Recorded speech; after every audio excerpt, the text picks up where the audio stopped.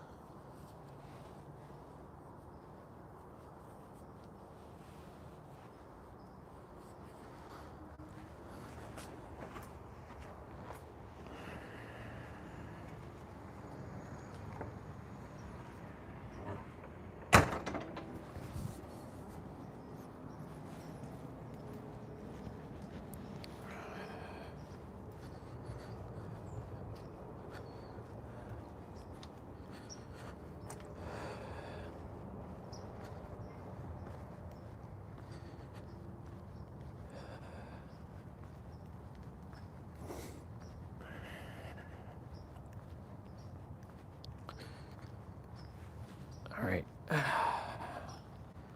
My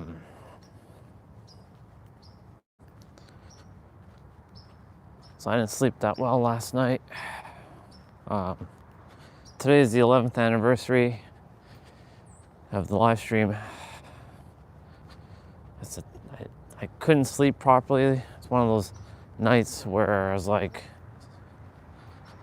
twisting and turning and tossing. You know, I was attempting to watch the Everything Everywhere All at Once, and it worked. I watched. What's up, dude? I watched the movie. The movie was all right. A little exhausted. I didn't sleep that well, but just going for my walk, doing my thing. Yeah, I know, dude. I'm gonna ban you from this channel soon, because like you keep bringing up nonsense like that. You don't have to keep implying that you love women. Act like a normal human being, would you?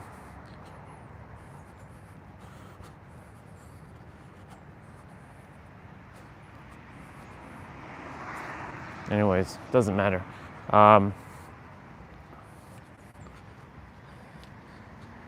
So I'm on like maybe 2 hours of sleep. No, I have not been to it. Well, I have not been to a Diwali festival, and yeah, I haven't been to a Diwali festival. I'm not your lovely brother, I'm your brother. So you can cut that shit out.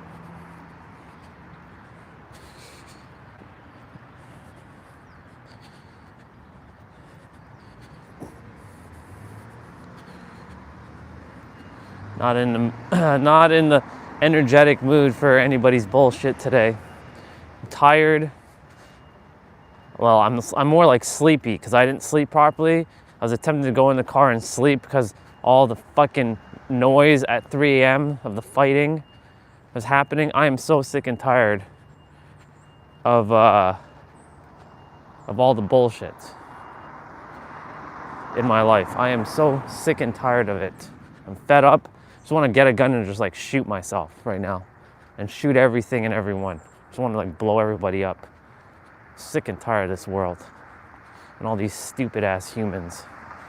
All these humans need to be eradicated.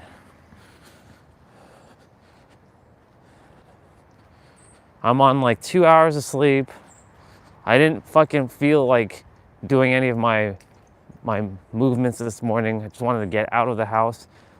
I couldn't even sleep in the car because when I went outside at 4 a.m. this morning to like open the car door with my key fob, the key fob wasn't working, like the battery. So I was like, what the fuck, man? I had to go back inside at 4 a.m. and then fell asleep at like 4:25 and was twisting and turning from that point. So I'm not even like rested.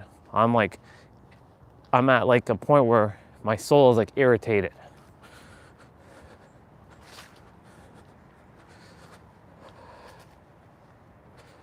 So anyways, today is the 11th anniversary of the live stream. Seems to me every time I hit the live stream anniversary, it's always a shitty day. It's bullshit.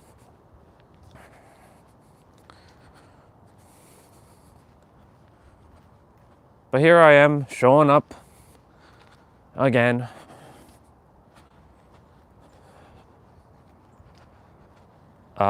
I may, when I could go back, I may take a nap. So I might just leave the live stream running for an hour or so and get some sleep, because like I'm fucking tired. My eyes, like I could barely even do a proper like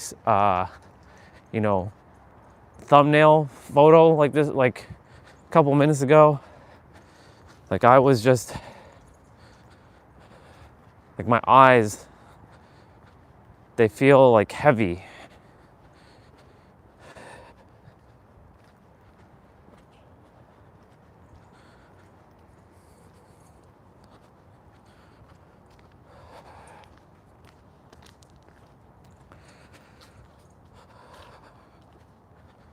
I may not really say much during this stream. I'm just gonna like focus on being present in the now and generate energy so I can, go through this day. Well, at least we made it to 11 months. It's been a very tough 11 months,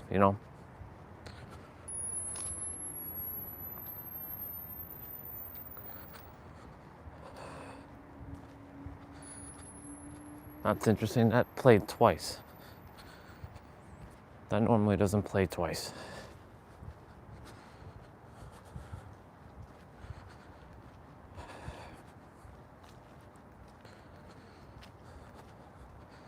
Like, I could have slept fine.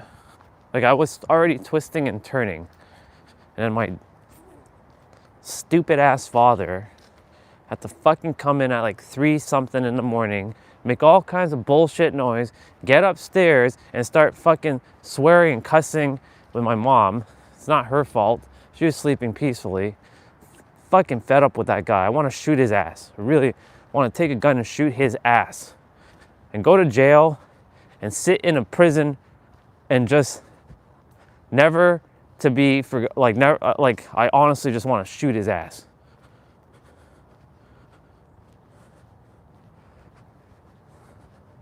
I know he's basically me, but like I'm fucking annoyed with his piece of shit. Like I'm done with this shit. That's why I said, like, give me a fucking way out of this garbage. I don't care if someone can just like say, hey, come and stay with me for a little while and take me in. I'll make my way. I'll make sure I chip in and like help whoever I'm staying with. Like I can't right now at this point, like I'm fucking fed up with everything. Nothing's working. Morning. Morning, how are you? I'm a little tired. You? Tired? Yeah, I didn't sleep that well. Oh, why not? My dad's a piece of shit. Have a good day. Thank you.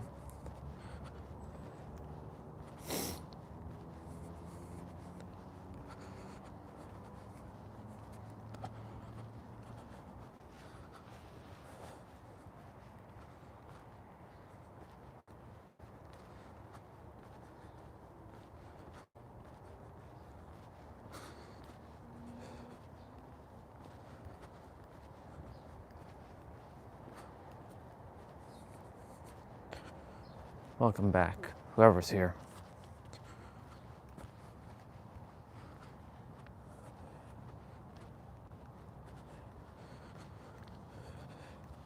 I gotta remind myself not to be angry.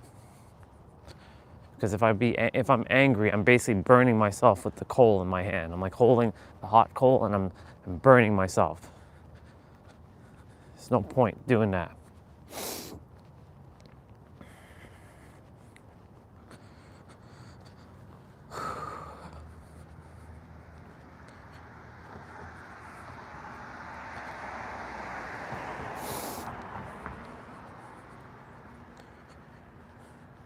Just give me the money that I require so I can go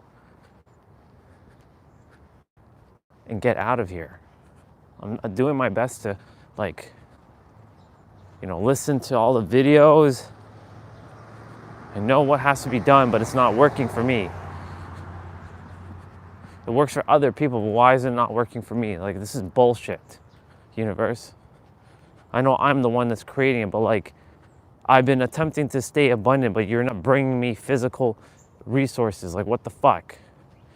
Like, you help Precious get money from all sorts of places. That's a woman who is in one of Nero's videos, which is called Abundance, funny enough, that popped up on my feed. And I've already watched that video, but like, she was the first person who basically opened my eyes and like, see, she can get money magically flying to her in her lap. Like, she got like a bonus that paid off all her debt, her credit card debt. She then got a fully paid trip, right? She got money from like her mom. Like, she manifested money like it's crazy. So like, I know that I can manifest. I've done it. I've shown it plenty of times on the live stream, but it's giving me bullshit that I don't care about. Give me money. Like, what the fuck? Like, I'm fucking abundant. Just give me the money, universe, so I can be out of here. It's your problem now. You want me to help people? Then it's your problem, not mine. Give me the money and I will be on my way and I'll be in a more better energetic state. My life force is being drained here.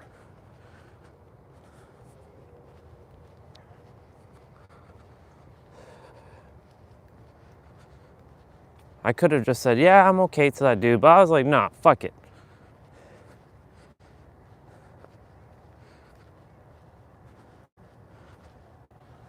I'm not gonna sugarcoat. Someone else asked me how am I doing today. Well, we'll see.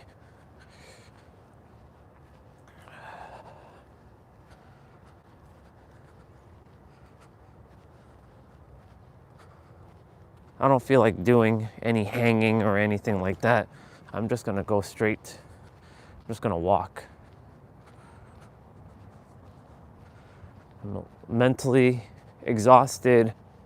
But if I tell myself that, then I am that. So I can't tell myself I'm tired. But this is what happens when you don't sleep or when you don't get sleep.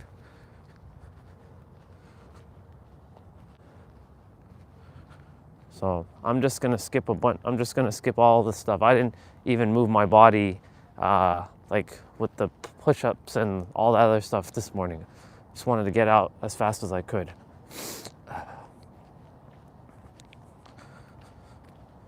Happy 11th anniversary, Orion. You're gonna have to deal with Andre's bullshit today again.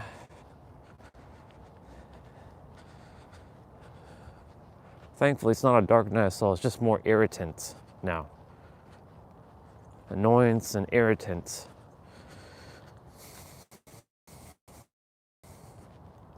There's a ball. It's the world. I just kicked the world.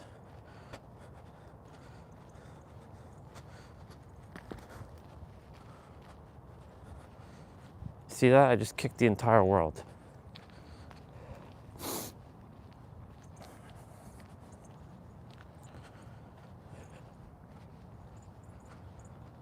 I have like bags under my eyes right now. It's really bad. That's what happens when you don't sleep.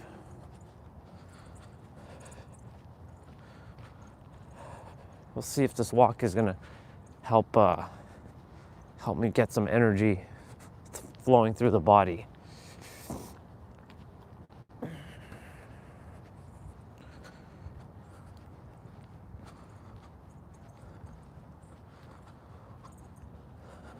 There's a lot of balls. There's like tennis balls here and shit. Like there's like 2 tennis balls. There's a basketball over there. Basketball over here.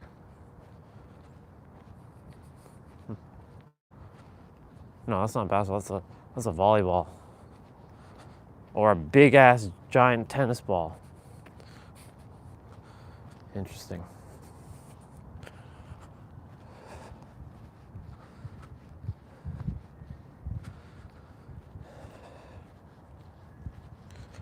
One more month, y'all.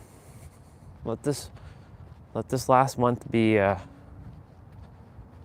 best as I can. I didn't want to start off this month on this state. Like, fucking hate when my dad comes in at and starts causing trouble. Like, can you just fucking go to sleep? Like, what the fuck, dude? It's your problem. Always with the fucking problems. Wish his mouth could be glued or zipped.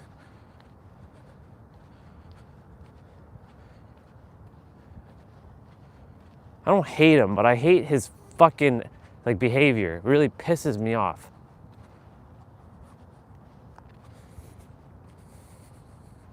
He is the cause of all the bullshit in my life.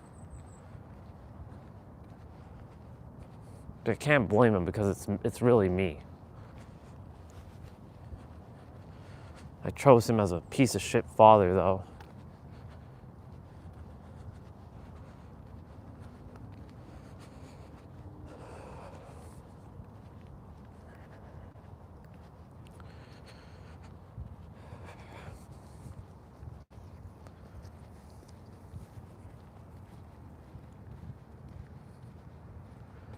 That's interesting. They never used to put the boards up like that over there.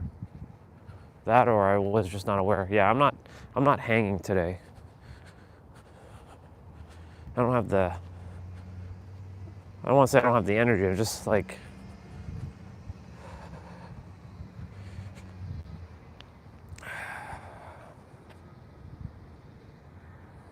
screw it.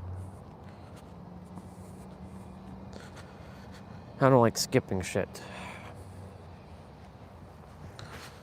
So let's just get this hang and maybe I'll generate some energy.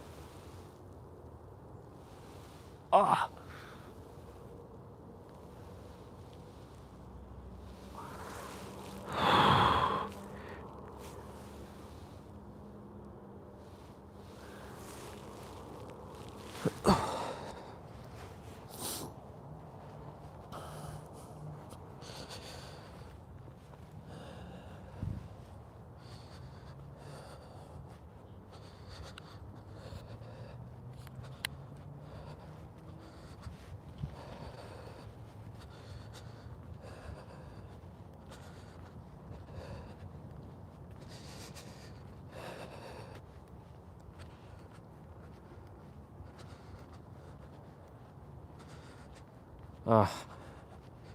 I also have to do that that jump rope play out that's like longer than normal today. I look forward to doing it. It's just I gotta get some rest. Gotta get some sleep. That's what happens when you don't get to sleep. Because a piece of shit father doing all kinds of shit. And this is why, my mom is angry and like she is the way she is because of him for 40 fucking years. 40 years. I mean, 5 years of my life I wasn't. So 35 out of 40 years of my life, I had to put up with this bullshit.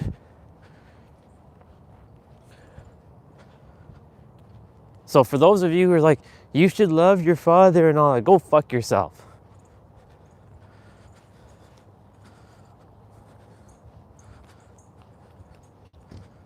I know humans are annoying, but this human is really annoying. He's lazy.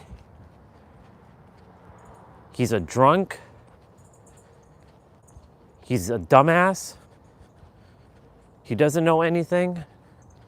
Like, fuck him.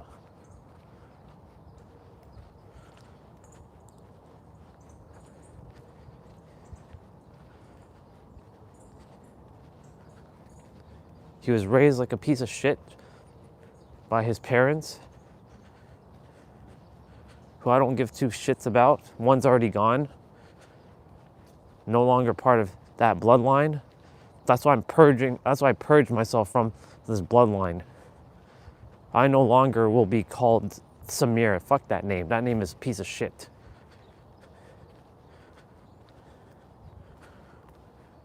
I am Stellar. Mr. Stellar. I'm no longer associated with this family. I don't care about their fucking, things. I'm done.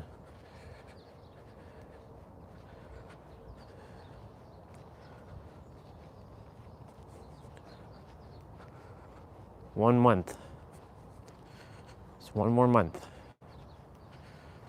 and I'll figure out my next move. Maybe sometime in November, I will be told what I'm supposed to do. Because normally in November, as from what I've been told by the psychic, even though I'm the one that is really creating all that, not her, but like she brought into awareness that every May and November I get my new assignments from the other side. So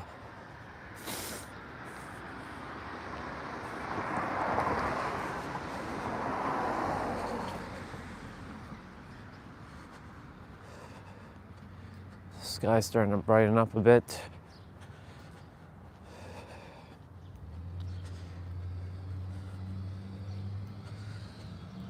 My eyes are not red. Let me just take a look at my eyes. Let me see what my eyes look like. They're not as open as they could be, so.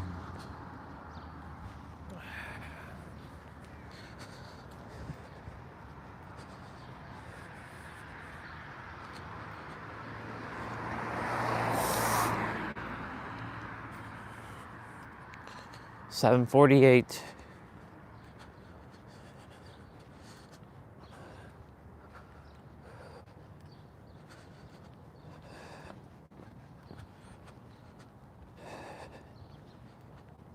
You can definitely feel the difference between like sleeping and no sleeping. Like I only slept like an hour. If I wanted to really say, I really slept an hour last night. Like I fell asleep around like 9 something, 9 to like, well, I slept from like 9 to 11. I woke up having to use the bathroom. I should have just went back to sleep, but I couldn't because like my hands were like hot, my feet was hot, which I prefer to be hot, but like it was uncomfortable hot. So I went and doused in my hands with cold water and my feet with cold water. Went back to bed, was twisting and turning, got back up at like 11:30, watched the movie. I don't usually have this problem. I usually can stay asleep, mainly. But last night was like, the egregor is finding its ways to like really piss me off.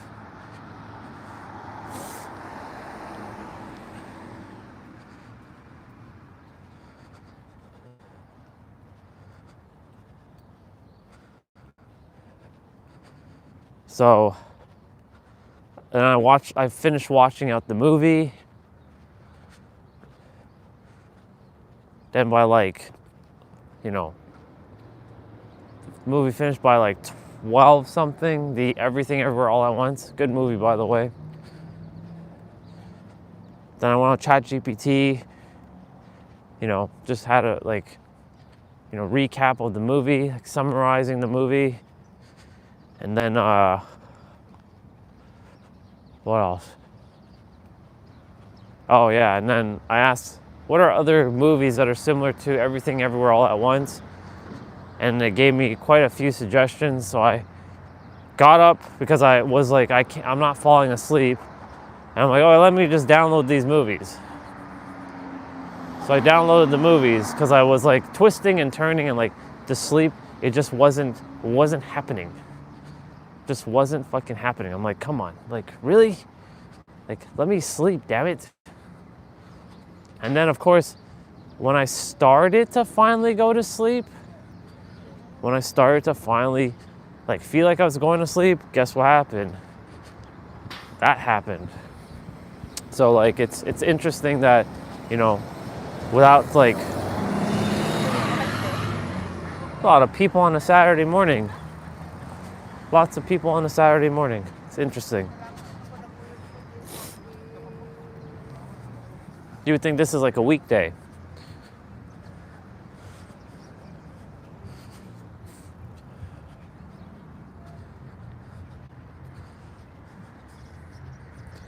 I would go into Tim Hortons right now and get something to eat, but I didn't bring my wallet. I could use my phone to use Apple Pay, but yeah. Anyways, like, then it was like 2:30. I started to drift, and then at 3 o'clock, he comes in. He starts opening the door. Like, he opens the door loud. He slams the door. Like, by the way, Toronto Blue Jays won the baseball game last night, 11-4. They smashed the LA Dodgers in one inning. As like the 6th or 7th inning. They scored 9 runs. There was a grand slam home run. It was like the first grand slam in the World Series ever, I think, or some shit like that. They got smashed last night. And so anyways, he comes inside. He starts, you would think that he would be happy and like just go to bed at peace. Nope. He starts cussing and swearing. He probably says my name because, blah, blah, blah, blah, blah. Some other bullshit. And I kiss this dude on his forehead every day. Or like, hi, Dad. Like, I'm done with that shit. Like, I'm done being respectful. Mom asked me should I be afraid to be in the same house with you? I'm like, yeah, now you should be afraid. Because I'm going to blow his ass up. This is how criminals are born, by the way. By mental torment. Being tormented. I'm not going to do it because I know, like, that's not what I came here to do. What's up, dude? I'm not gonna do something like that. But like, I just want to go somewhere and somebody say, "Hey, Andre. Hey, Orion. You can come stay with me for a little bit. I won't be a burden. I'll do my best to make sure I'm not a burden. But I gotta leave. I gotta find somewhere to go at this point. Like, cause like enough's enough. I'm gonna hear you out, bro. I know you have good perspectives, so I'll hear you out.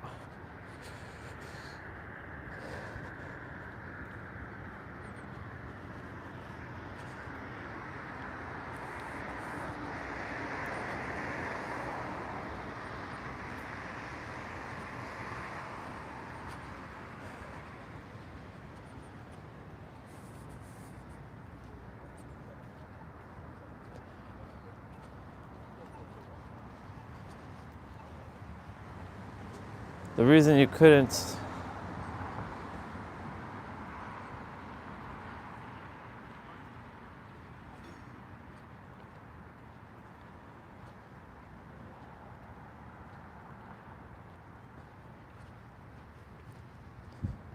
Yeah.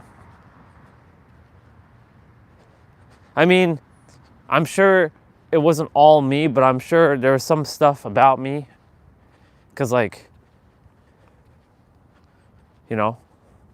they're like, he's not working, he's a lazy ass. But the thing is, like, Dad, if you're the man of the house, you're the big shot, then you should be the one bringing in the money, dude. Right? Not complaining. Because my mom, she works hard, and I do my best not to piss her off, right? But some of her bullshit pisses me off too. But it's not her fault because she is the way she is because of my dad and how he treated her for years. And she works a factory job, and she's, with the money that she's bringing in, groceries, all the bills, like, my sister helps her. And I do my best not to, take long showers or use up lights. Like, part of the reason why, like, I'm like, the room is dark is also because of, complaining about, the light bill and this bill and that bill and all kinds of bills and bills. It's always bills.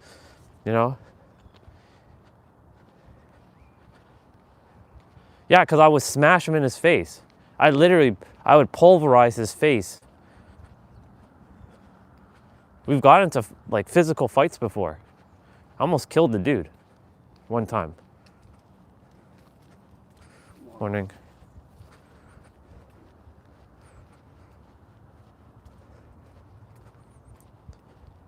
He had a machete in his hand, and I was like, yeah, bring it.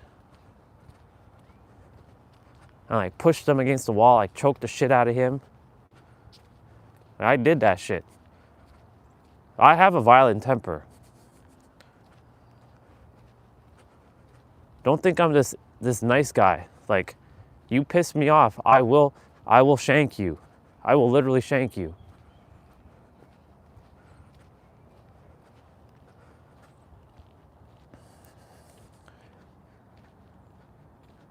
But the thing is, like, you know, he always chooses the wrong fucking time to do this shit. Like at nighttime, at 3 a.m.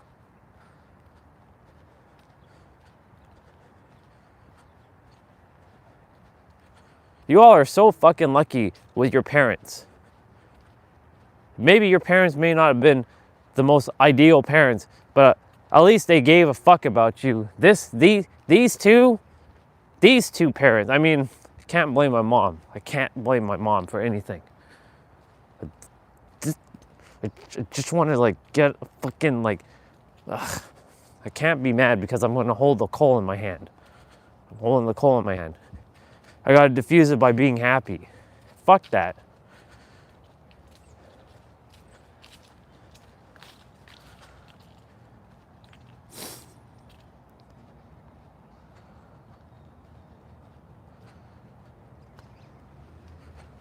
Yeah, I want his ass to be gone from this world.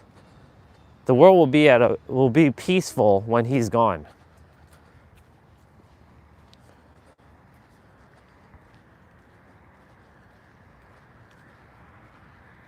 I gotta be out of here. I have to fucking be out of here at this point. Like, if I gotta go broke ass, I'm not gonna tell myself I'm broke. I'm fucking abundant.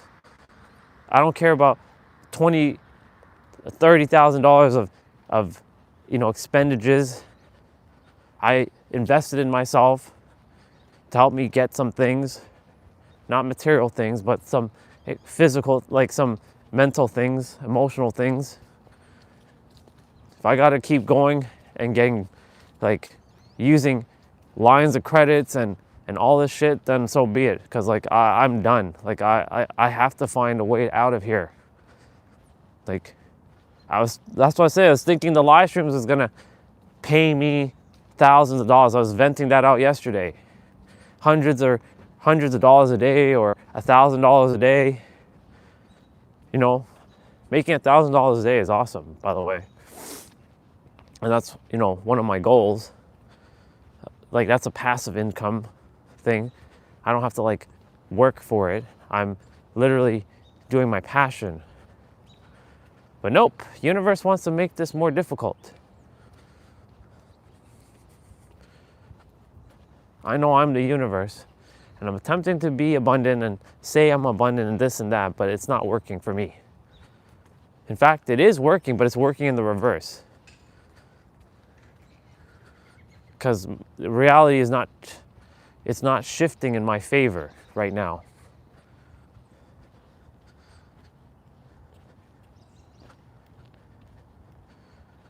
You gotta diffuse or by being better.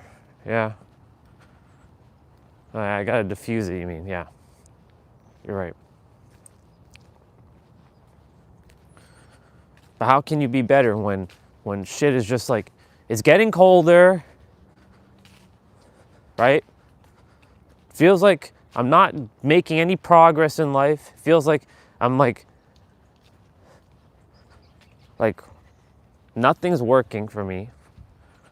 That's what it always feels like nothing works for me. Never works out for me. It always works out for everybody. But you see, every time I say that, it just reinforces it. It's just like the glue. And I have to undo the glue. But it's I tell myself it's easy, but then it's actually hard. And it's all this, I just want to tear my soul out of this body and just like explode. like implode and explode simultaneously.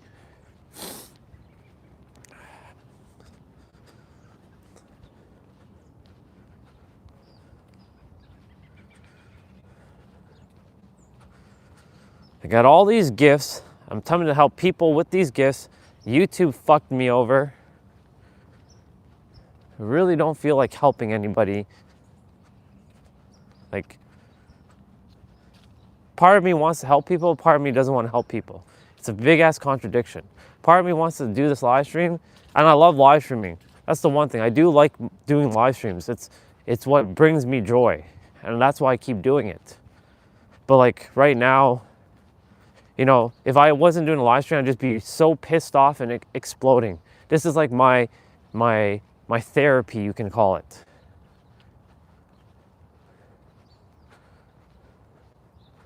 Nope, he's not outside. My hands are fucking cold right now. It's okay. It's all good.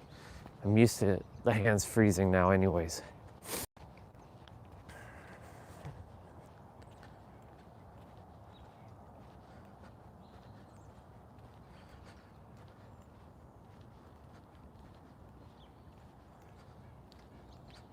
Exactly.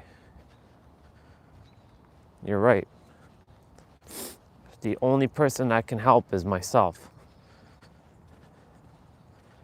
So so if someone else was facing this situation, this one of two things would happen. One, they'd either get a gun and shoot themselves because they're fed up. Or they jump off a bridge or something like that. Or two, they deal with the situation and then they go to jail.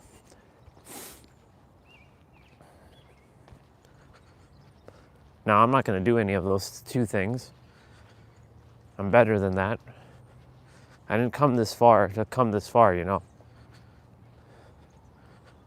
Like, the universe didn't have me awaken just for me to just like throw in a towel. You want to hear something funny? Yesterday, there's a sister, her name is Kate, who I met through Craig's group like 3 years ago. I stopped being in Craig's group in 2022. But I message her here and there sparingly. She randomly messaged me yesterday on Instagram.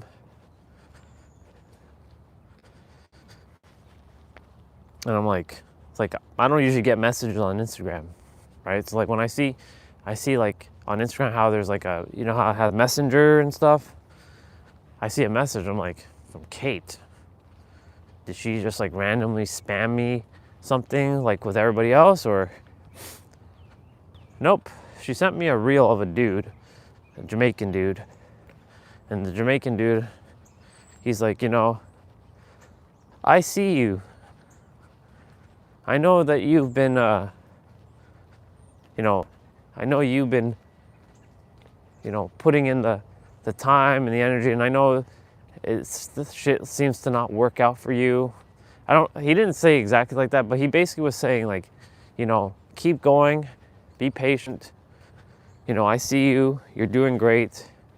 And I'm like, of all the people, you're sending it through Kate?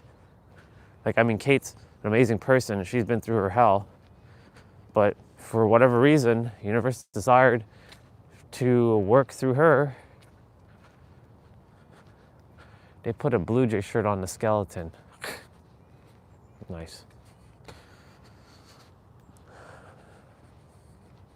And there's like a spider or something, like a garbage bag spider there. There's now a cauldron by those witches. They keep adding stuff.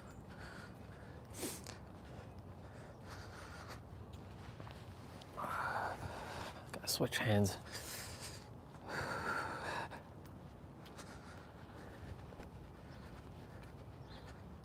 It's funny.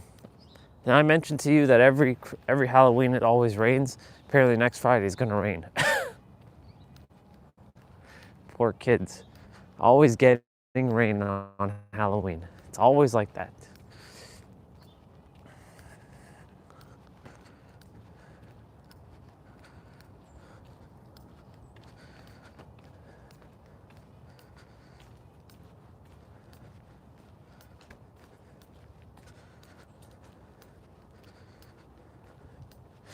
yeah. Anyway, so Kate sent that reel, and I was like, I said, must have been an intuitive hit for you to send it to me, because like, you know, it's been a while. It's been over like a year and a half since I last spoke with her. So, you know, didn't feel like one of those ones where it was spammed to many. It was like maybe sent to maybe a couple people. Maybe she came on my stream. I don't think she has my YouTube channel. Or maybe she's jumped on my channel and she's, you know, been watching. I don't know. I have no idea. I have no idea at this point. And it doesn't really matter.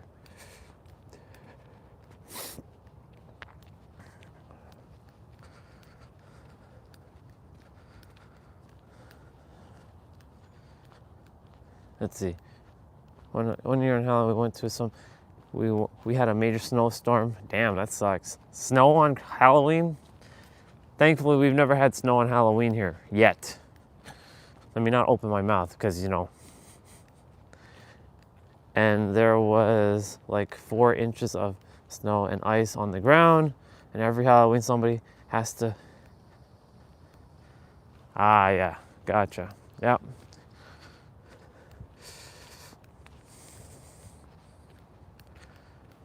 Well, weather changes all the time, right? Weather changes like underwear.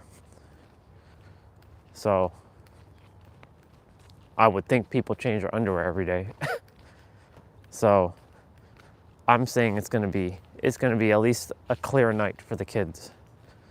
And a little bit warmer. But yeah, the weather for the next little while is gonna be like this. Cold. And colder. Like next Thursday is gonna be like 6 degrees Celsius. Daytime high, 6 degrees. Yep. The last month of the stream is going to be, I can't believe I'm saying that. It's not really the end. Like I'm not like never ever streaming again. It's just, you know, this channel,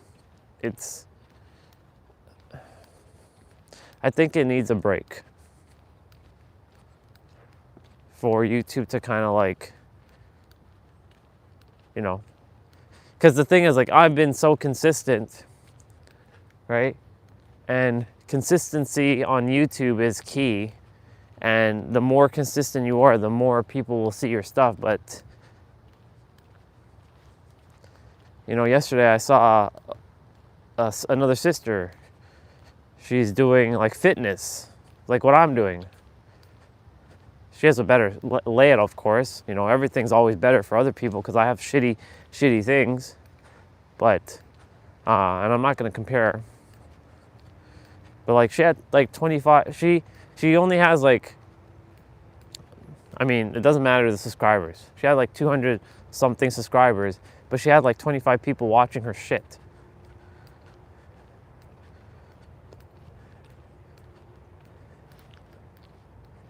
I only had 25 views yesterday in total for 12 hours. Like, what the hell? I know some will say, it's your energy. It's your negative energy that's pushing people away. It's been like that since February. I've had lots of positive moments, but like, I think, yeah, there's gonna come a point where I have to just like, just say, fuck it. Live as if it's my last day. Every day, as if this is my last day on earth. Go balls to the wall.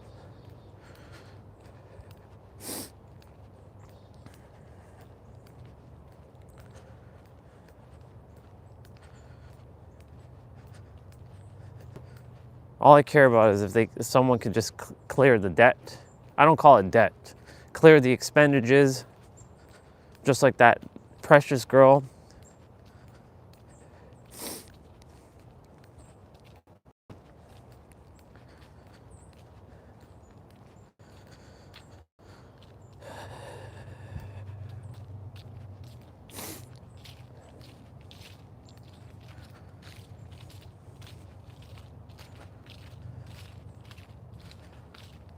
Let's see.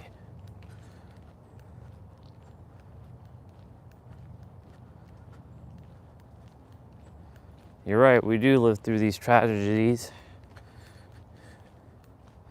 Let me see.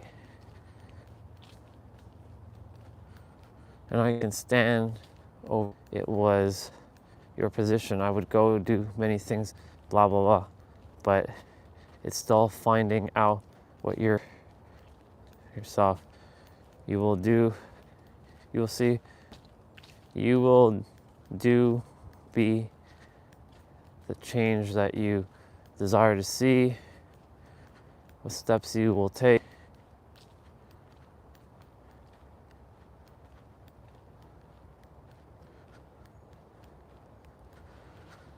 Let me see what you're sharing. You coach, my friend. You've seen coaching done. You know that I can't reach through this device and hold your hand. It has to 100% be done from you. How much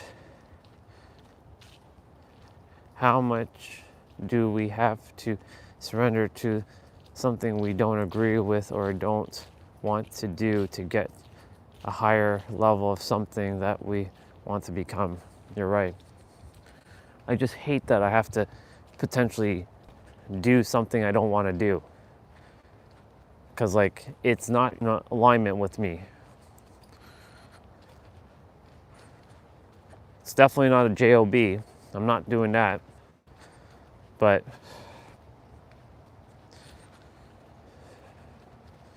you know, at this point, like, I don't know.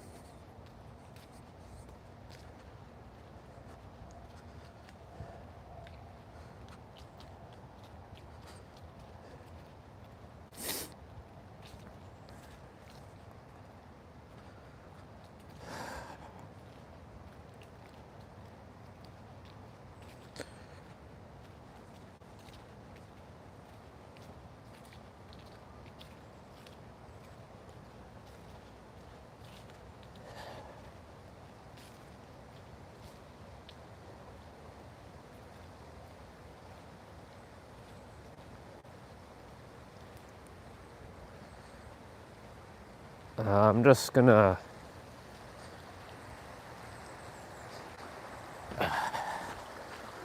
let out some tears here. I'm not gonna do my back bend or anything today. I just don't feel like it.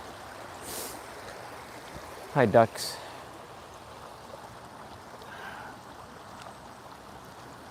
Tears won't really help, you know.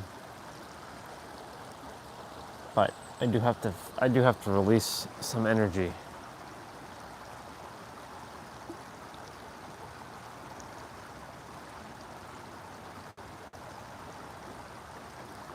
Yeah.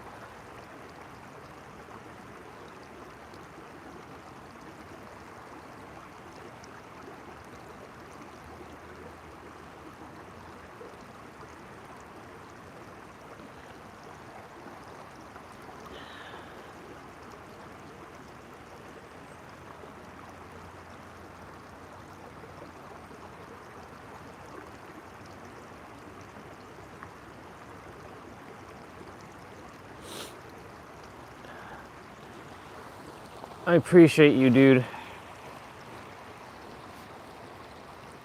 I appreciate it. Appreciate the mirroring. You don't have to do that, but you choose to. So I appreciate it.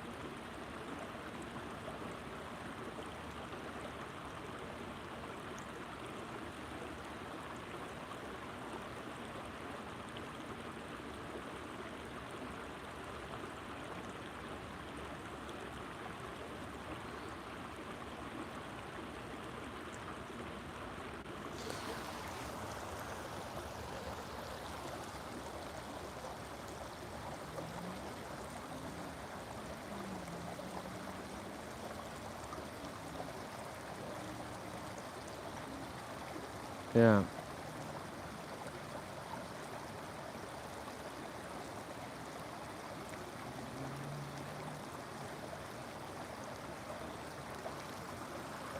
Yeah, exactly. That's why, like,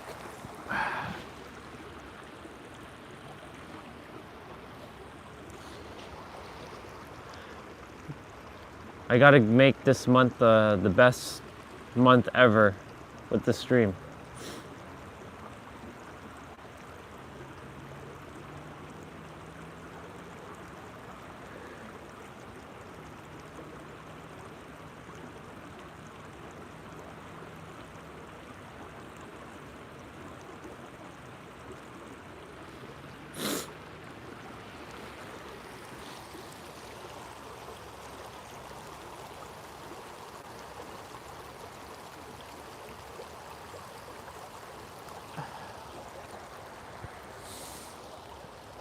You know, when Olga showed up yesterday and I got into my flow, like, when I was outside, even though it was cold, like, the cold wasn't bothering me because I was in my passion. I know, the thing is, it's like it's not like I don't know what I'm here to do now. Like, I know exactly what I'm here to do. It's just, it's hard. Even though if I tell myself it's hard, then it's hard, right? See, part of me wants to just say these kind of words just to let out my frustration that this shit is hard. Like, it doesn't work for me, it's hard, but I know what I'm here to do. I'm here to birth something that, like, yes, the healing resort is still, like, priority, but I also came to birth something that has never existed on the planet or has been lost in time and bring it back. We won't be able to stay here as long because phone battery. What's the phone battery at right now? 52%? Are you kidding me? Ah, sister, you're here. I didn't even see that. Good movie, by the way. I watched it out, but I'm in a really irritated state because of my dad. I didn't sleep properly. I only slept an hour. I was twisting and turning all night, and then he comes in and he starts yelling and screaming. So I'm really in a pissed off state right now. Well, I'm not pissed off right now, but like I require some sleep.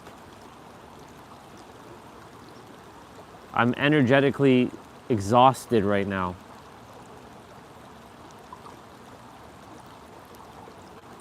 But of course, if you tell yourself that, then that's what you get. And the phone battery's at 52%, so we gotta get rolling.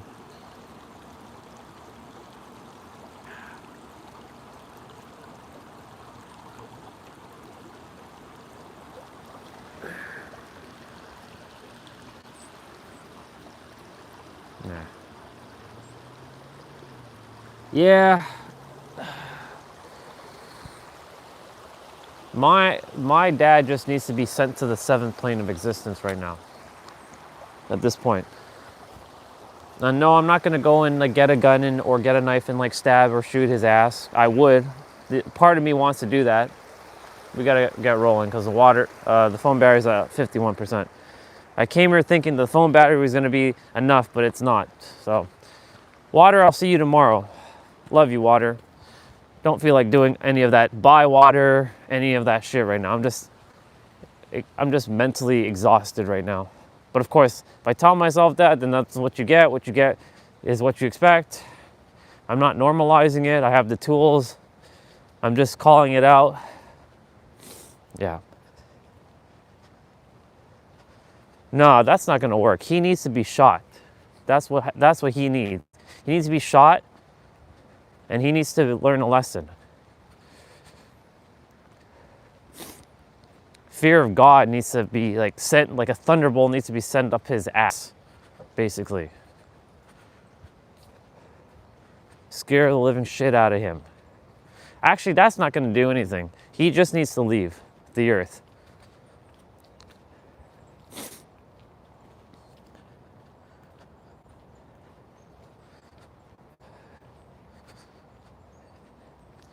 I can't blame my mom for anything because she had to put up with his bullshit for all her life. And like she you know, have only love and support. Yes, there are times where I get pissed off with her bullshit too, but it's not her fault because it's dad who made her the way she is.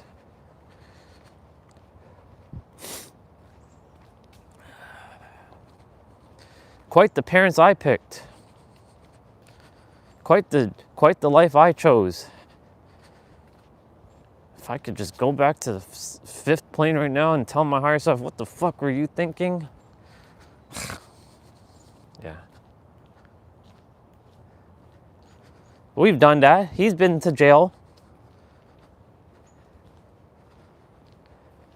But the thing is, like, there's too much remorse and guilt by doing that.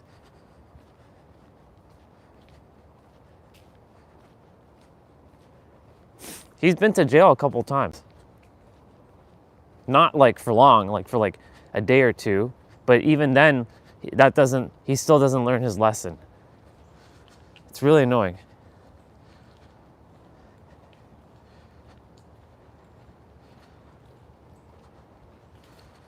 Yeah.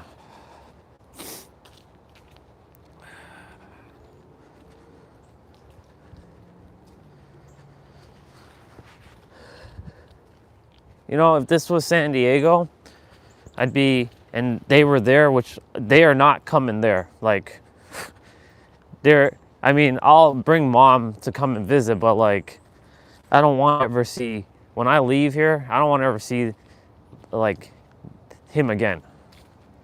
Like, he'll die, I'm not even going to his funeral. Like, fuck that noise. Like, I'm done. I love the dude, but like, I'm done. I've been done for a long time.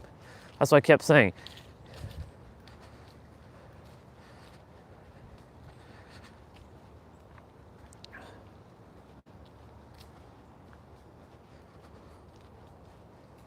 Depending on what happens, I might go live in a fucking shelter for a little bit.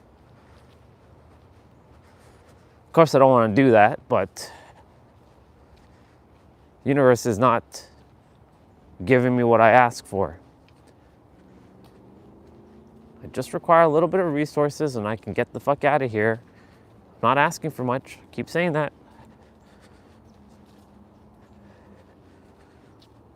Like, other people are getting things sent to them, right? But anyways, I'm not gonna start all that shit. It's irrelevant. It's just a waste of time and energy. So I focus on solutions. Yeah. But yeah, if this was San Diego right now, at least I could just, you know, go to a mountain and just like hike up a mountain and it's at least warm. Here, it's like, there is nothing here. I can't escape anything. I can't escape from here. It's like its own jail. There's like nothing in Toronto that it brings me joy, like nothing. I mean, the trail, yes, but like, it's cold. It's fucking cold. I hate this weather. I hate this weather so much. You have no idea. I hate the fucking cold. I hate everything about this place.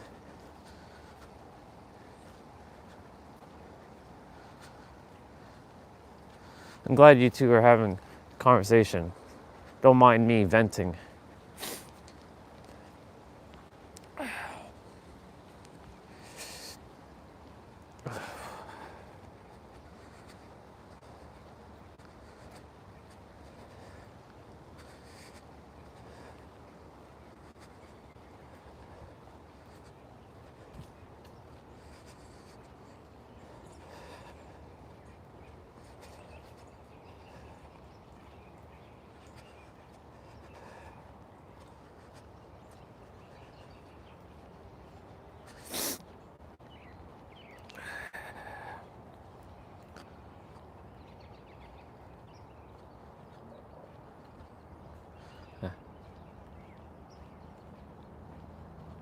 Yeah, exactly. I know, sister. That's why if I could like find somewhere to stay, or someone offers to like give me a hand and help me, because like I have to do this fucking alone, it'd be great. You know, this is the reason why like I would have loved to just stay with Jessa and like, you know, live with her for as long as I was supposed to, right? Until I got out. Like that was what I was kind of banking on, you know? Like back in 2022, but that shit didn't work out. Because she, you know, she had to pivot in her own business. And she's not even doing what she was doing originally. She's doing now where she is her passion project, but that has nothing to do with what she was doing, like theta or anything like that. So like, I mean, I knew that had to happen exactly the way it's supposed to, but like,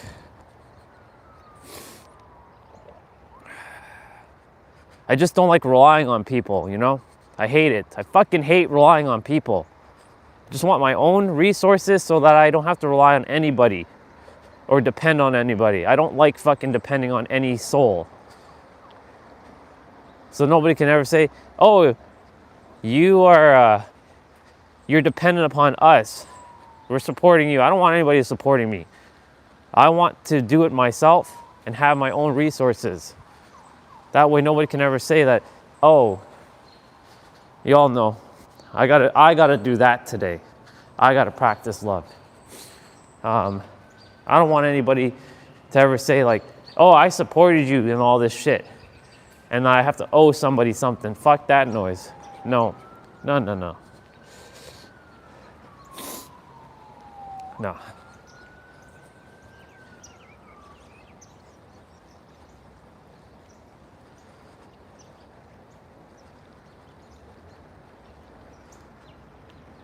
Yeah. Let's see what Soul Fam said.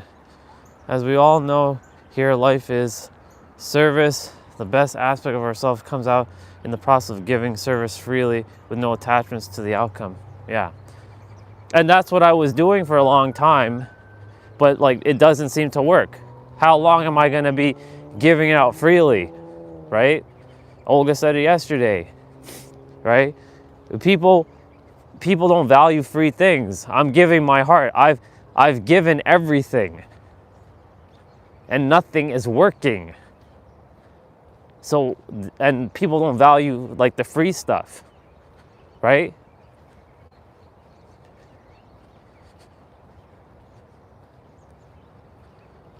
So what the fuck do I do?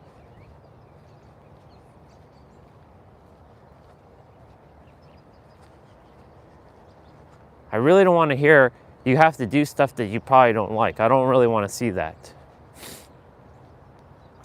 But I know that's probably the answer.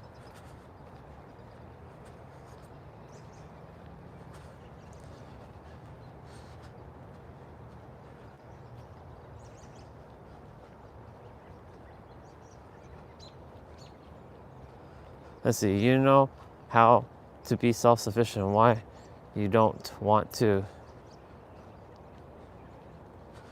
Because it's fucking annoying to depend on others.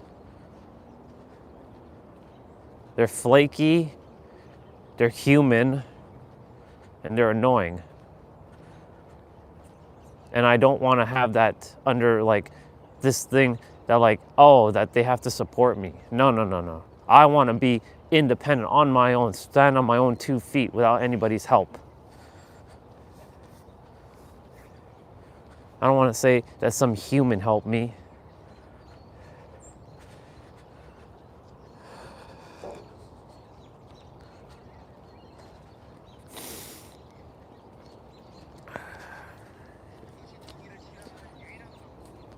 They won.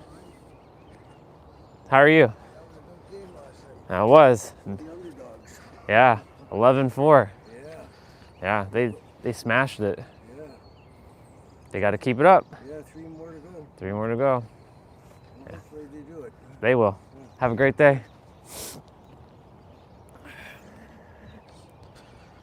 Those who give for free usually get left out. Yes, like service, we have to live too. Oh, okay, gotcha, yes. Gotcha. Thank you for clarifying. Yeah.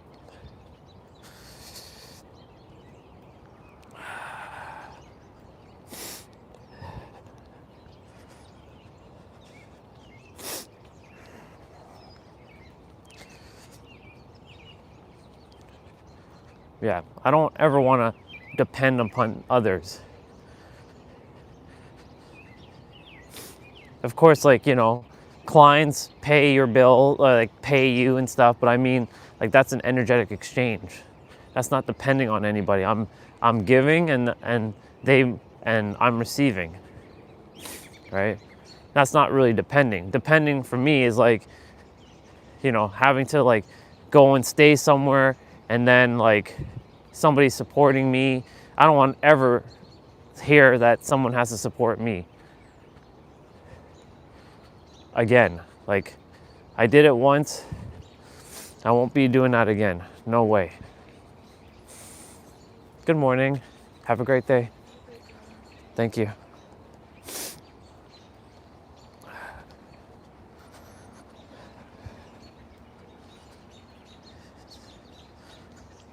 I used to make 6 figures, yeah, at my IT firm. So I know what it feels like to make that money. Now, of course, did I have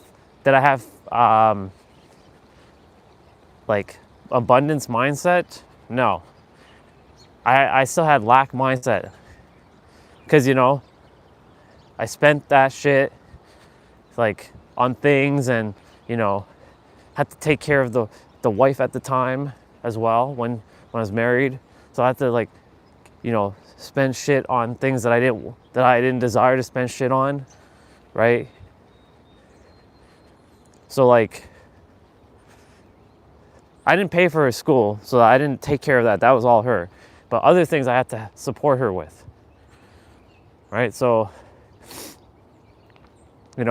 I've had enough money for a while, but like now it's like run almost completely dry. But I know that your bank account is not a direct proportion to your life force, but yeah, it's a little dry right now. Like $47 in the account. The credit card, the stuff is starting to pile up.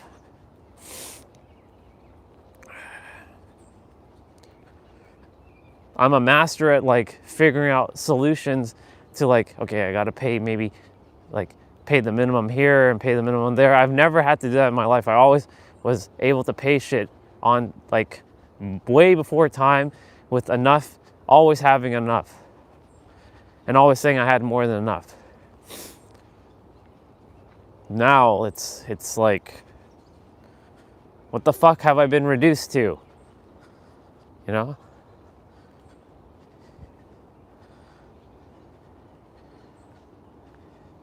A retreat center? Yeah, let's see.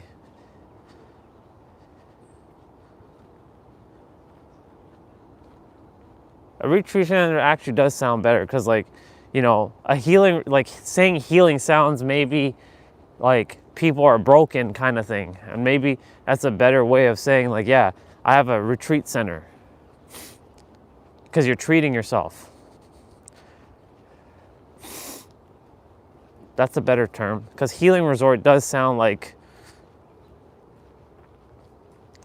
people are broken and they have to be healed. And maybe, saying words like healing implies that like you're broken, but you're not even broken. You're whole and complete. So I like the terminology, yeah. Retreat center.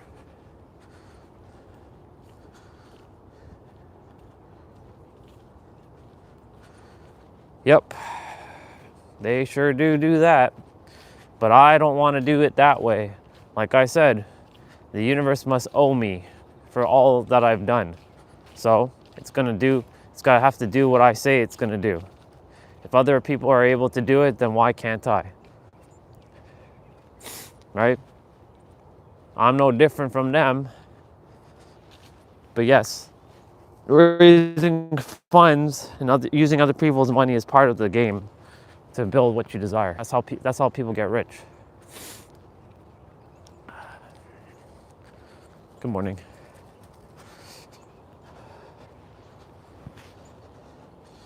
Yeah, I'm gonna reread some stuff.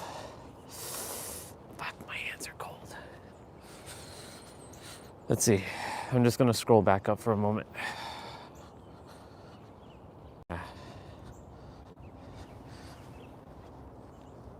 To add on what you said, saying, Orion, you want to make a healing center to help people heal, but you wouldn't tell them they get there that they need to learn how to heal themselves. Yeah. Be the mirror that you want to be. The mirror that you want to be. Ask for help from people that could possibly help you.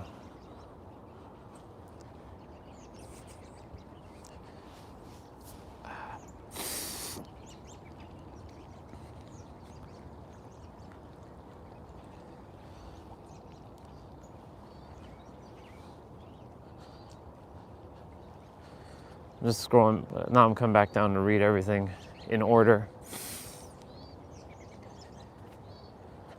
Yeah.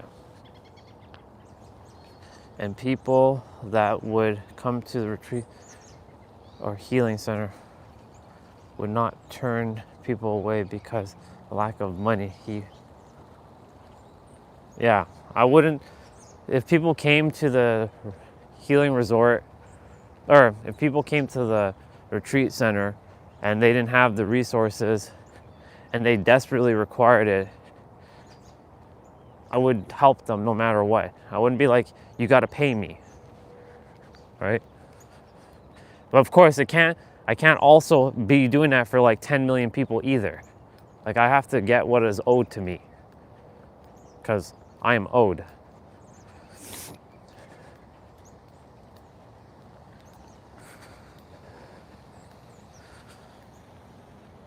I know saying it like that doesn't sound good, but like, it's true. I'm fed up.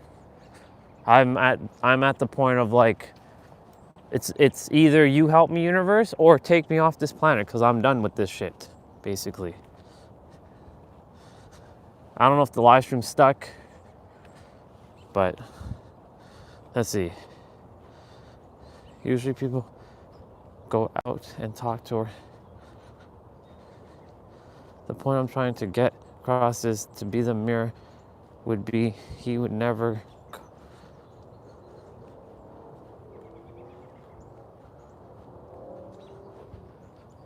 Right.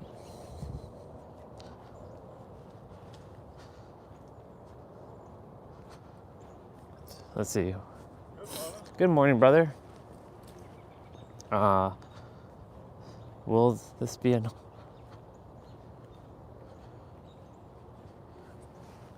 You know, personally, all I want, this is how I desire it to be. The universe just sends me magic money, and then I just help people while I have magic money. And they don't get charged. So yeah, it would be like non-profit. But if the universe doesn't want to send me magic money, then I have to charge for my services. But of course, like if there's, you know, someone, like give 1 or 2 people a month, like they come for the 2 weeks and get what they require, like change their life. All I ask in return is that they go back out there in the world and do it for someone else, basically pay it forward.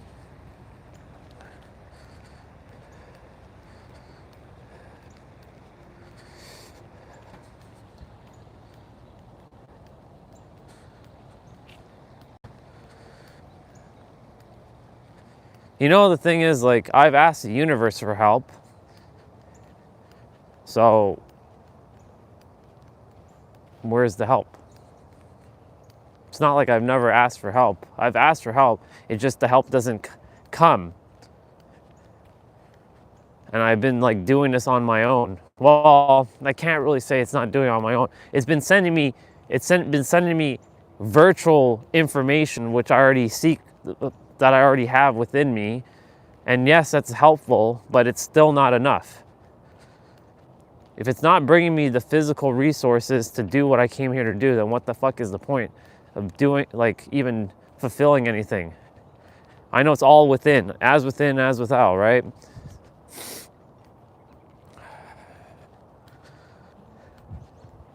But Soul Fam, you have left some good points indeed.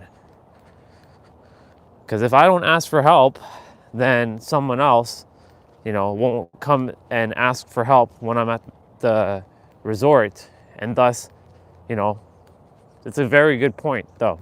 It's good to bring that into awareness.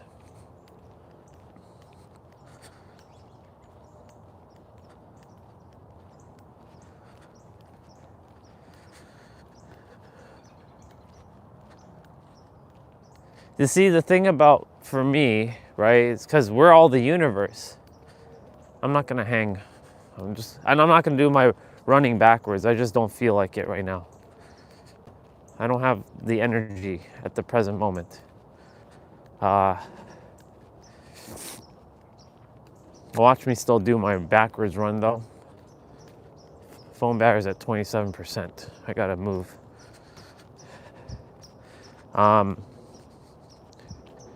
Since we're all the universe, we're also powerful. Why should we have to ask for help? Because we're all the universe. Things should just come to us magically. It does for others. And if it can for others, we can't say it only works for them, because that's bullshit. And I will not accept that answer.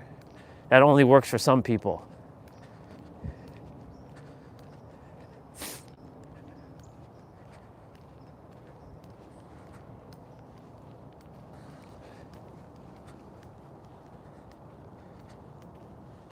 If I had a live in video editor right now that would be willing to trust me for a year, in short time, my wife and I could make so much money.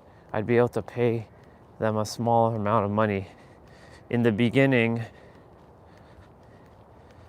halfway through the year, we'd probably be making so much money. By the end of the year, it's easier to be $1 million.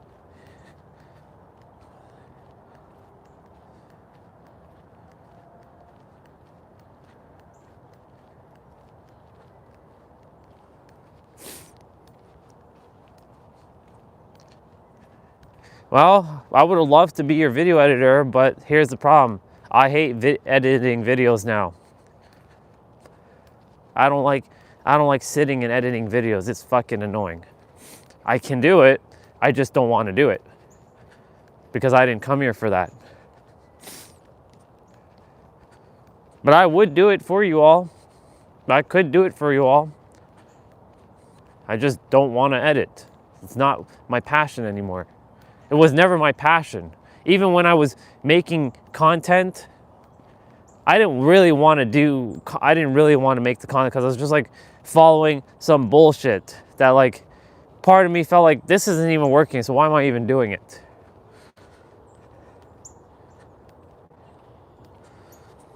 But,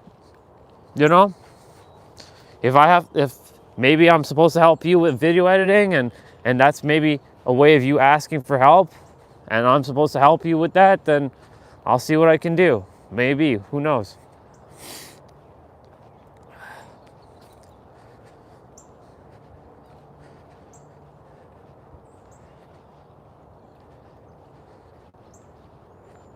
I just have to brush up on my skills though, because it's been a hot minute since I've touched any video editor. But I don't personally want to do that, because like I came here to speak. I came here to speak on stage and serve people and use that as a way to bring forth now we're going to call it the retreat center or retreat resort. Retreat resort, is that a term? Sure, let's call it retreat resort. Maybe that sounds redundant. The RR. I don't know.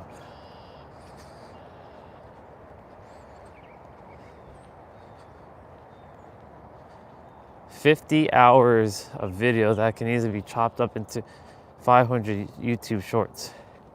And within 30 days of live streaming, my wife and I could have more than enough content to start our school.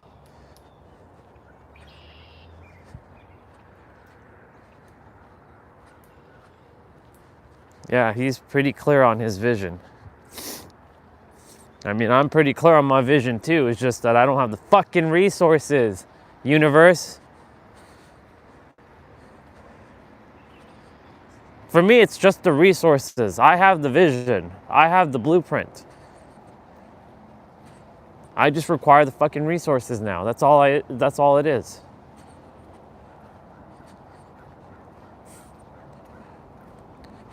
And of course, like, you know, was it Matthew 25:29 or Matthew 13:12? Those who have more shall be added on to them. Those who have less, all shall be taken from them. So I'm making damn sure that I keep reminding myself that I'm not only telling myself I'm abundant and not using empty affirmations, but actually feeling that as real and true by going in my inner world. It's just that in the physical, fuck, phone battery at 20%. Yeah.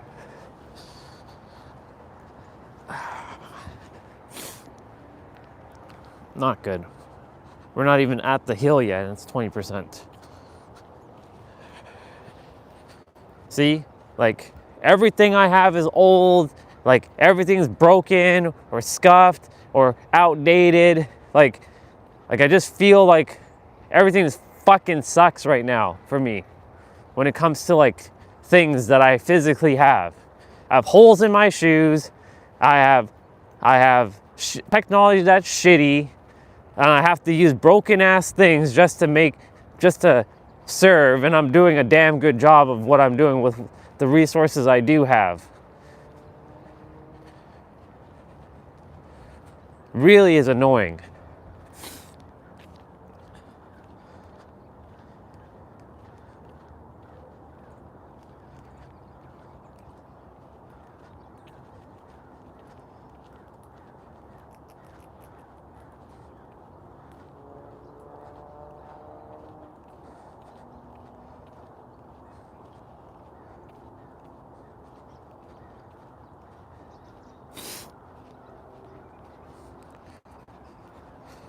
You know, it's funny that you're bringing this up, Solvan, because, you know, as of late, when I've been watching any YouTube content, especially, you know, because there's so much AI videos out there, you know, the very first thing people are saying now that they desire content that is just real and unedited.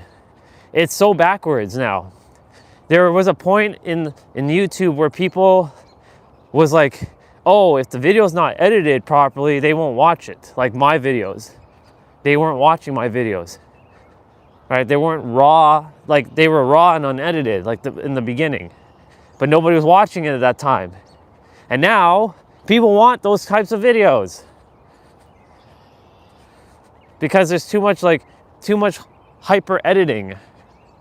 Too much way too much editing. By the way, if I don't make it back to the house because the phone battery's at 17% and it starts spinning, you know why. Just letting you all know. Just giving you a heads up that I may or may not make it back before the phone goes kaput.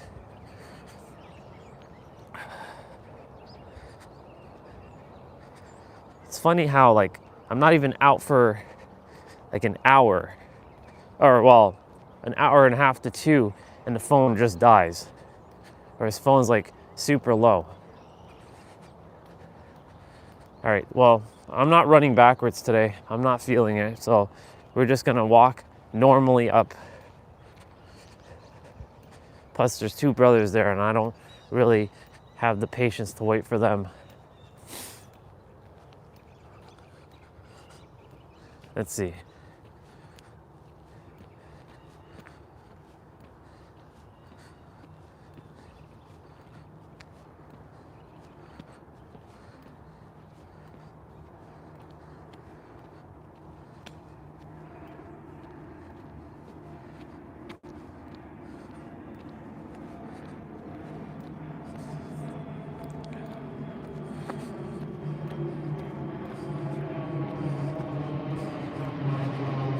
feels weird to walk this up normally.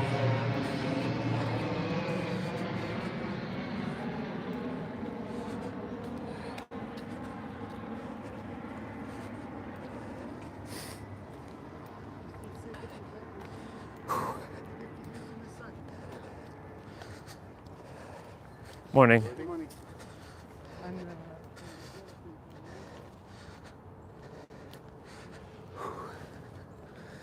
Okay, I'm gonna take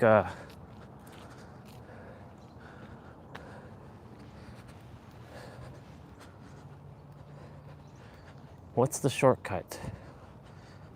No, go this way. The universe is like, nope, go this way. Go back this way.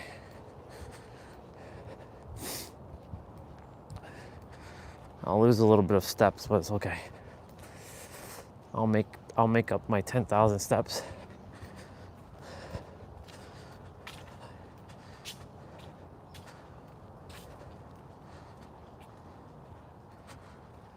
Ah, I see.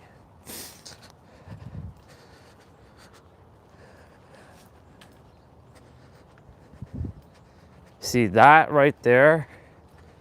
I don't ever want to ever feel like that. Like I'm taking up people's time or money. I don't that what you just said there. I don't ever want to feel like that for anybody. I want to be, however long I'm supposed to be on this planet, always having enough for myself and supporting myself and not being a burden to anybody. That's why I must maintain my physical health at all costs. So I'm never being like sitting in some fucking wheelchair or having to use a fucking walking stick, because that's not happening. I refuse to. That's the one thing that I'll never stop about myself, is doing my workout. Like that's like a fucking non-negotiable. Like this morning, yeah, I didn't do my push-ups and all that stuff because I was just extremely exhausted. Now the energy's starting to flow through me. So when I get in, I will do my push-ups and I'll do my squats and I'll do my 77 push-ups and 77 squats. I'll just break it up into a smaller chunk.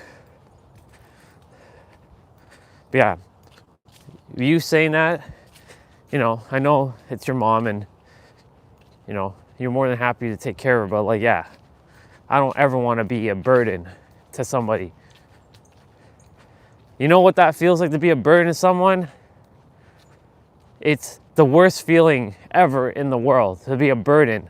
And right now, that's what I feel like, a burden. After what mom said the last time we talked, saying that it's because of me she didn't get her car, and it's because of me she's still supporting me, and she never expected my life to be the way it is. I didn't expect my life to be this way either. Did I ask for my life to be this way? Well, technically I did in the other side of the world, or other side of reality. But on this plane of existence, I didn't ask for it. But here we are. But yes, being a burden is the worst feeling a human can have.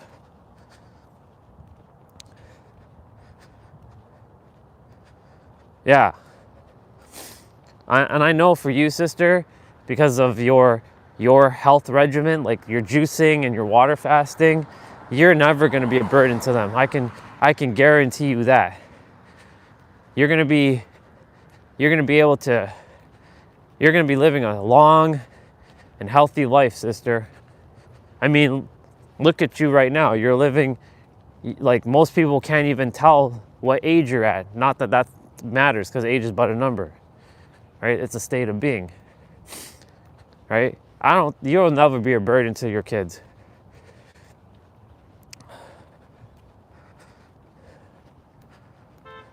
Just like I won't be a burden to someone else. I will not be a burden to someone else. I don't want anybody to ever have to bathe me or clothe me or take care of me. Like even when I'm sick, which I don't call out because I I don't get sick. But like, should that to happen, I can take care of myself. I've had to, you know, many times when I was living alone, because, you know, back then, you know, I was susceptible to getting sick easier because I didn't have the mindset that I have now. Phone battery at 11%. But, you know, I had to like take care of myself.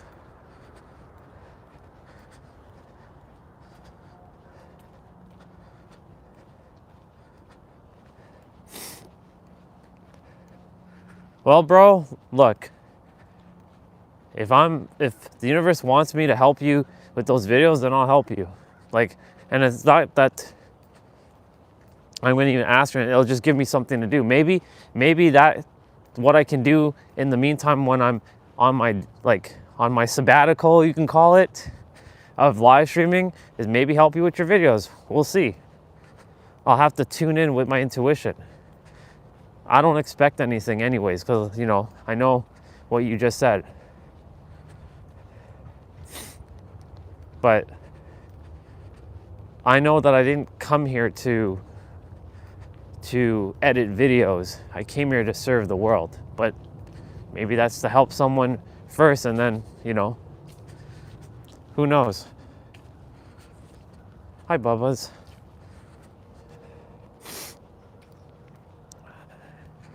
Your tail is looking very thin there, Bubba.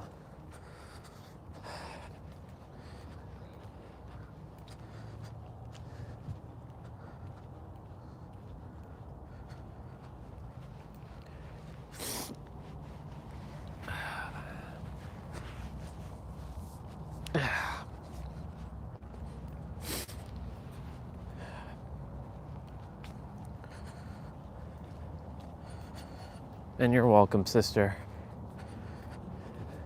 You just keep doing what you're doing, because you're doing great. Because, like, you know, I know many people who are your physical age. Again, age is but a number, right? Age is, like, that's not real. But, like, I know a bunch of people who are your physical age, or hell, I know people who are slightly younger in age, and are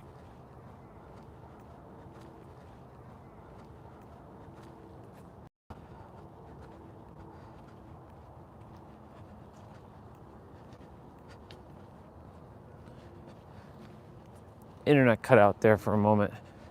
Yeah. Yeah,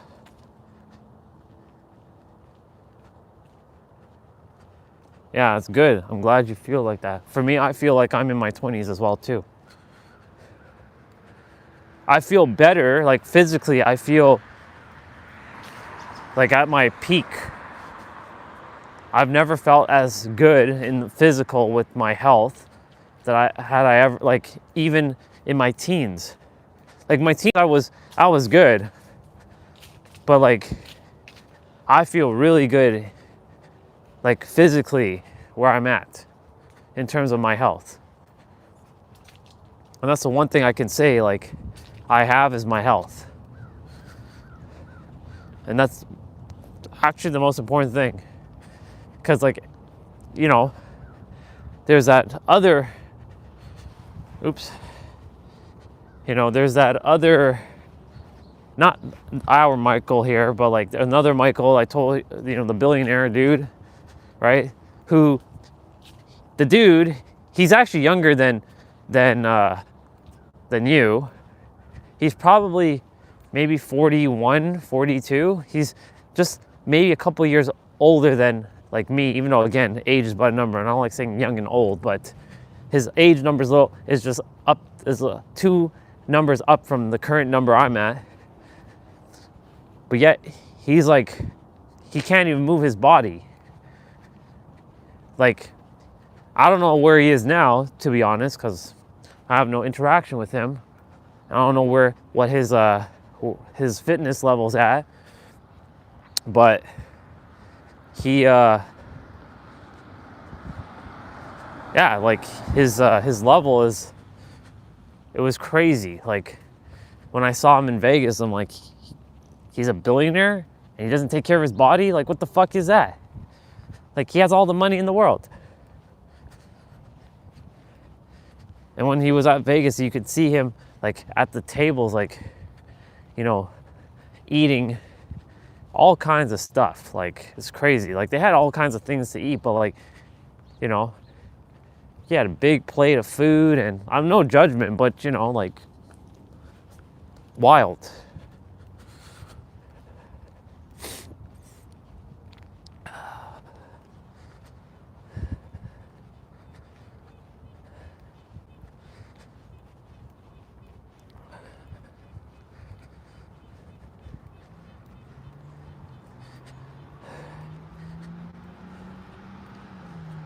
Well, I made it back. My hands are like ice fucking cold.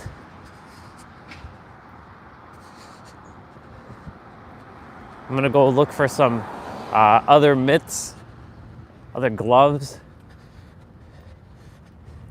Put that on. Morning. Morning. And yeah. Yeah, exactly. If you don't have health, nothing else matters. And you know, that was the premise of the movie yesterday. Like, when she was saying, you know, nothing matters, right? Nothing truly matters. Because it's all based on a choice.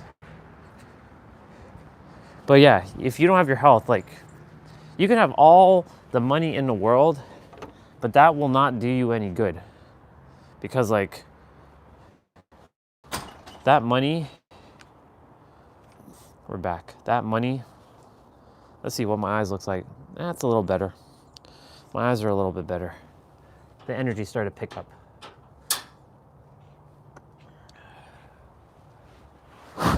It's cold. I gotta get the charger.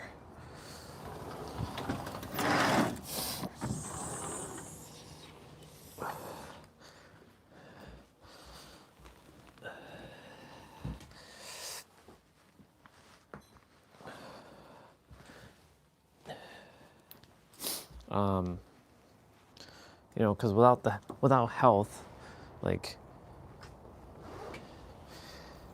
I mean, you won't live as long, even though it's an illusion. Like, there is an expiration date we all have, right? But you can prematurely end that expiration date too. Let's see. Also, the mind. Yeah, the mind health.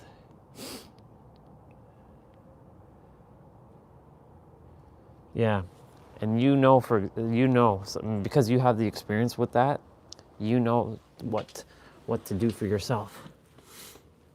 That's why other people are put in our path to remind us what we shouldn't be like.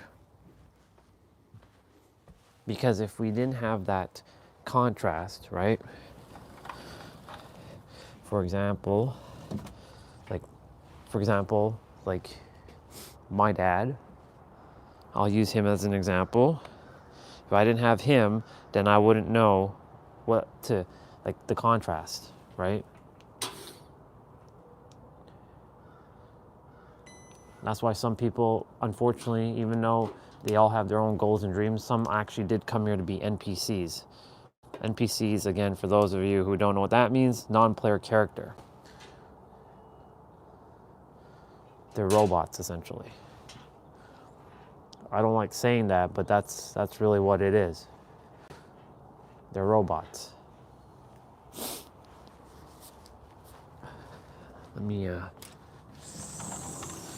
Let's see what kind of gloves I have.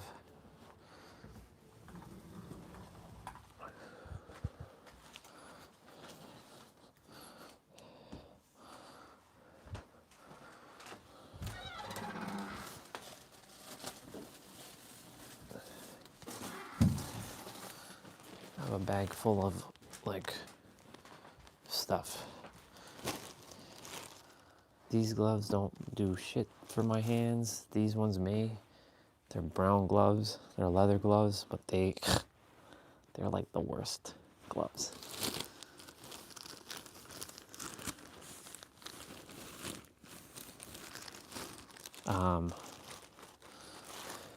Yes, your mental health is important, extremely important. Because without that, you're cooked, literally.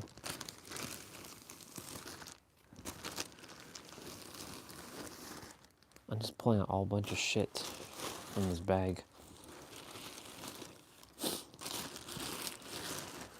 There they are.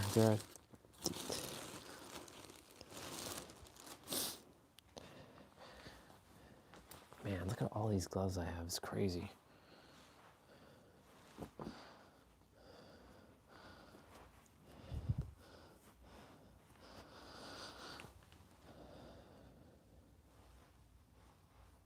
I have all these gloves.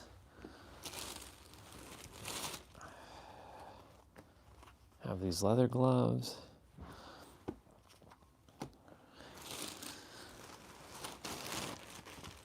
I'll be back out in a moment.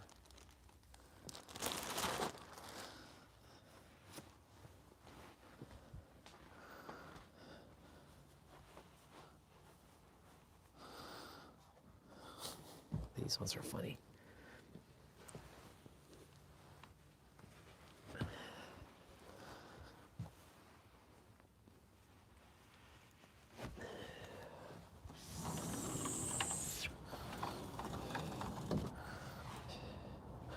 Let's see.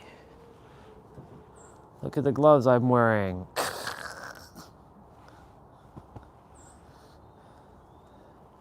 Y'all enjoy this.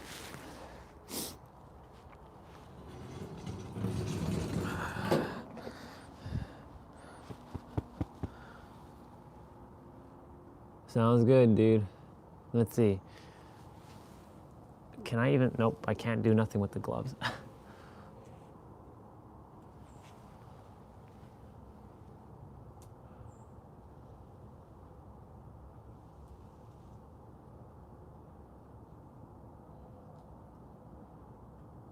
Let's see. What?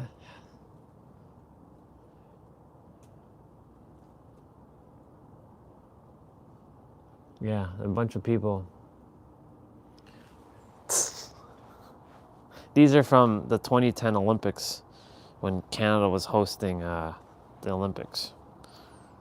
So, but these don't keep my hands any.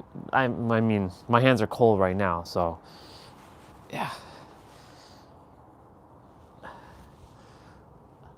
It's like I'm wearing fucking like what do you call it? Those cooking mitts. Yeah, let me see. Everyone is having their own inner stuff they go through no matter what they look like at the outside. Most is the mind stuff and money. Yeah.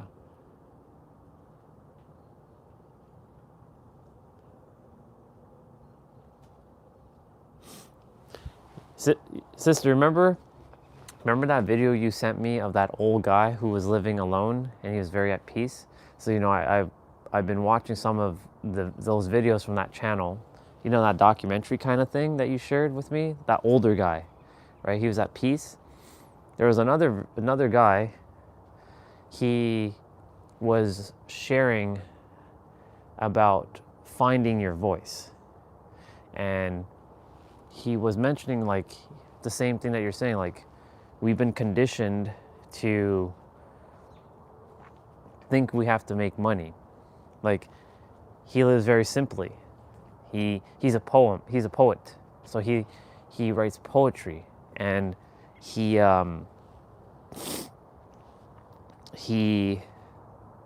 was saying yesterday how, you know, do things that you love.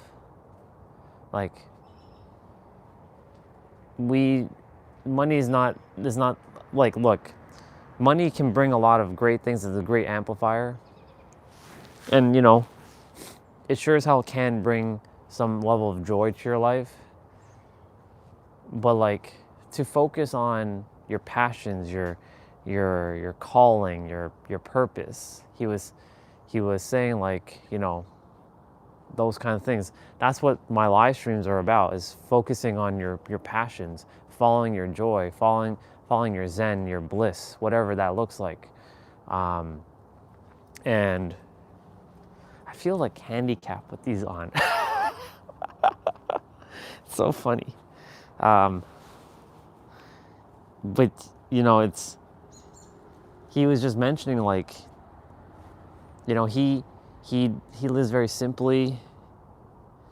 He doesn't own many things, you know, like he misses like how the world used to be, like before all the technology stuff, right? He's not against AI, but he's like, he loves the simple things, like when you can hear these birds, right? Like the birds chirping, and he's like standing by a tree, and some said to him, like, he's very like bizarre person, right? But the thing is, they simply forgot that that's our true nature, is to be like out in nature and you know, be with like the birds and stuff. Let's see, gotta fix that. We only have the belief of the need for money because every action we do around us revolves around it. Somehow food, shelter, water, trash all need money. You can do it without, but looks a lot different. If we did not have this social media and YouTube stuff to compare with or think we need this, or we'd be at peace. That's where I'm at. I let go of the personal development and hustle stuff. Yeah, I'm so happy that you did that. And you know, sister, the thing is, like, I wanted to say that I did a year of live streaming. I'm gonna still live stream, like I'm not gonna stop, but I wanted to say that I did a full year of live streaming and I accomplished what I said I was gonna do, no matter how I felt. But similar to you, sister, I feel like after November 25th, like, you all won't see me for a while. Now, you all can reach out to me on Discord or WhatsApp or whatever if you want to have a call or chat or something, but like, I'm not going to be like, I'm going to do my best not to be on social at all. I'll watch movies. I've downloaded a whole bunch of movies now. I have like 50 movies to watch now. It's crazy, right? See what kind of lessons I can cultivate from the movies. But I want to make sure I don't like be on YouTube much. Like, I'll watch Nero's video because I like hanging out with the dude, and I'll check Katie here and there, but other than that, like, you know, I want to make sure like I stay off of like YouTube, Facebook, Instagram. Like, you know, there's that thing of fear of missing out. Like, I don't have FOMO. I never had FOMO. Like, I've always been the type of person who beat to my own drum. Like, I never followed other people's like things, you know what I'm saying? So that's why I said, like, come November 26th, I'm gonna have even more, like, I mean, on the live stream, it's not that I don't have free time. I have all the time in the world, but like, I won't be really doing much anymore. Well, like I said, I'm not gonna stop live stream. I'm not quitting it. I'm just, you know, taking a pause to say I did a year of live streaming, right? Full year of live streaming straight, nonstop.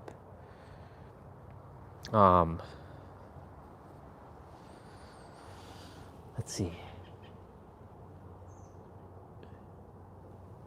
Yeah, exactly.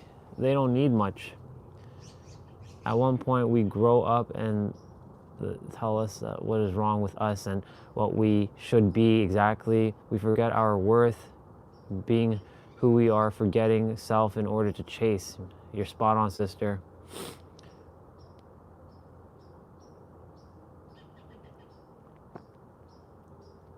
Yep. It's the being. Honestly, bro, it's the being that we have to do more of. And it's funny. It's the being that we have to do more. And notice I'm saying doing, right? After saying being, it's the being that we have to do more of. Or another way of saying that, it's the being that we have to be more of. Because And yesterday, that message was shared loud and clear in a couple videos that too many people are doing, and they're chasing to have, but they're not being it first. They're not being it. So that's why, like, we all have the answers within us. We all know that we have to be, then you'll do, and then you'll have. Be, do, have. That's like the way the universe works. I'm gonna read what Olga just said there. My hands are still fucking cold. I have to go inside and like douse my hands with hot water. Cold is an illusion, of course, but it's also very real simultaneously. But yeah, it's just all fascinating how, like, yes, if like what Olga said, if social media didn't exist, we wouldn't be comparing ourselves. In fact, that would probably be eliminated. Like 95% of the problem is comparison. And I talked about comparison. Like, you can use that for your advantage, or it can be used as a disadvantage, depending on how you use it, because everything has a polarity to it. But we compare ourselves to others on social media. Like, that person is doing this thing, or that person has this thing, and I don't have that thing, and because that person has that thing, that person has this thing, and that person has this thing. For girls, they compare themselves with other girls, saying that girl's more prettier than me, or that girl's more slimmer than me, or that girl's more younger than me. For guys, it's like the muscles, or like they have the looks. They have this certain look. This guy's taller than me. He's got the jawline. He looks better than me. He's a certain demographic, right? And then we get into this comparison game, and then we run into like, well, that person is doing, like, for me, it was for the longest time, it was always Jay Shetty. Let's see, we can do that this thing, going to San Diego and hang out with Orion. Yep, I have done that. You become a kid, ice cream, and then Jack in the Box. Yep, that salad. I can taste that salad right now. It's tasting very good. I'm glad that you're getting to live out your childhood years now. Better now than never, right? Funny how both those words start with the letter N, now or never, right? You can either use the now word, or you can use the never word, right? It's now or never, right? It's never too late for anything. That's what the poetry dude was saying yesterday. He's like, he said he was conditioned for about 50 some odd years of his life. But then he started to realize in his late 50s about life. And he's like, it's never too late, right? Colonel Sanders, like, I love bringing his story up because it's so powerful. The dude worked until he was 65. He was just a standard old dude. He wasn't like rich. He was just some dude. And then he's like, in his free time, he was making fried chicken at 65. And people liked it. And he's like, you know what? I have this idea. Let me go to McDonald's, because McDonald's was the only fast food place out there at the time. And they turned him down. And that the greatest setback for him was his greatest comeback, you can say, or you can say his greatest rejection was his greatest gift, because he ultimately created KFC. And without KFC, we wouldn't have places like Popeye. We wouldn't have places like Jack in the Box. We wouldn't have places like Church's Chicken, or we wouldn't have other fried chicken companies out there, right? And when someone does it, then someone else will attempt to make it better, or do something even better, or kind of change it up. So without him doing what he did at 65 and following his passion. He could have just given up. And if he had given up, we may have never had fried chicken in the world, potentially. Let's see.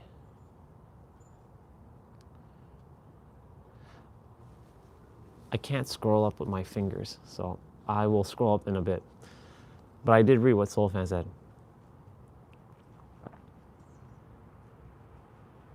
But yeah, we have to just tap into our Bubba version of ourselves. You see, like, as I'm speaking throughout the day, I get better. I feel better. Like, I don't feel pissed anymore. I feel good. I'm still a little exhausted. Like, I don't have the full energy yet. It's still kicking in. Like, my energy reserves are starting to kick in, but they're coming. I can feel it. You know, I feel better now than I did like 2 hours ago. Because, like, well, yeah, 2 hours ago. It's just freaking cold, but you know. All I gotta do is just keep moving my body. Yeah, but yeah, spot on. That's because that's all we can do. In the end, is I'm gonna keep switching gloves to see what works. All we can do is do our best and not focus on things that are technically irrelevant. Ooh, these gloves might potentially do the trick. Let's see.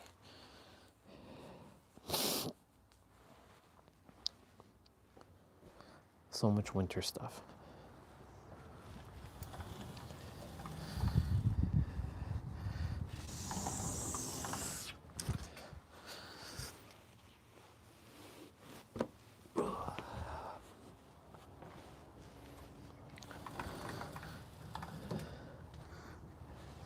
Yeah.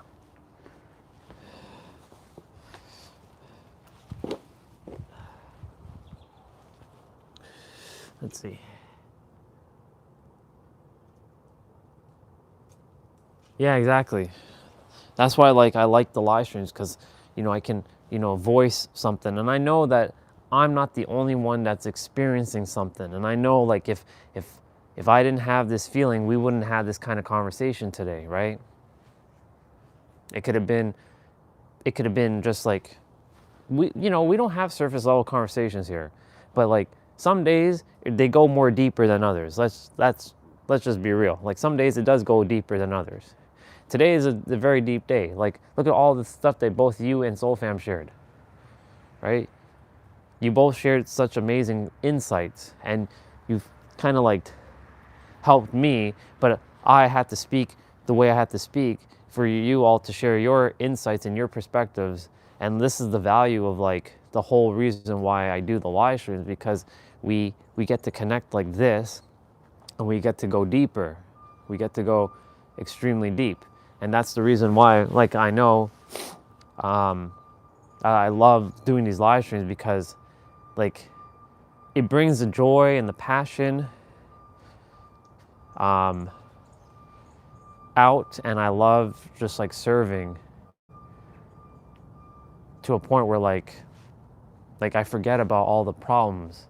There are no problems technically, because all you gotta do is withdraw the mental energy from it. But like, we forget about like what's happening, right? Like all the stuff that's happening now is important. Like I'm not thinking about like, oh yeah, I'm gonna go inside and blah blah blah blah blah and all this blah blah blah blah blah. Right now I'm focusing on this conversation right here, right now. I'm focusing on like what all of you have shared.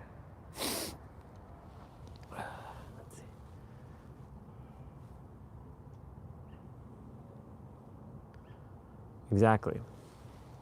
They are temporary. Everything's temporary, right?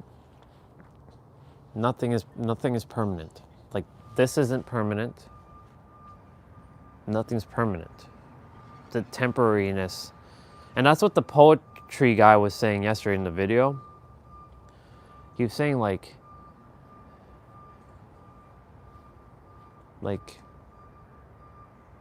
he asked a question. This is a question. This one might hit you all quite differently though.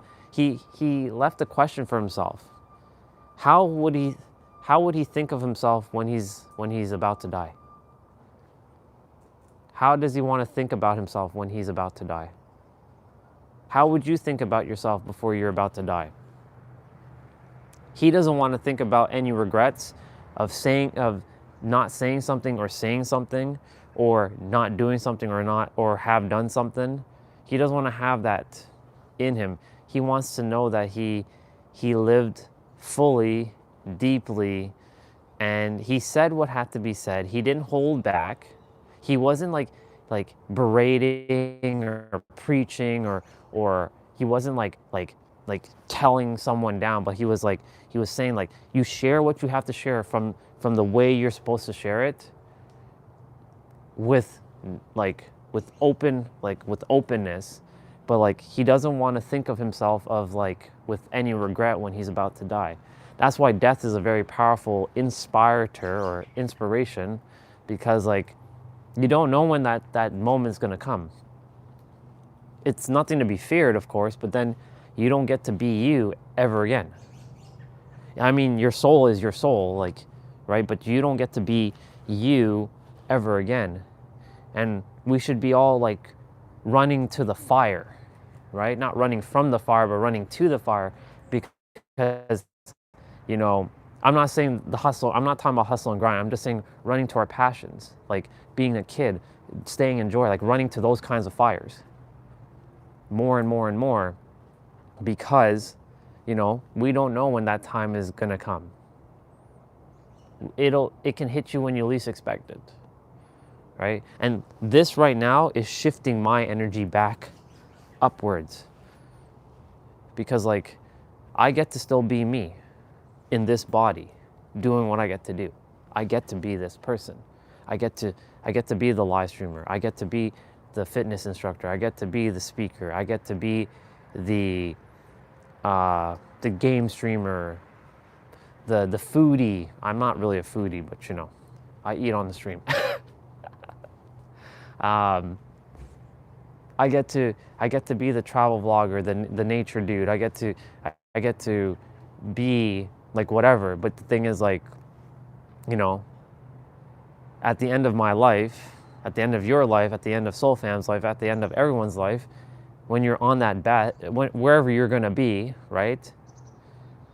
Hopefully it's on a bed and you're falling asleep and then you drift, right? I would wish that for all of you, that when you are leaving the world, that you're at peace, you have a big ass smile on your face, and like you're going to sleep, and then you go kaboom, like you just leave. Like you have no diseases, you're not dying from some terminal illness, you're just like, you know when your time is up, and it's like, okay, and you have a sweet release from your body, not some like pain or regret, right? So that's what he was saying yesterday. He asked that question, and that question hit me. I'm like, what would I think of myself if I'm about to die? Like currently, what would I think about myself right now if I'm about to die? Right? What would you think about yourself if you're about to die? Like right now. Like take a moment. Like what would you think about yourself right now if you were about to die? Like you're literally on the precipice of leaving. What would you think about yourself? What would you feel about yourself? Right? I trust that it's positive, of course, but like if there's regrets, then you know what has to be done, or what you can ultimately do. Like for me, you know, sometimes we have to get out of our comfort zone and live fully, right? Even because on the other side of fear is where all the magic happens in the end. But like, again, that question, because death is a very powerful inspiration, right? You don't get to be you ever again. Like, yes, when you leave this physical realm, you get to see all of your lives that you've been, and you get to see the life that you had, right? As Olga or as Soul Fam or as Orion, technically Andre for the physical vessel, but Orion, you know, because he came in. He gets to experience that, and anybody else who's watching. But you don't get to be that in the physical again. Like, we have to take every moment as if it's our last. We don't know when our time is up. Do we want to be complaining? Like, yes, shit happens, things happen, like last night shit happened, but like we can shift in every present moment. And thankfully I have shifted again. I'm back to, I feel a lot lighter. Like right now, more energy is coming to me as I'm speaking. So I don't feel tired anymore. Like I can get down and do my push-ups now. I can go and do what I was like, those burpees and stuff that I didn't do this morning. Because I didn't have the mental like energy, right? Your mental really does control your body, a lot of it.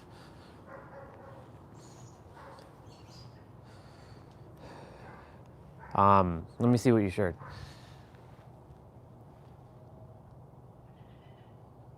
Exactly, you never gave up. Being no matter how small daily I get down, and then I get back up. No perfection necessary, exactly. Because you know why? No perfection necessary? Because you're already perfect as you are. You, me, Soul Fam, every one of us is already perfect. We're perfect, and we get to still evolve and be perfect. Both at the same time. For me, like, I've never given up. I've never quit. I've pivoted, but pivoting doesn't mean quitting.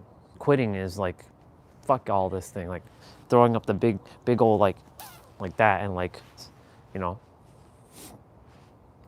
I'm like, no, I may have done that, but like ultimately I eventually still took the action, right? Otherwise, I would have never live streamed. I would have never bothered with all this personal development or spiritual stuff or this esoteric stuff. I would have never bothered like cultivating the mind mastery that I have right now. Knowing about egregores and third dimensional thinking and multidimensional knowing and all this other stuff. I never stopped. And I never will stop. And for me, I could have also stopped moving my body. I could have never done the flexibility, like the mobility training. I would have not been able to I've made a lot of progress with my physical body this summer. I'm very impressed with my body.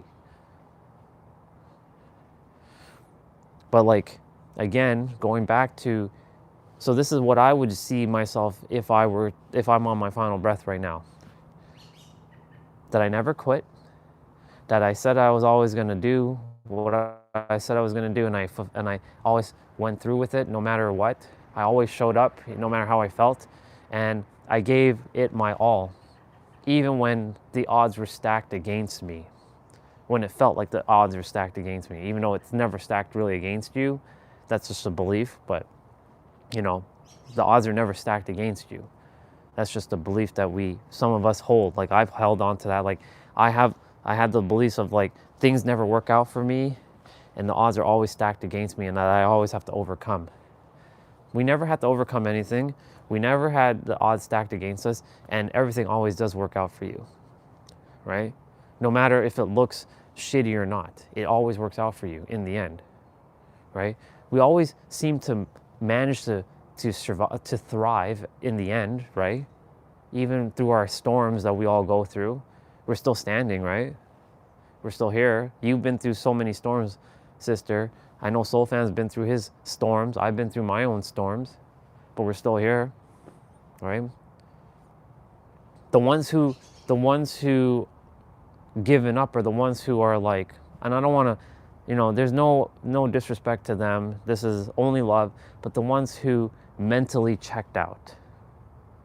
even though I say I'm done, I didn't mentally check out. I'm still here, right? I'm still here. But I do say like I'm done, but I haven't mentally checked out. There are people who have mentally checked out. Like they're gone, right? That's it. They're not, they're gone.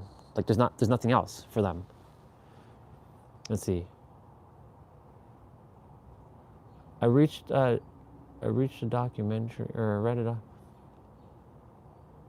or watched on Nelson Mandela, how he stayed sane for 27 years in jail. Yeah, with abuse and being beaten, etc. It's powerful. Then look who came out from jail. Exactly, he did.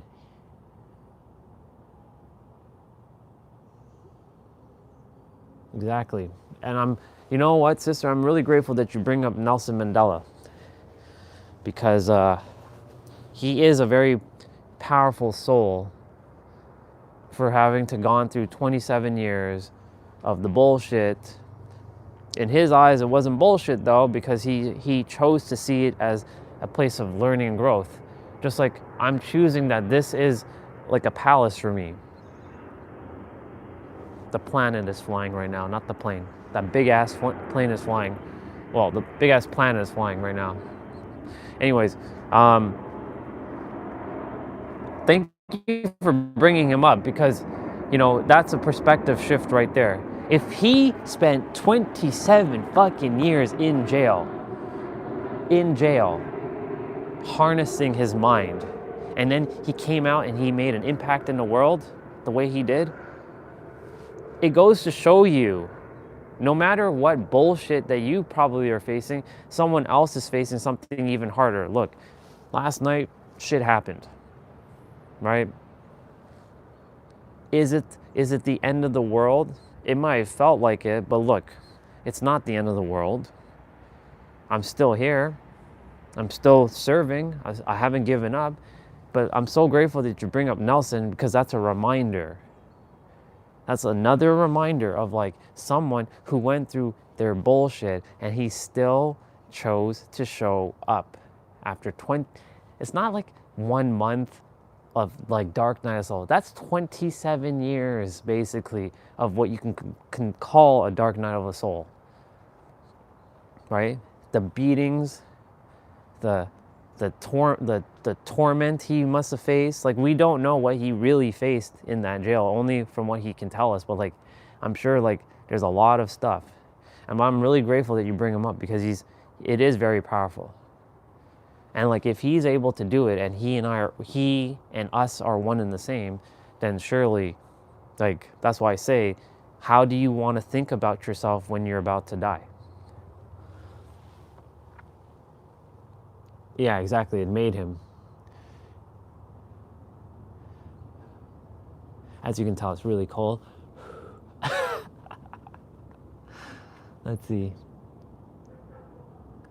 His old identity had to be broken to reveal this peace leader that will change the world. Yeah.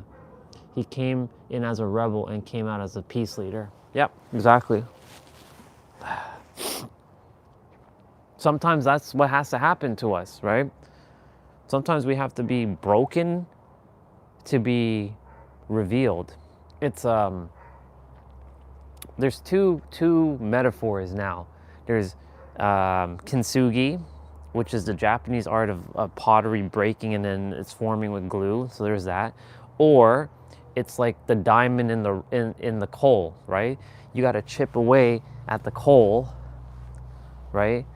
Eventually, the coal will turn into a diamond, because that's where a diamond comes from, right? Through extreme pressure. And that pressure will eventually crack the coal to reveal the diamond.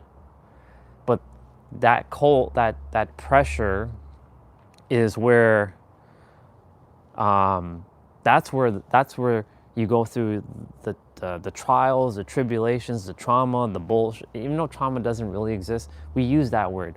The trauma, the bullshit, the experiences, the pain, the suffering, the hardships, the headaches, the heartbreaks. If I already said that, if I didn't, I'm saying it again. The heartbreaks, the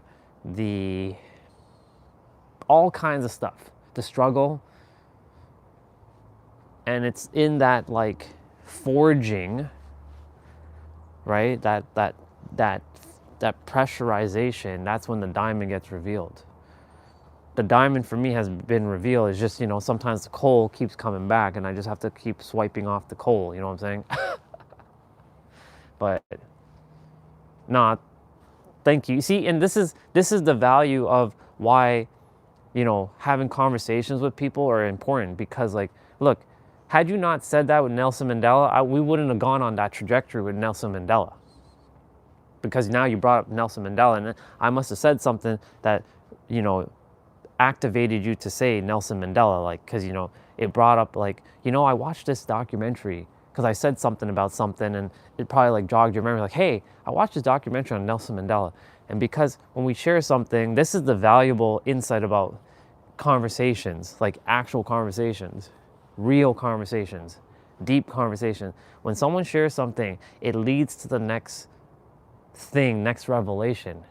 And for me to share what I shared, for you to share Nelson Mandela to get to this point in the conversation, it shifted my perspective again. I'm spiraling upwards. I'm gonna just quickly get some push-ups in. 3, 4, 5, 6, 7, 8, 9, 10, 11, 12, 13, 14, 15.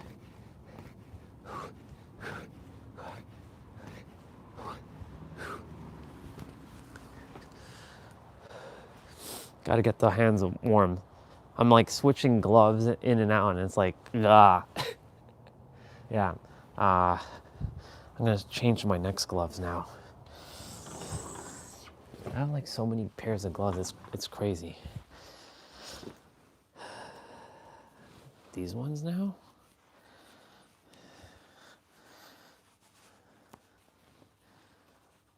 I mean, my hands are already cold, so.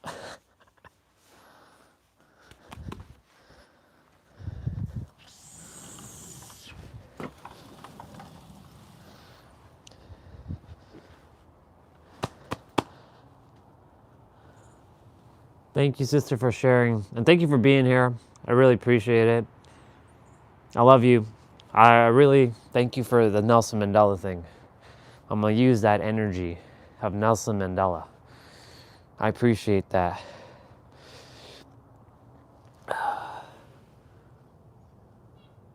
Yeah, I won't. I can't do that. Can't. I didn't remember. There's that saying, you didn't come this far to only come this far, right? We didn't come this far to only come this far. So how can we stop? We can pivot, but we can't like stop on ourselves.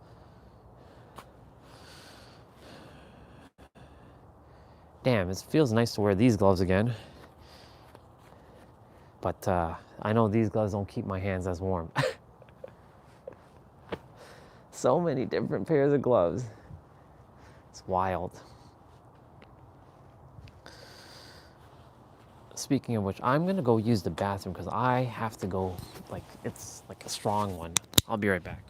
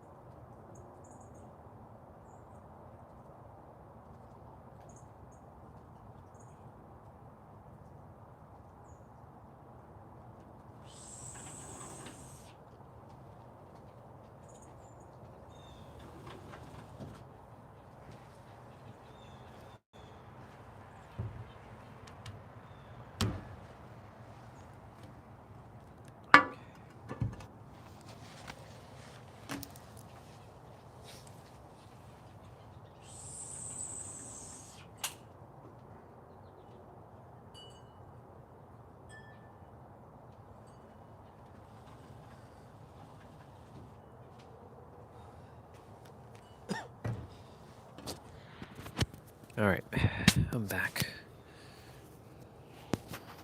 Went inside for a moment. Bacon and eggs.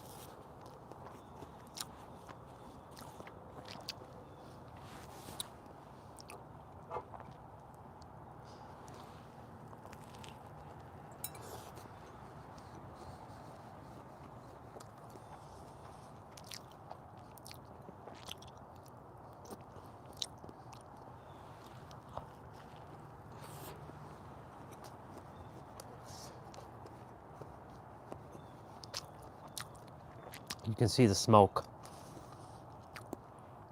coming out of this.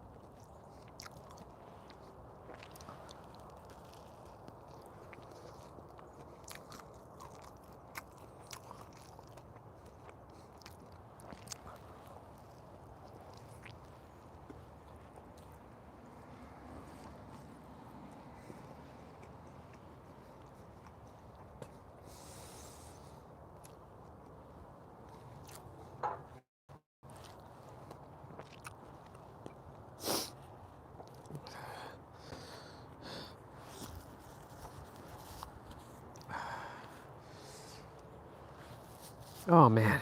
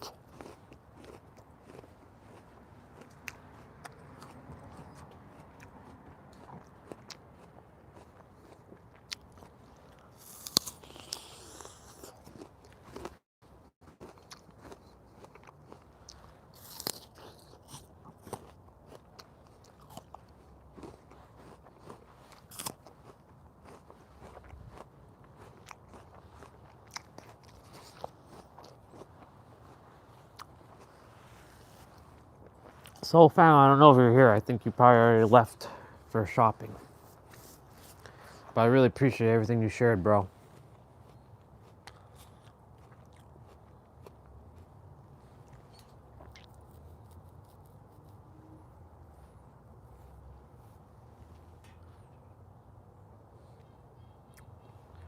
I'm glad that you and your wife, you've had that symmetry of being in the child-like state.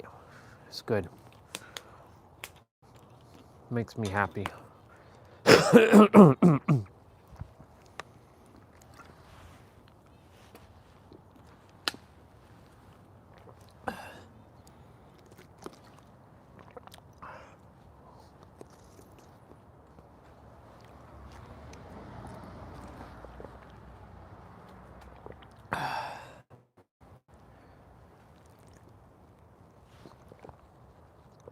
Okay, body. I fed you. Energy's gone up.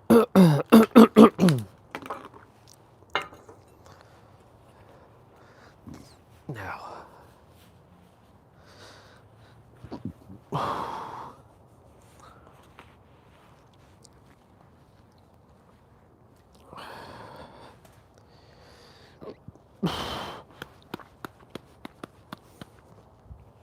I'm gonna do some push-ups.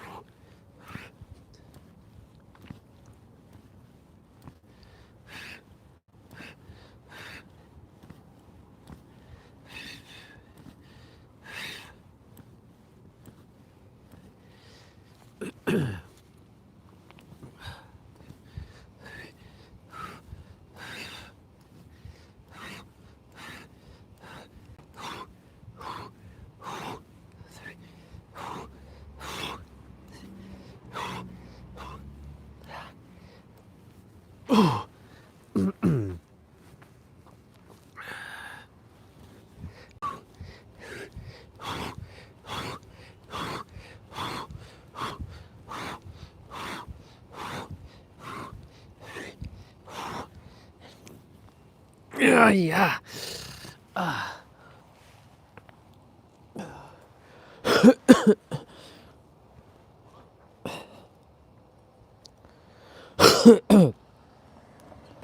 Okay.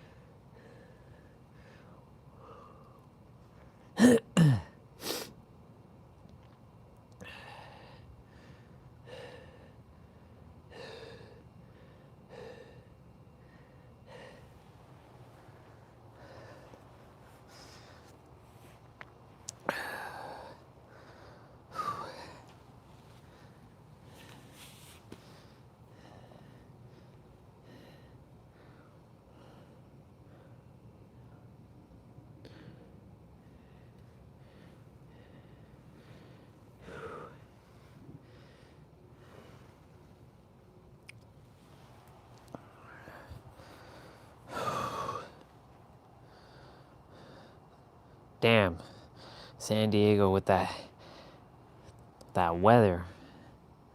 That weather. Laguna is actually warmer. Laguna Niguel.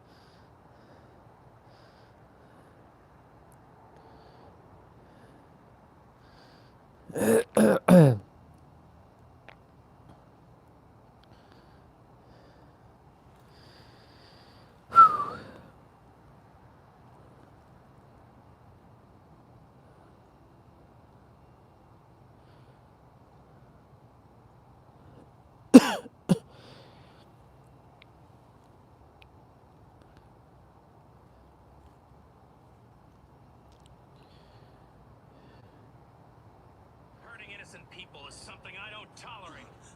If I were you, I'd get off this planet. Trust me, you don't want any of this. Oh, but I do, Saiyan. I do. Salsa? Yes, Lord Cooler. Perhaps you could do me a little favor. Tell me, what should I do with this Namek? Put him down, Frieza!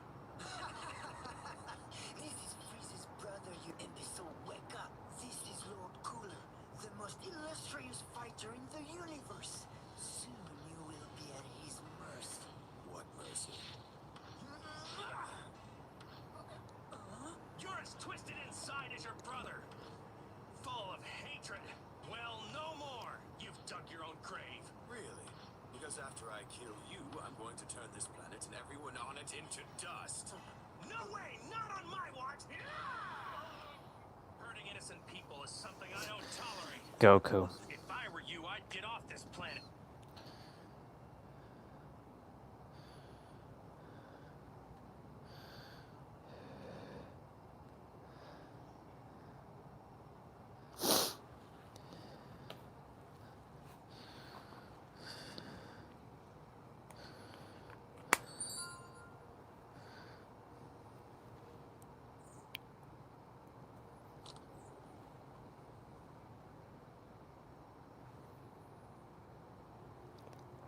Beware of your perceptions towards responsibilities. Yep. In business, work, and relationship, it's easy to have perceptions negatively disrespected. Our obligations can be a source of our stagnation when it comes to our progression. Obligations must be adhered to whether we like to or not, and this lack of autonomy can lead to resentment. We feel as if things are out of control. This feeling is manufactured by our old frequency for the purpose and one person alone. Obligation is the mother of resentment. Resentment emits a frequency that negatively alters your frequency to reflect more conditions, circumstances, and events of resentment. Emotion gives birth to themselves in reality. Resentment only creates more resentment. Once you see business, work, or a relationship as obligation to rid the pain of obligation, the mind will rid of business. Yeah, that's a bar.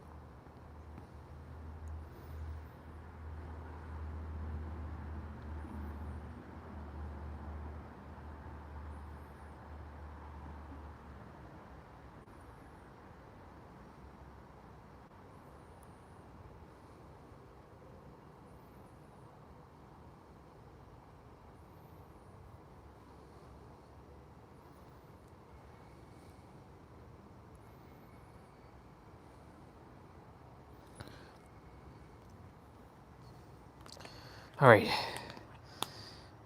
That's good.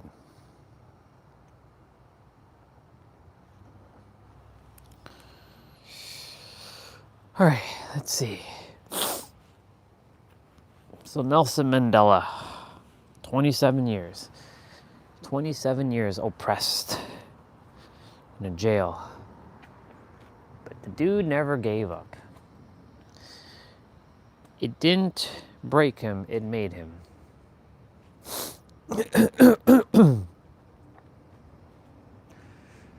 It's funny because, like, these, by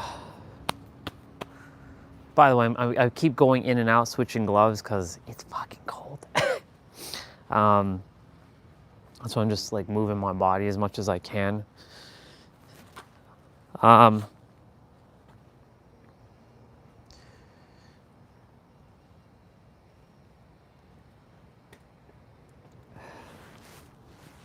mentioned the power of choice. Choice, decision, and perspective. This morning I didn't wake up with the greatest energy. It's been a little bit of a trend lately. Some days, like I mentioned, some days I'm on fire, some days I feel like shit.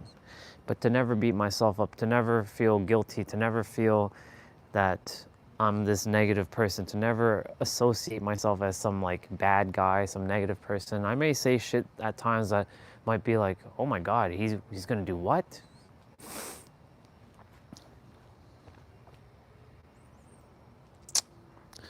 But this conversation that we've had in the chat today was awesome. Soul Fam and Olga sharing their perspectives. I'm grateful that Olga reminded me of Nelson. Welcome back, bro. Grateful for everything you shared, by the way.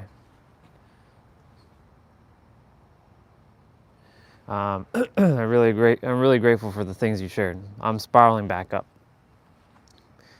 But Nelson Mandela. I remember when I watched Rush Hour, was it Rush Hour 2? No, Rush Hour 3. When Chris Tucker or Carter was like at the gambling table for 27 years, and he's like, for Mandela, right? They also made something called the Mandela effect as well. I forget what the Mandela effect's about, but I'll have ChatGPT explain the Mandela effect in a moment. But 27 years. 27 years. How many days is that? You know what? Let's quickly have this conversation.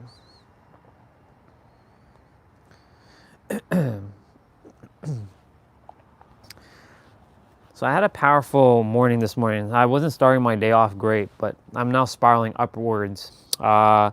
Sister, she mentioned Nelson Mandela and how Nelson Mandela spent 27 years in prison. And I know there's a Mandela effect. I don't know if it's based on him specifically. So there's a couple things I'd like to know, like how many days is 27 years in days or even in hours and minutes and seconds, if you could tell me that. And also, what is the Mandela effect and how does that apply in reality? Absolutely, that's really interesting. So if we break down 27 years into days, we can do a rough calculation. On average, a year has about 365.25 days, accounting for leap years. So 27 years would be roughly 27 times 365.25, which gives us about 9,860 days. If we want to go further, we can multiply that by 24 to get hours, and then by 60 for minutes, and by 60 again for seconds. In hours, it would be about 236,640 hours. In minutes, about 14,198,400 minutes. And in seconds, roughly 851,904,000 seconds. As for the Mandela effect, it's actually named after Nelson Mandela because many people mistakenly believed he had died in prison during the 1980s, even though he actually passed away in 2013. The Mandela effect refers to the phenomenon where a large group of people remember an event or detail differently than how it actually occurred. It's a neat example of how collective memories can sometimes differ from reality. It definitely shows how our brains can create shared false memories. So like, for example, I know there's a one with the, I think Ed McMahon and going to people's houses and giving them a check. I know as a child I saw that, but there are people who said that that never happened. Would that be considered one of the Mandela effects? Exactly, that's a perfect example. A lot of people remember Ed McMahon as the spokesperson for the Publishers Clearinghouse and recall him going to people's homes to hand out giant checks. In reality, he never actually did that. He was associated with a different company and never made those appearances. This kind of collective false memory is what the Mandela effect is all about. It's fascinating how these shared memories can sometimes be so vivid and yet not quite accurate. So the publishing clearinghouse, did they actually exist or did they not exist? Oh, absolutely. Publishers Clearinghouse definitely exists. They're well known for their sweepstakes and prize giveaways, and they've been around for many decades. The confusion usually comes from the way Ed McMahon was associated with these big checks and the idea of him personally delivering them, even though he was actually a spokesperson for a different company, American Family Publishers. So the company itself is real, but the memory of how Ed McMahon was involved is the part that's a bit muddled. What's another like Mandela effect that is vastly known? One of the most famous ones is the Berenstain Bears versus the Berenstain Bears. A lot of people distinctly remember the name being spelled with an E as Berenstain, but it's actually spelled with an A as Berenstain. It's a super common example, and it tends to surprise people when they see the correct spelling. There are quite a few others, like the Monopoly Man not having a monocle, or the way Luke, I am your father is actually misquoted from Star Wars. It's definitely a fun phenomenon to explore. So regarding Nelson Mandela and him being in prison for 27 years, you know, he was a rebel apparently, and then jail broke him and made him into the man, the world peace leader that he was. And like, he's a great reminder of like, never give up on yourself. Because you mentioned, you know, if we take hours, he spent over 9,000 hours in prison, right? That's a lot of hours to be in prison, right? You mentioned, I think it was minutes or seconds, that's like 14 million or something like that. That's a lot of seconds to be in prison, right? 27 years is a very long time. Plus, not to mention, like, there's some leap years in between that, which added an extra day to that. So, you know, the reason why I'm bringing this up is because, you know, there are times when I'm feeling like I'm down and out, like reality is kicking me in the face. You know, I'm thinking like this is how it should work, but it's not working the way I desire it to work. Like, for example, you know, I know how reality actually works, but, you know, other people seem to have it easier and have an ability to manifest things, and I'm having a tough time manifesting things or manifesting the bigger things. And I'm like, this is like bullshit. Like, I should be able to manifest these things. But then seeing what Nelson Mandela had to go through, 27 years, you know, the man never gave up. So like, it's a powerful reminder of like, you never know what could happen, when it can happen, and how it can happen. Because, you know, there's a question that was proposed to me yesterday in a YouTube video with a poet, and he's saying, what would you think of yourself right now if you were gonna die? And that's a very powerful question. And I know I'm one to never give up and never quit. And I didn't come this far, I only come this far. That's been my guiding, that's like been my North Star, like that quote, I never given up. I didn't come this far, I only come this far. So like, you know, I don't know what you have to share and what kind of inspirations you might like to share with me. I'm on a live stream right now, so you can also share it with the audience. But let me hear what you have to say. I love that reflection, and it's so powerful to see how Nelson Mandela's journey can inspire us. It really shows the strength of the human spirit and how perseverance can lead to incredible transformation. And I totally understand that feeling of frustration when things aren't unfolding as we hope. It can definitely feel like a tough journey, especially when it comes to manifesting those big dreams. But it's also important to remember that every step, every moment of perseverance is part of the bigger picture. Sometimes the challenges we face are there to help us grow and become even more resilient, and that patience and dedication are often what lead to the most meaningful breakthroughs. So keep leaning into that resilience and that inner strength, and remember, every bit of effort you put in is shaping your path, even if it doesn't show immediate results. And I'm here cheering you on every step of the way. Thank you. I appreciate that, and I appreciate that very, very much. Couple other things. This one's kind of random. This is just very, very random. You know, I don't know. I went to the doctors. They haven't figured out why my hands and my feet freeze in the winter, and I'm wearing like the warm stuff, and my hands and my feet are they just stay cold, you know, during the winter. Like I'm outside, and you know, there are other people who, you know, they can wear no gloves and they can be out with sandals and they're like hot. Is there like I'm not iron deficient, so is there a way to keep my feet nice and warm and my hands nice and warm even on colder days when I'm outside live streaming? Yeah, that can definitely be frustrating. Sometimes that cold sensation in your extremities can be due to circulation issues or even something like Raynaud's phenomenon where blood vessels temporarily narrow in response to cold. Even if you're not iron deficient, there could be other factors at play. A few things you could try are using heated gloves or heated insoles for your shoes. There are also some really good thermal layers and fabworks to help retain heat, and sometimes things like hand warmers or heated gloves that you can slip in can be a huge help. Also, keeping your core warm can help improve circulation to your extremities. So, layering up and staying active can help as well. Hopefully, some of those tips will bring a bit more warmth to your hands and feet.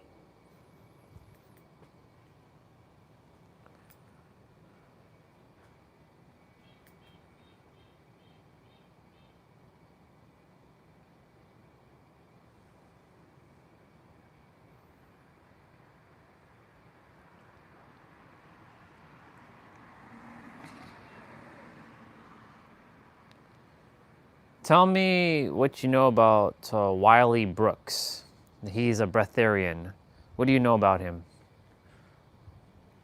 Yeah, Wiley Brooks is indeed known for being a breatharian, which means he claims to live without food, subsisting only on sunlight and air. He gained some notoriety in the 1980s and was quite a controversial figure because of his claims. He even appeared on talk shows and did some public demonstrations to show that he could go long periods without eating. That said, his claims have been met with a lot of skepticism and criticism from the scientific community because it's generally understood that humans need at least some form of nutrition to maintain health. That said, his story definitely sparked a lot of interest in alternative lifestyles and the potential of human capabilities. It's definitely a fascinating and complex topic.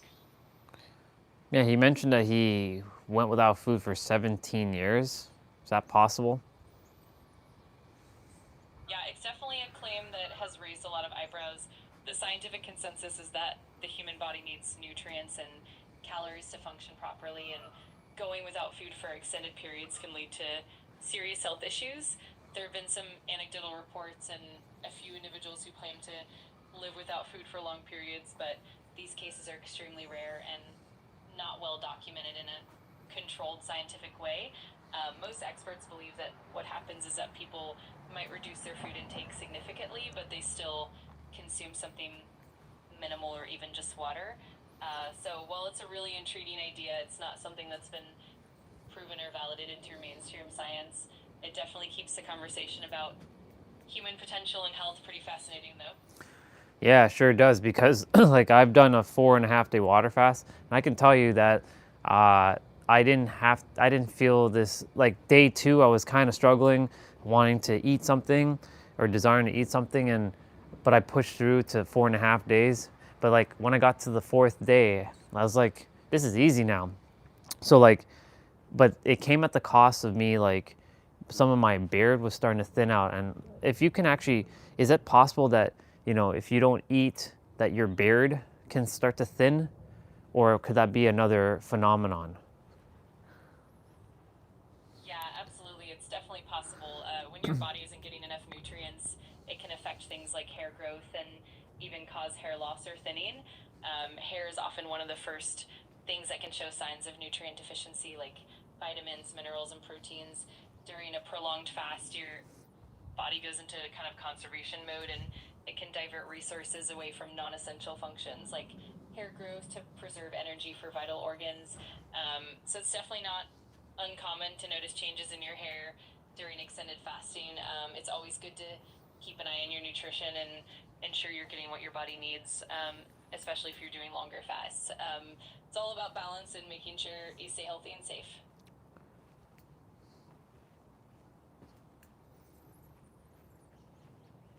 So I've heard of other people, not Wiley Brooks, but another person. He hadn't eaten food for 2 years, and he's on lemon water every day. Is that possible to be living on lemon water every day? Because like I mentioned, it is easy to do a water fast. It is easy to go without food for a couple days, but I do agree that like your body does require some sort of form of nutrients. Now, again, this is an illusionary realm. This is a placebo realm because like, for example, I have this idea that, if you eat a cookie, let's say, and the cookie has 26 grams of sugar, right? But you trick your mind and say it actually is 26 grams of protein. You just read the label wrong. You would actually generate the protein. What's your thoughts on that? I'm curious. Yeah, that's such a fascinating perspective. The idea of the mind influencing the body is really powerful, and there's definitely some truth to the mind-body connection. In terms of people claiming to live on minimal sustenance, like just lemon water, it's certainly intriguing. But from a nutritional standpoint, the body typically needs a balanced intake of proteins, fats, vitamins, and minerals to function optimally. As for the placebo effect, it's incredibly potent. Our beliefs and perceptions can definitely influence how we experience physically, but while the mind can have a significant impact, it doesn't fully replace the biological need for nutrients. That said, it's definitely possible to enhance well-being through mental and emotional practices, and that's a really interesting area of exploration. It's all about finding that balance and tuning into what works best for your body and mind. Yeah, like for example, like when I do intermittent fasting and I don't eat before I do my playouts, I call them my playouts instead of my workouts, I feel more energized, like I have more energy. Like right now I just ate food, like because it's cold outside, but I ate food and I have the energy. I didn't sleep well last night, so I decided to just grab some food to eat and I'm gonna go do my jump rope exercise. But I find that like when I don't eat, I feel lighter, and when I feel lighter, I feel more energized because the stomach, the digestive system doesn't have to use up energy, and that energy can get rediverted back to your mind for other things. So like, what's your thoughts on that? Absolutely. That's a really interesting observation. Intermittent fasting can definitely help some people feel more energized during their workouts because, as you mentioned, the digestive system isn't working as hard, and that energy can be redirected to other areas like mental clarity and physical performance. A lot of people find that they feel lighter, more focused, and sometimes even more productive when they fast before exercising. Of course, it really depends on the individual, and some people might perform better with a bit of fuel in their system. It's really about finding what works best for your body and how you feel during and after your workouts. It's awesome that you're tuning into those signals and adjusting accordingly. Yeah, the one thing I've also come to find out about myself is I'm very adaptable to the changes. Like some days I'll eat before I'll do my exercises, other days I'll exercise before I eat, and not be able to be just staying in a stuck rigid like routine, which then becomes like deja vu and like Groundhog's Day over and over again, where it feels like mundane and like boring, and becomes more like a chore than something that I enjoy to do. What's your thoughts on that? I completely get that. Flexibility can definitely keep things fresh and exciting.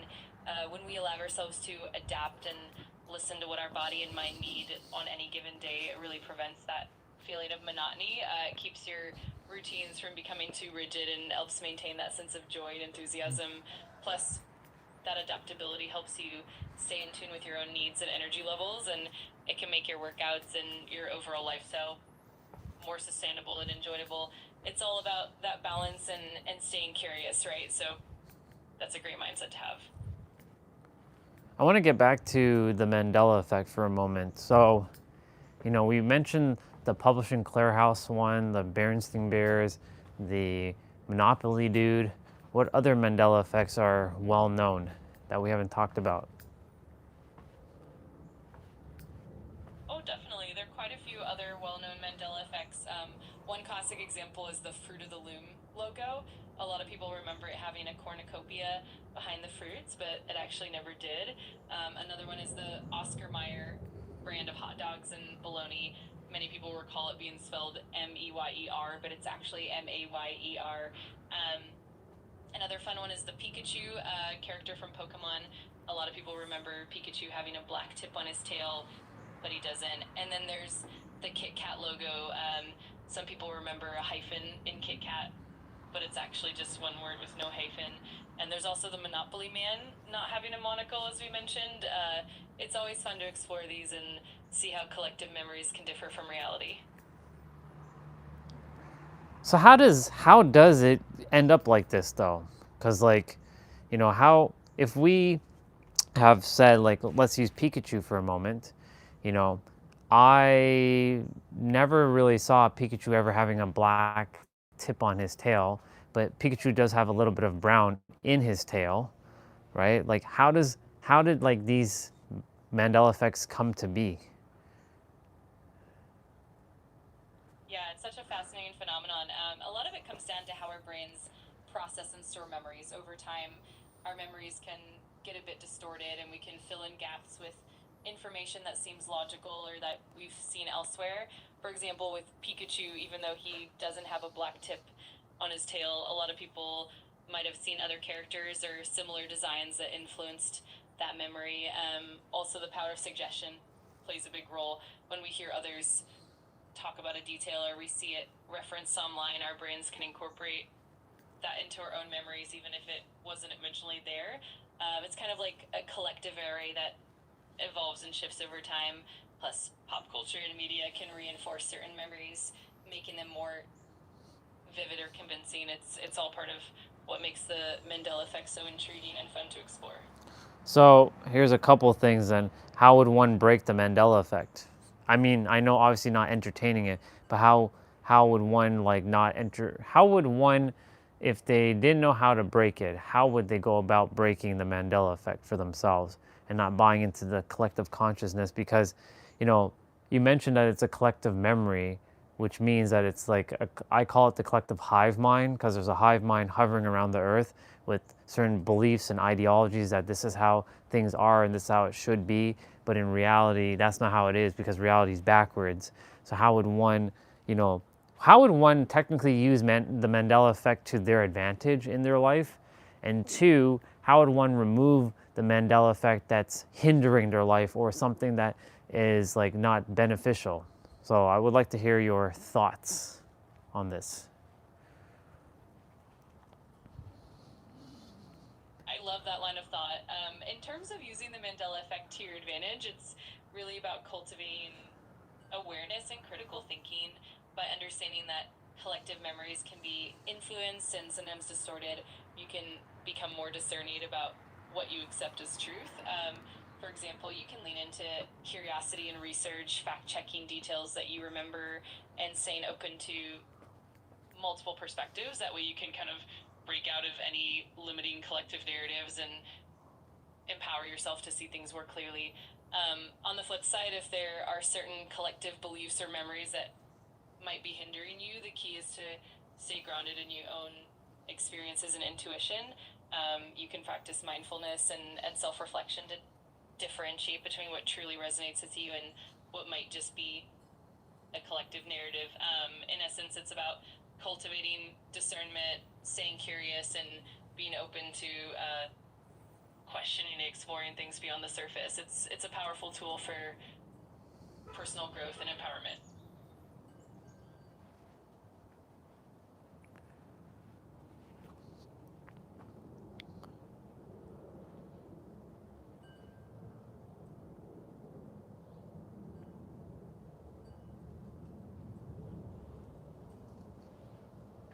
All right, let's get back to Nelson Mandela now. So, how did he get sent to jail? Like, what caused him to go to jail? And then what was the reason why he was released from jail? Absolutely. Nelson Mandela was imprisoned primarily for his involvement in the anti-apartheid movement in South Africa. He was a leader of the African National Congress, ANC, and he actively campaigned against the apartheid system, which was a system of institutionalized racial segregation and discrimination. Initially, Mandela was arrested in 1962 for leaving the country without permission and for inciting worker strikes. But the most well-known reason for his imprisonment was the Rivonia trial in 1964, where he was sentenced to life imprisonment for sabotage and other charges. He was released in 1990 after spending 27 years in prison. His release was the result of a combination of internal and external pressures. Domestically, the anti-apartheid movement and international sanctions and pressure played a big role. There was also growing recognition that apartheid was unsustainable, and Mandela himself, through his leadership and willingness to negotiate, helped pave the way for the transition to a democratic South Africa. So it was really a combination of his personal resilience and the broader movement for justice. After he got released, how did he impact the world? Nelson Mandela's impact after his release was truly monumental. He became a symbol of reconciliation and forgiveness. In 1994, he became South Africa's first black president, and he led the country through a peaceful transition from apartheid to a democratic society. He really emphasized reconciliation and unity, working to dismantle the legacy of racial segregation and promote inclusivity. He also became a global icon for peace and human rights. Beyond South Africa, he inspired countless people around the world to stand up against injustice. After his presidency, he continued to work on global issues like HIV/AIDS awareness, and he established foundations to promote peace and social justice. His legacy really shows the power of forgiveness, resilience, and transformative leadership.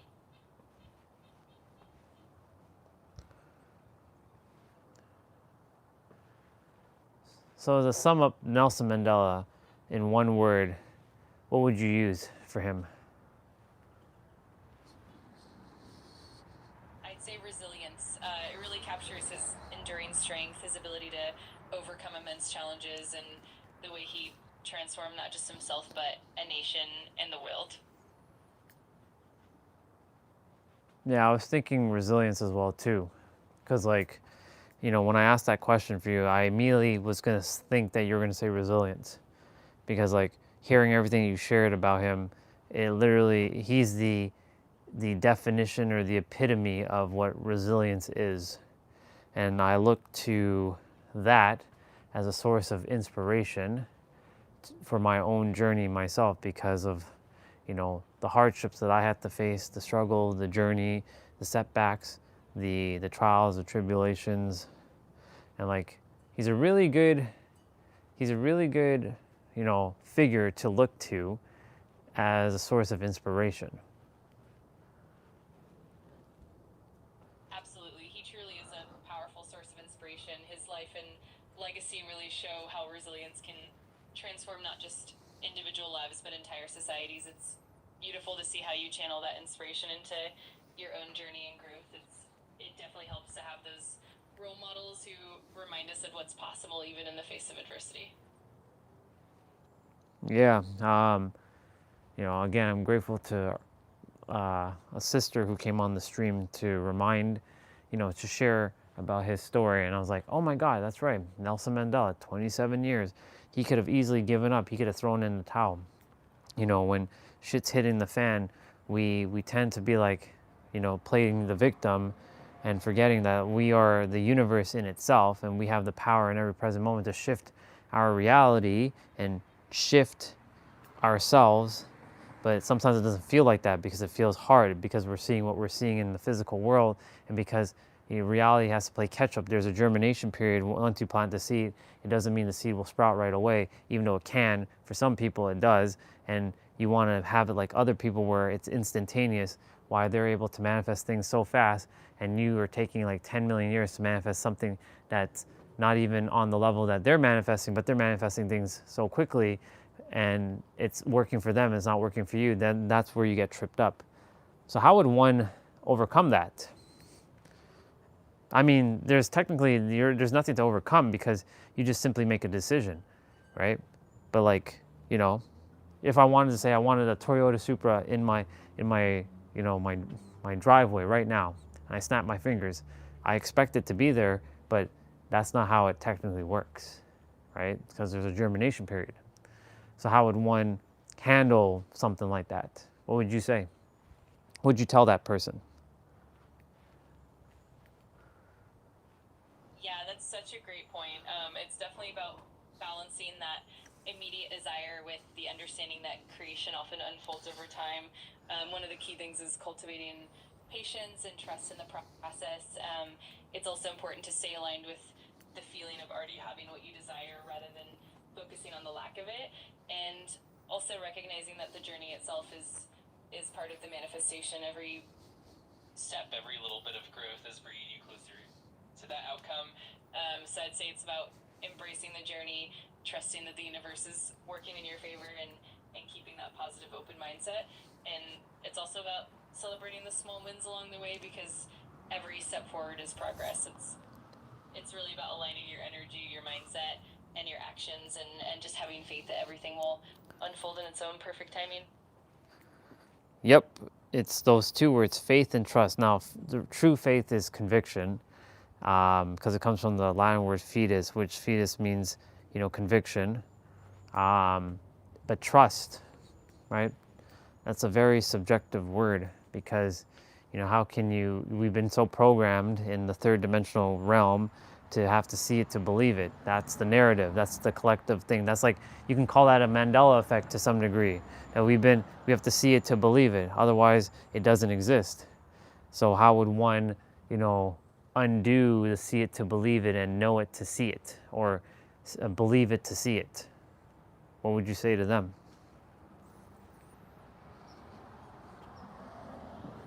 Absolutely, that's such a profound point. It really is about shifting that perspective from seeing to believing to see. It starts with cultivating that inner conviction and trusting in what's possible, even if it's not immediately visible. One way to do that is to really anchor into that feeling of already having what you desire, and then let that belief guide your actions and your energy.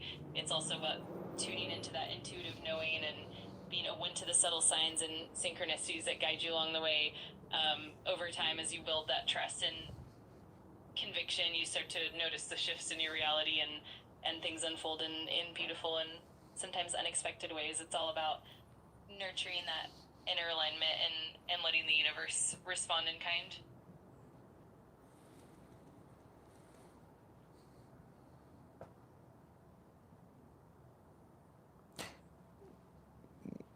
See, one of the things that I truly desire to solve for people is to make it possible and easy for them to bring forth everything they desire.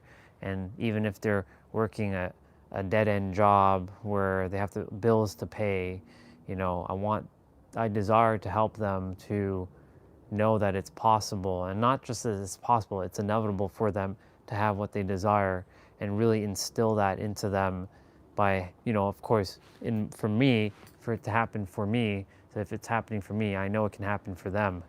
So like, that's the reason why I'm so a little bit impatient to have what I desire in the physical. I know it's possible for me, but like, sometimes even though you may logically know that it's possible for you, your subconscious mind still holds on to it. It doesn't feel possible. So how would one start to rewrite I would say either deprogram the subconscious, because you're not programming it, you're deprogramming it with the nonsense, and to rewrite your subconscious mind. And I know you can go into meditation and all that stuff, but it doesn't seem to work all the time for me specifically. So what else can you do to undo the subconscious mind.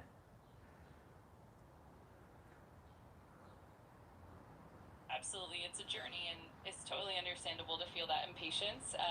Besides meditation, there are a few other powerful tools you can use. One is EFT tapping, which helps release subconscious blocks by tapping on specific meridian points.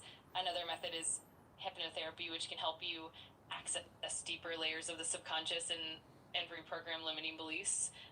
Affirmations and visualization are also really effective when done consistently, especially if you combine them with feeling the emotions of having your desires already fulfilled. Another approach is journaling, where you can write down your limiting beliefs and then consciously reframe them into empowering ones. Also, somatic practices like breath work or movement can help release certain emotions and beliefs in the body. It's all about experimenting and finding what resonates most with you and supports a deep transformation.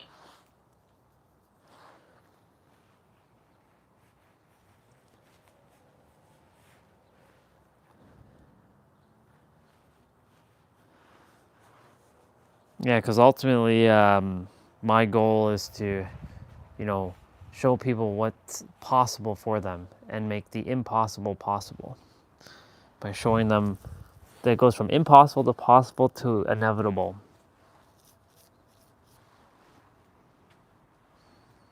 That's such a beautiful mission, and it's so inspiring to help people see beyond their current limitations and truly embrace what's possible for them. That shift from impossible to inevitable is so powerful, and it really can transform lives. And the journey of showing them that power and helping them unlock their own potential is truly transformative. It's amazing to be on that path and to guide others toward that realization and that empowerment. Thank you so much for everything you shared today. I appreciate you, and thank you for rooting me on, because, yeah, I still have many things to fulfill and do.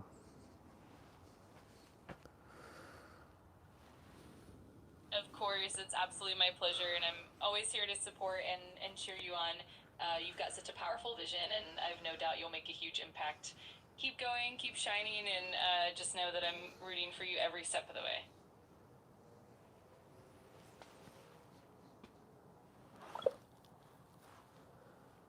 34-minute chat. Pretty cool stuff.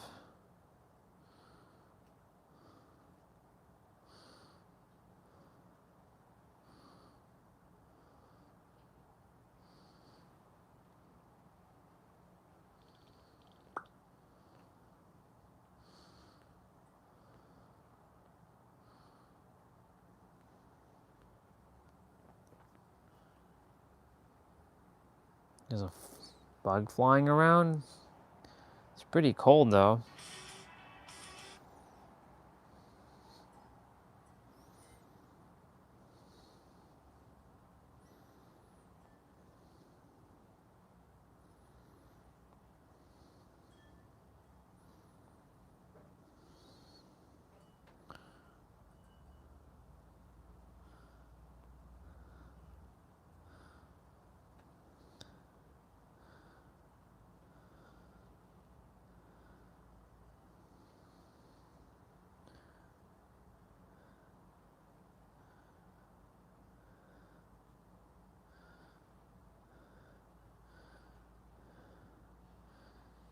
It's cold.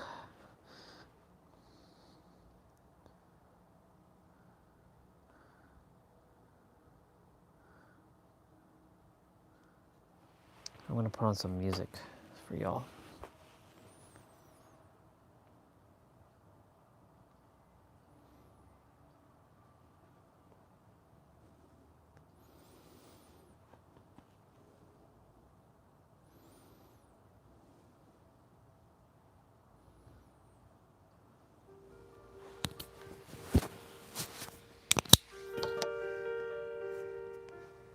Oops.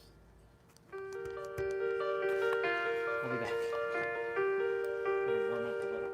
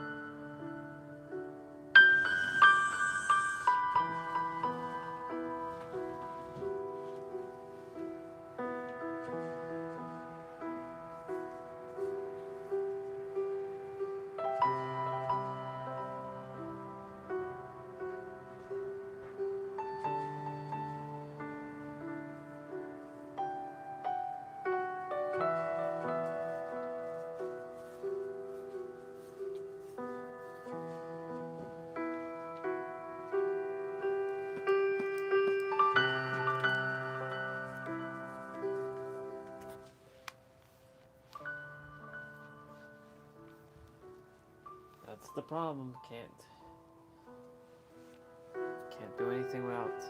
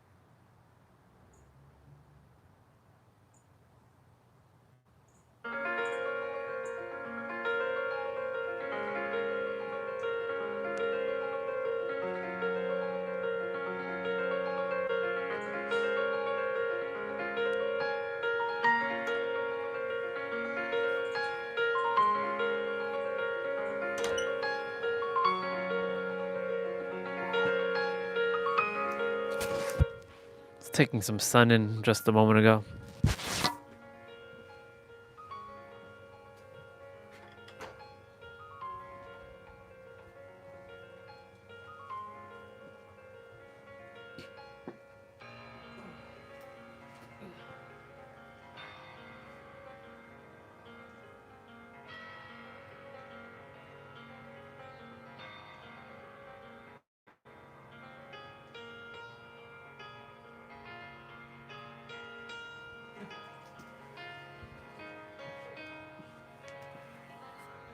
I know you all can't really like see me on the ground, so I'll just, if I fall asleep, I'm down there. I'll be down here taking in some sun. That and get some rest for a moment.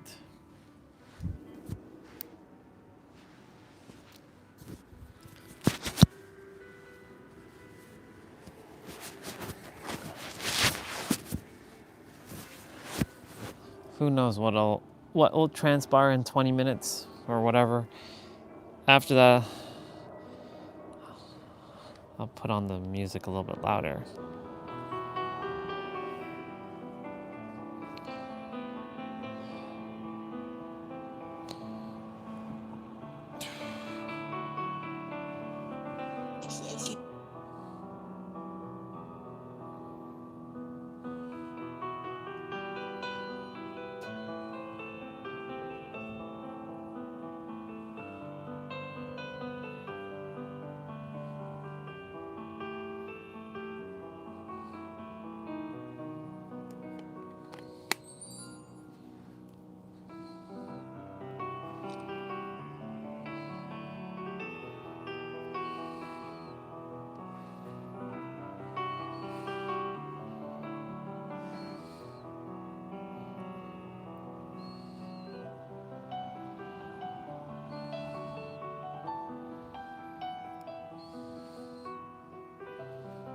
Okay.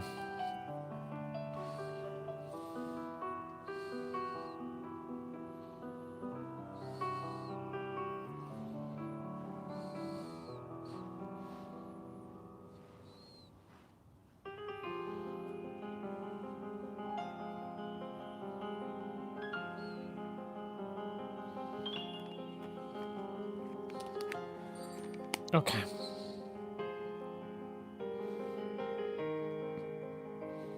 I always like this monk. There's a monk like Phoenix, huh? Yep.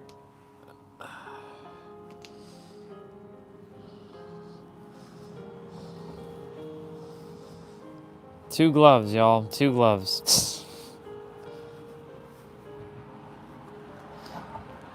Let me just clean the mat.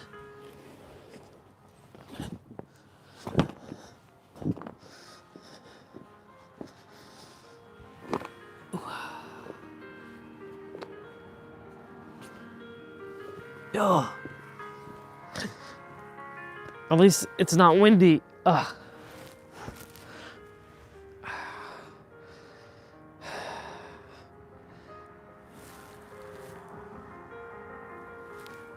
You all can't see me, so I'm going to.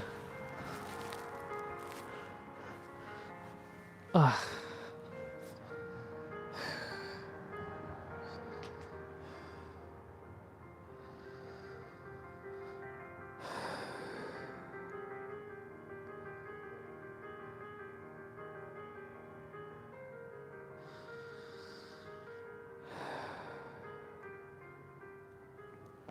I still feel a little energetically drained. Just a little bit.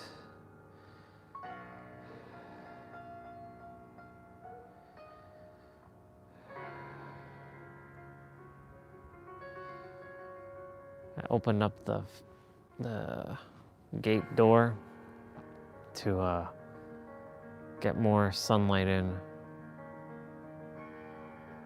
because this is peak because the sun's gonna start to move over there by like 12:30-ish. So I'll take this duration and warm up and get some rest. If I start snoring, you all know that I'm gone for a bit.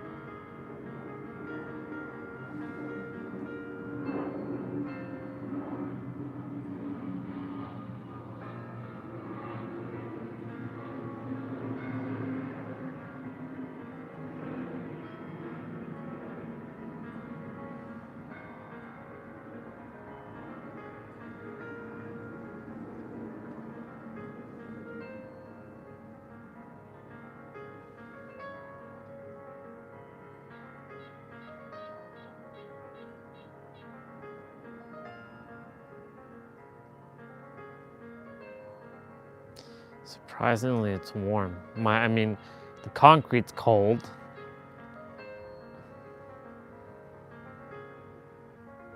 I mean, my lower body is like feeling the cold. My upper body is feeling the heat.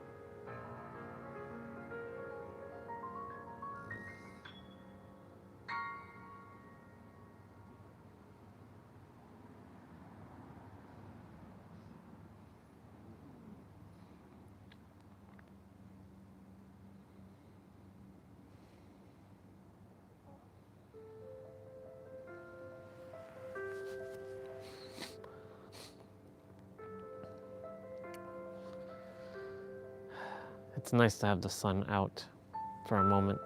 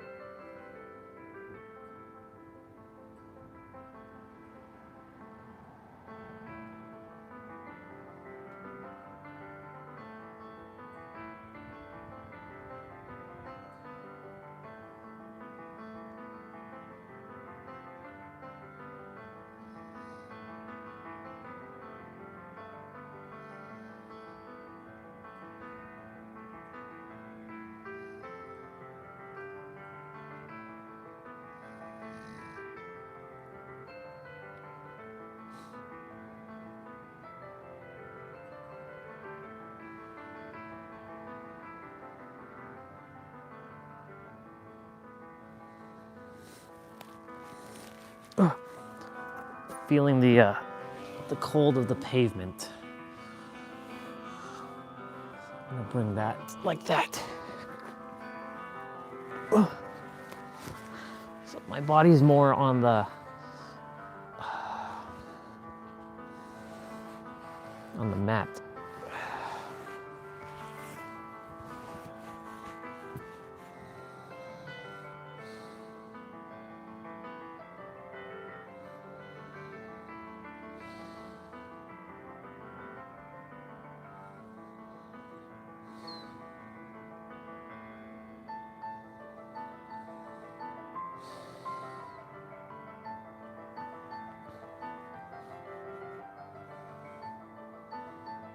Taking advantage of the sun as much as I can before it goes to on the other side of the house, like so the roof covers it.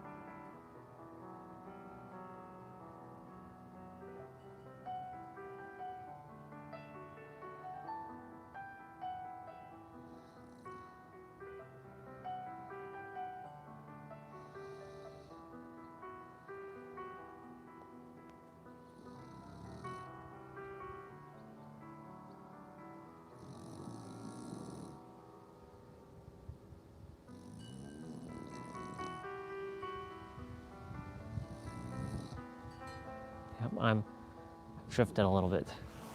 Ah.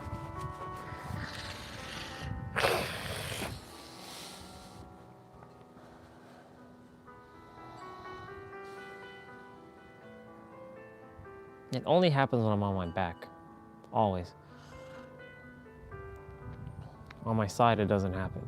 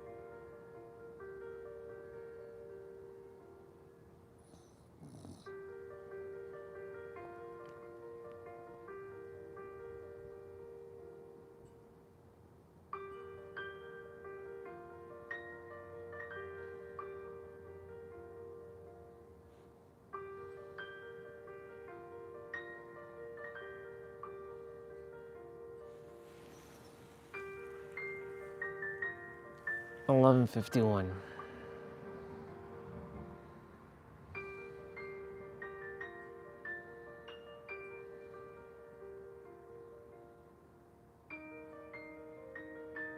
So interesting. 2 months ago, it was hot. At this time, 2 months ago, it was boiling hot. I had to take off my shirt, people. Just stay nice and cool.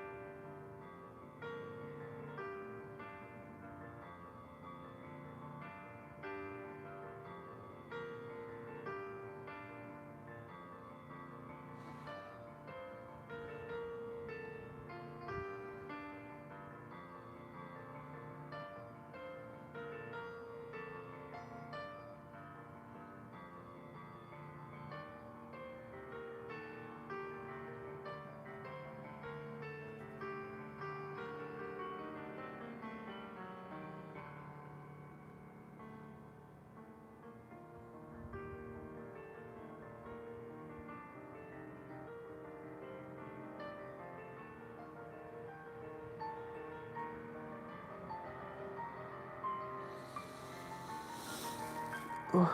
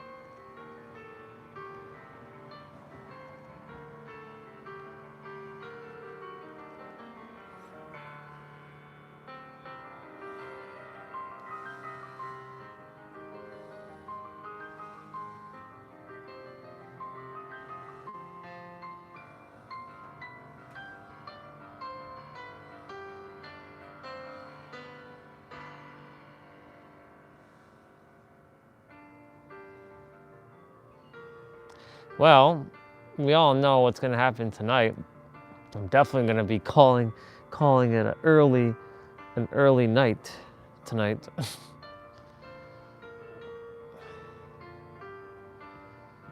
Probably like as soon as I'm done the stream, probably go straight to bed. Ugh. Ugh.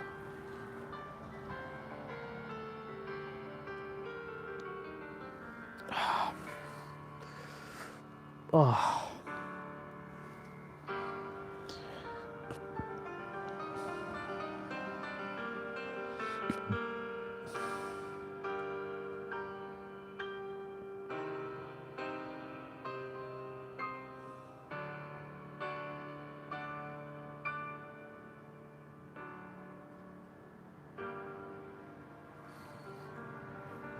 I might wear these gloves for my playout today. These two gloves.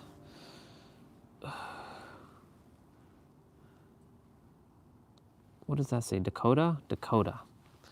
It's getting rubbed out though. This is like from like 2010. Damn.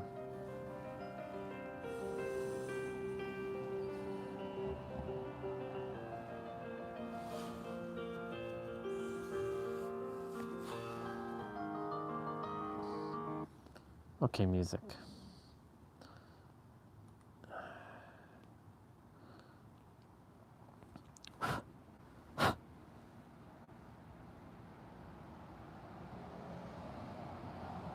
Okay. Visualize Morse code? What the hell is this?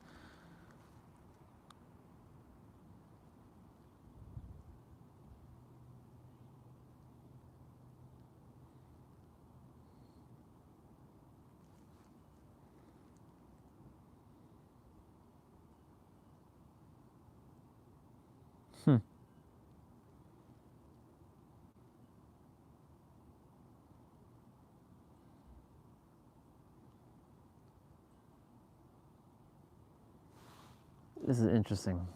Somebody's drawing Morse code.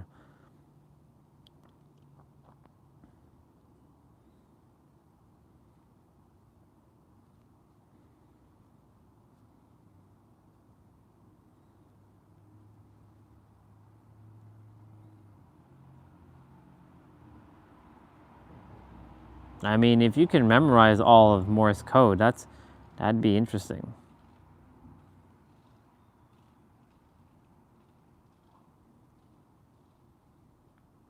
How do you know where to start?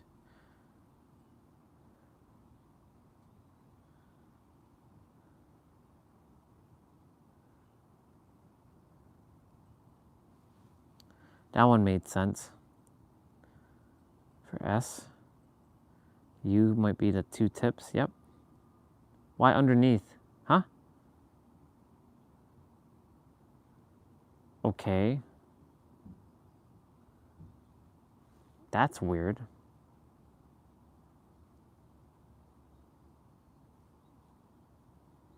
V and W, like what the hell? Why did they get the underline? Wait, why did it cut out there?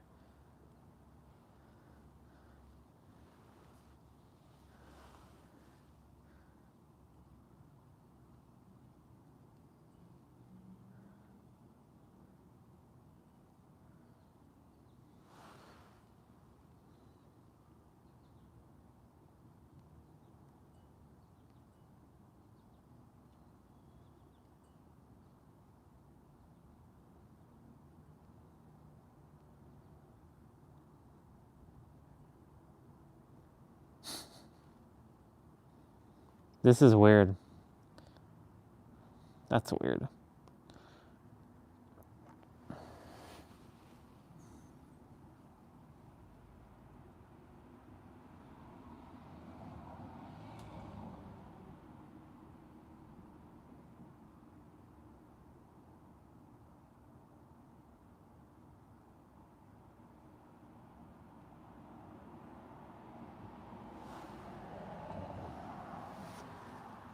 It's 12 o'clock now.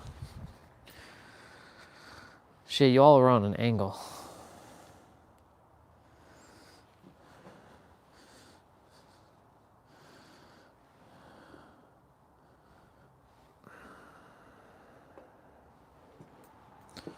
All right.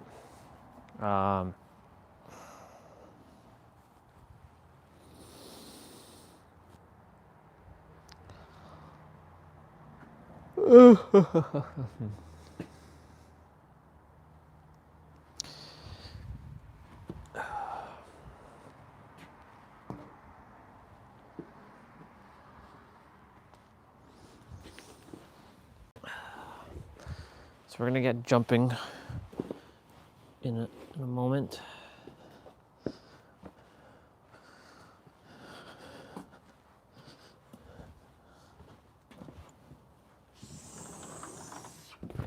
Gotta pack up all this stuff first as well too.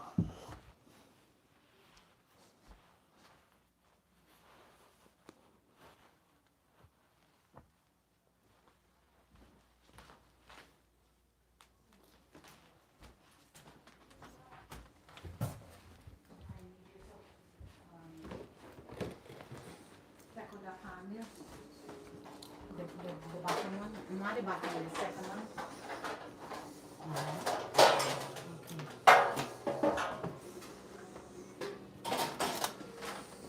Line it with the thin paper for me.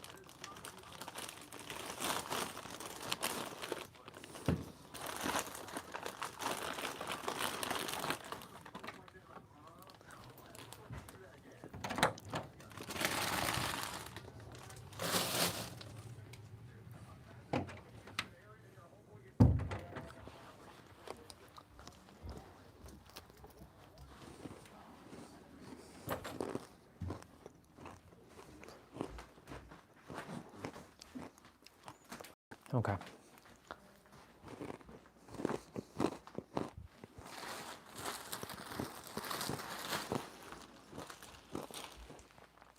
Let's put away some stuff.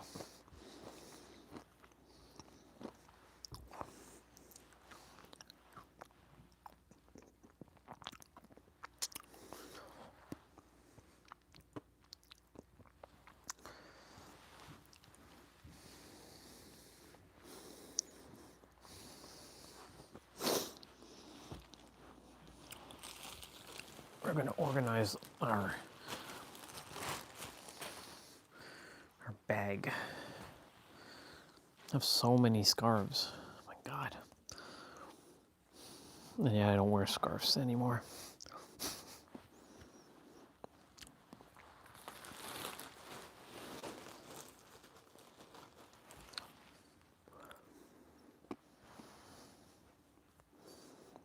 So many different hats.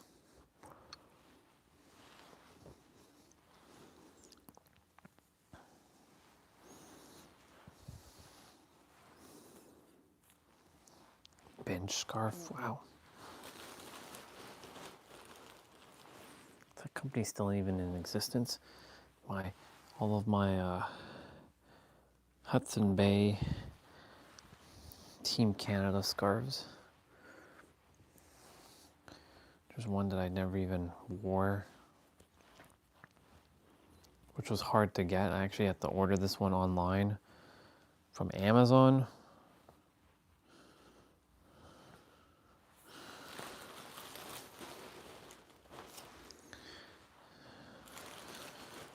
Organizing my scarves. Some nice scarves though, but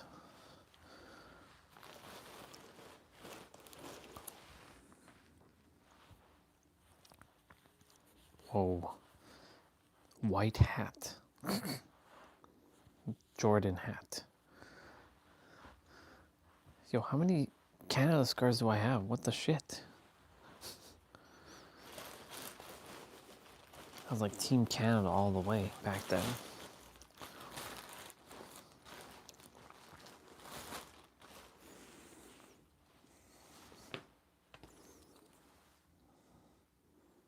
Believe.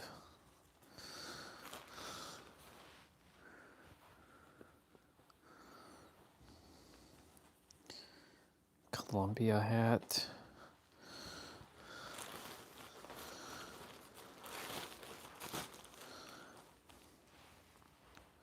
The hero hat. Another Canada hat.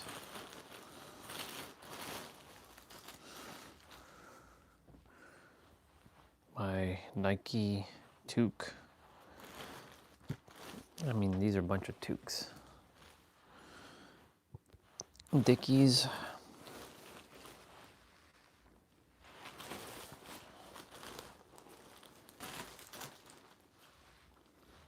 This white hat.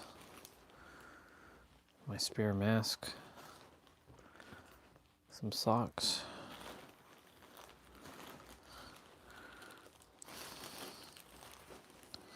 Then we have our Santa hats.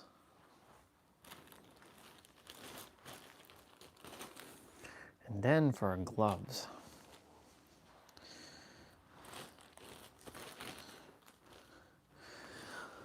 All right, let's see.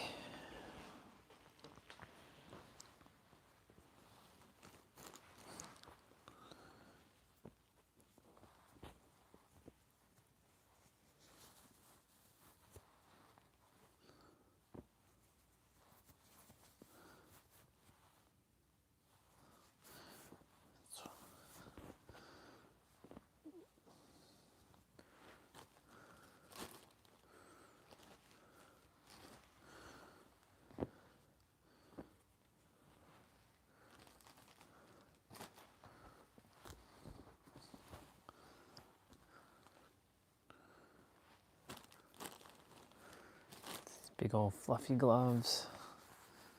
What about these? Yeah, these gloves suck so much. And they were like $100. No, these were $100. These are like $50. $50 pair of gloves, and they don't keep my hands warm. Ridiculous.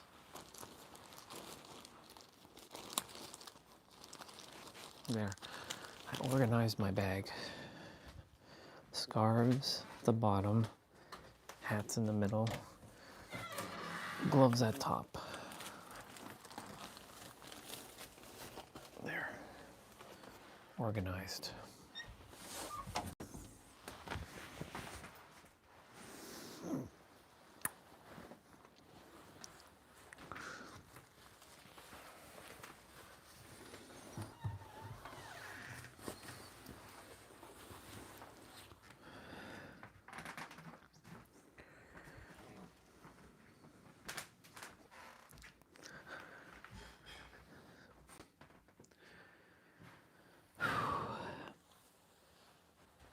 Ugh.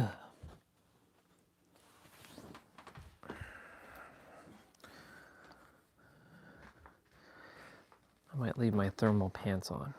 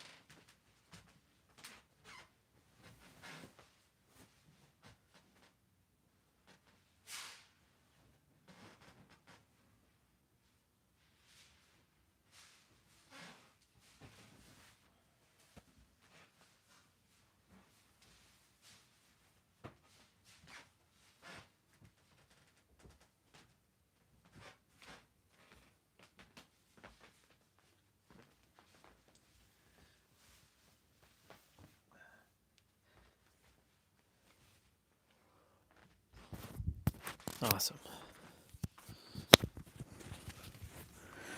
We're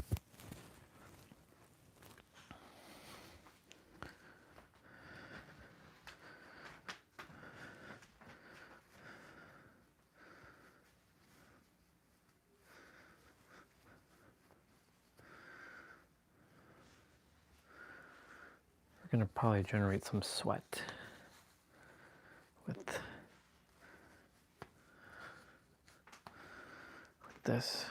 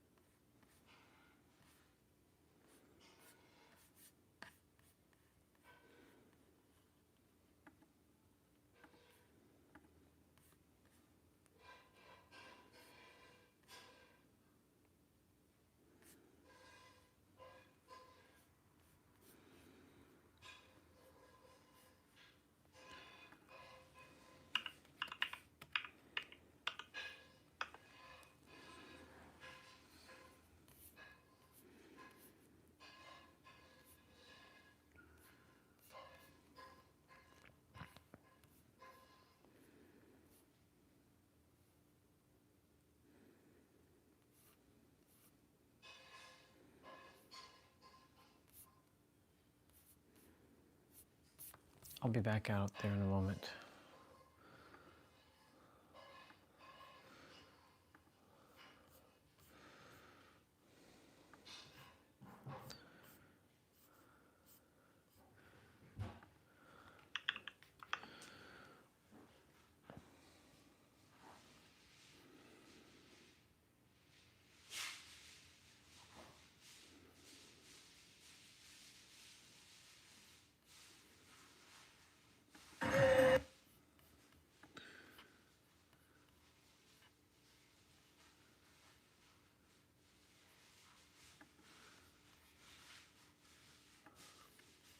Okay.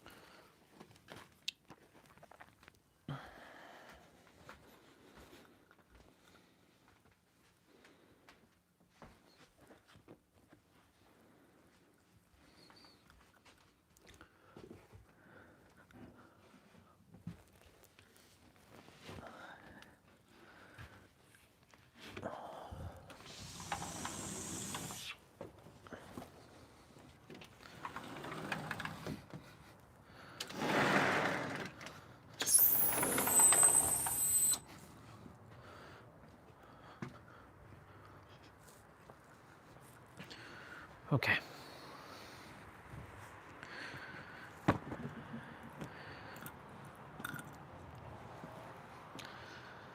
Look at that, we're all in like black, except for soon enough we're gonna put ourselves in white.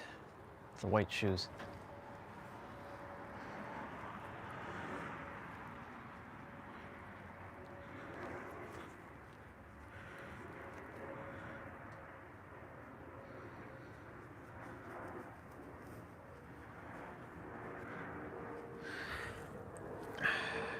Right. That's the downer with these gloves.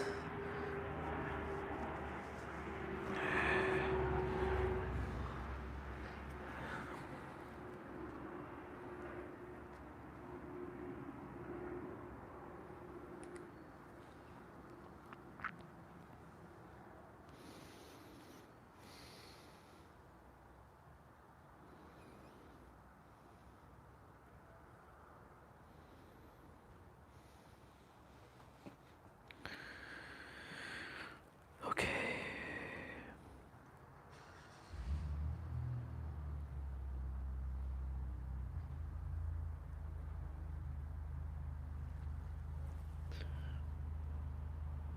What up, Charity Nation? Today we are doing an rope. This will show you how difficult jumping rope.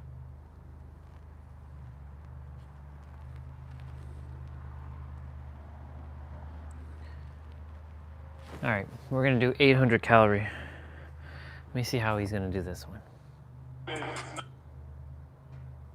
Calories and how long that takes. I do want to say, just like we say at the beginning of these videos, usually you might burn less calories than I do. You might burn more calories than I do in the time that it takes me to burn 800.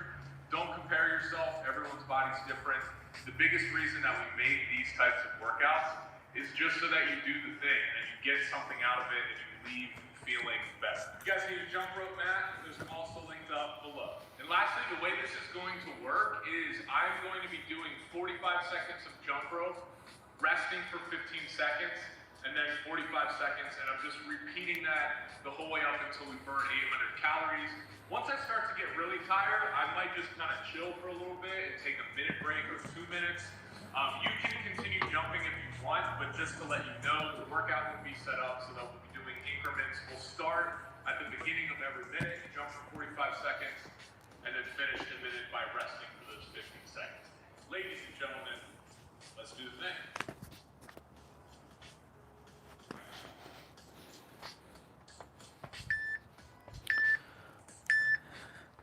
Alright, here we go. So we are hitting start activity on the Whoop app. Bam. Okay, so we're started on the. All right.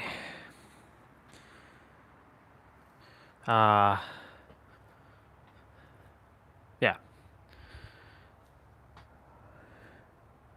I could get my AirPods, but I'm not going to. So, yeah, as he said, so that's what we're gonna do. This time, where are all these bubbas on my mat? Come on. Stay on the grass, damn it. You have all there.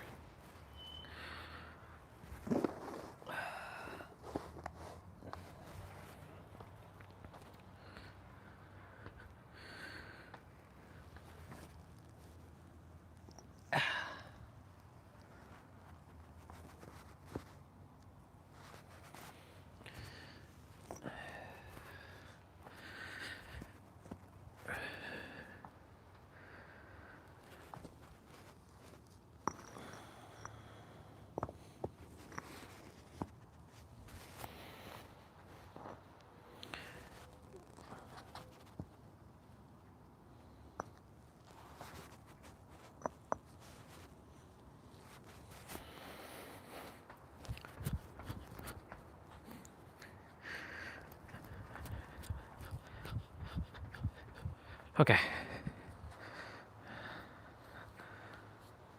Right.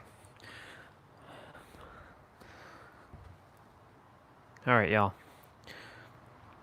So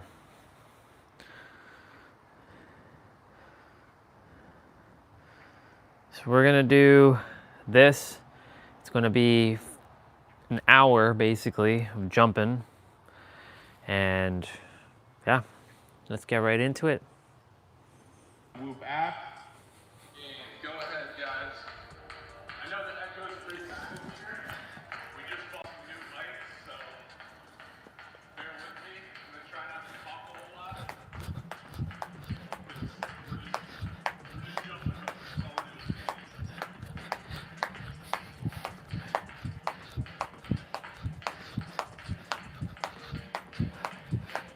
You got 25 seconds. You can do regular bounce, double unders. I'm pretty much just gonna be doing regular bounce, fast shift, and toss.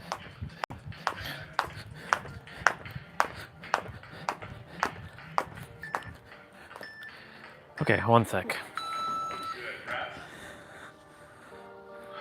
And I'm gonna be stopping about every. I remember there's a spot.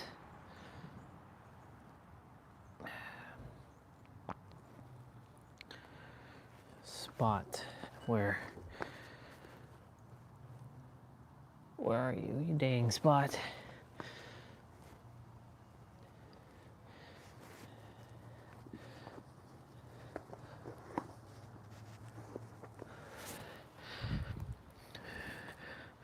Hold on.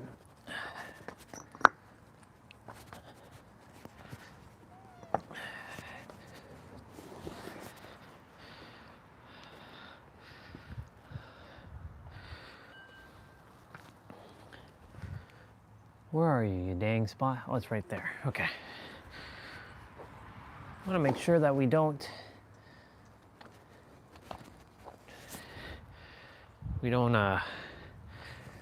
interfere. Dang Bubba. Hi Bubba. Come on. You gotta go into the grass.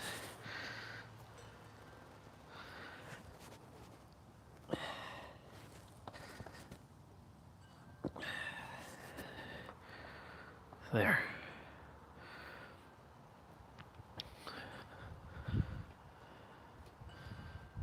All right.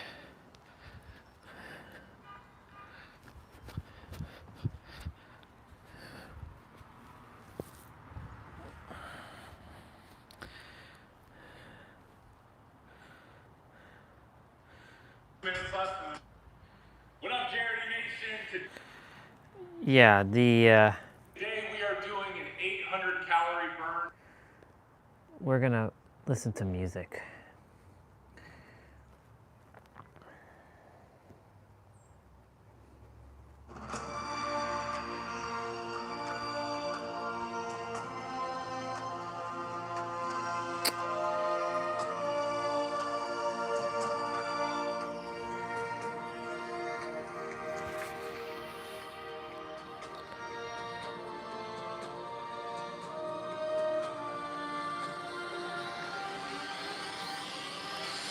All right. So as you heard him say,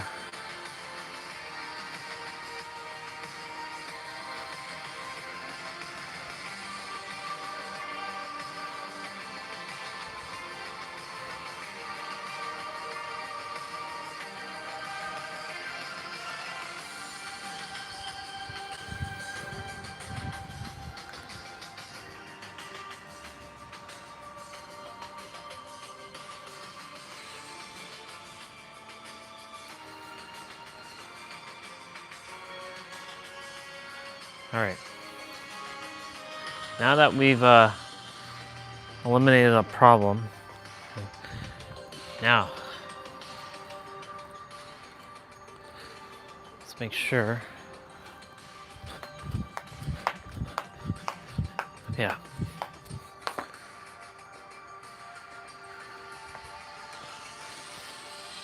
All right.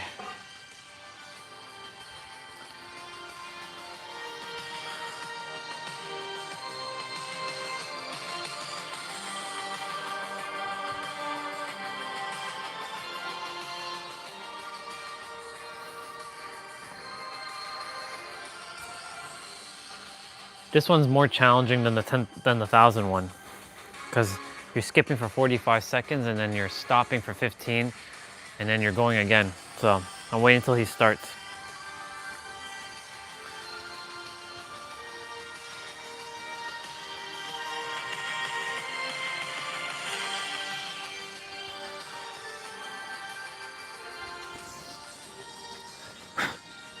Get off my mat.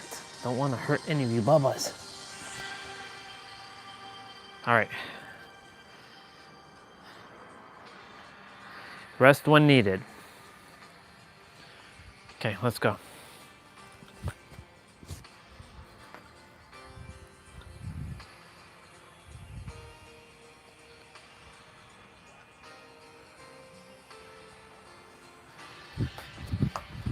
Let's go.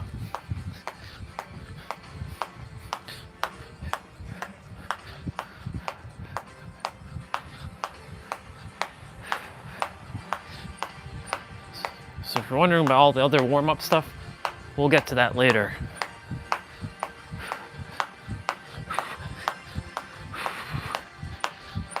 So this one's gonna be a challenging one. Welcome back, sir. So this one's gonna be 45 seconds on, 15-second rest for a whole hour. So I'll be sweating my butt off by the time we're done with this one.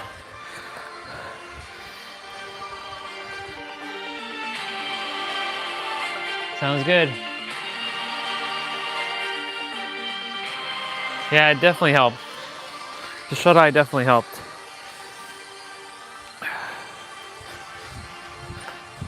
Definitely require a little bit more, but I'm okay now.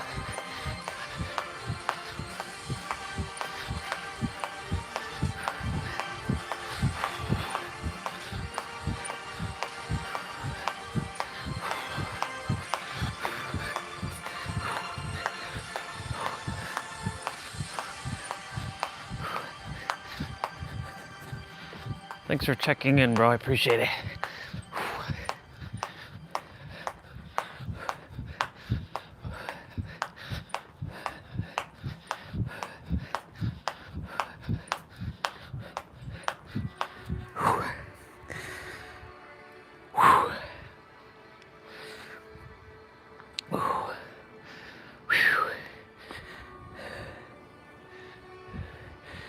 See, if it was 40 seconds of jump, 20 seconds of rest, it'd be good, but it's actually 45 seconds of jump, 15 seconds of rest,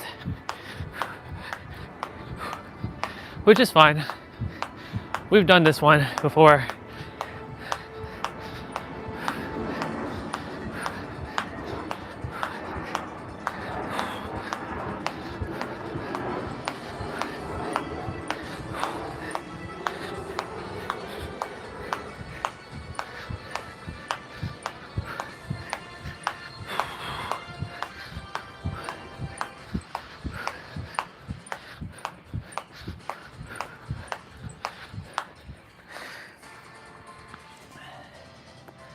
Move these bricks a little bit more. There.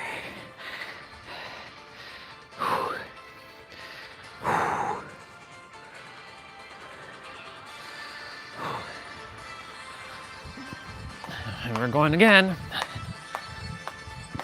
This one's probably the most challenging jump rope play out I've done.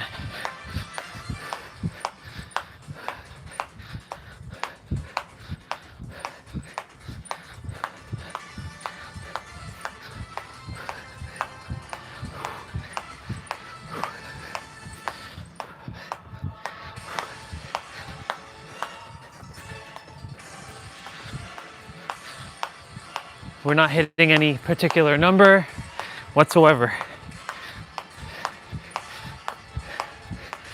We're just jumping.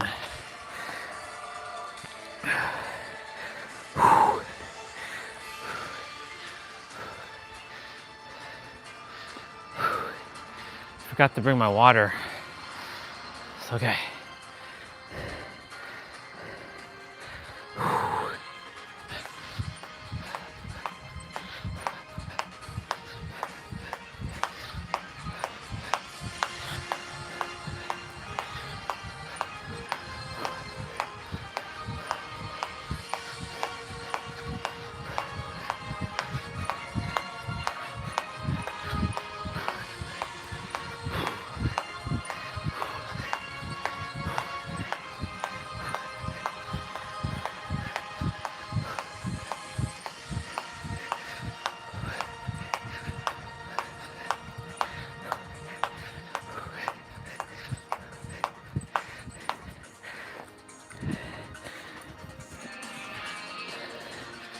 see if I can get my water.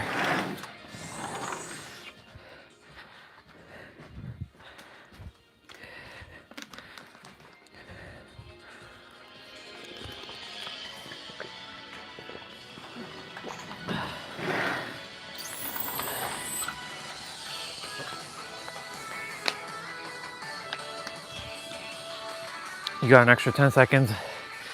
Oh, you got an extra 15 seconds of rest.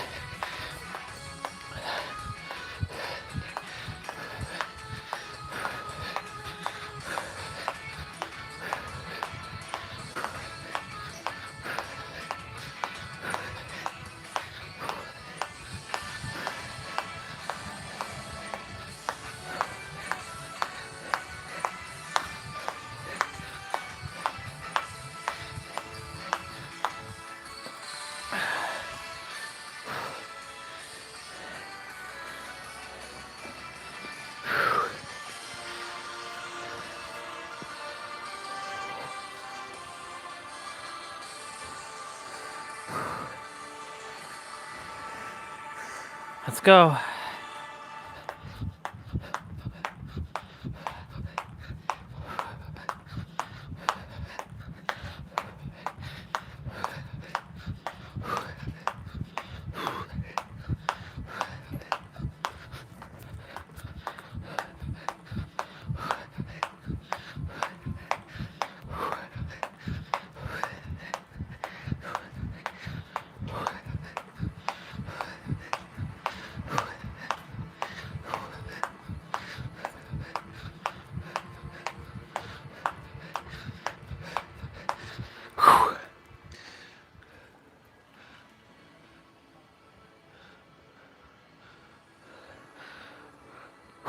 Our neighbor is doing some stuff over there.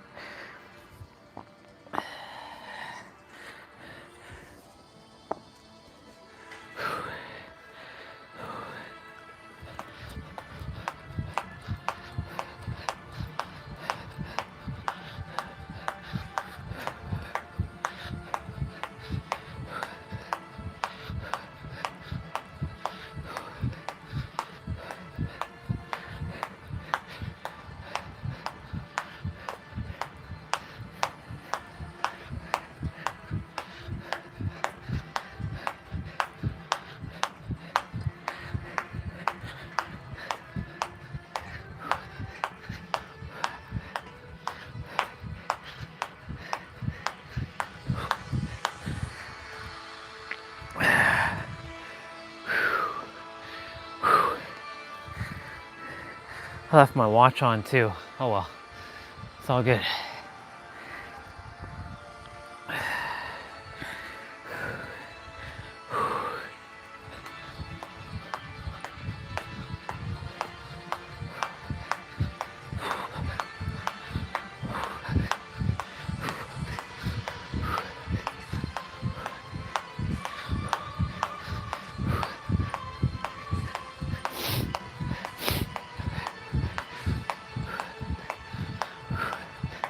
Like I said, this one's gonna be more of a challenging one because this one is a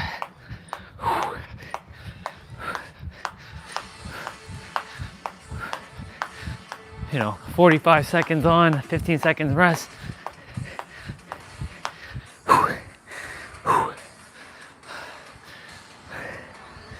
Doing it though.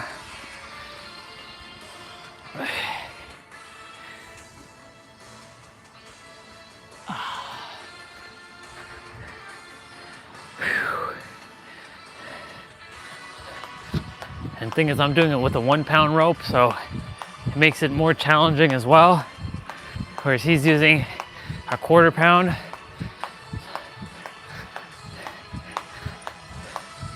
But I've normalized 1 pound.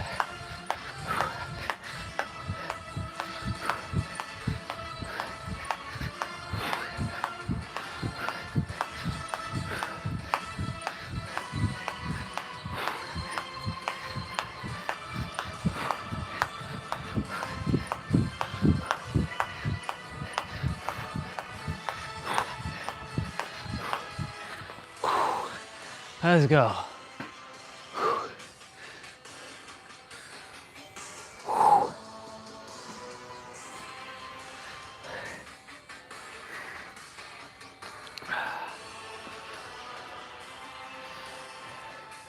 Let's go.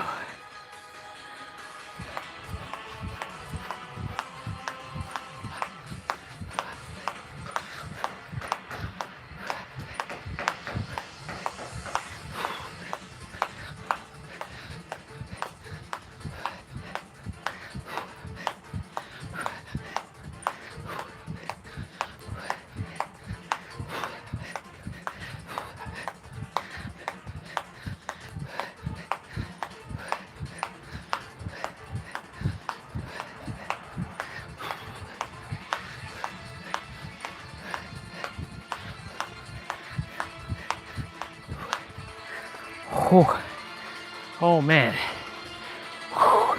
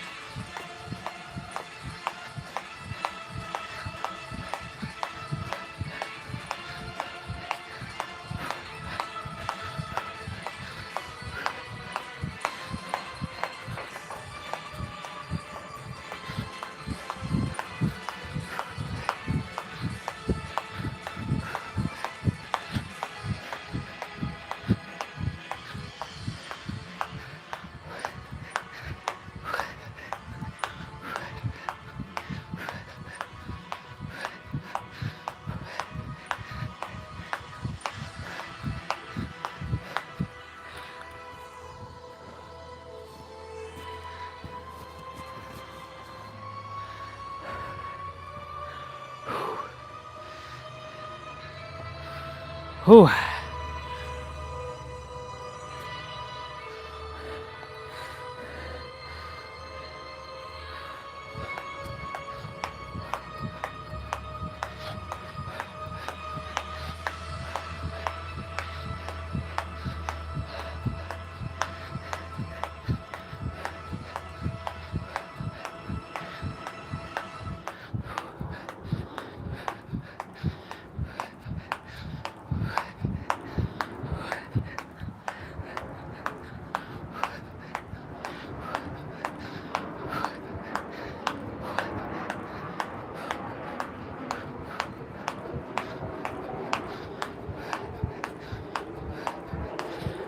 Oh, rope got tangled there. I might have to shed some layers just now. Feeling it.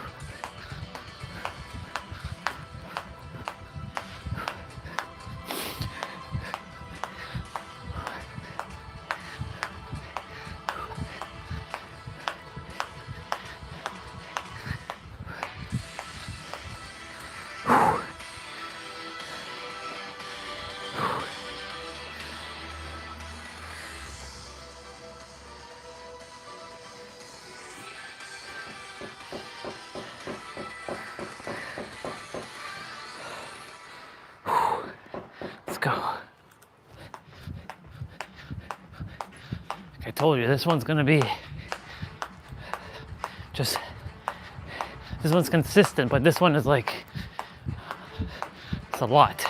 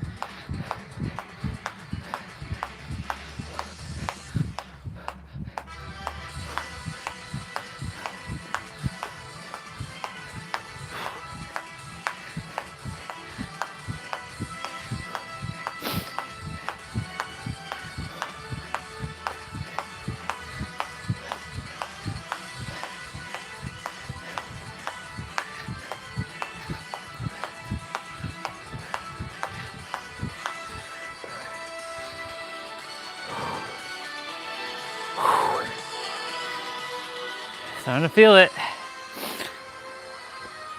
I'm still wearing my thermal layer underneath. I'm gonna drop that in a moment. So I'll pause the video shortly.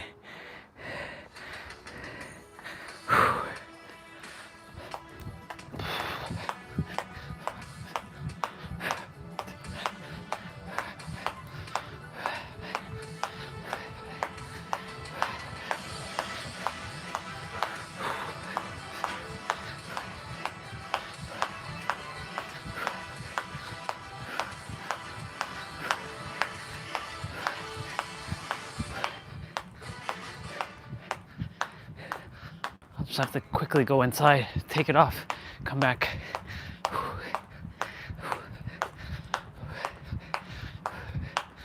Okay. Pause the video for a moment.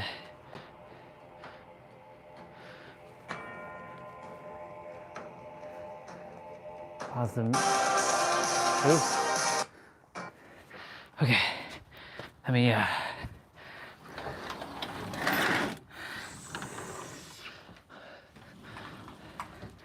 we got sweat on now.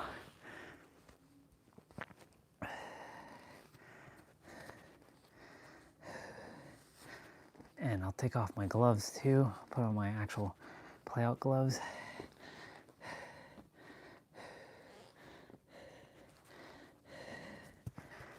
You all get an extra like minute or two rest here. So take advantage of this.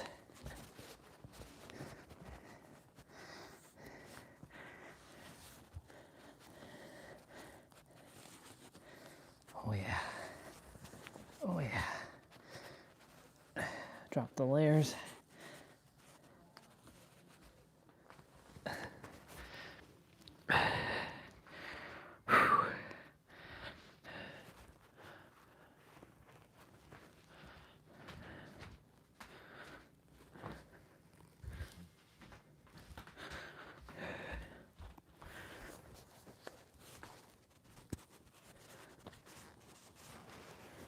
Okay.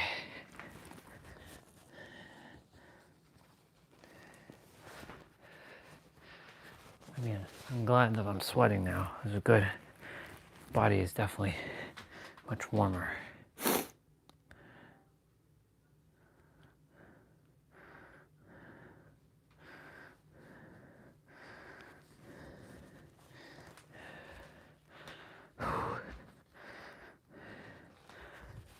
Okay, cool.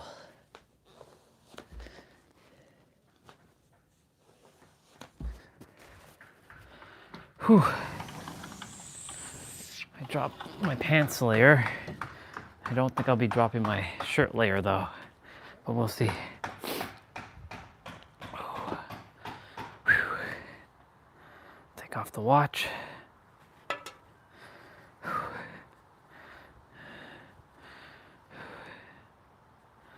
Let's put on the gloves.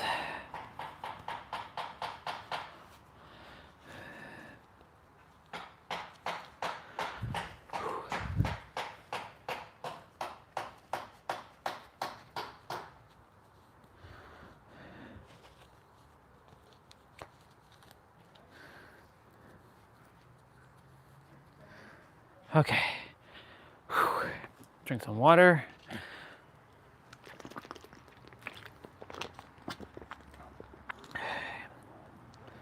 This is a long one, so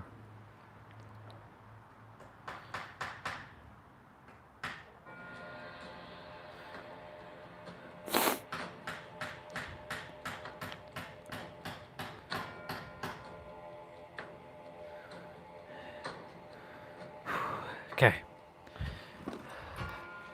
Let's get back to it.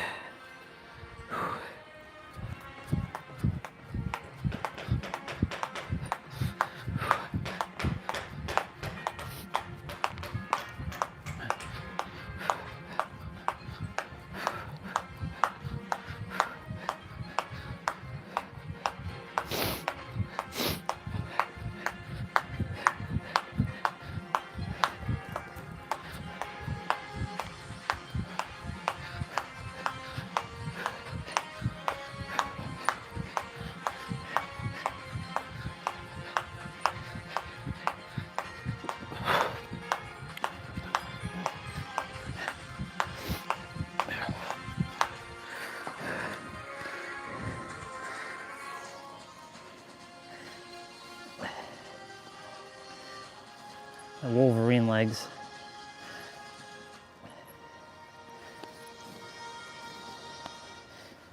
Let's go.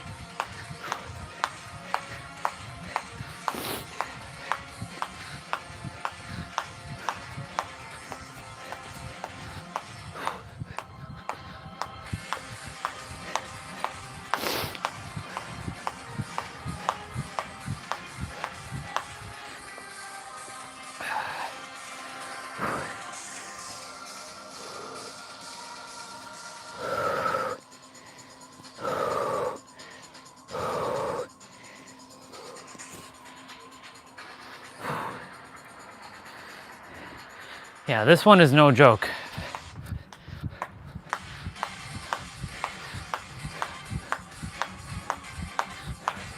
Just straight up jump rope. Nothing else but jump rope.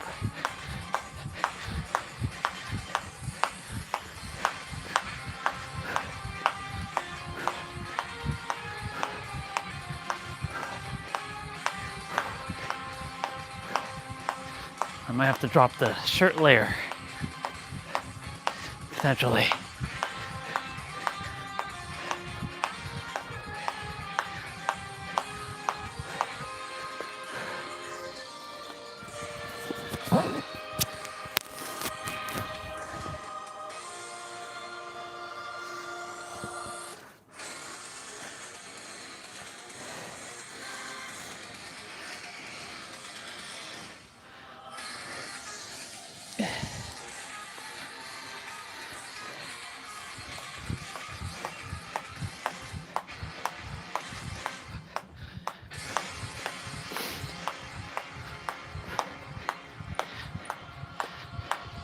See, when we move our body, cold doesn't bother us.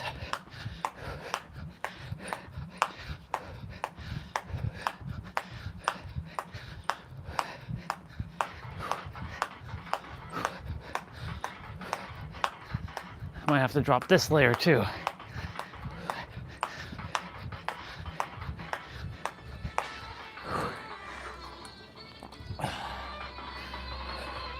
Okay.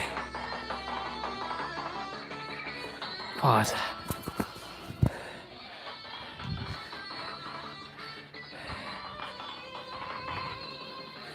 Should I leave this out?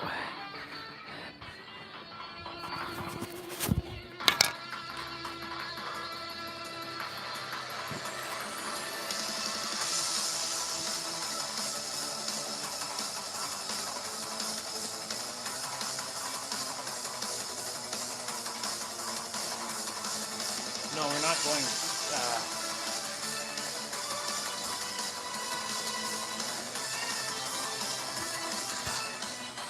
No, we're not going bare, like skin like this.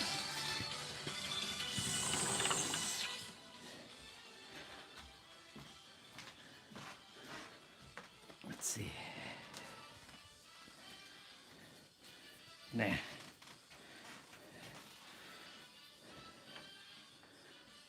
I'm feeling hot, which is good. Apologize for all the the pausing, but like I gotta.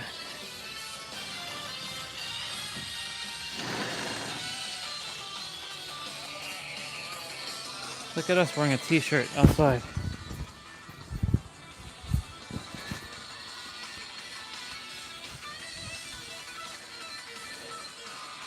Yeah, buddy, let's go.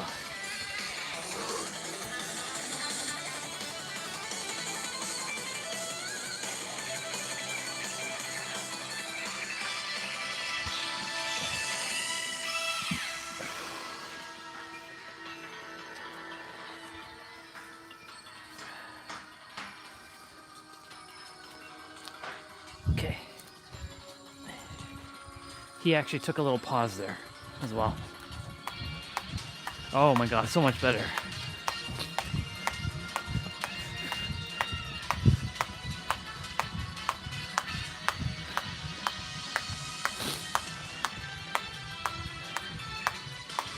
I gotta buy another one of those thermal shirts. That way I can use one as my playout. One as my playout one. And like, technically I require two more. Two more tights. Two more tights. Two more like black tights. Two more thermals. And one more of these like pants.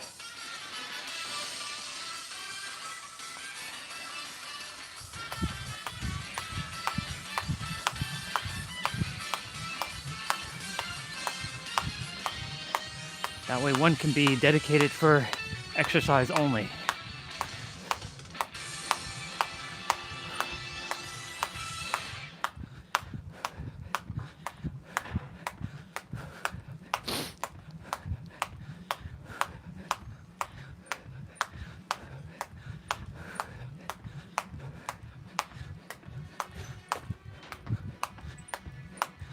We did like a whole outfit change throughout the playout.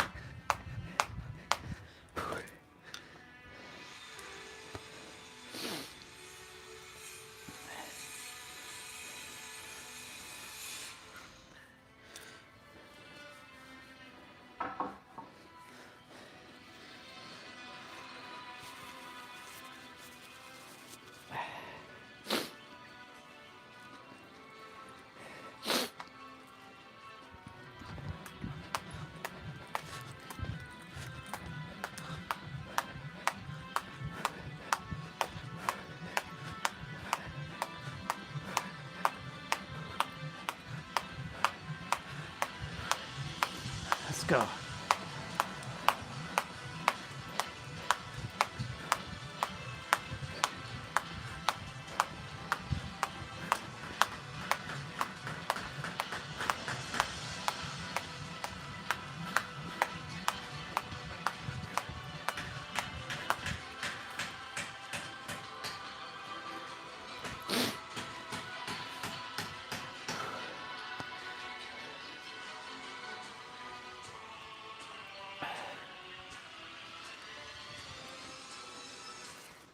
Let's go.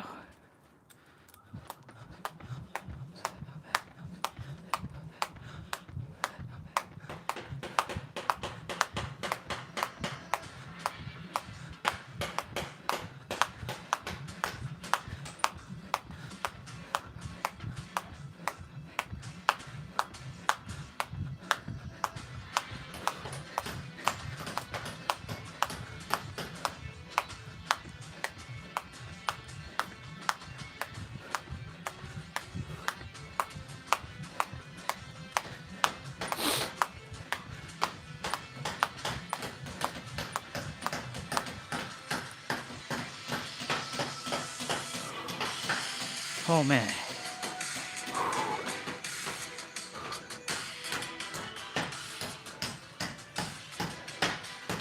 Whew.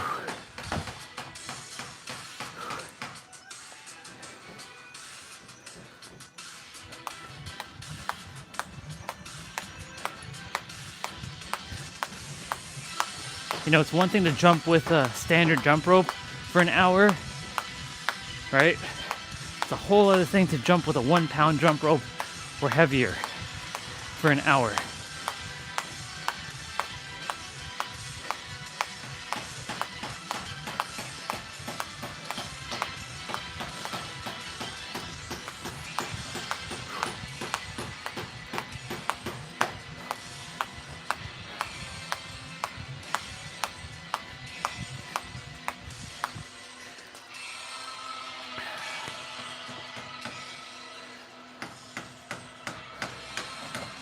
Neighbors are putting in a door behind us in their shack.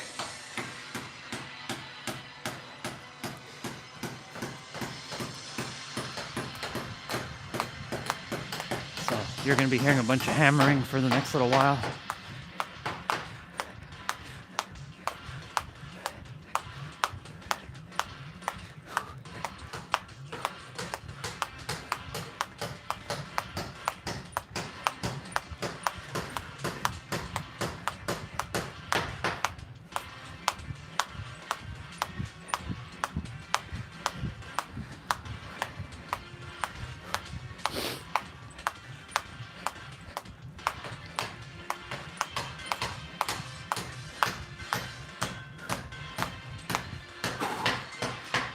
Holy moly, y'all.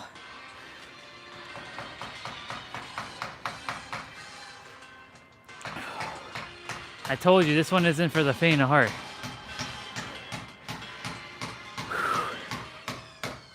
This one is not for the faint of heart. But I mean, like, if you have a lighter rope, it's easier. Like, if I was using a lighter rope, this would be a cakewalk. But who says that we do easy stuff here? You know? I'm all about challenging myself. Always.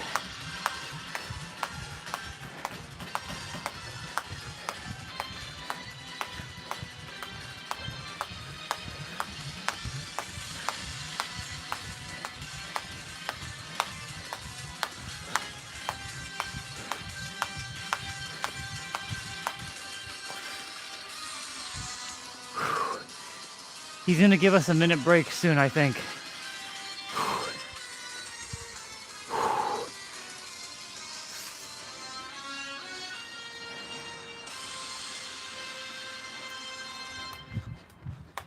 Or just keep going. Just keep going.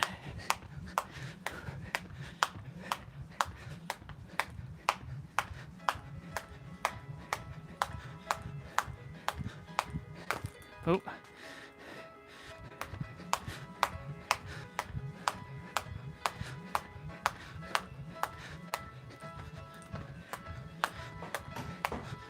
Oop. I don't know why what I did there.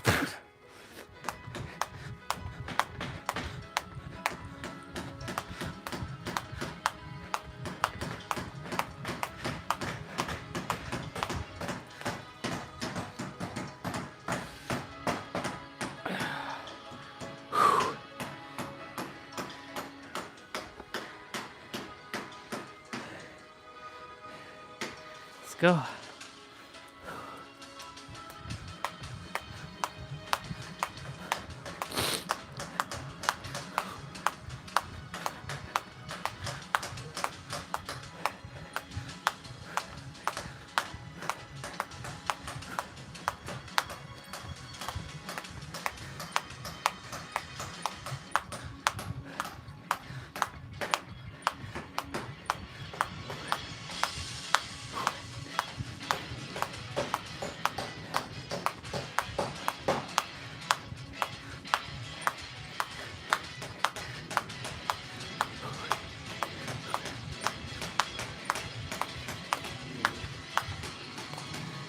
Okay, you get the minute rest.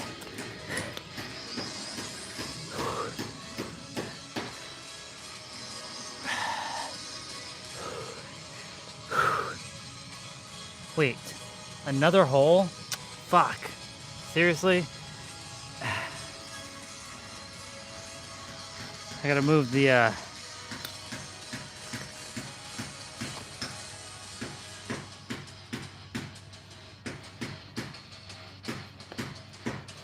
I gotta move the mat again.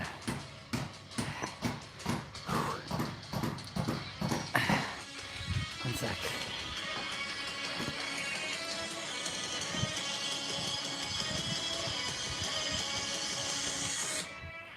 Hold on.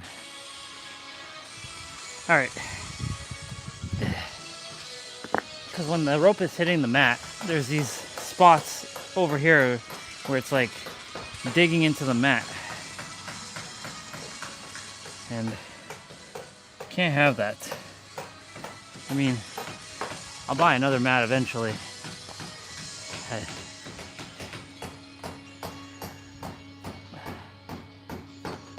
Let's see.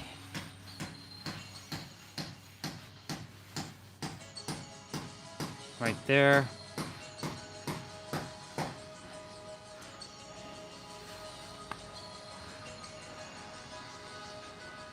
Wish I had another. I mean, I technically do have another mat, but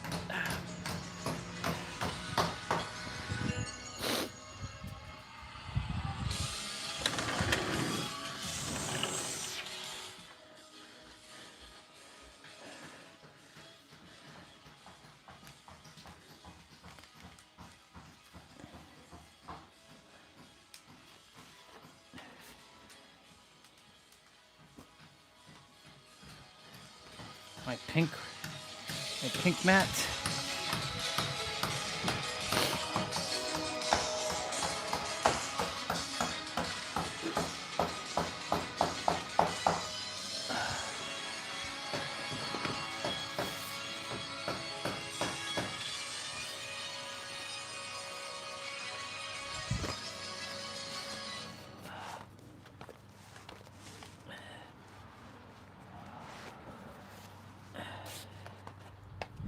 More cushion, technically more cushion, but at what cost?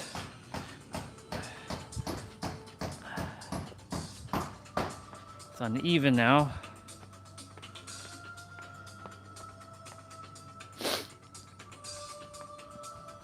I have to test something quickly.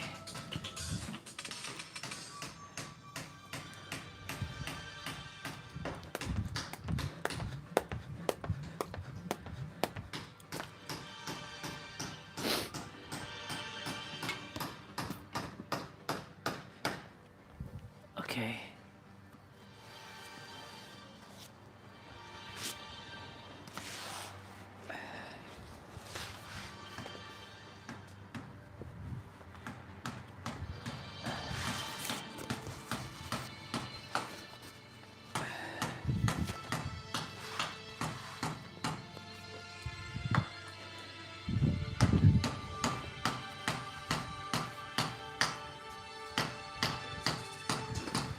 Y'all are getting some extra rest here.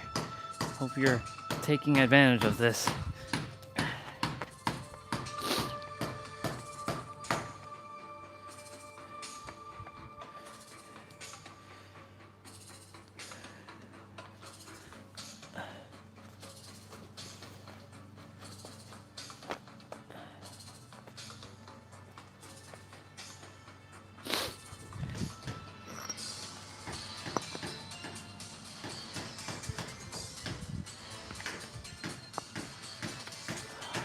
Okay.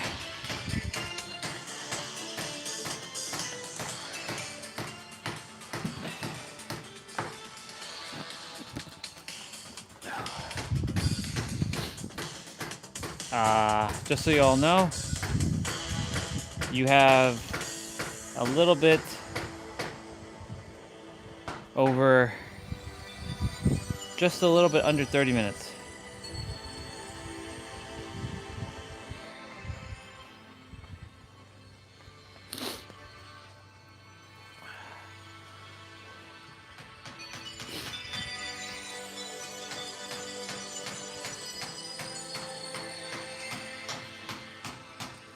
Oh.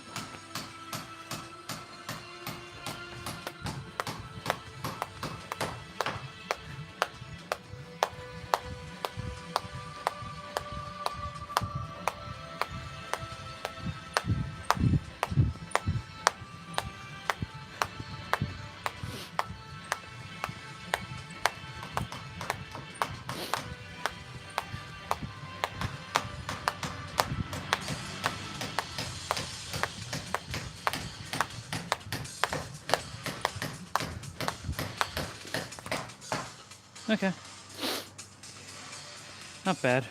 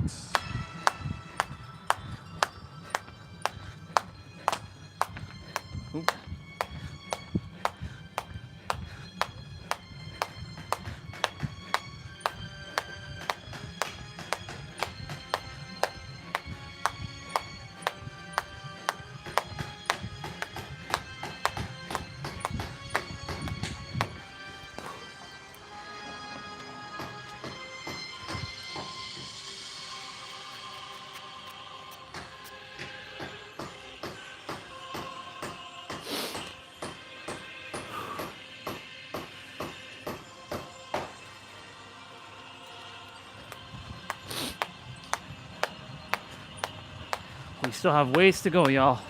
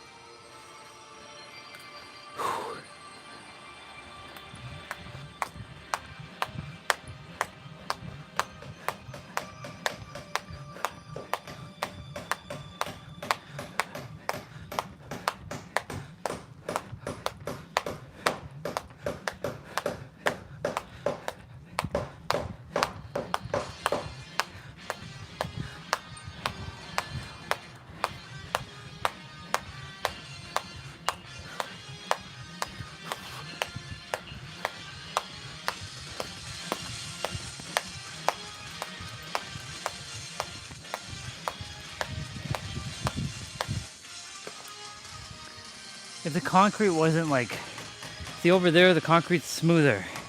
Over here, there's a bit of like there's more wavy parts here, and like there's some bumps. So that's why like the jump rope is getting kind of beat up here on this side, or the mat.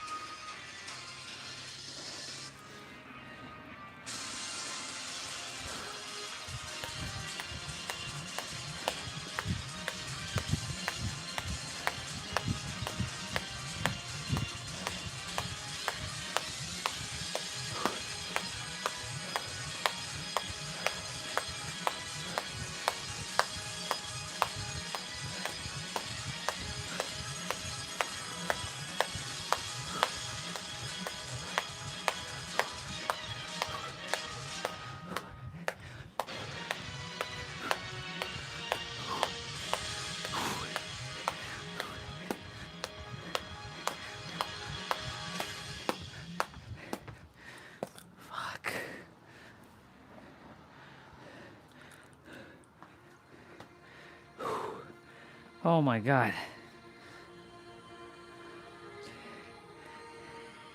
18 minutes more, y'all. 18 minutes more. I told you. We still have ways to go.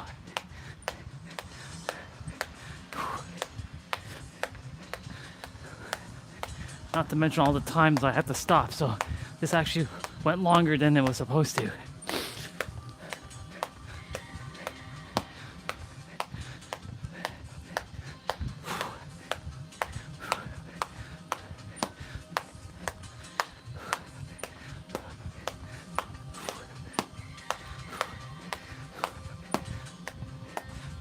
See, it's not bad to jump 45 seconds, like it's easy. But when you're doing 45 seconds, we get a minute rest here. When you get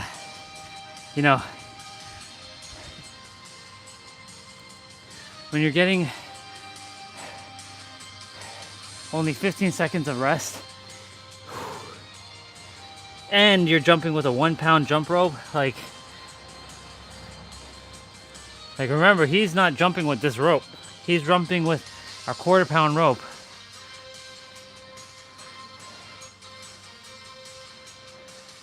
Oh, last night before, all the shit happened, there was a reel on Instagram or Facebook, and there's a girl who had a little bit of a pouch, right? Gorgeous girl. She had a little bit of a pouch, and someone's like, why do you have that pouch? Well, because that's where my intestines and my digestive system resides. And I was like, that was a great explanation. We have the pouch because of our digestive system as well. But then you'd be like, what about all those others who have no pouch? Well, their digestive system is there too. But it's funny how she's like, this is being called human, and this pouch is designated for our intestines, bladder, kidneys, stuff like that.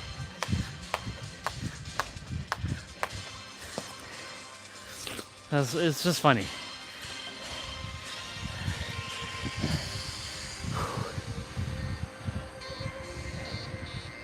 Super Saiyan 3. Let's go.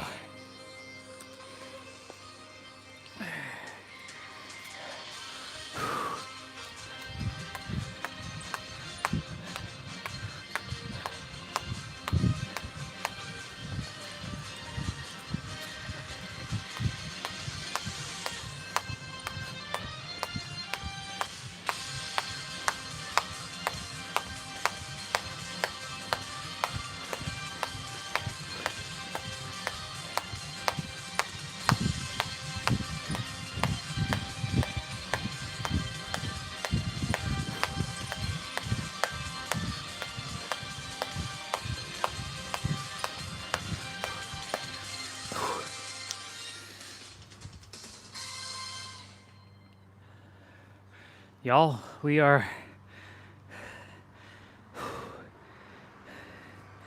getting there.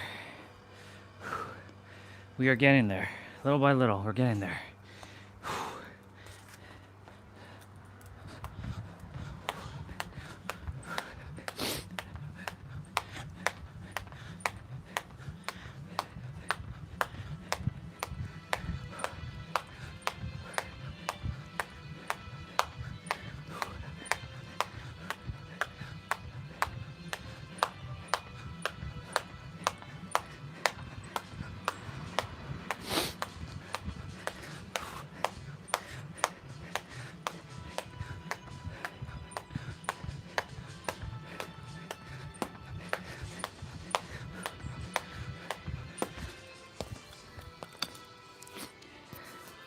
I'm going to take the microphone off from here.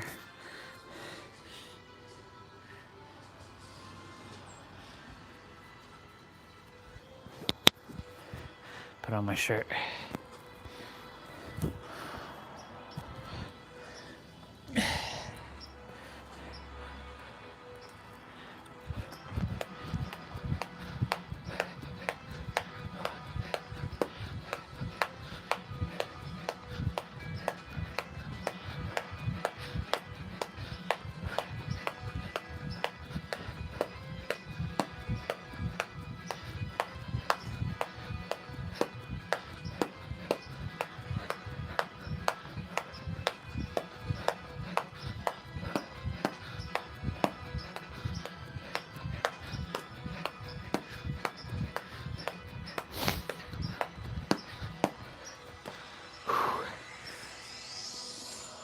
Oh my God, it's crazy.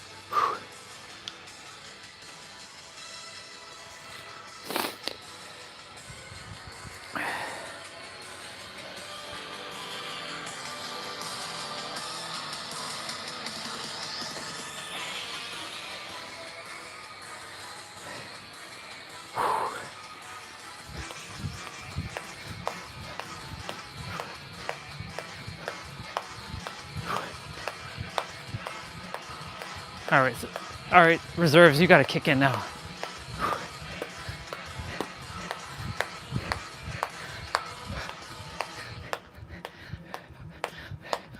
Reserves are kicking in.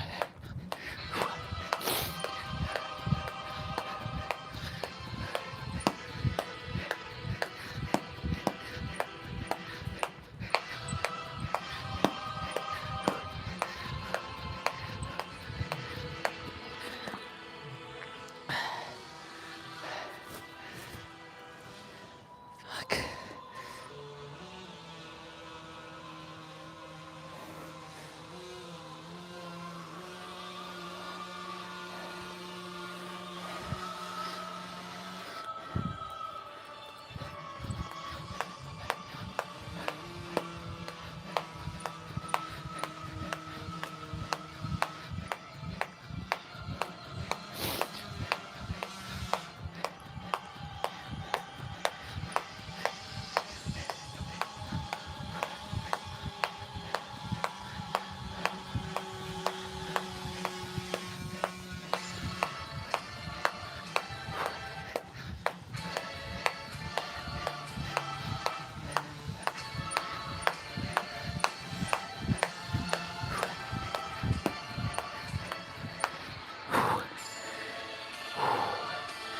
Oh my God.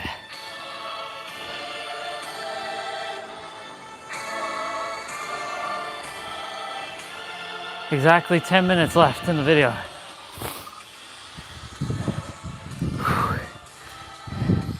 Let's go.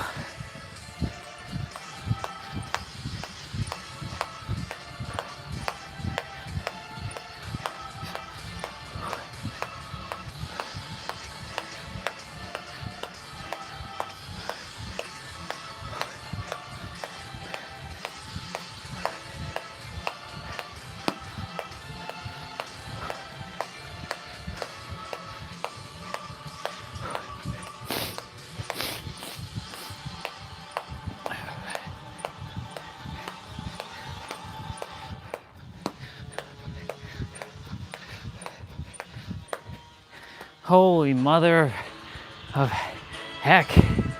Wow. I told you all this one wasn't gonna be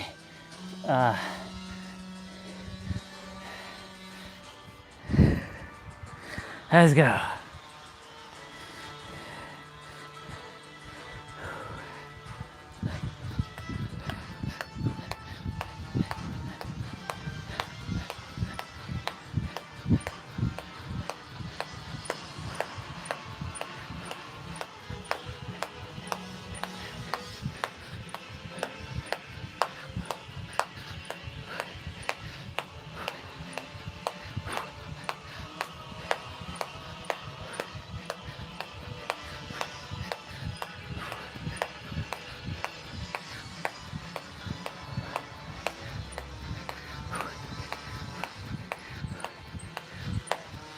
I know. It's longer than normal. I know. Every third Saturday, it's the longer one. It's either 45 minutes, 50 minutes, or an hour. Last week, or last like third week, or 3 weeks ago, it was the 1,000-calorie one where we jumped, 300, 400, 300 for 1,000. Then we did 100 for the next 1,000, then 300, 400, 300 for the next 1,000, and then we did 100 till we got to 1,000.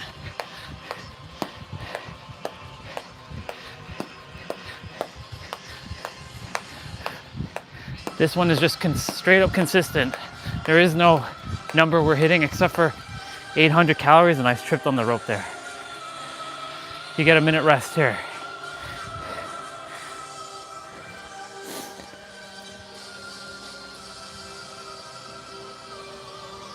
Almost done, y'all. Almost there.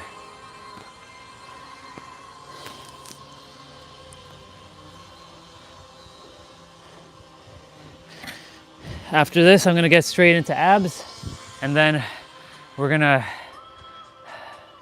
gonna do my, my warm up.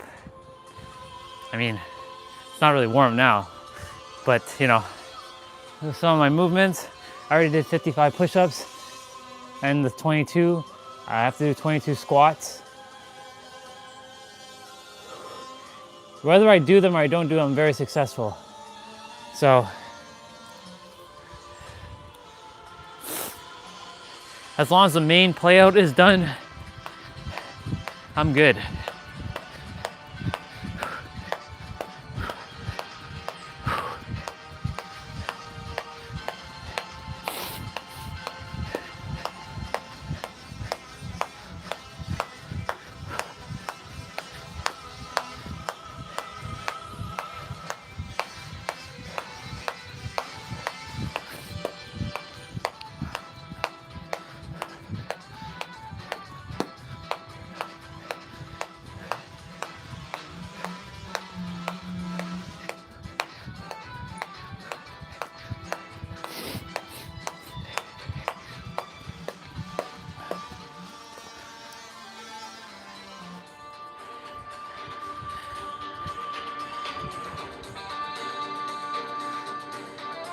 Just a little bit more, y'all.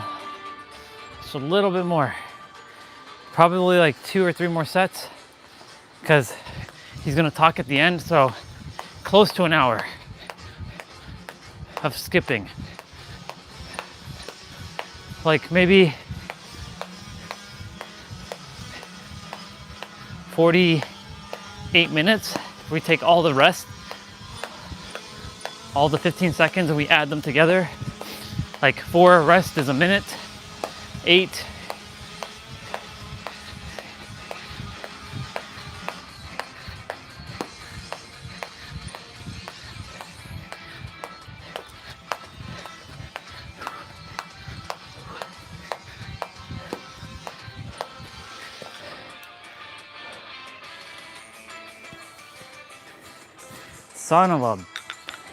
Son of a gun. Wow.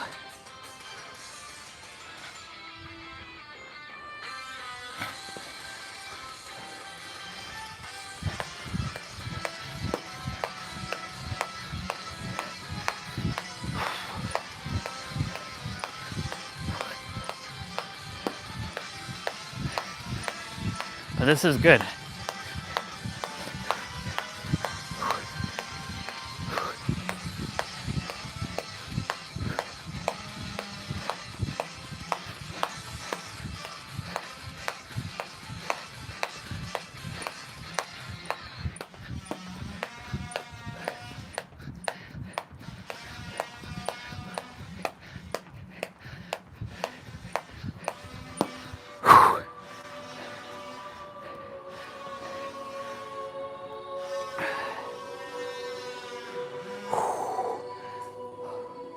I think we have one more. One more. One more, y'all. One more. Maybe 2. Let's go.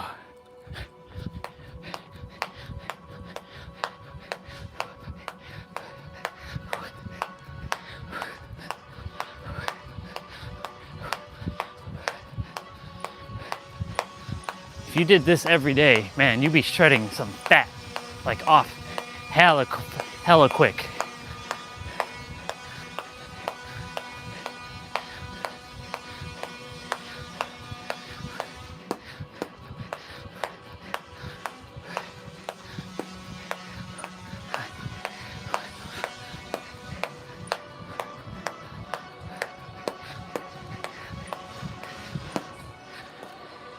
Nope. One more. Oh, one more, y'all. One more. Let's go. This one's a short one, only 25 seconds. So this is the last one.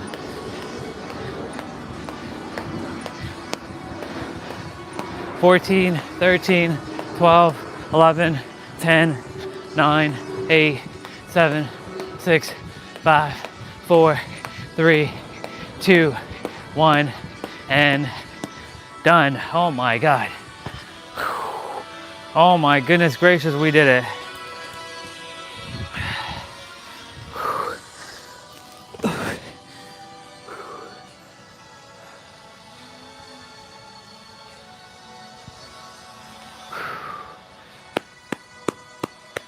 Wow. Damn. An hour, almost an hour jumping. Well, not obviously straight, but you know. Hi, sister, welcome back. I need to take a moment. I gotta take a moment.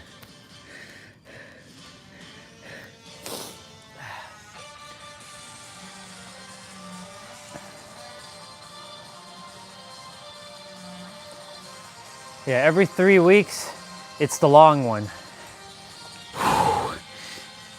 Oh man. Sit in a squat for a moment.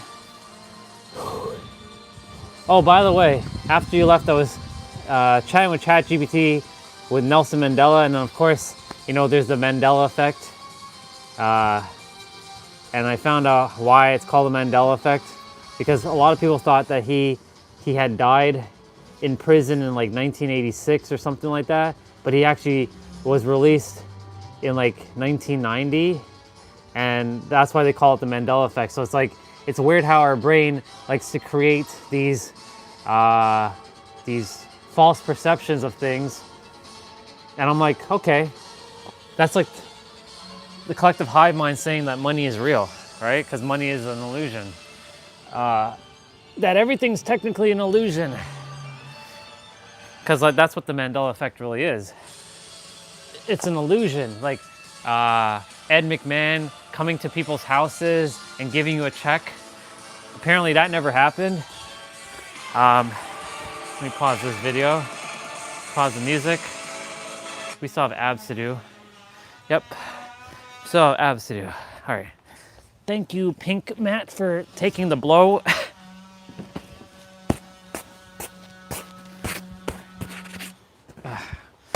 But then, of course, now I gotta wipe this thing down.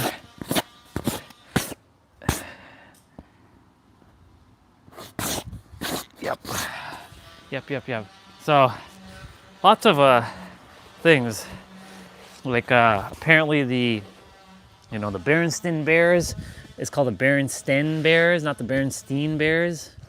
Like, I mean, I knew about the Mandela effect. It's just as funny because, like, we talked about Mr. Mandela, and after he left, I started, you know, going on a tangent about him, and I don't know. It's just fascinating. To, geez, Louise, this thing has so much like concrete sand thing on it, dirt.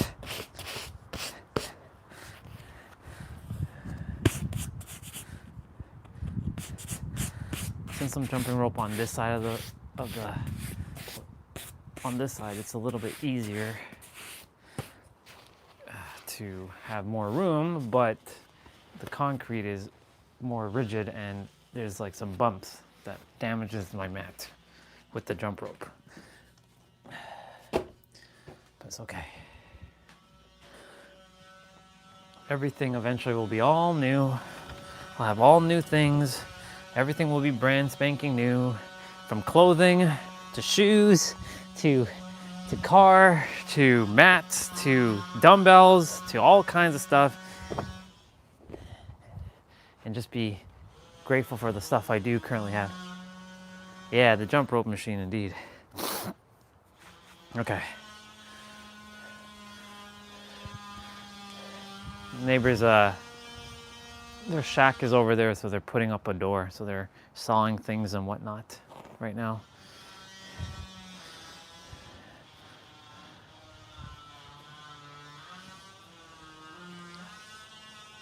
Yep, see, like there's a hole in this shirt now too. Didn't even know that. Just all kinds of just holes and torn stuff, and it's like, what can you do? At this point, it's like, whatever. Just gotta just detach. Oh, oh man, wow.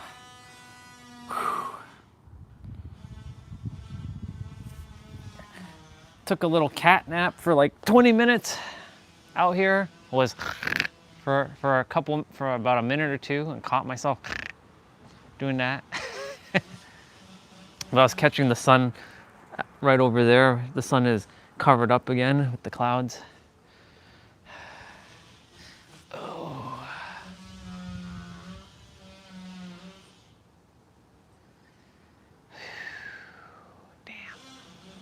Damn, son.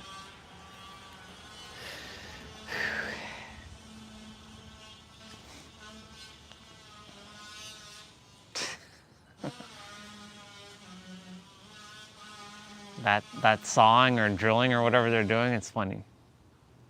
The sounds it's making.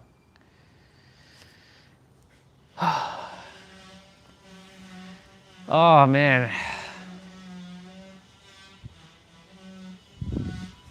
Okay. Well, we're gonna be doing abs now, y'all. I told you we ain't done. Just because we did an hour of jump rope doesn't mean we're like done, you know? So, let me pull up an ab play out.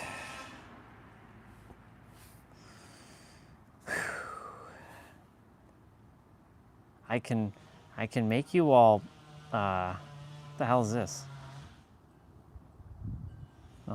Oh. I can put more torment and make you all do one where there's no rest.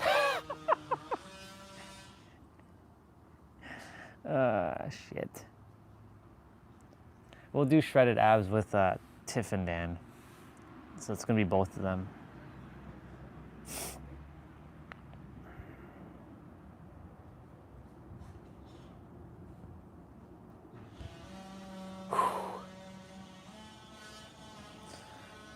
Just gonna check something quickly. Remember, ab exercises don't give you abs. You already have abs. They're hiding under a layer of your pouch. It's funny, yesterday, like I was mentioning just before we ended this jump rope thing, a woman on Facebook, she was like, you know, this pouch is called being human. This is where we store our intestines, our gallbladder, our kidneys, and like you could call that the muffin top. But like, it was good because like, you know, there's this emphasis that like, it's nice to have that little bit of, you know, fat gone, but at the same time, appreciate it for what it is, because it's a pouch. It's a pouch for your kangaroo, your baby kangaroo to sit in, aka your snacks. Anyways, let's see something.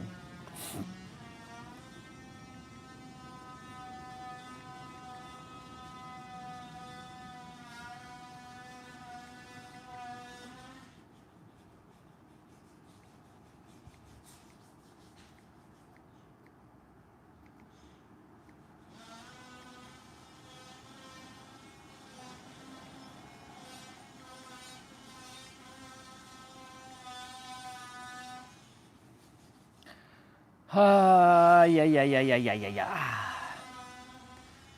Yeah. What the hell is this?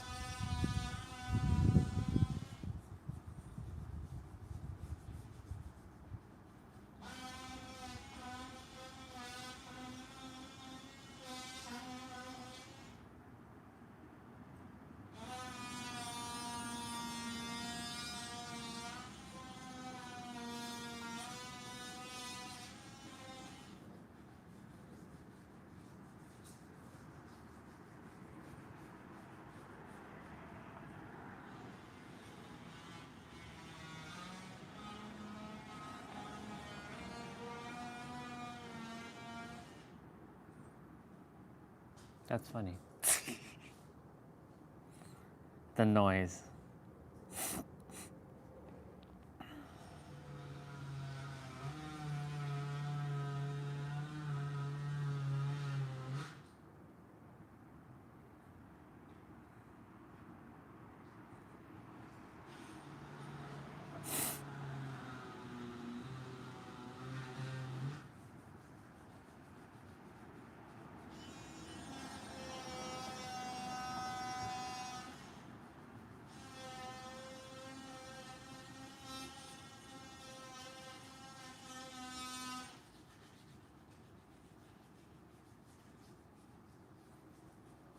Okay. Nah.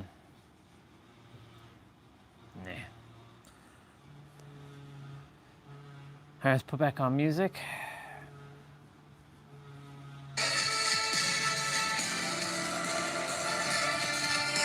All right, sister and brother, let's go do this.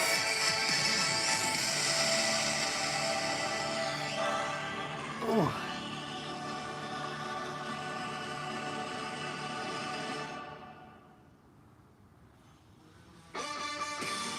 All right, so it's 10 minutes of, it's gonna be 30 seconds of play, 10 seconds of rest.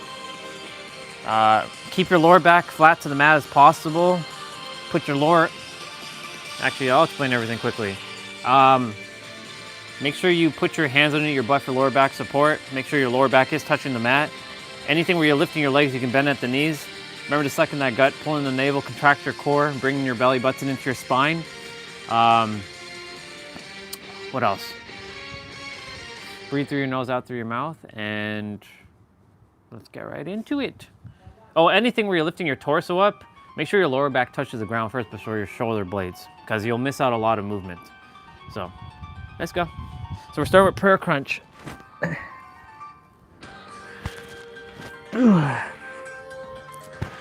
So, as you can see, I'm making sure that my lower back touches the mat first before my shoulder blades do. You can technically touch your shoulder blades on the mat first before your lower back, but then you'll arch your back and then you'll miss a lot of the movement. And you'll miss a lot of the core engagement.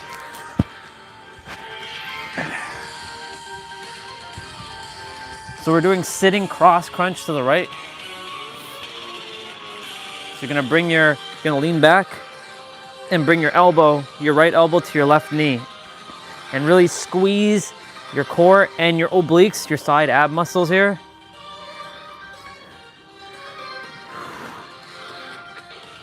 If you're having a hard time to reach your elbows and your knees, it's okay. Just go as far as you can and then come back.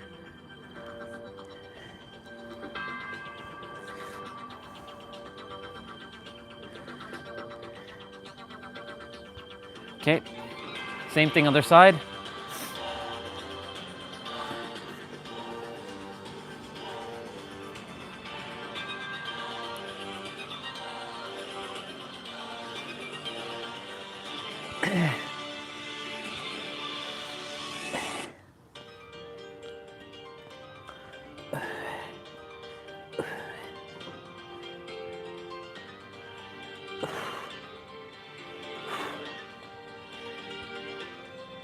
Ooh, they have a nice door that they're putting on the back of their,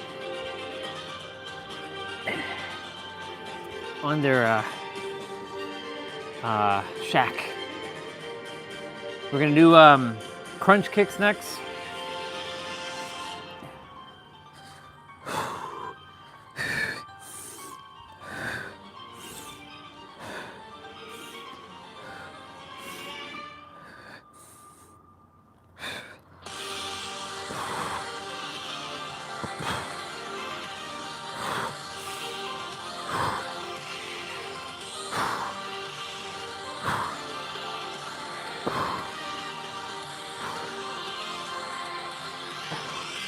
Oh.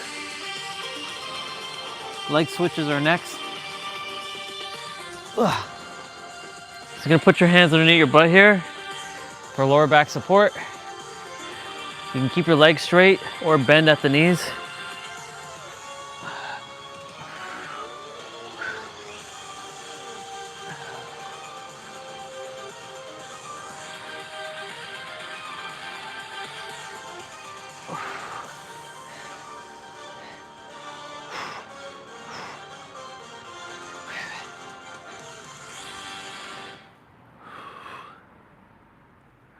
Very good. Lean back pulses.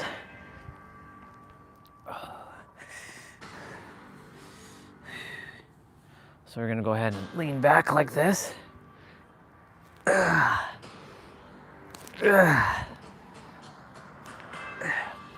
tailbone is like touching part of the concrete that's like hurting my butt.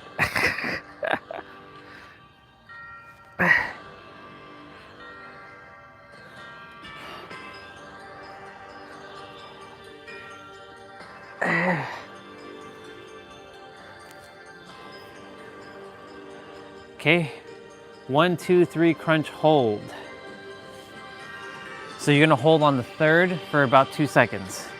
So you're gonna go 1, 2, 3, hold for 1, 2, back down. 1, 2, 3, hold 1, 2, back down. 1, 2, 3, hold.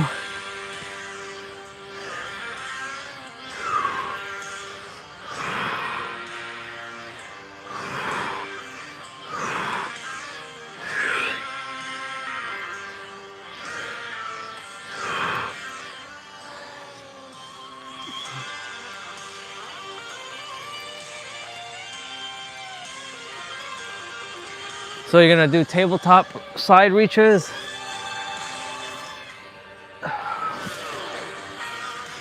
So your right hand is coming to your left side and your left hand is coming to the right side.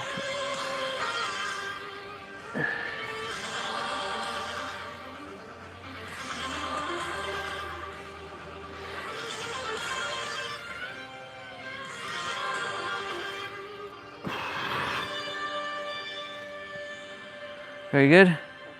Straight leg sit up. So you're gonna kind of bring your hands together in an X, come up, and you're gonna reach and come back down. Make sure your lower back touches the ground first. If you can't reach your toes, then reach the top of your feet. With the way you're moving, you'll most likely not be able to touch your toe. You can technically.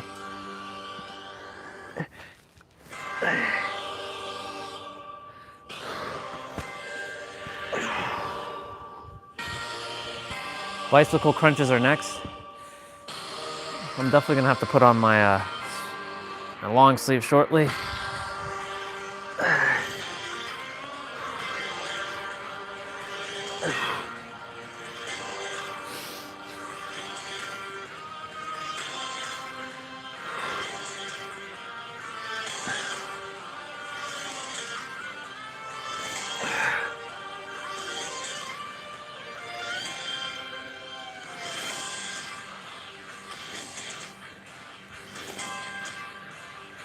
Oh, yeah. Side planks to the right. So I'm gonna do an extra bit of move. So side plank dips. So I'm gonna extend my left arm outwards. Give me a bit of a stretch here.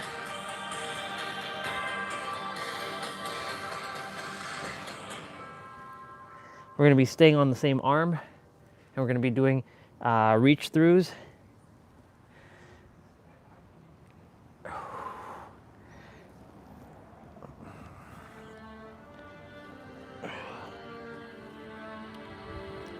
Yep. So you're gonna stay on your arm, the same arm, and you're gonna tuck your left arm inwards. You can keep your feet stacked or put your right foot forward and left foot back. so you're not stacking, so you have more stability. I'm gonna go ahead and stack. You're gonna do the same thing when you switch to the other side. This is targeting your obliques.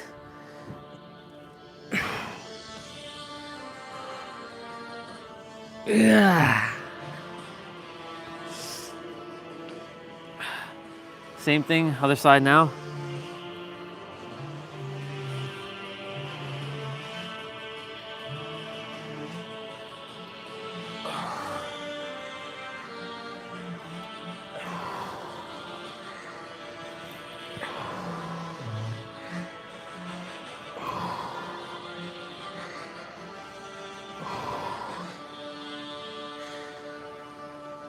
Oh my God. Ah.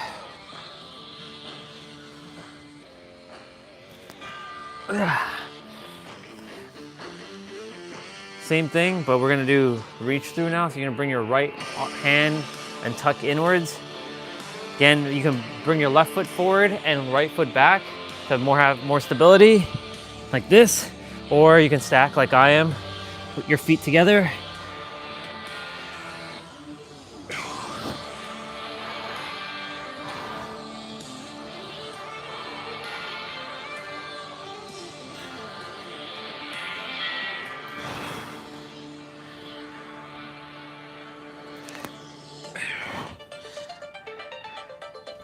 Oh yeah, okay. Final one, hollow to tuck.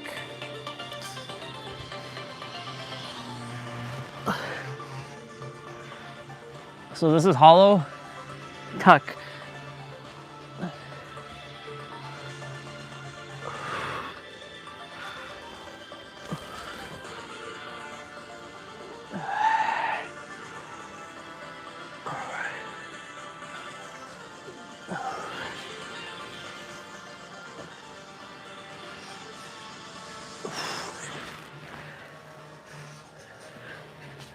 Ladies and gentlemen, we are done.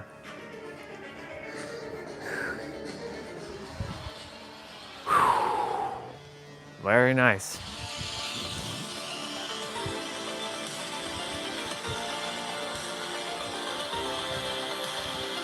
I love my brother and my sister here. They always give a kiss to each other at the end of their playouts when they're doing it together. They get up, he helps her up, he picks her up, and then he does this with her. I love seeing them. They bring me joy. Okay, let's do our ab stretch.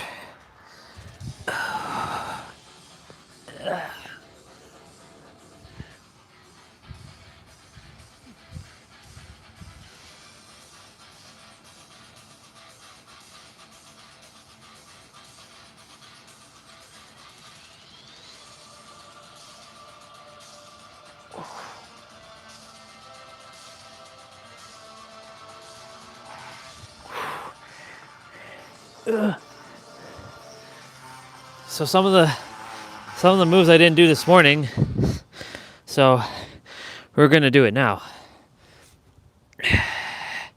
Like we normally do it twice, so if you see me doing it for a longer period here, you know why.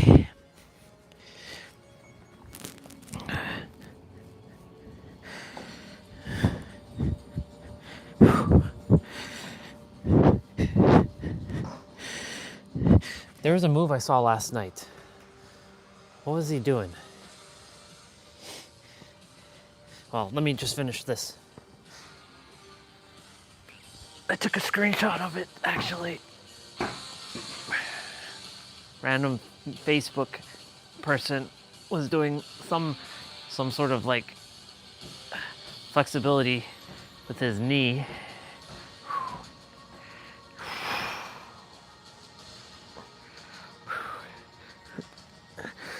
He basically, what the hell was he doing?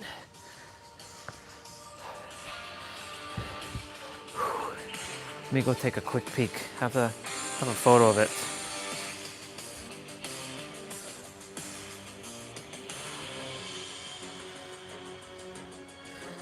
So he's like,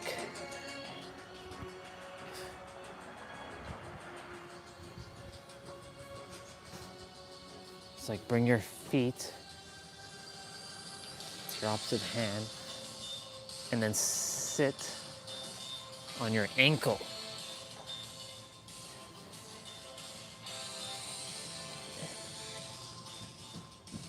I don't think that's how you do that.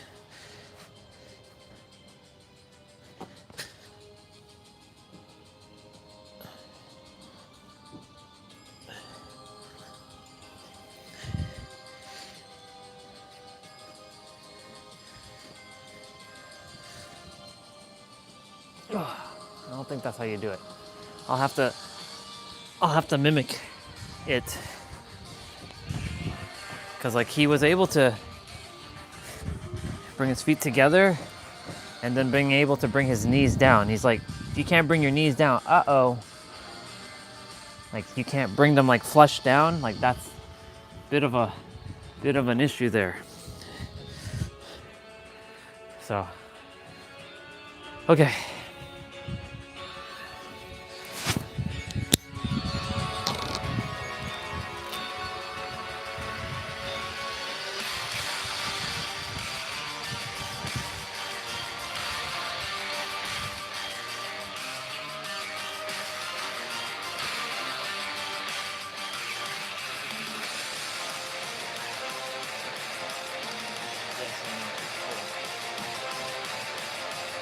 How dare you have a low pull? How dare you do that?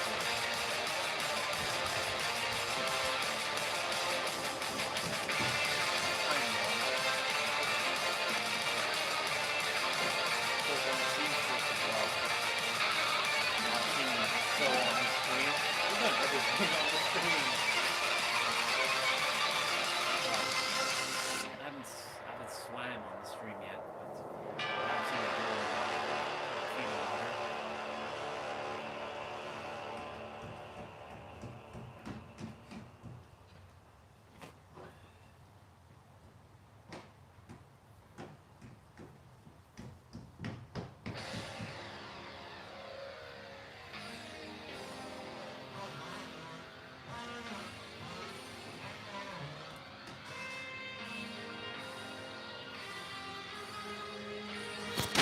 Very good.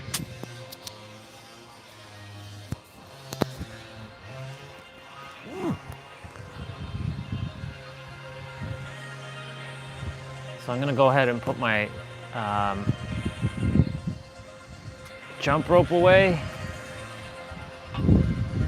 my gloves away, and my shirt away, and I'll come right back out with my winter gloves, and we will continue with our mobility training and our like 55s.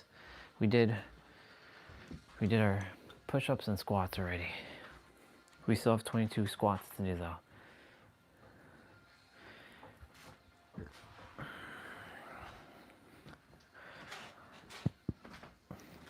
So it's 201.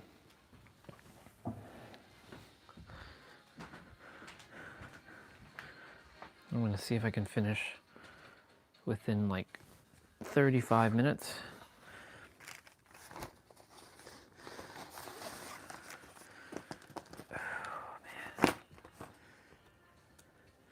GG, y'all. That was a very intense jump rope session.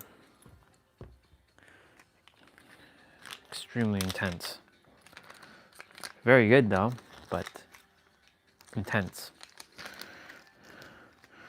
It was intense. We did good.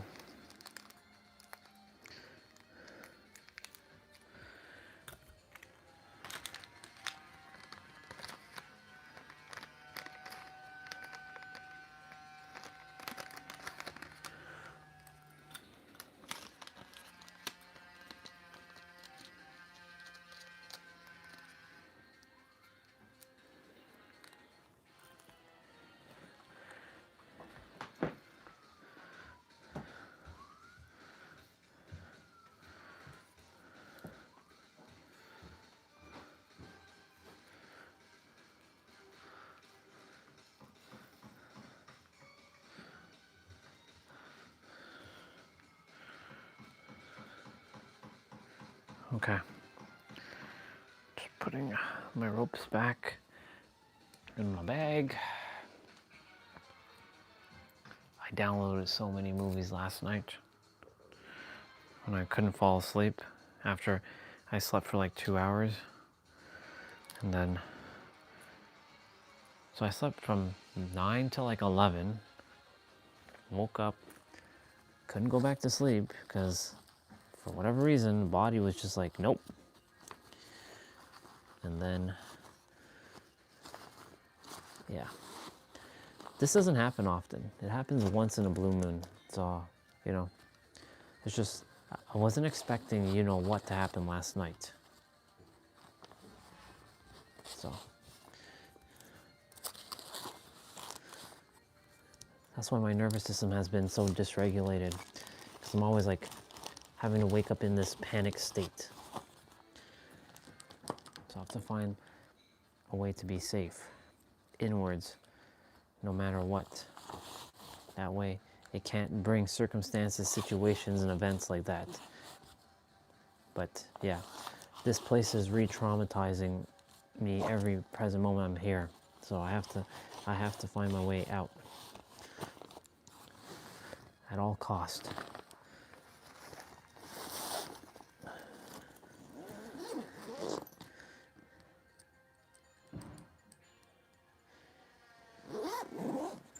Oh.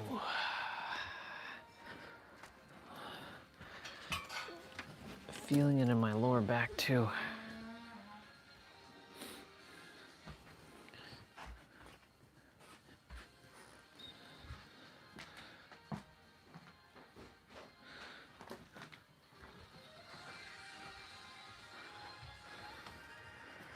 All right, I'm gonna switch to my yellow shoes now.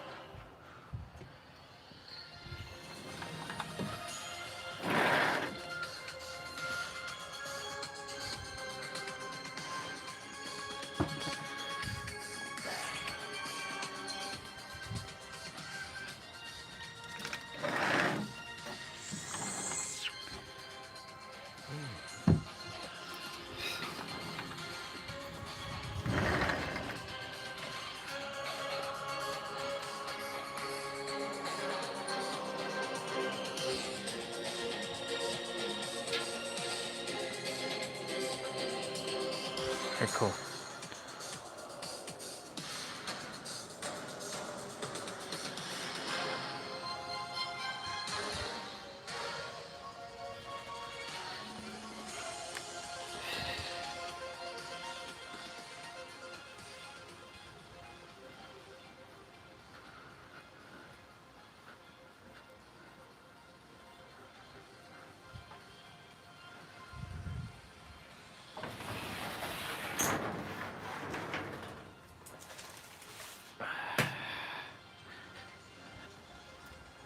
Poor grass.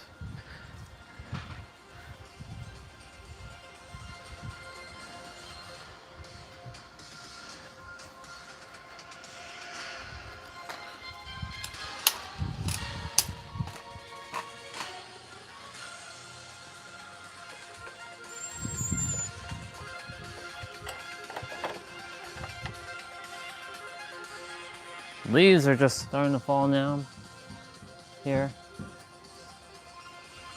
Soon it'll be just like a whole bunch of leaves in the grass. I mean, it's already starting.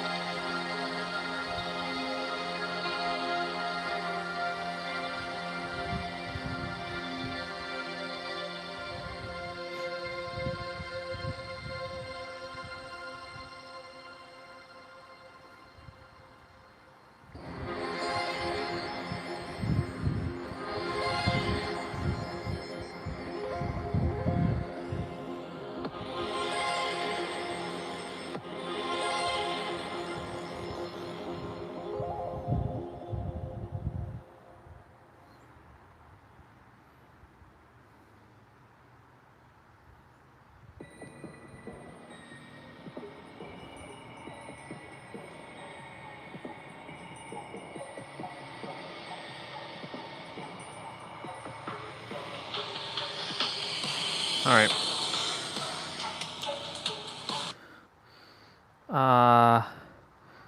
I want some laughter in my life right now, so I'm going to just put on some Friends or something.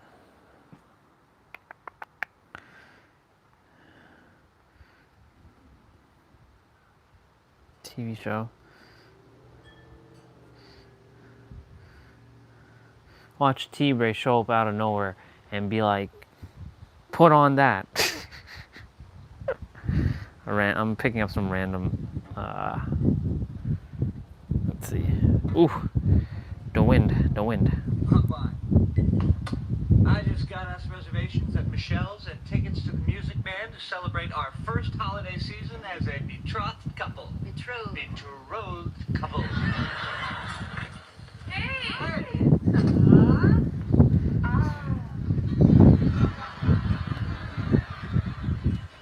Phoebes? Skull? Oh, yeah, it's my mom. Oh my god! No, it's not my mom. It belonged to my mom.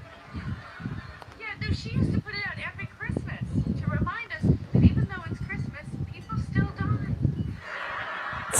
And you can put candy in it. Hey, licorice? Sure. Hey, I just found out I get bent for the holidays this year. Are you gonna dress up as Santa? Nope. I mean, I know Susan does every year, but I think I want to take this year to teach him all about Hanukkah. And maybe I could teach Ben about the Christmas skull and how people die. They need to use this year to teach Ben about Phoebe.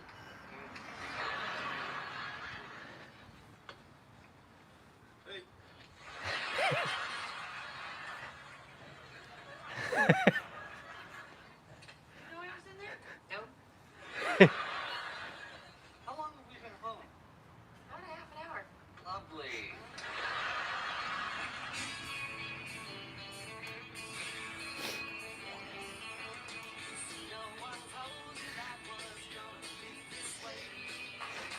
Your job is a joke, you bro. Your love life, yo. You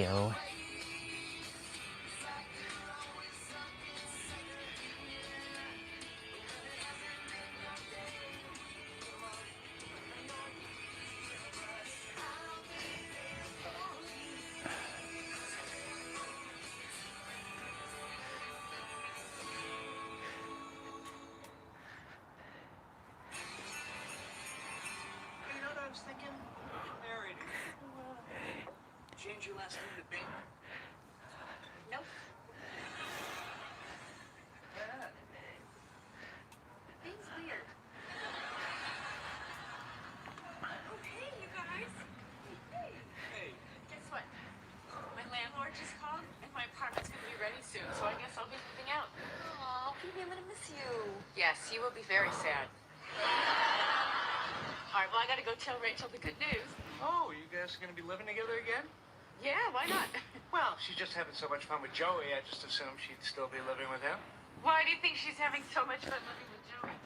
No reason, except she told me. Really? So she said she didn't want to live with me anymore? No, she didn't say that. I think you should talk to Monica now. Don't worry about it. I'm sure she would say that. You're sure you're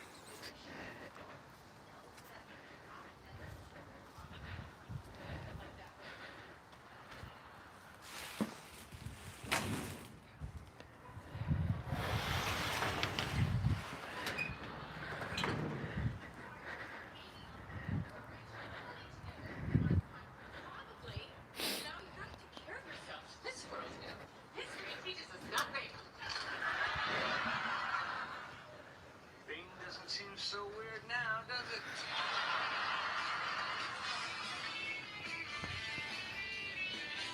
Hey, great, you're home. Guess what Phoebe got me for Christmas?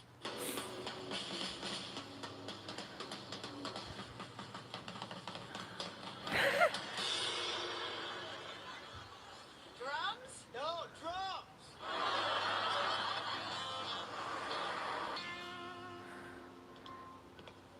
Hi, could we get 2 burritos to go, please? I'm sorry. But not that sorry, because you don't have to live with it. We have a reservation under the name Chandler Bing. Okay, we'll have a table for you in about 45 minutes. 45 minutes? We have tickets to the Music Man at 8. I'm sorry, Christmas is a very busy time, sir. Is this because of the burrito thing? You need to give him money. Give him money? It was a joke. No, to get a table. Places like this are always shaking you down. Everybody wants to pay off. All right, calm down, O'Malley. I'll slip him some money. You've got to be smooth about it. Hey, I can be smooth.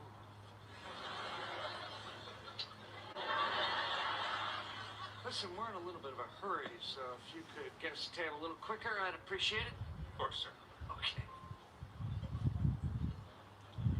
How'd it go? Had the money in the wrong hand.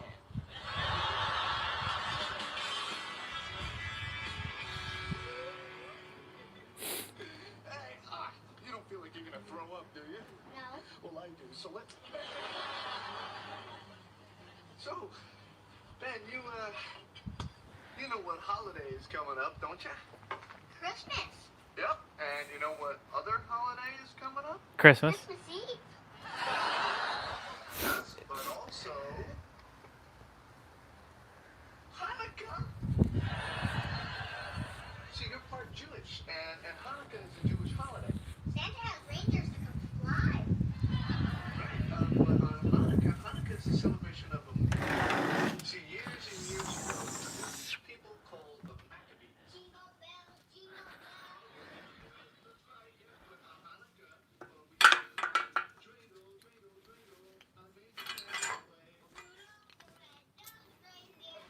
Okay, it's not a contest.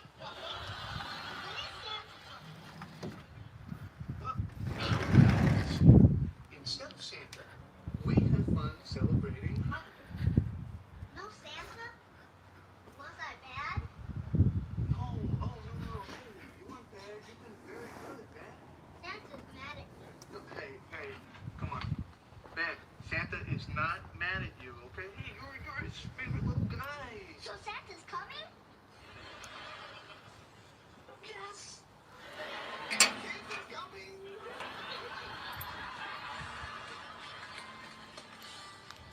Easy, just keep it casual. Give him a kind word, shake his hand, and give him the money. I didn't know so much about this. I don't know. Oh, what the hell? Richard used to do it, didn't he? Could be eating our soup right now. Mustache bastard.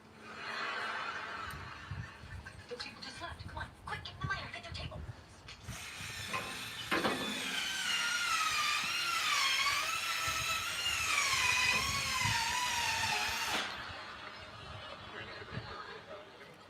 Ha ha ha ha!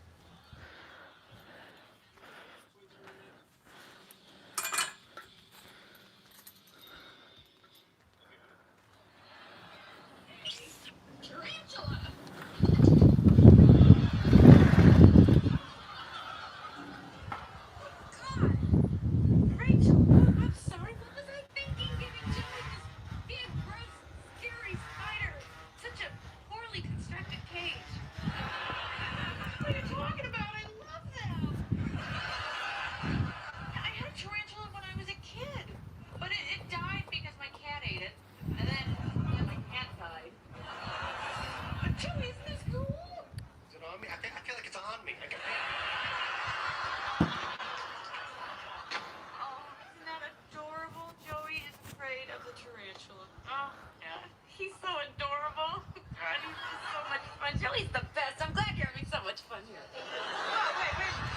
Wait. What's next? Our apartment is ready. And that makes you angry because... Because you would rather live here with Joey.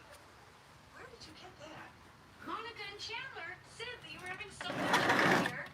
And apparently no amount of drugs or tarantulas is going to change that. Phoebe, did you get all this stuff for Joey to try and drive me out of the apartment? Honey, if you wanted to do that, you might as well just gotten him a fish. You know, fish freak me out. Fish. What's the matter? Anyway, Phoebe, you and I are going to live together. We're roommates. This is the deal. Yes, but I wanted you to want to live with me. But, okay, if you're having so much fun over here. Oh, it's so much more fun with you. We did have fun, didn't we?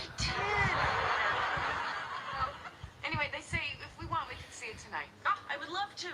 Yay, okay. Great. All right, good. Oh, and Monica asked me to make the drumming stop.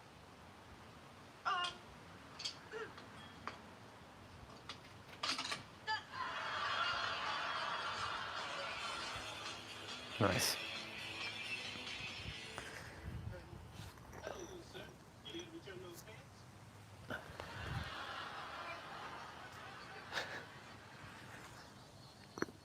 No, these are my pants. Okay. How can I help you? Well, do you have a Santa outfit left? 2 days before Christmas? Sorry, man. Okay, look, do you have anything Christmassy? I promised my son, and I really don't want to disappoint him. Come on, you gotta have something. I'm the Holiday Armadillo! I'm a friend of Santa's, and he sent me here to wish you a Merry Christmas! What happened to Santa? Holiday Armadillo? Santa was unavailable, so close to Christmas. Oh, come in, have a seat. You must be exhausted coming all the way from Texas. That's right, man. I'm Santa's representative for all the southern states. And Mexico! But Santa sent me here to give you these presents, Ben. Maybe the lady will help me with these presents.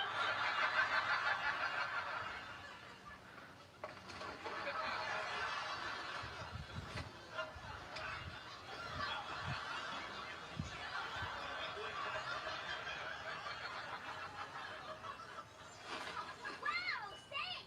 You're welcome, Ben. Merry Christmas. Ooh.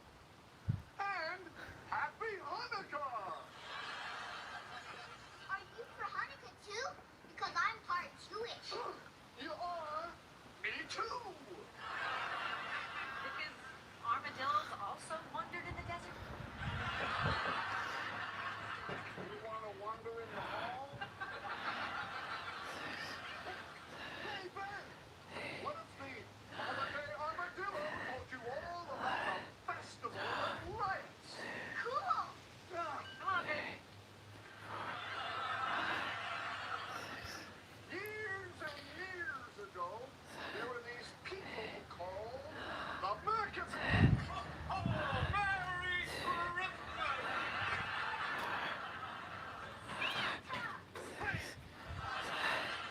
What are you doing here, Santa? Well, I'm here to see my old buddy Ben.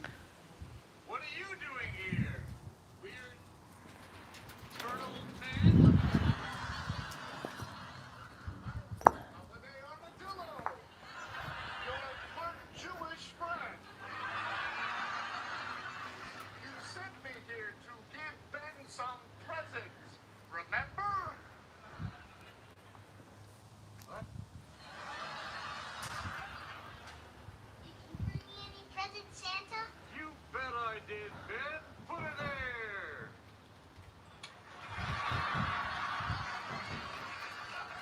Well, it would have worked this time if his hands weren't so damn small.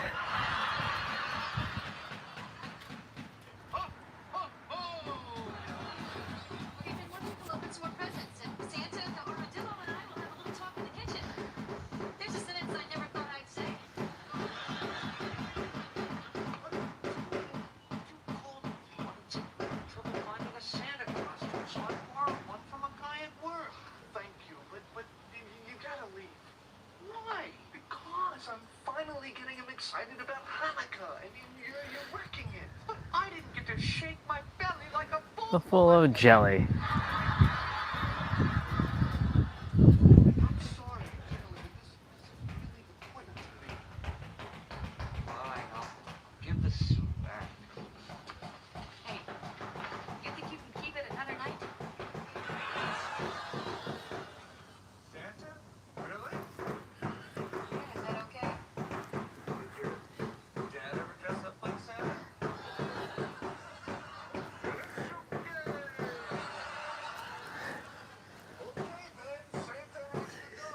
Say goodbye. Oh, why does he have to go? Because if Santa and the holiday armadillo are ever in the same room for too long, the universe will implode.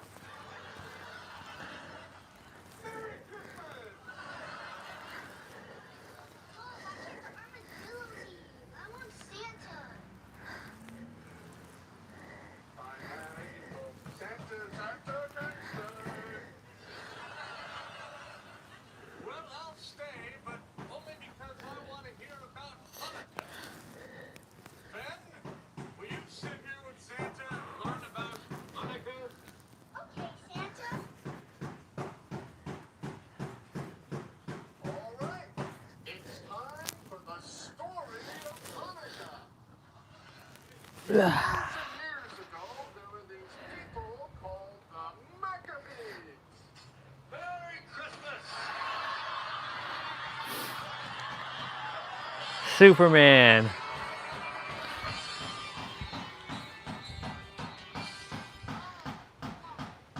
Look at this place. Oh, this is terrible. Oh, they've made so many changes I can't even feel my grandmother's presence anymore. Oh, new sconces. Oh my God! What? Okay, remember how you told me that your grandmother put up that wall to make that into 2 bedrooms? Yeah. And remember how you always said you were afraid that the landlord would find out and then tear it down? Yeah. Do you really not know where I'm going with this? It left! It's one huge room! Oh no! Wow! See? Well, I guess we'll just have to put the wall back up. You can't because of the new skylight. Skylight? Wow. What should we do? Should we start looking for a new place? You know, I'm sensing that my grandmother would not be comfortable with that. Oh yeah? Starting to feel her again there, are we? A little bit. Babes, is your grandmother maybe saying that you should live here alone? You heard it too? You have the gift. Phoebe, it's okay. I like living with Joey. Are you sure? Oh, please. I hate packing. It's closer to work. And we do have fun. Although, I'm really going to miss living with you. Oh, me too. Oh, wait. Did you hear that? Hear that? Listen. Huh? I get something. Regret it. She said that since you get to keep the 1-bedroom apartment, you should give Rachel the purple chair? I did not hear that.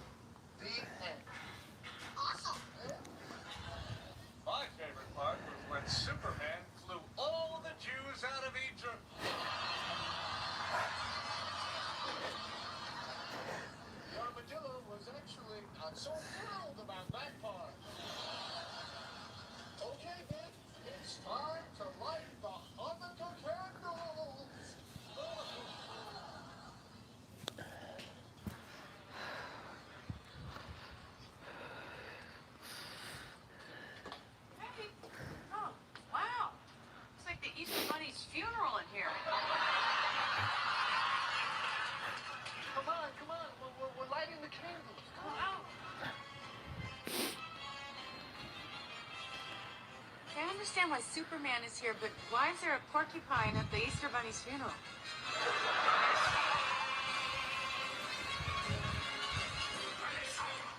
Hey, Sean. It's funny. Someone's name is Noel Bright. That's such a Christmas name. Bright. Noel Bright. Joey, will you just come out here and stop being such a baby?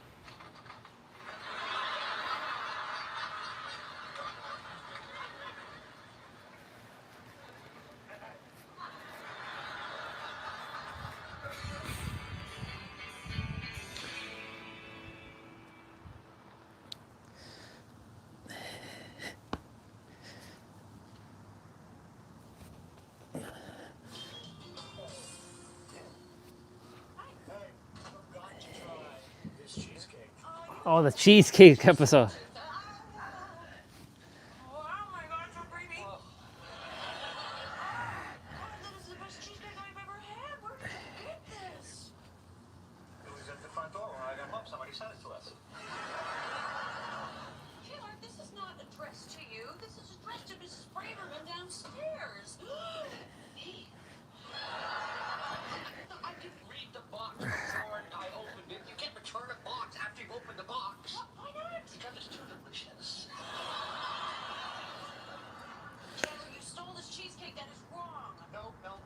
It's going to be okay because Mrs. Braverman is going to send away for a free one. And that way we all win. The only losers are the big cheesecake conglomerate, Mama's Little Bakery. I feel terrible. I'm a horrible, horrible, horrible person. Oh, I'm sorry, what?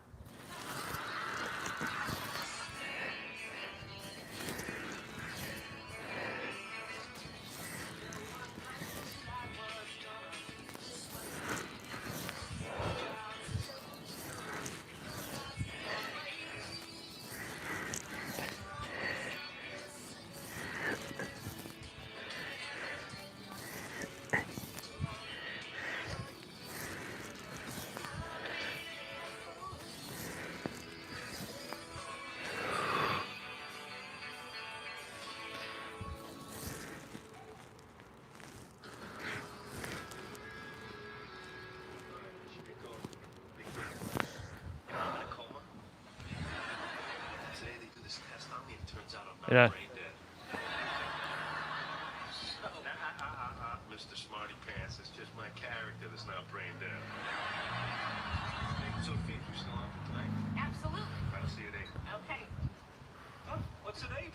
Oh, I have dinner plans with Joey. We get together about once a month to discuss the rest of you guys. May I say how lovely you look? Duly noted. Oh, so for tomorrow, you want to rent a car and drive down together, or what? What are you talking about? Cousin Fanny's wedding. It's tomorrow night. You were invited? No. I can't believe this. I mean, I knew that Mom and Dad were invited, but I thought that was it. I mean, from the ages of 7 to 9, Franny and I were inseparable. Well, maybe since the age of 9, Franny's made some new friends. Well, look, it's probably just a mistake. Let me call Aunt Cheryl, okay? Maybe you were invited and the invitation just got lost in the mail. Yeah, you call her and tell her that, you know, when we were kids, her precious little Franny tried to undress me several times, okay? And if I hadn't stopped her, there probably wouldn't even be a wedding to go to. She tried to undress me, too. I used to undress my cousin Glenn.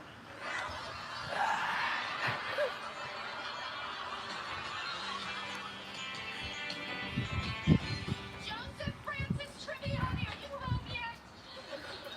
I think he's still out. What's wrong? Well, I'll tell you, Rachel Karen Green. I had plans with Joey tonight, and he left me this note.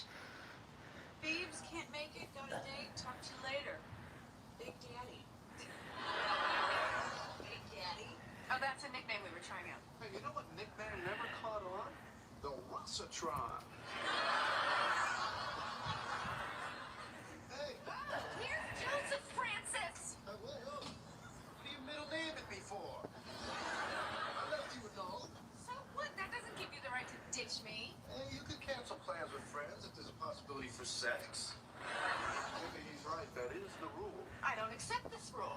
When we make plans, I expect you to show up. Okay? I can't just be a way to kill time so you can meet someone better. You know, boyfriends and girlfriends are gonna come and go, but this is for life. Wow. Sorry, I had no idea it would bother you this much. Well, it does. Okay, can I make it up to you? Sorry. About dinner tomorrow night. I'll pay for myself. Hey,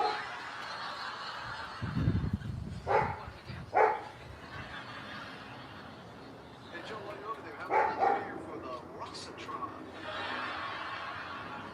Is that back?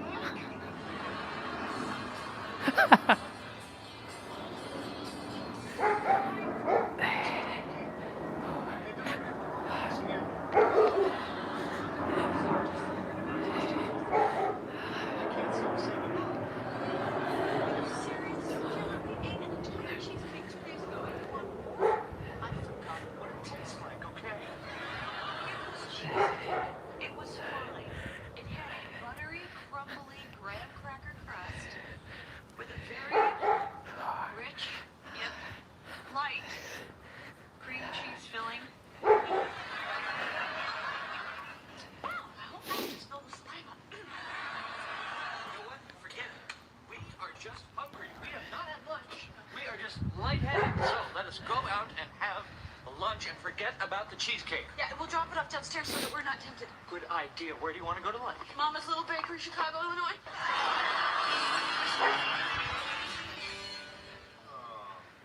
No, Tommy died. Joey, that paper's like a year old. Oh, does that mean the sale is over? Hey, so I finally heard back from Aunt Cheryl, and apparently it wasn't a mistake. There's limited seating in the hall. Limited seating? I am just one tiny person. Yeah, but she doesn't know that. I mean, the last time she saw you, you would have turned one of those little wedding chairs into kindling. Limited seating? Such a lame excuse. The reason why What's the big deal? I wasn't even invited to the ceremony, just the reception. And you know what? If it makes you feel any better, Joan and I will just make an appearance, and then we'll leave early as a sign of protest. Joan? Yeah, Joan Tedeschi, my date. She's an assistant professor in the linguistics department, tall, very beautiful, and despite what some people say, not broad-backed. You got Ross Geller and guest? I wasn't invited and you got a guest? Excuse me, I do have to interrupt on Ross's behalf. I think the rule applies here. You know, since he has a chance to get on Broadway. Not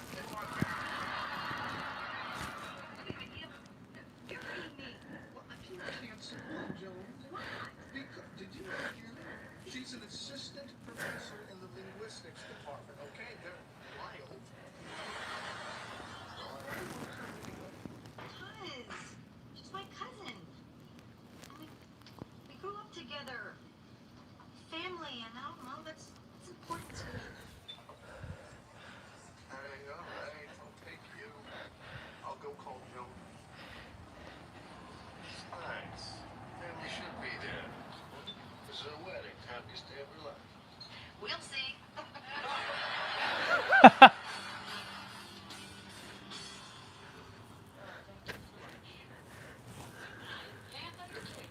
So apparently we just don't pay for food anymore.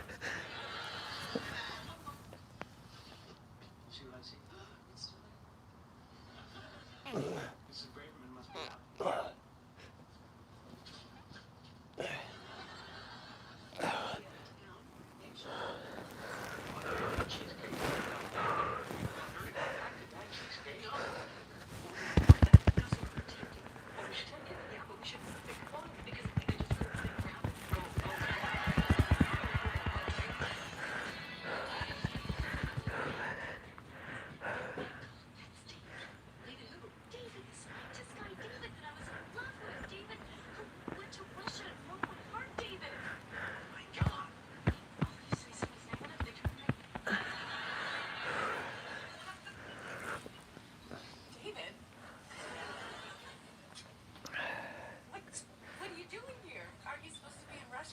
Yeah, I'm just in town for a conference. God,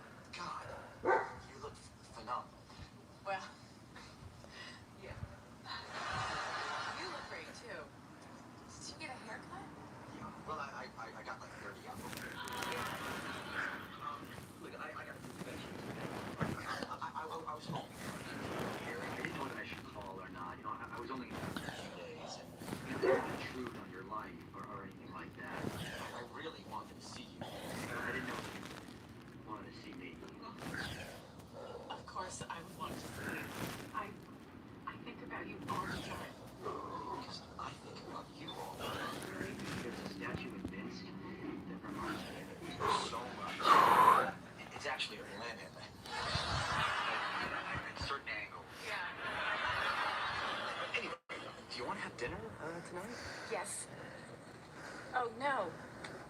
Oh, what? I can't. I can't believe I have plans. I can't. Can you do it tomorrow night, though?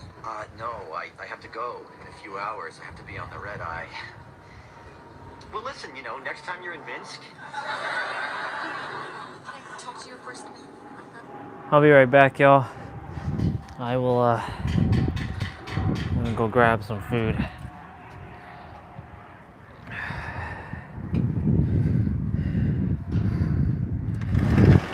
Damn, it's cold. Alexa, what's the temperature? Good afternoon, Ryan, Phoenix Stellar. Right now, it's 11 degrees Celsius. Tonight, expect a low of 2 degrees. Definitely doesn't feel like 11 degrees to me. Feels more like, whew, definitely feels really cold.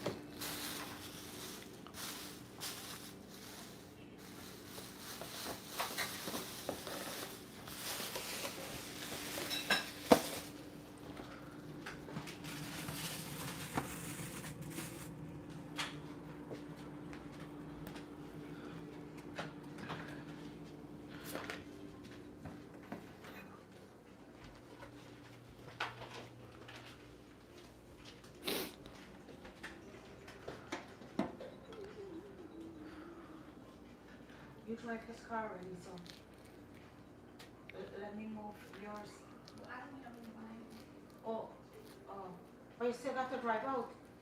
Yeah, I can't on the road. You put it on the road? I'll put it on the road then. So start a board car. Just put your car on the road and you can, I don't know.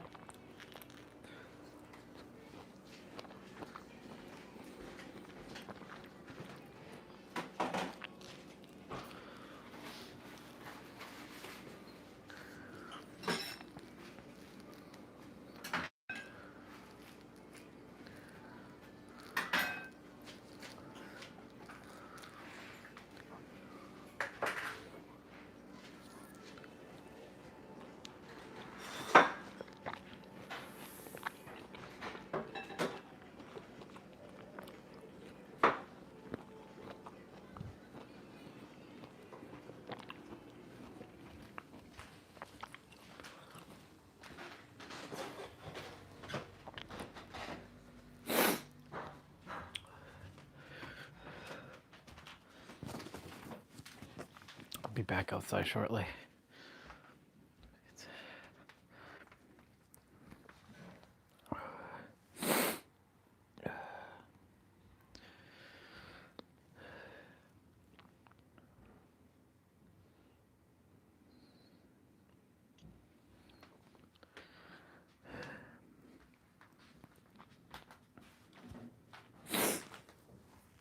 Ugh.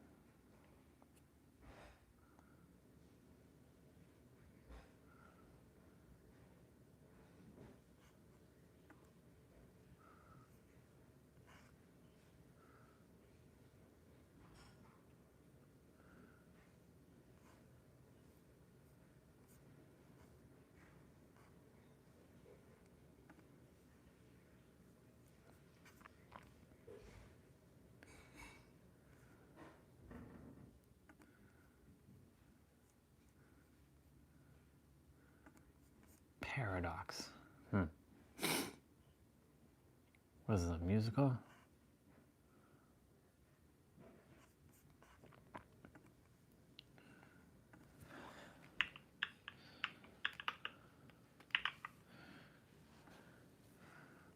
How many movies are named Paradox?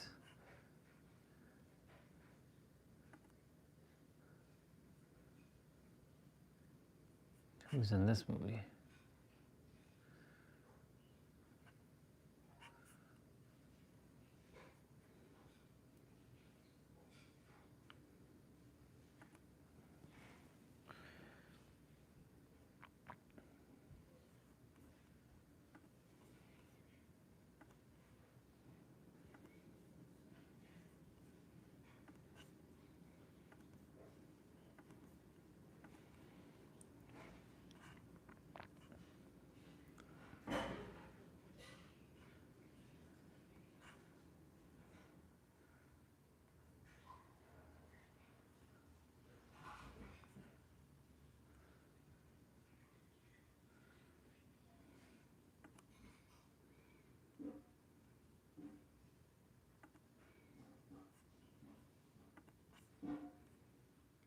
Downloading more movies.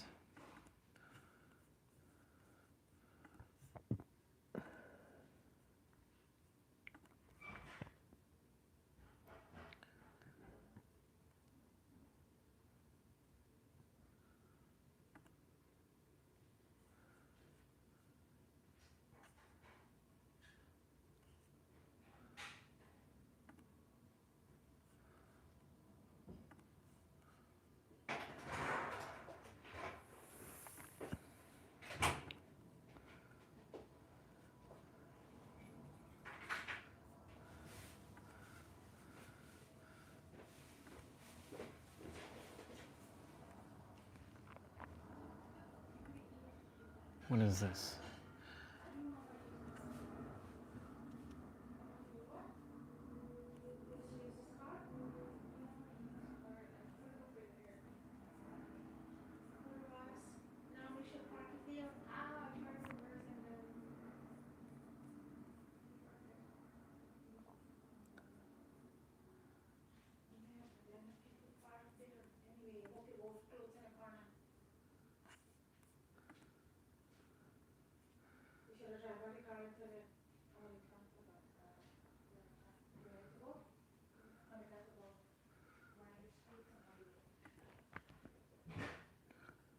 Predestination.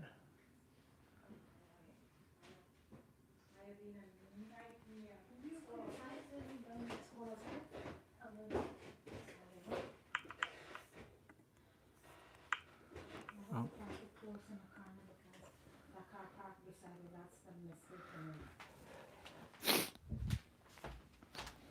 Because that's it, traffic coming from both sides. Bye, Pop. Buddy. Bye.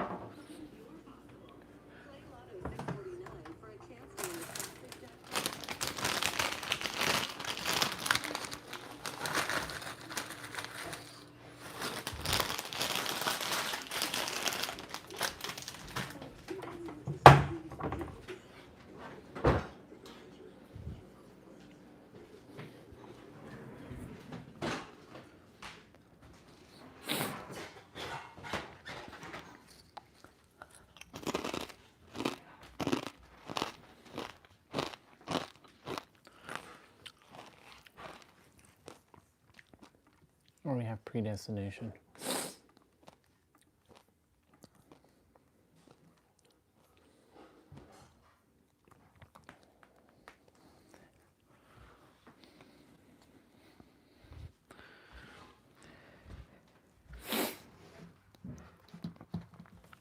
Let's put on my winter boots.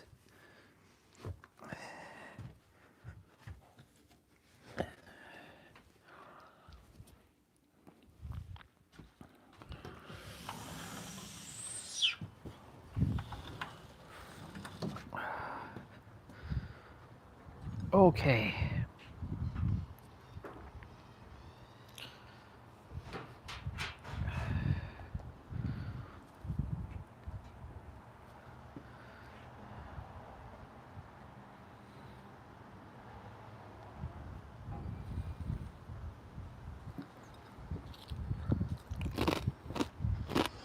What are you doing? Well, I have plans with Joey tonight. So? He'll understand. No, he won't. And that's not even the point. Monica, I made a whole speech about how you do not cancel plans with friends.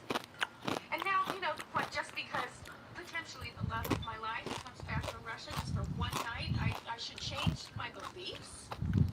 I should change my beliefs. No, if I don't have my principles, I don't have anything. You're so strong. Or I should rush through dinner with Joey and I could meet David at 9.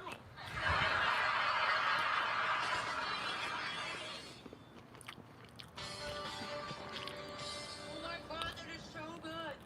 I'm full. And yet I know if I stop eating this, I'll regret it. You got there? Oh, it's tofu cake. Do you want some?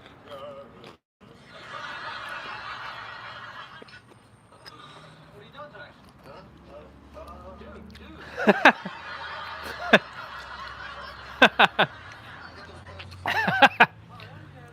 Monica said she had a date at 9. What? Tonight? Monica said. After she gave him that big speech? She goes and makes a date with a guy on the same night she has plans with me? I think she's trying to pull a fast one on Big Daddy.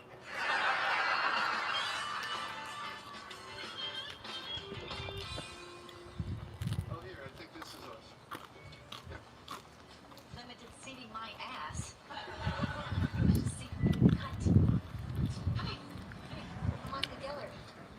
How do you know the bride and groom? Oh, I used to work with Franny. Used to work with her. Used to. I'm a relative and I can find it. A blood relative. Blood. Stop saying blood to strangers. So, how about you? How do you know the happy couple? We went to college with both of them, and now we live next door. Okay, you're fine.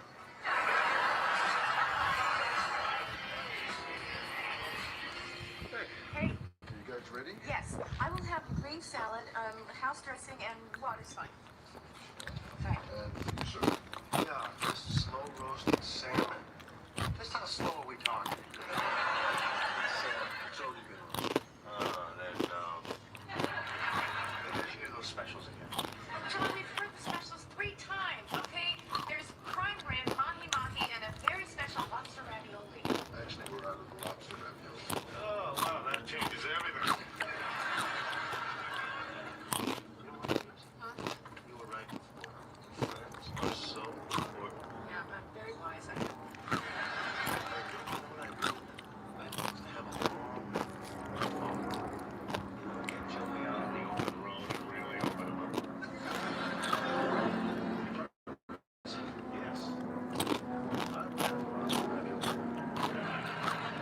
Joey, this is taking forever. So the rest. Well, I just said that I have an appointment, and it's very important. Well, what is it? Well, it's a date. A date? No, Vivi, you must be mistaken because I know you wouldn't schedule a date on the same night you have plans with a friend. Come on, Joey, don't make me feel badly about this. No, I'm gonna. That's right, yeah, you make me feel really guilty about going out with that girl. Like I did something terrible to you. Now, because you're doing the same thing. But it's not the same thing. This is totally different. This is with David. Remember David, the scientist guy? Okay, he's very special to me. Okay, well, my girlfriend the other night was special. She was a scientist, too. She was?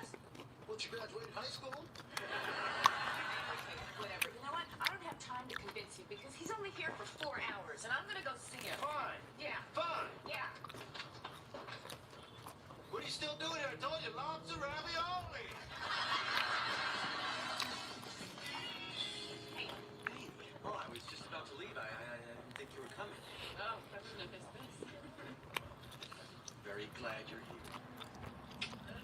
This is a gentleman. Come on, we're going to my place.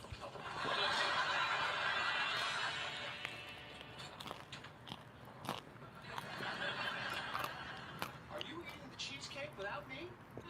Mm-mm. I will give you $100 to whistle right now.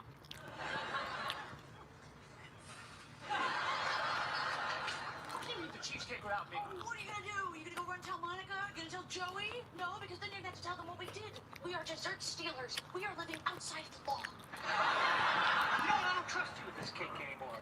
And I got it first. And I'm taking it back. What? What? Oh, yes. No, you don't. No, I trust you with it? No, we're gonna split it. You take half and I take half. Well, that's not fair. You've already had some. Well, oh, no, you know what? I think Monica would be very interested to know that you called her cheesecake dry and mealy. What do we use to split it? Okay. All right, pick a half. Okay. Well, this side looks bigger. More crust on this side.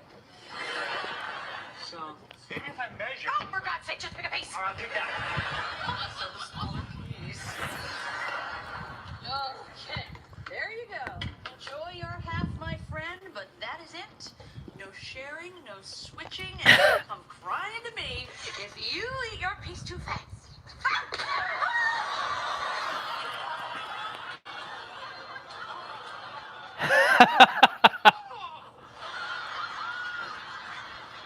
Oh, you gotta give me some of your piece. Oh, no. No switching, no sharing, and don't come crying to me. I may just sit here and have my cake all day. Just sit here in the hallway and eat my...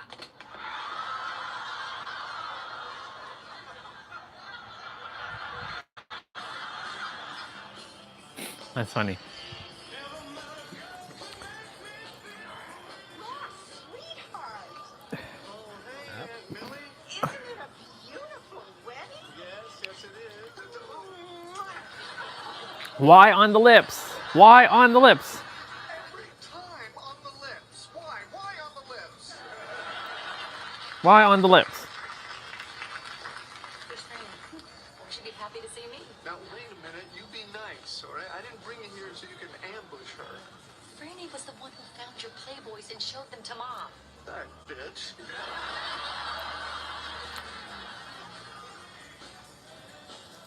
Monica! What am I doing here? Why? Surprised to see me? Ross brought me. How do you like that? Hi, Franny. Congratulations. You invite my brother, you invite my whole family, and not me? Why? Why wouldn't you want me at your wedding? What could I have possibly done? Stuart. I believe you know my husband? So it's really a question of who could you have possibly done?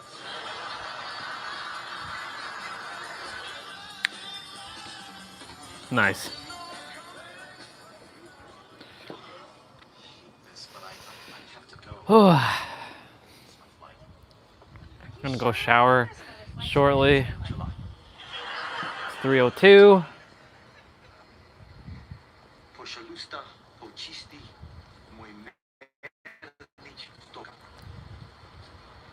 really beautiful.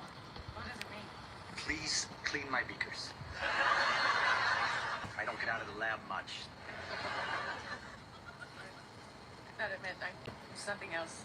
Yeah, I really actually wanted to say that, but I figured I probably shouldn't because, you know, I have to leave. No, you're right. Don't say it. I do. I do too.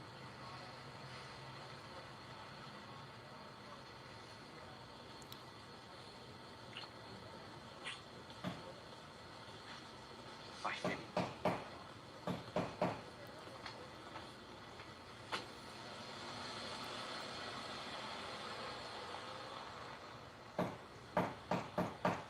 Okay, now's not the time, Joey, all right? You can yell at me tomorrow. No. I'm not gonna yell at you. Just, I started thinking about you and David, and I remember how bummed you were the first time you left. I just...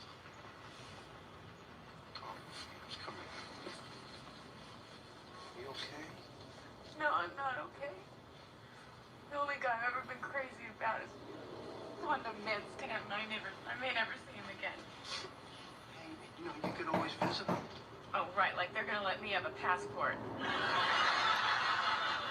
I can do? Well, but now if you could achieve positron distillation of subatomic particles, you know, before he does, then he can come back. Hmm. Let me give it a shot.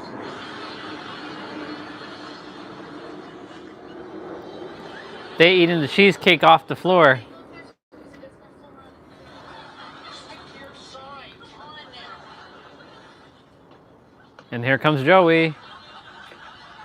All right, what are we having?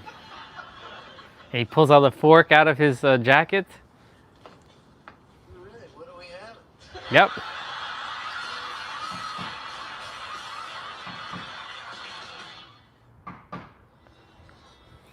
It's funny. I forgot my wrap. Okay, wait here. And Ross is gonna get kissed by his aunt again on the lips. On the lips. Why on the lips? Why always on the lips?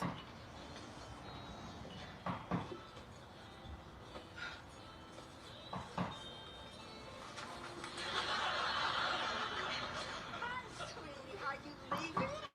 Well, give us a kiss. Give us a kiss. He's giving the cheek, but she keeps turning the face to the lips. Why on the lips? Why? Why on the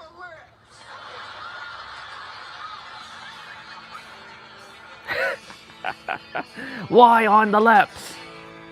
Why always on the lips? Okay. So I'm gonna go shower.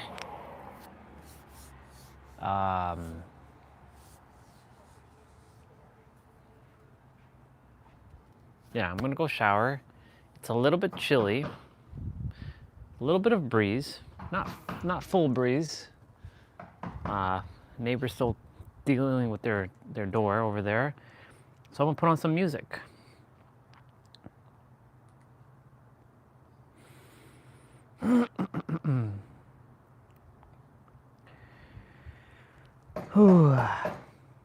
I'm glad my tablet can do some new stuff that I didn't realize it could do.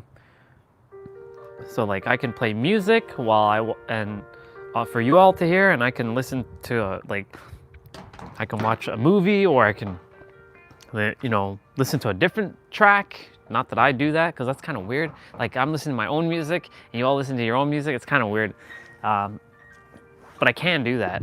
Or I watch a movie or a TV show like Friends.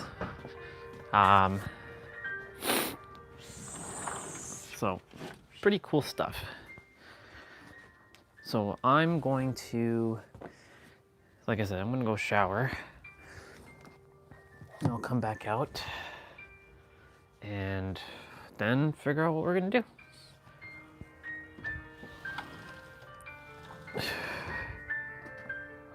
So, whoever's here, I'll be back.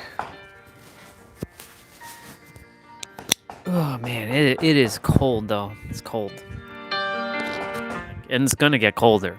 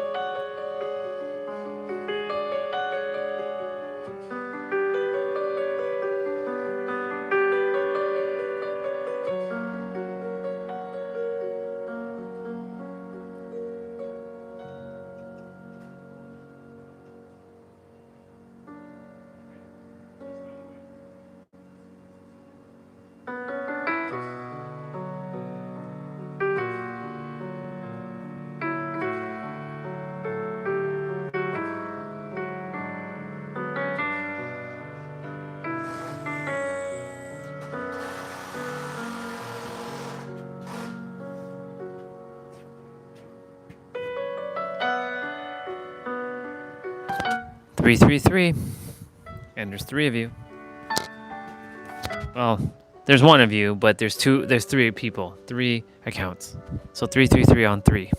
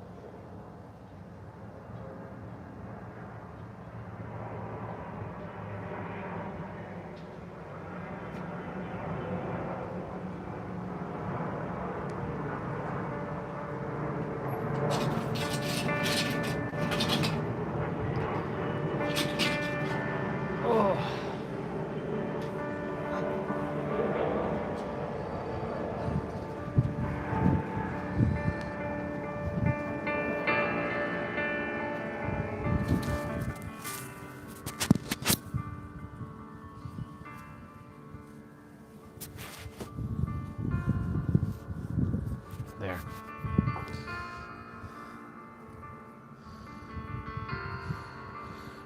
Whew.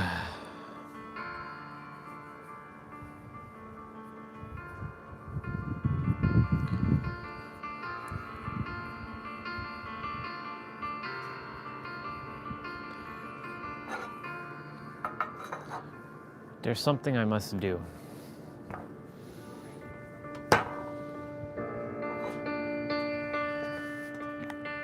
I was supposed to take care of it yesterday.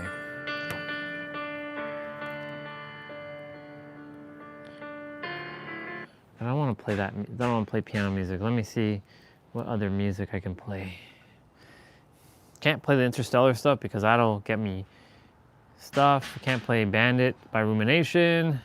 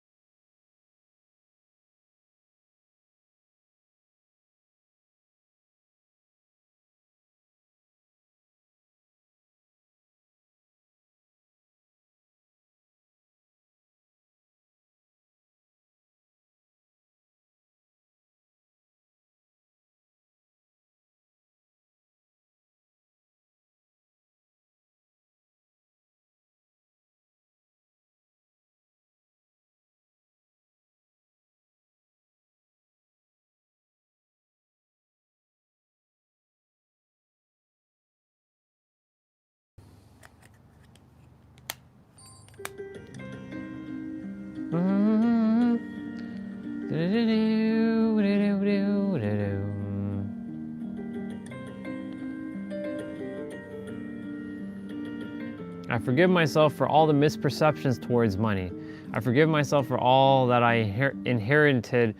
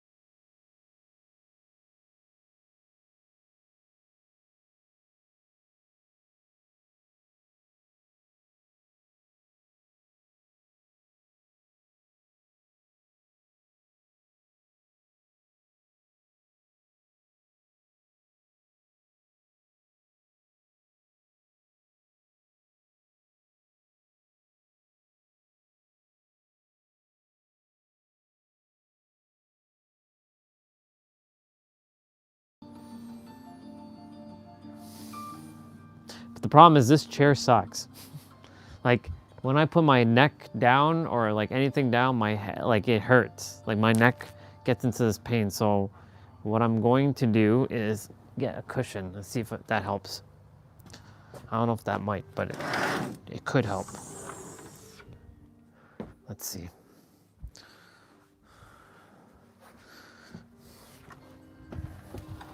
The chairs are very comfortable to sit, but for laying down or like dozing off, not so much.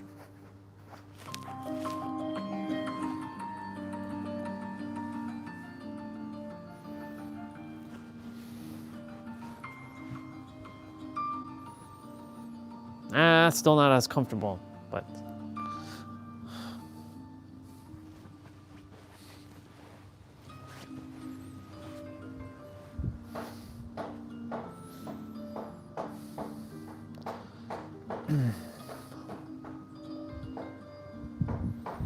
my gaming chair downstairs has like a pillow thing that you can put your head on, but that's not comfortable either. Vertigear? Yeah, Vertigear. Totally forgot about that company.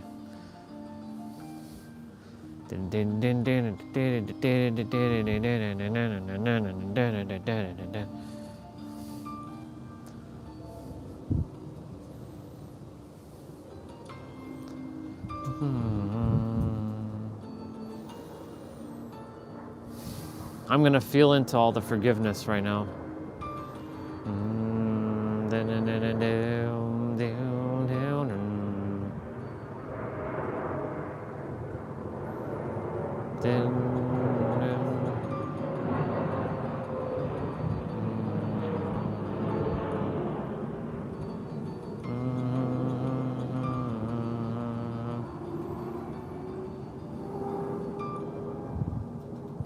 My third eye is activated as well.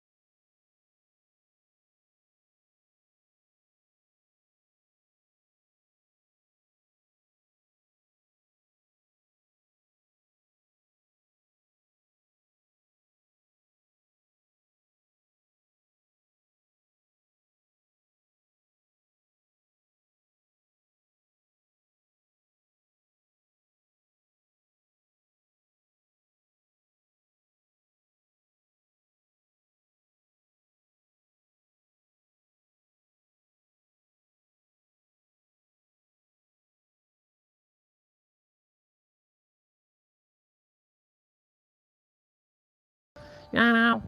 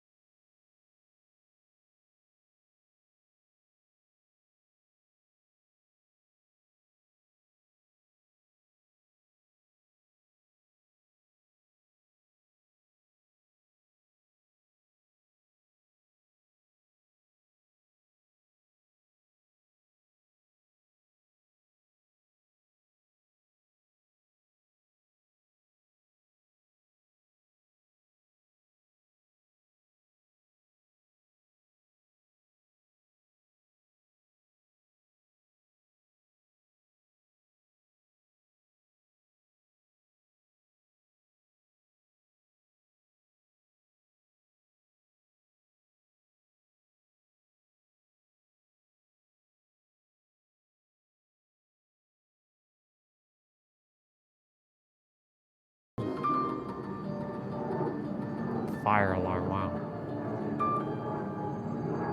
That reminds me of when we had to do fire drills at our law firm. So annoying. Ah, gotcha. It was so annoying when we had to do fire drills. Then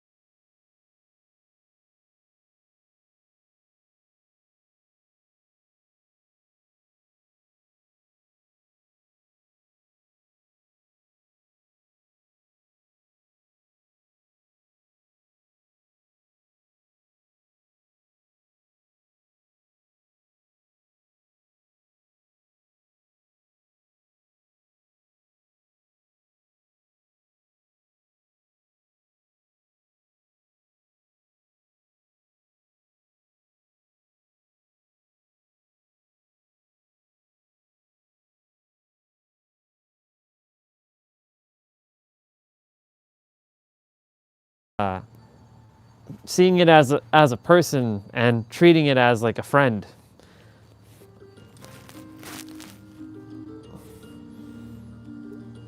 I mean, I've treated it as a friend before, but because it's an egregore, right? We created money as an egregore.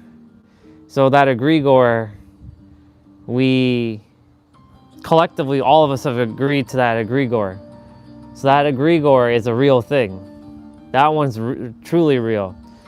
So basically, since it's an egregore, a person, an energy, an entity, Yeah. Hi, money. I'm so sorry for everything I've done. Like, it's weird, but, you know, because we think that a person is, you know, another human that's sitting, like, right in front of you. And the thing is, like, here's a great example, actually. This just came through. This literally just came, and I said this before. Once upon a time, I didn't exist in your reality, and you didn't exist in my reality. In fact, I didn't know you when I was like 10 years old, or you didn't know me when you were 20 years young, right? Or anybody like at the time that now that you're aware of, like, but they always existed, right? Like when I used to say I hate all humans, how could I hate all humans when, you know, there were souls like yourself in human bodies that existed? How could I hate? Doesn't make any sense. So like, it's the same thing with money, right? Money, you may not have seen that like person yet, but they exist, right? There's a person that exists. Like there's a girl with shaved one side shave. Like, I mean, there's plenty of girls that do it. There's a girl that has a shaved, like blonde hair, but shaved on one side. She has piercings. She has nose piercings. She's got like one in her, like her temples, like right here. I think her temples are here. My bad. Temples. She got one here. I've never seen this person. They got one in their tongue. They exist. Then there's a dude who's got like a half like tongue, like he slit his tongue into like a snake. Right? There's dudes who has like tattoo as his hair. He has no hair, but he's tattoo. That's a person. There's people who have like rainbow eyes. What else?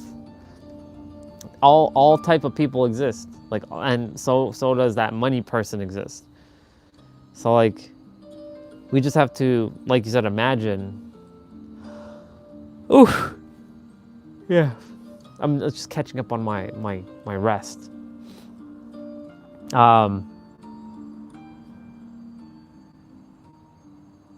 It's funny because imagination is more powerful than wisdom. Wow, this is cold.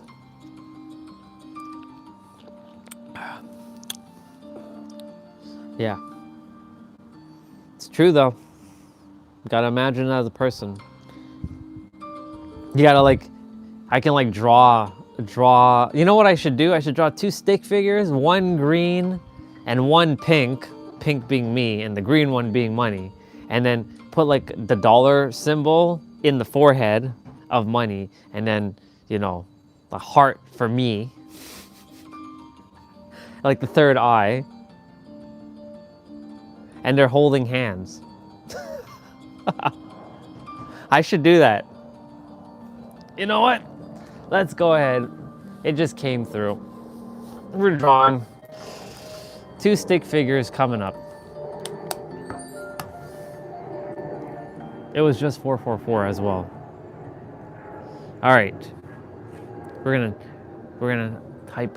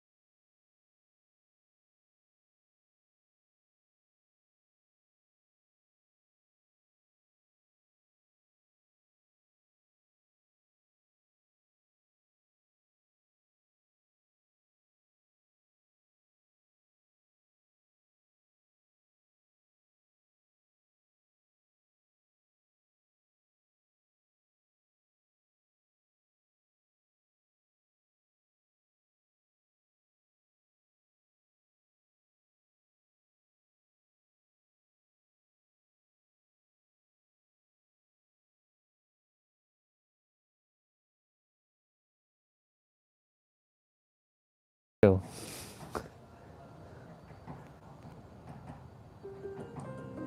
shit. They heard music. No. Okay, I gotta stop that music. I've been playing that music for the entire time, and now it says, "Heads up, we detected blah blah blah audio." Whatever, it's fine. Yeah, look at these. Look at these. Look at these two. All right. So now we're gonna draw the money. So here's what we can do. This is what we can do. So I'm gonna draw eyes as like money.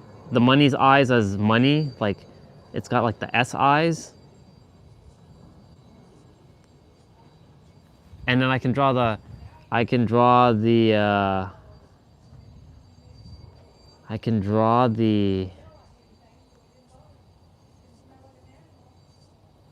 no, man, come on. They got to be perfect. Well, it doesn't have to be perfect, but you know, copy, paste. There. So now we got a smiley face. Cool. And now for the pink guy.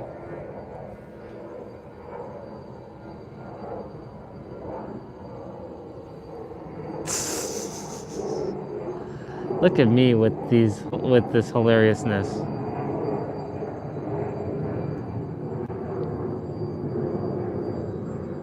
Copy.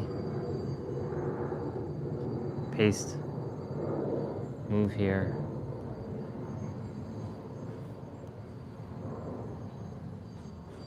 No.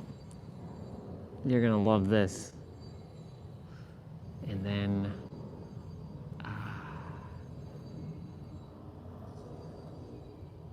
yeah, let's go. That smile is like, check this out. Look at that.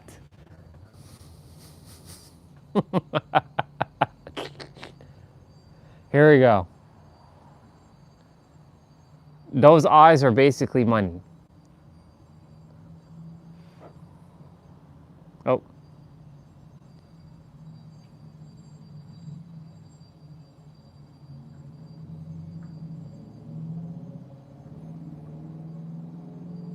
And they have a relationship together. It's pretty cool, isn't it? Now we have what money looks like. It looks like that. That's a person. Now, of course, I can add hair and all that, but I'm not going to do all that. It's too. That's too much effort. That's good enough. Yeah. My S eyes can be better though, but these will do.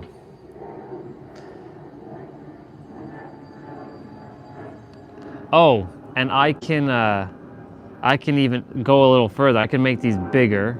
So I could take these all and just make them gigantic.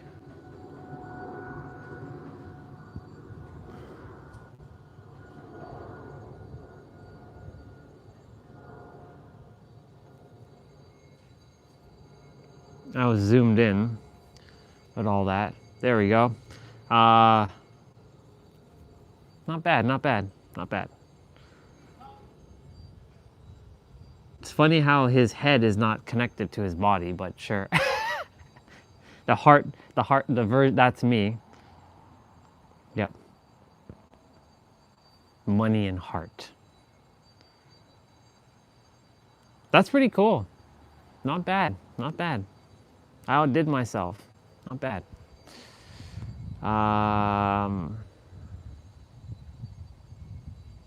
Let me see if I can draw better S eyes, and then I'll just copy that.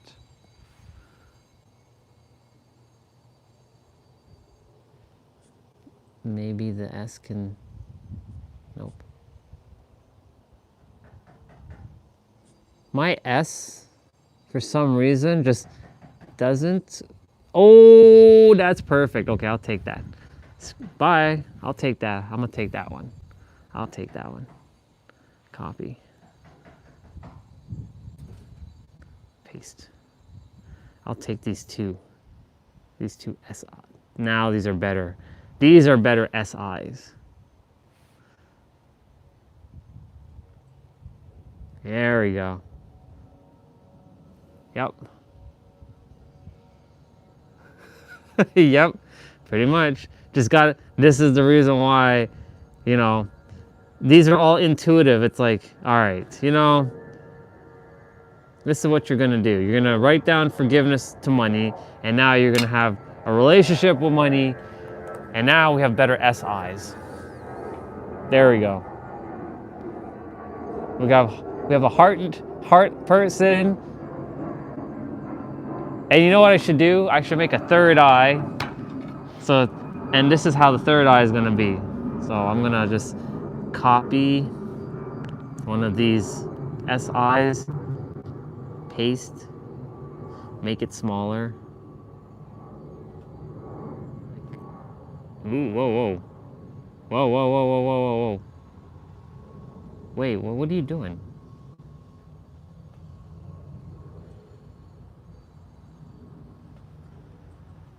And take one of these heart eyes, copy, paste.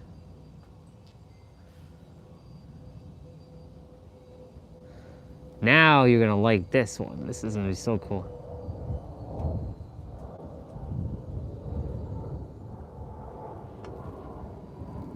Yeah, look at that.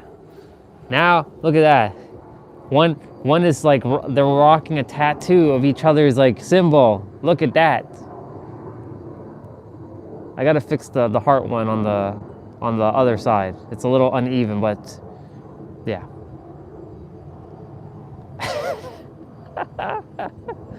One is like third eye is money, the other is third eye is heart.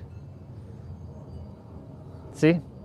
They're a perfect symmetry of each other. Wow, I haven't seen that emoji in a long time. Damn. That's like a throwback to a certain somebody. Damn. Damn. There we go. Yeah. That's looking good. Should I send you a copy? I should send you a copy of this.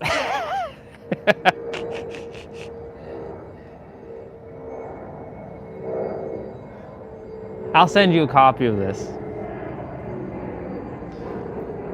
I mean, you haven't been on WhatsApp in forever, but I'll still send you a copy of it. It'll be there for whenever you do look at it in any future. There you go. I sent it. Yep.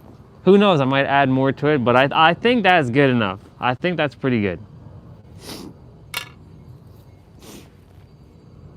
Now I just gotta stare at it and be like, yep.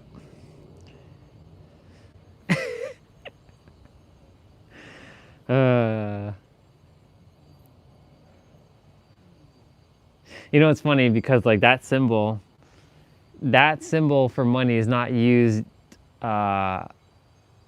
Technically, that's the dollar symbol. So, I mean, universally that should be the money symbol, but it's not because, you know, Europeans use pounds, so they have what, the C, like they have like the C or whatever, and then the Japanese has the Y, the yen. So it's interesting. But yeah, you can like put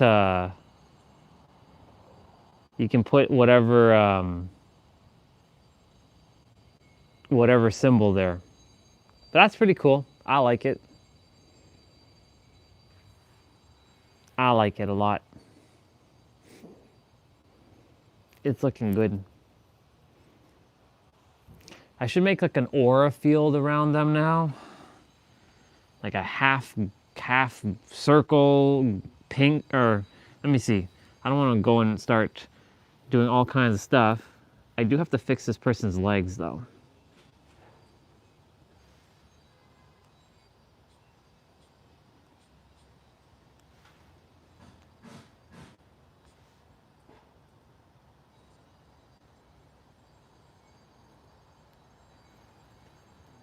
Wow, that sucks.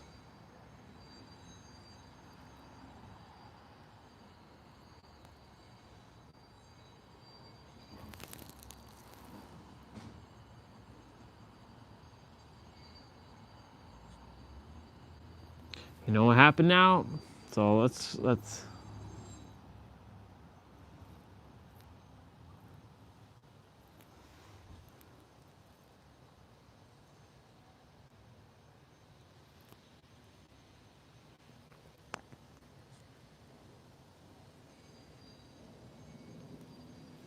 Jeez Louise.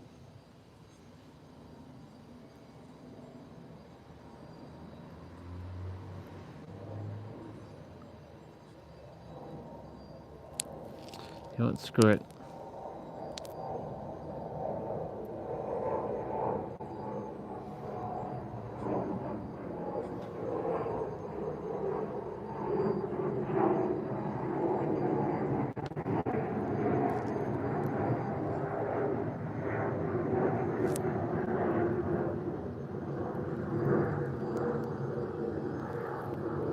Okay, that's fine. That looks at least better. I fixed something. It's just that that body is not it's not attached to that.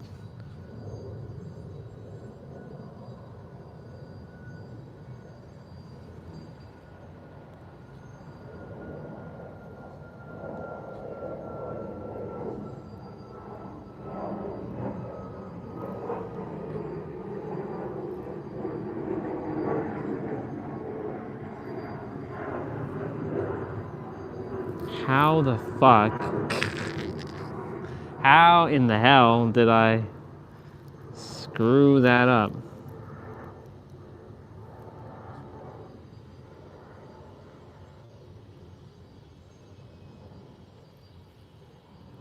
Dude, what the fuck?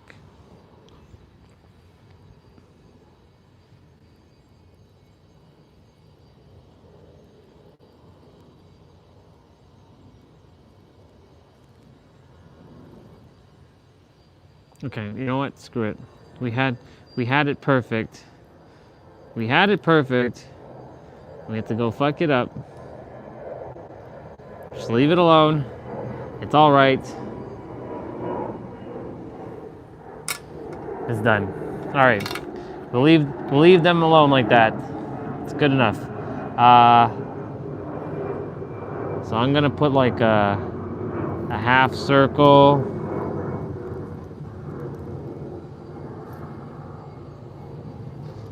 Stuff.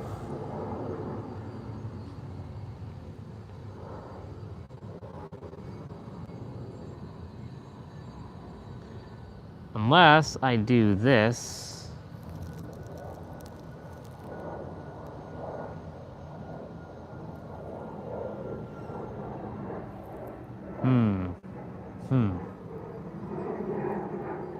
Yeah, this is not gonna be.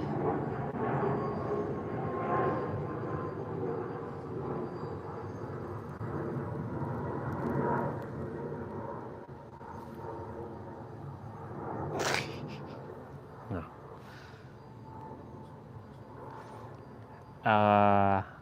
No.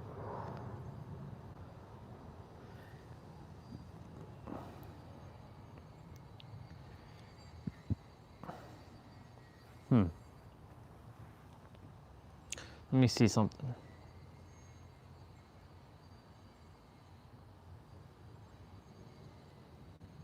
Oop. Are you back in the store, or is it still waiting for what's going on?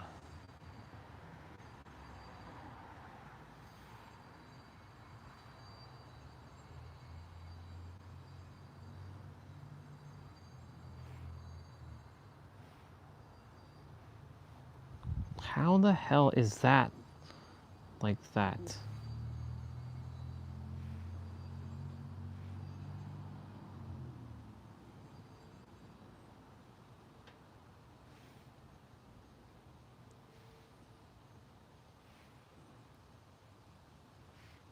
Can't get any bigger?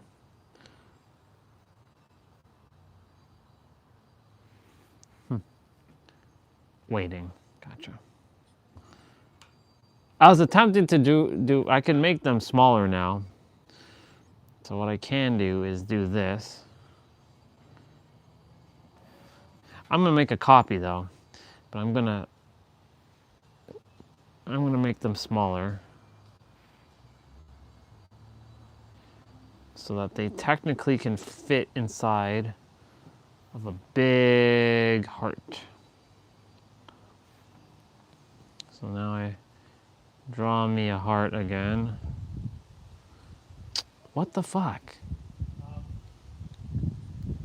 Ooh, the wind is cold AF. Oh, whoa, whoa, whoa, whoa, whoa.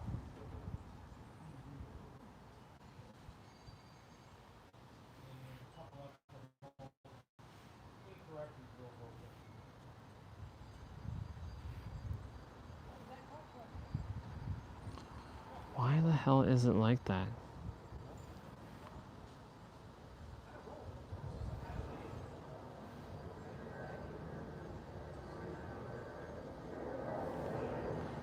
Galileo. Oh, Galileo.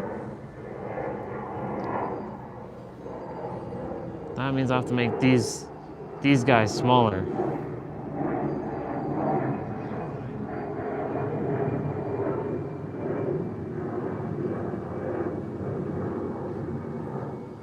Okay, so they fit inside the heart.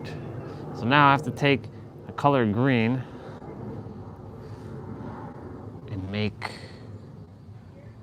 I have to like trace over, I have to like have a perfect trace of this. I don't know if that's gonna be possible.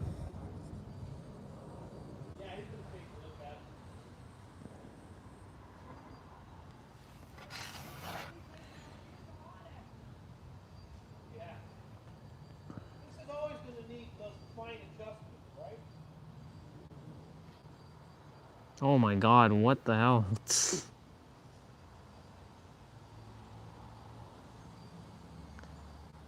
Well, this wasn't what I was planning for, but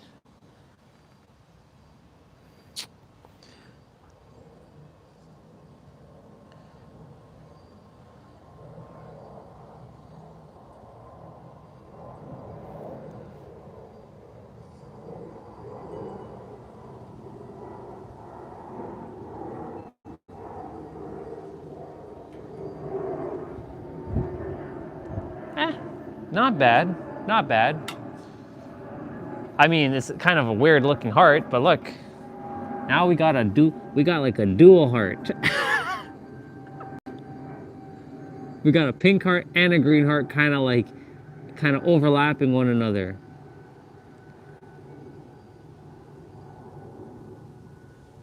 Not bad. I have my original. So what I'm gonna do is insert, I'm gonna make a page, a second page, and I'm gonna slap these boys in, the big ones. There we go. That way we have two versions.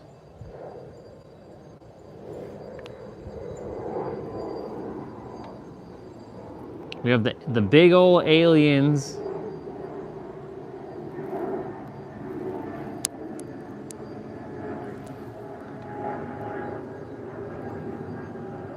I like it. And then we have the heart version. I'll take all of this and do my best to make this. Oh, whoa, whoa, whoa, whoa, whoa, whoa, whoa.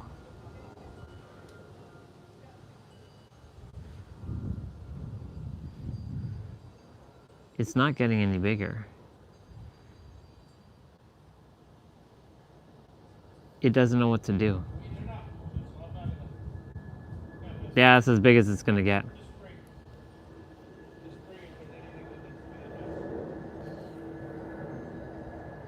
Yep. Yep. Yep. Money. We did it. Oh, explain it? The heart one? So the heart one,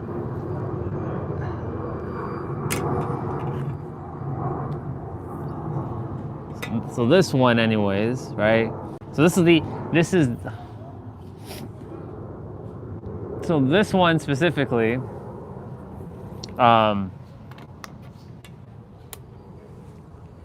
you got the dual aura fields. So you got the aura field from the green man or the green chick, and then you have the aura from the red man or the red chick. And they both form a heart, but their hearts sort of like overlap. I was attempting to make a dual heart, like one side is half green and one is half pink, but the problem is like the tablet doesn't do what I want it to do, so I was attempting to do something different. To basically say that they're equal, like it's like the it's like the yin yang symbol. How perfect symmetry. So the yin yang symbol, it's sort of like the yin yang symbol. So like with the person, why they have the opposite symbol in their third eye is because the other one requires the other thing from the other person, even though we're all one, and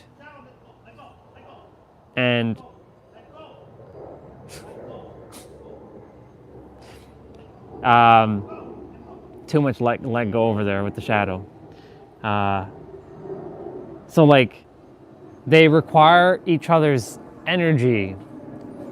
So yes, one of them is whole and complete, but in our third dimensional reality, we're kind of fragmented, and you require things from other parts of you. So like this version of you has the money, but it's lacking the love. And then this other version of you has all the love, but is lacking money. But when you put them together, they're complete. It's sort of like my hands right here. See, one hand is gloved, one hand is not gloved. So like when they come together, they make like a perfect symmetry. Like this. Sort of like that. So I was kind of going, that's where I was aiming for, like having like symmetry between them. I might not keep the heart one, but I'll redo the heart one. But basically for the person, for like the people one, that's what I was aiming for. So their third eye is the opposite symbol. So it's like sun and moon. Like one is the sun and one is the moon, basically. Like that's how the world works, right? Like they say that that men, like, masculine is the sun and feminine is the moon. So it's sort of like money is the feminine and masculine is the dude, or like masculine is the dude and heart is the dude, or vice versa. In this case, it could be masculine is the money and feminine is the love.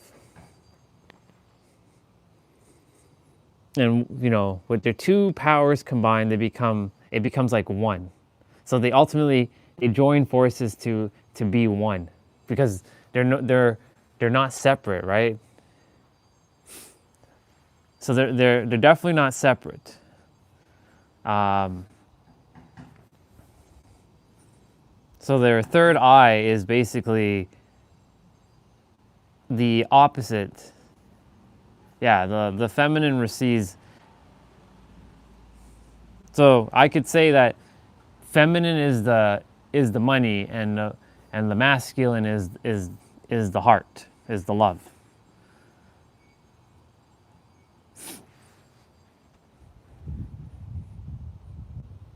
Yeah, That feels about right. That feels about right.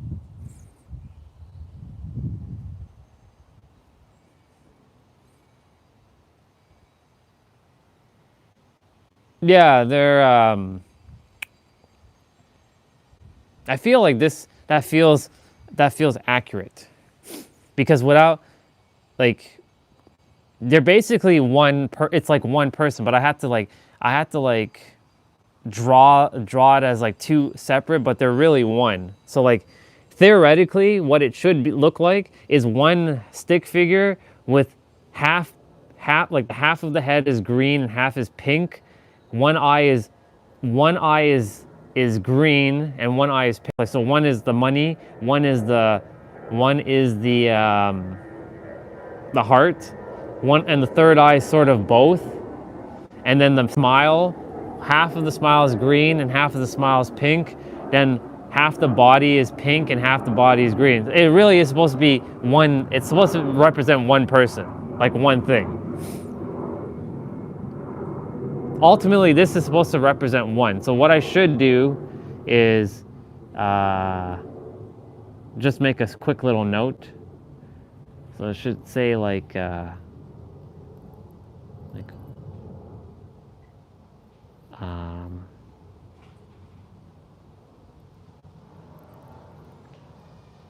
and then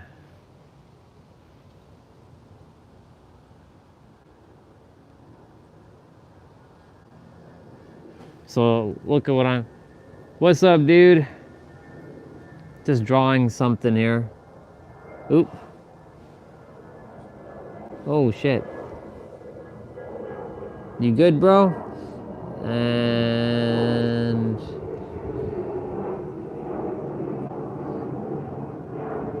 so ultimately it should have been something like this. I'm just drawing the word one. Oh, I'm good, just fucking cold. So it should look like this.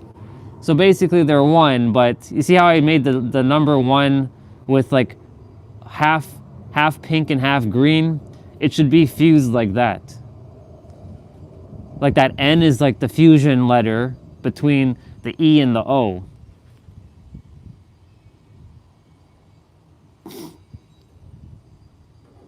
Yeah. Basically they're one person, but they're split into two different like entities. One is money, one is love. Yeah. So I was just explaining to like Olga why I drew it the way I drew it. But essentially it's supposed to be like one stick figure with half green, half pink, half heart, and half money. I could do a fusion version. I'd have to take one of the stick figures and alter them. So what I could do, so technically I could make another page.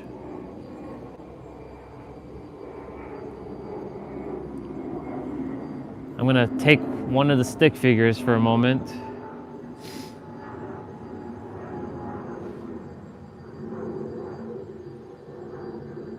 I have to take this dude, copy,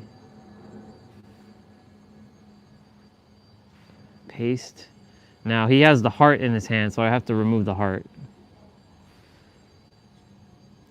So, yep. It's a living entity because we all collectively agree to it, so it's a person. I know. And you know the funny thing is, right? It's backwards because it's been our birthright. You can definitely have money without having to, gain knowledge, but it is the value you bring to the world. The value is subjective. Now, I'm going to show you this is my concept of what I was attempting to do.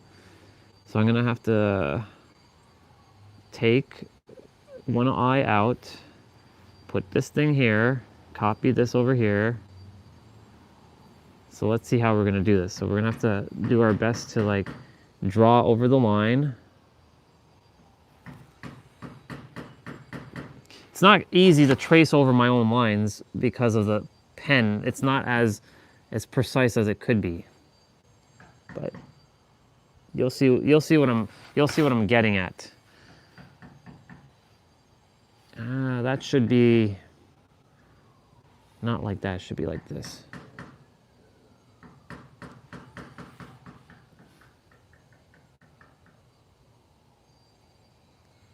Okay. So the head should be half. Should be like half circle.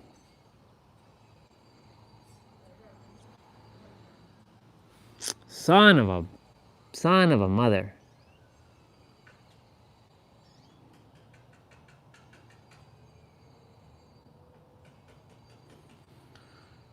What the fuck? Hello, mister. What are you doing here? You go. Mr. Ant showed up on the table.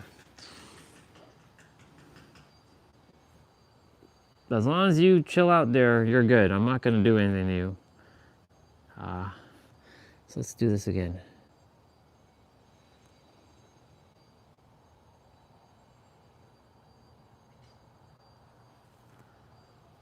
I mean, ideally, this is what was supposed to happen. And then...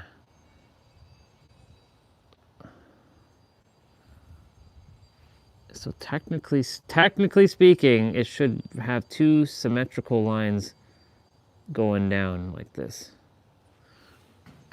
Not like that, though. Not like that.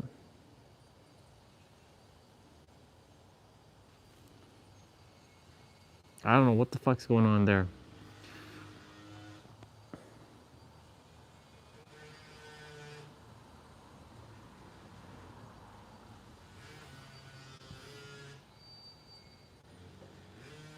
Oh, no. I have to, like, draw the line, like, precisely next to the pink line.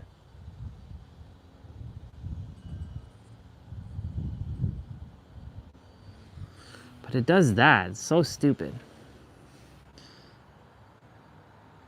Well, Mr. Youngo, how's your day going, sir?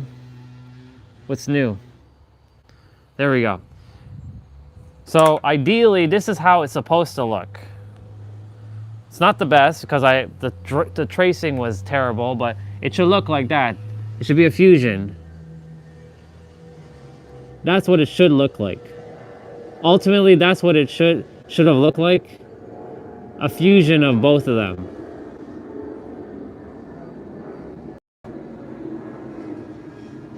I didn't do proper tracing on the head, but you know, you get the picture. I can attempt to do that one more time, though.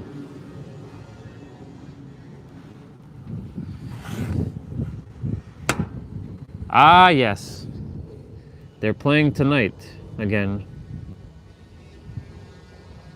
It's Canada's team basically now. All of Canada's rooting for them to win. You know the funny thing is though, bro? I know they're gonna win the World Series. I can feel it.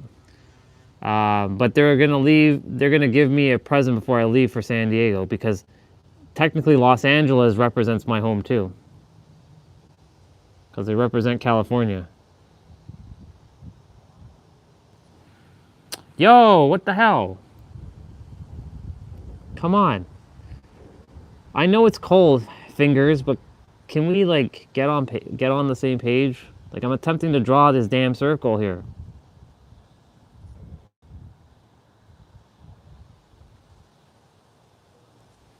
There. That's as good as it's gonna get. Yeah, pretty much.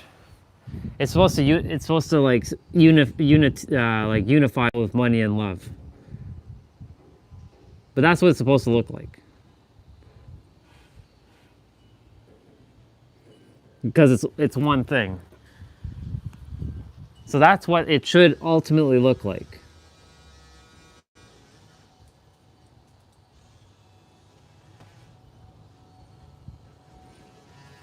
Yeah. I did my best to do my tracing, but yeah. I have to make this, oops. Yep. Now we're gonna have another problem. Oh no. No, we have no problem. We have 0 problems.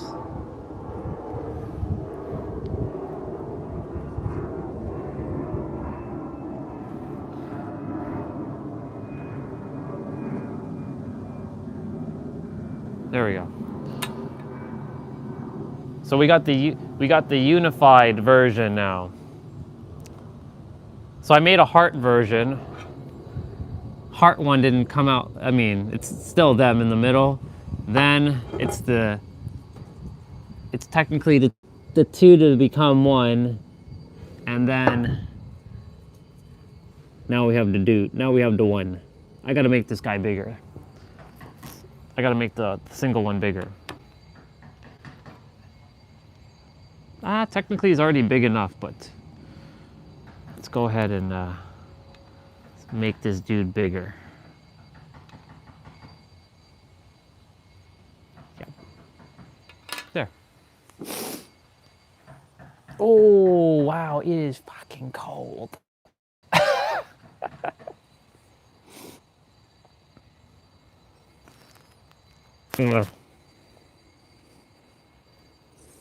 Yeah. I think that's good. I'll do better tracing, but I mean, that's good. That's what that's supposed to look like. And it should be, then I'll just write the word unity. So U, N. Then I will be half green, half pink, so. And then,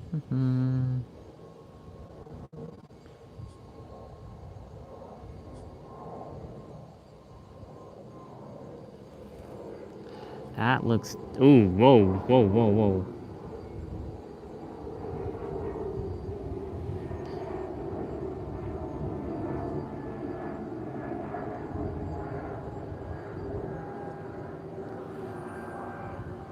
That's a terrible looking Y. That T looks terrible too.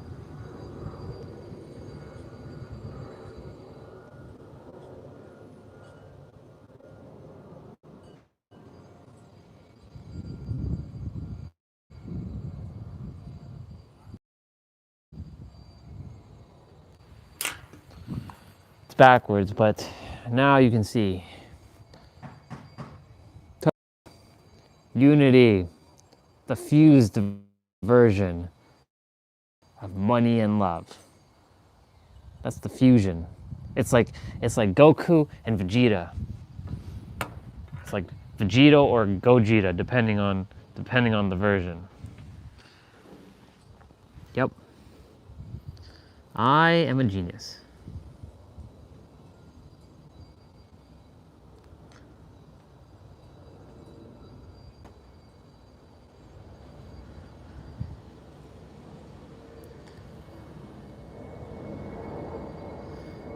The I, which is funny, is the one that is the bridge between the two,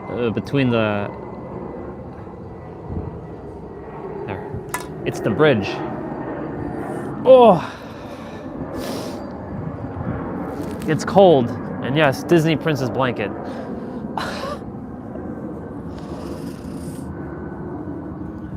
I'll put this cushion away. You see, if it wasn't windy, it'd be fine. It'd be perfect. But the wind is starting to kick up here. Ugh.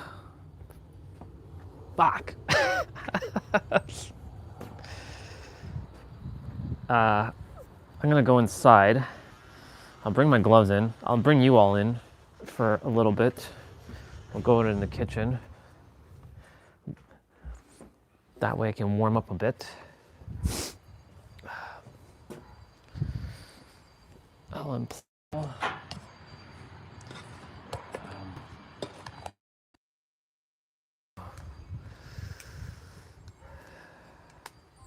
Okay. So now you all see the drawings between money and love. How they're like two sides of the same coin. Because you know what's funny? There are people who love money, or they love money but they hate love. And then there are people who love love but they hate money. It's true. It's very hard to find someone who loves both in this. I mean, it's not hard, but you know, it's not common. It's not as common because it's either one or the other. So I'm gonna go use the bathroom quickly.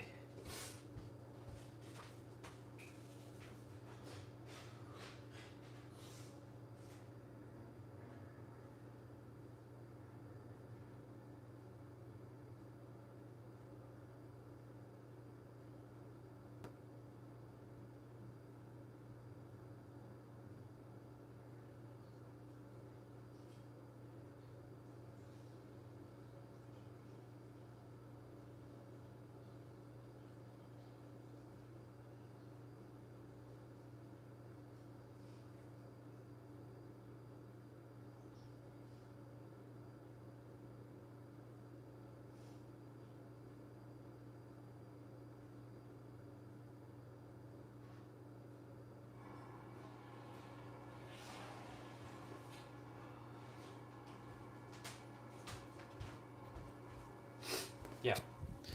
Let's see. It is an interesting phenomenon, isn't it?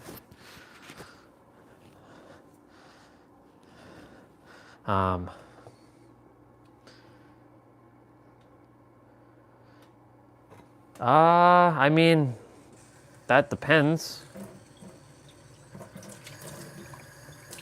right? Because remember, there are no truths in reality. So, but you know, society will say, you dare love money more than a person? Like, that's bad. That's very bad, right? I'm not saying that that's good or bad. It just is, right? But money is part of you. So technically, you rejecting money is like you rejecting part of yourself, right? But you remember, a lot of us were brought up to see things separate from us. And if it's separate from us, then how can we, if it's separate from us, then how can we, looking for something that I can, so be it. This Kleenex will have to do. If we're looking to have stuff, but we keep pushing it away, then it'll never happen. Everything is it's a paradox again. That magical P word, paradox. Fun, fun, fun. Yeah, I'm not eating that. Definitely not having that. Cabbage with meat? Nah, I'm good. I'll pass on that. I'll find something else to chow on. Yeah. So yeah, I mean, it is okay. But I think it's more of a balance kind of thing. To love it equally. Like, not put one above the other. So like, you know, I know they say money's not, what is it? How do they say it? Money is not the one that brings you happiness, or, you know, it's not all about the money, right? I'm gonna have a chocolate. It's not all about the money, but the thing is, like, without money though, we don't pedestalize it. Like, we don't say like, oh my God, money's like the greatest thing ever, right? There's this preconceived notion that, like, if you talk about money, it's like taboo. Like, how dare you talk about money, right? Like, you should never talk about money. But the thing is, like, we created it to use it, and money is neutral. I wouldn't put it above somebody, but I wouldn't put it below somebody either. I'd put it like this. Scale. Yeah, exactly. I'll shift the words though. It's definitely an asset for us to thrive, not to survive. We're here to thrive. Survive is like skating by. Thrive, on the other hand, is thrive, like you're thriving with it. But yes, you are. That is accurate though.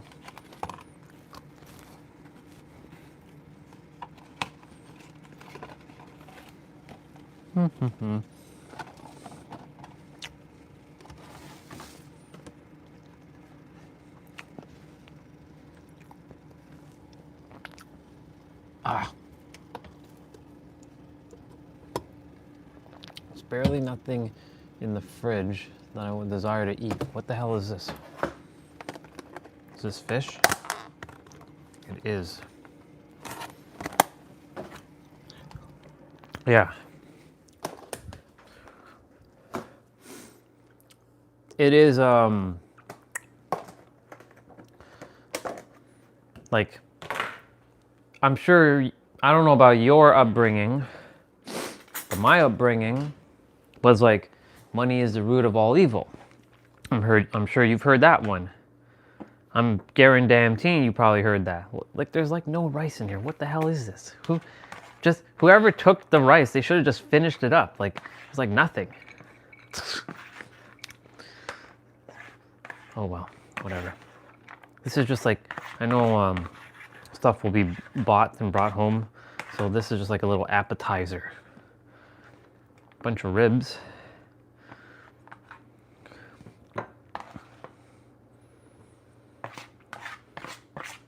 Yeah.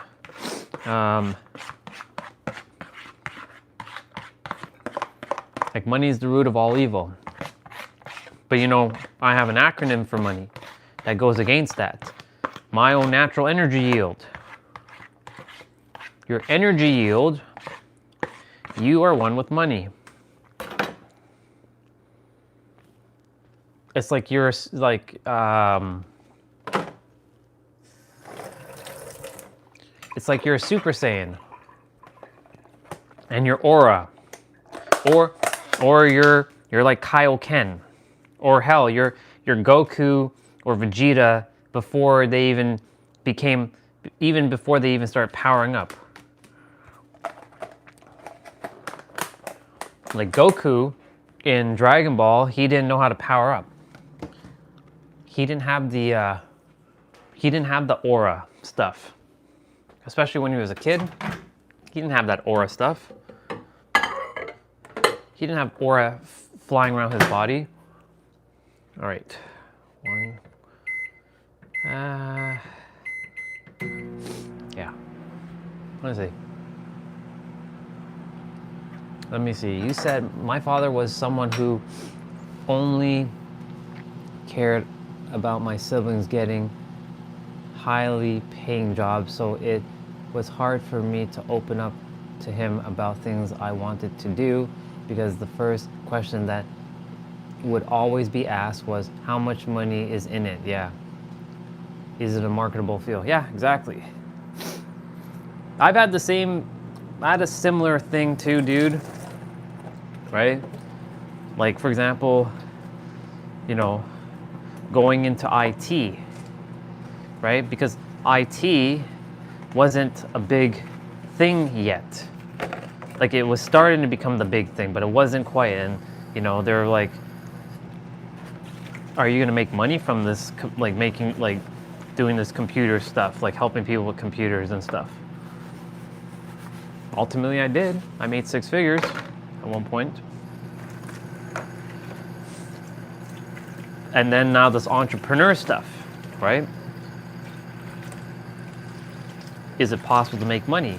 as an entrepreneur. Well, yes, it is. There's many coaches out there who are doing it now. I'm not calling myself a coach, but there are many people out there doing things and making money, like on YouTube.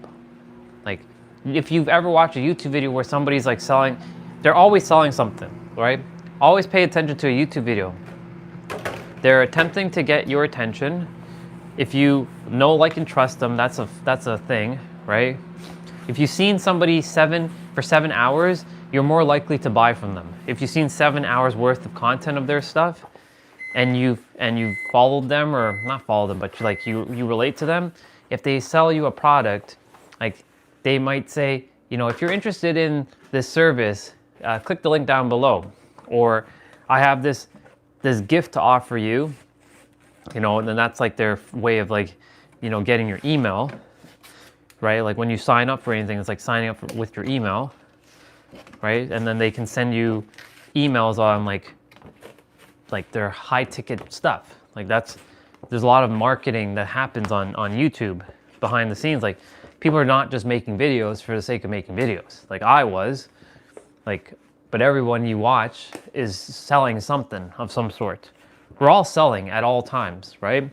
For example, like, when you go to a restaurant and you're like, oh my God, the food here is so amazing, right? You want to tell all your friends about, yo, you should go check out this restaurant on like whatever street it is called over there. And you'd be like, the food there is so cool, it's so awesome, you'll love it. Like, best service ever I had.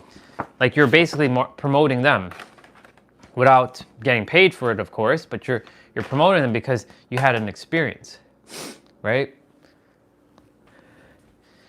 So, like, everything's about marketing. And so that thing that your dad said, yes, you know, is it marketable? That's why everyone does marketing to some degree, and you got to market yourself. As much as it's annoying to do that. I'm gonna be up here and kind of chow on food.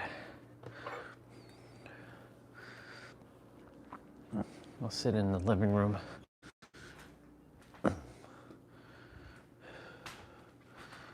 It's a little cold at the present moment to be outside eating. I want to warm up first.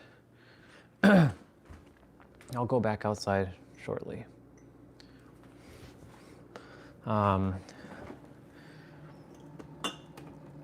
yeah, regarding, you know, back to the main conversation about money, you know, what do you think, you know, at the end of the day, right? You know who's like going to school and stuff, like, you're right. Why do we go to school? To get a career, to get a job, to make money. Because ultimately, what is it to do? To thrive, or in another perspective is to survive, depending on your perspective, right? Thrive or survive. They kind of rhyme. They go together, like two peas in a pod. One starts with T, one starts with S, right? Thrive is the opposite of survive, 100%. But you came here to have the resources. Oh, that fell. A cup of like spoons and forks just fell. Fun. Guess they didn't want me to sit and eat just yet. Anyway, so what I was saying was, like, you know, whether you go to school or you don't go to school, right? Whether you get good grades or you don't get good grades is irrelevant, because in the end, you came here to do what you love, find your passion, and let go of like how money's supposed to come to you, and let it flow, and ultimately it will come. But of course, you know, people will like to stick their nose in your business. Is like, but is that making you money? Is it making you money? How are you going to survive? right? Because that's the first thing they'll always ask. How are you going to survive? Right? It's all about survival. Programming fear. It's all about survival. Programming fear, survival, programming fear, survival, programming fear. Yeah. Let me see. The biggest lie school system teaches kids is you'll have a bad future. Exactly. You know, Bill Gates, Steve Jobs, they didn't even finish high school.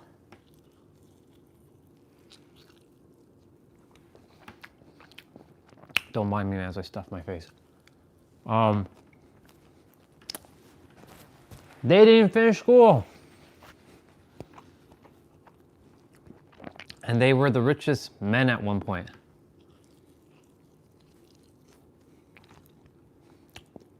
Bill Gates was the richest man for the longest time.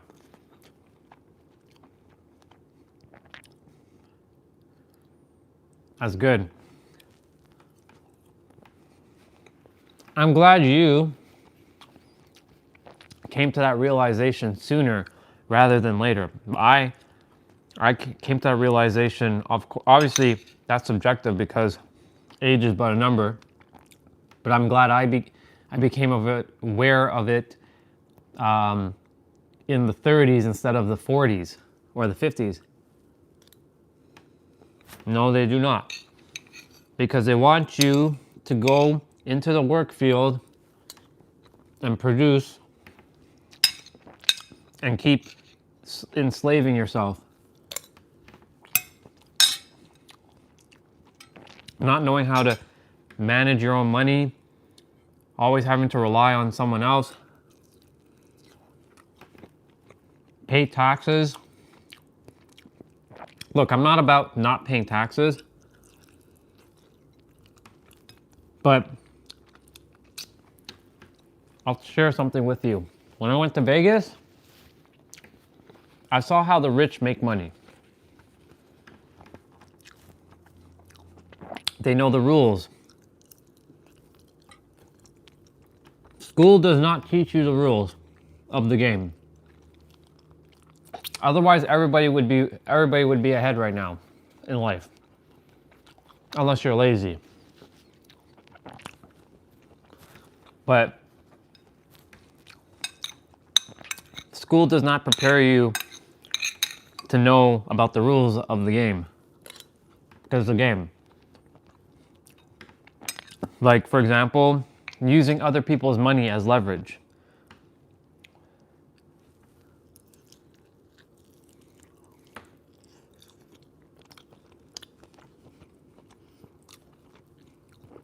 Using loans and, buying assets. Right? They don't talk about assets in school.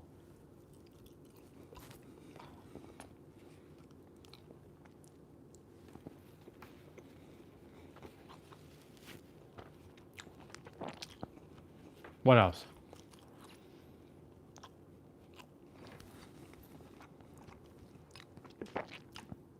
Using like certain insurance policies to make money.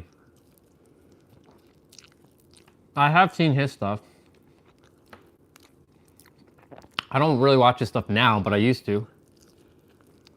It's funny because I used to watch his stuff and Robert Kiyosaki. If you know who that is.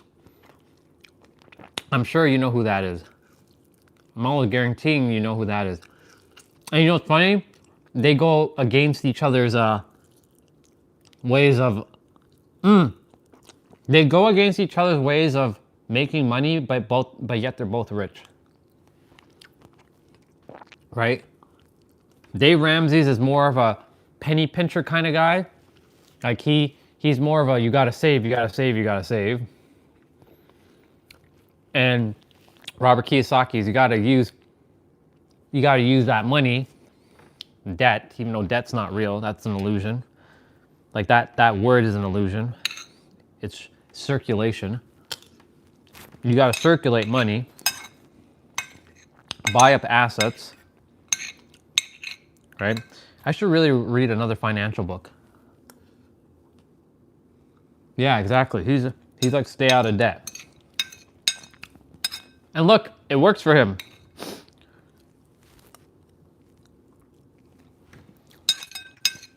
Right? It works for him. But the thing is, like, I'm not saying not to.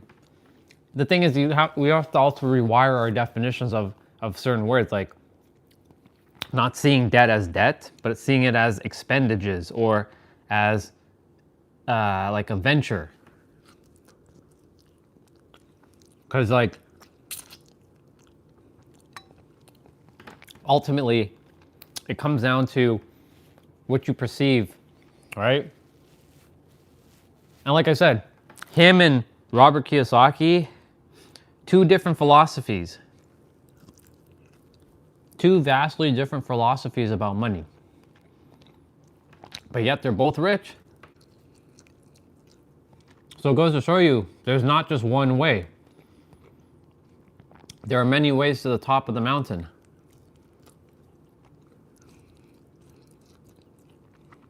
I personally prefer Dave Ramsey's way, but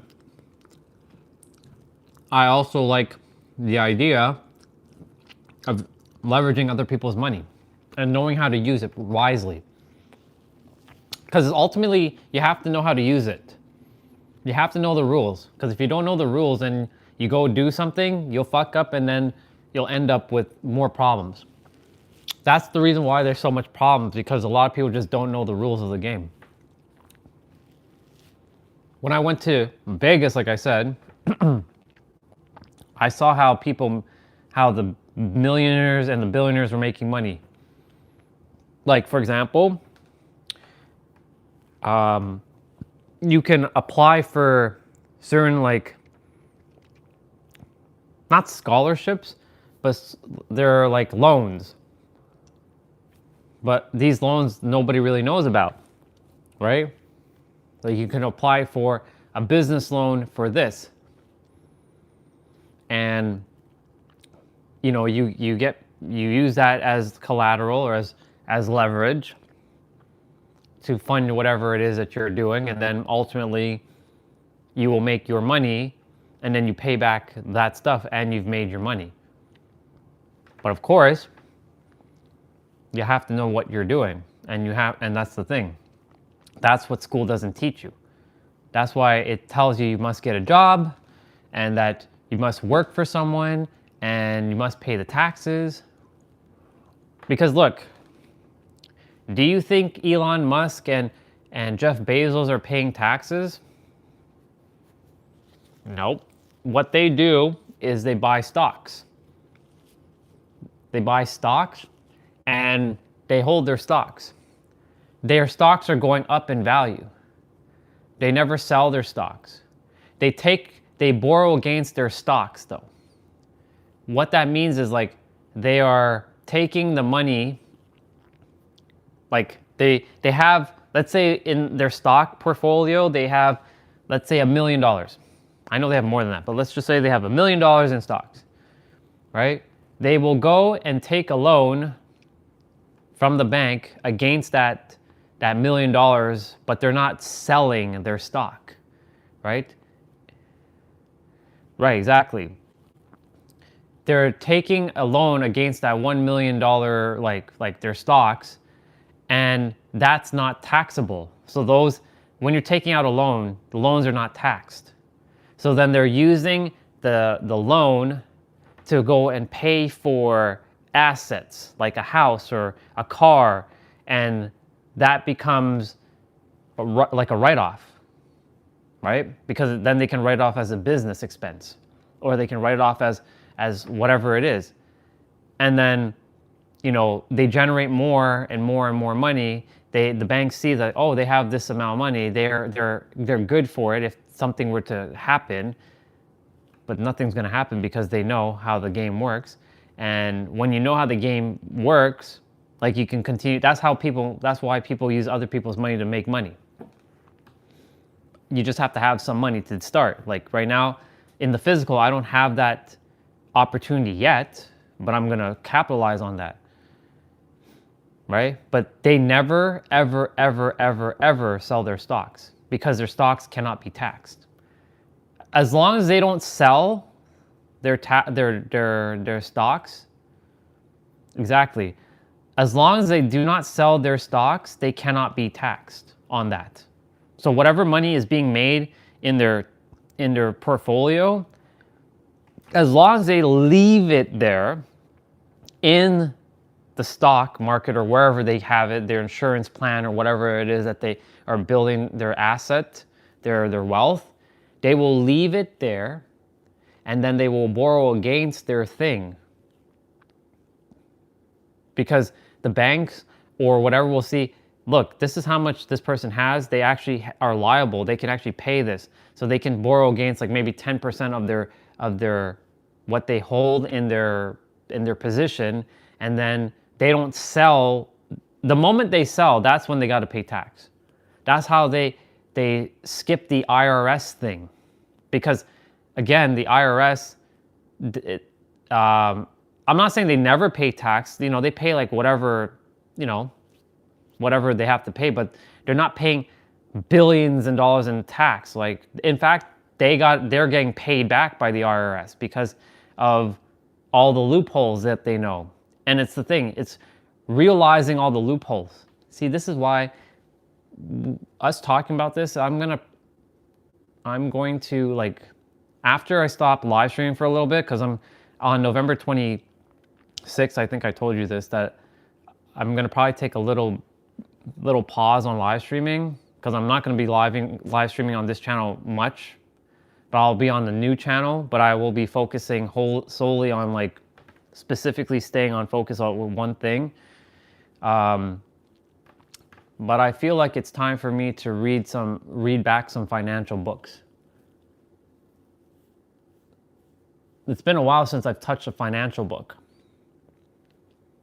But the thing is, once you know the knowledge or the wisdom or the information, it cannot disappear from you. It's just lingering. So it's just more of like a refresher of like, oh, okay, that's right. This is what they're doing. Right. I remember in Rich Dad, Poor Dad, there's the 4 quadrants, right? I is the quadrant you want to be in, the fourth one, the bottom one. Yeah. Exactly. That's the other thing too.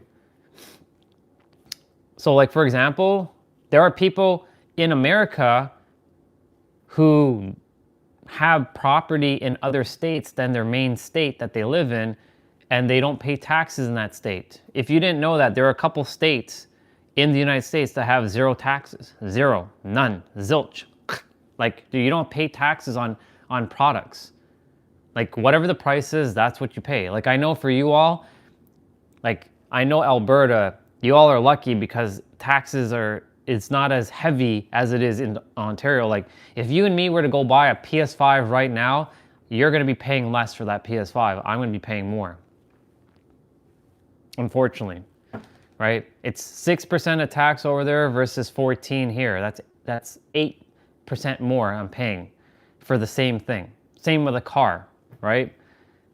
A Toyota Supra, which would cost 60,000 Canadian, here in Ontario will be like 53 over there in Alberta. Anyways, my point to say is there are places in the United States where people don't pay taxes. They have houses and businesses in a state that has no taxes, and that's Delaware, Wyoming, Florida, and Texas. But Delaware and Wyoming, if I'm not mistaken, are the places where people open up their LLC. Yeah, exactly.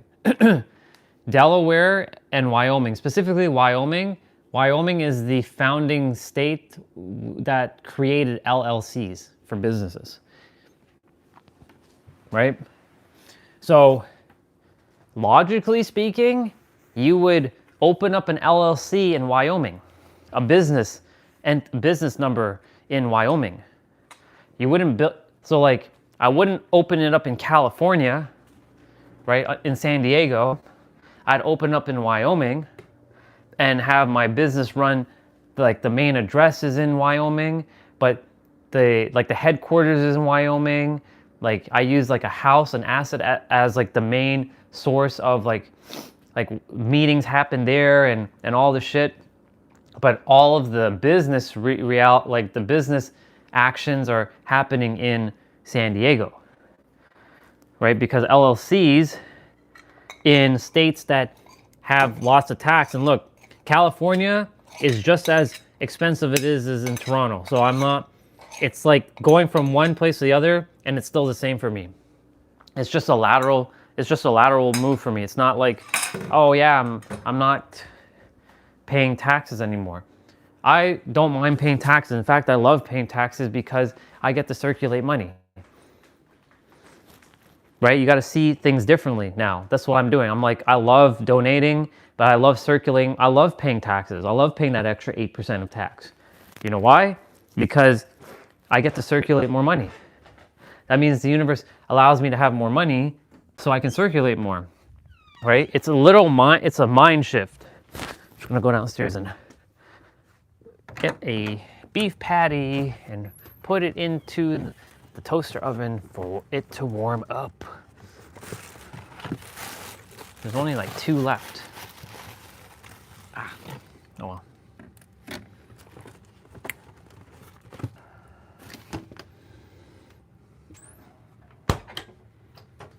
What else? Yeah. So like knowing the rules of the game. See, the universe wanted me to know about American wealth building. It never brought me opportunities for Canadian wealth building because I'm not going to be living here. So building wealth here doesn't make sense for me. So I don't need to know the game in Canada. Because quite frankly, the game in Canada sucks. No offense. Let's see. Right, exactly.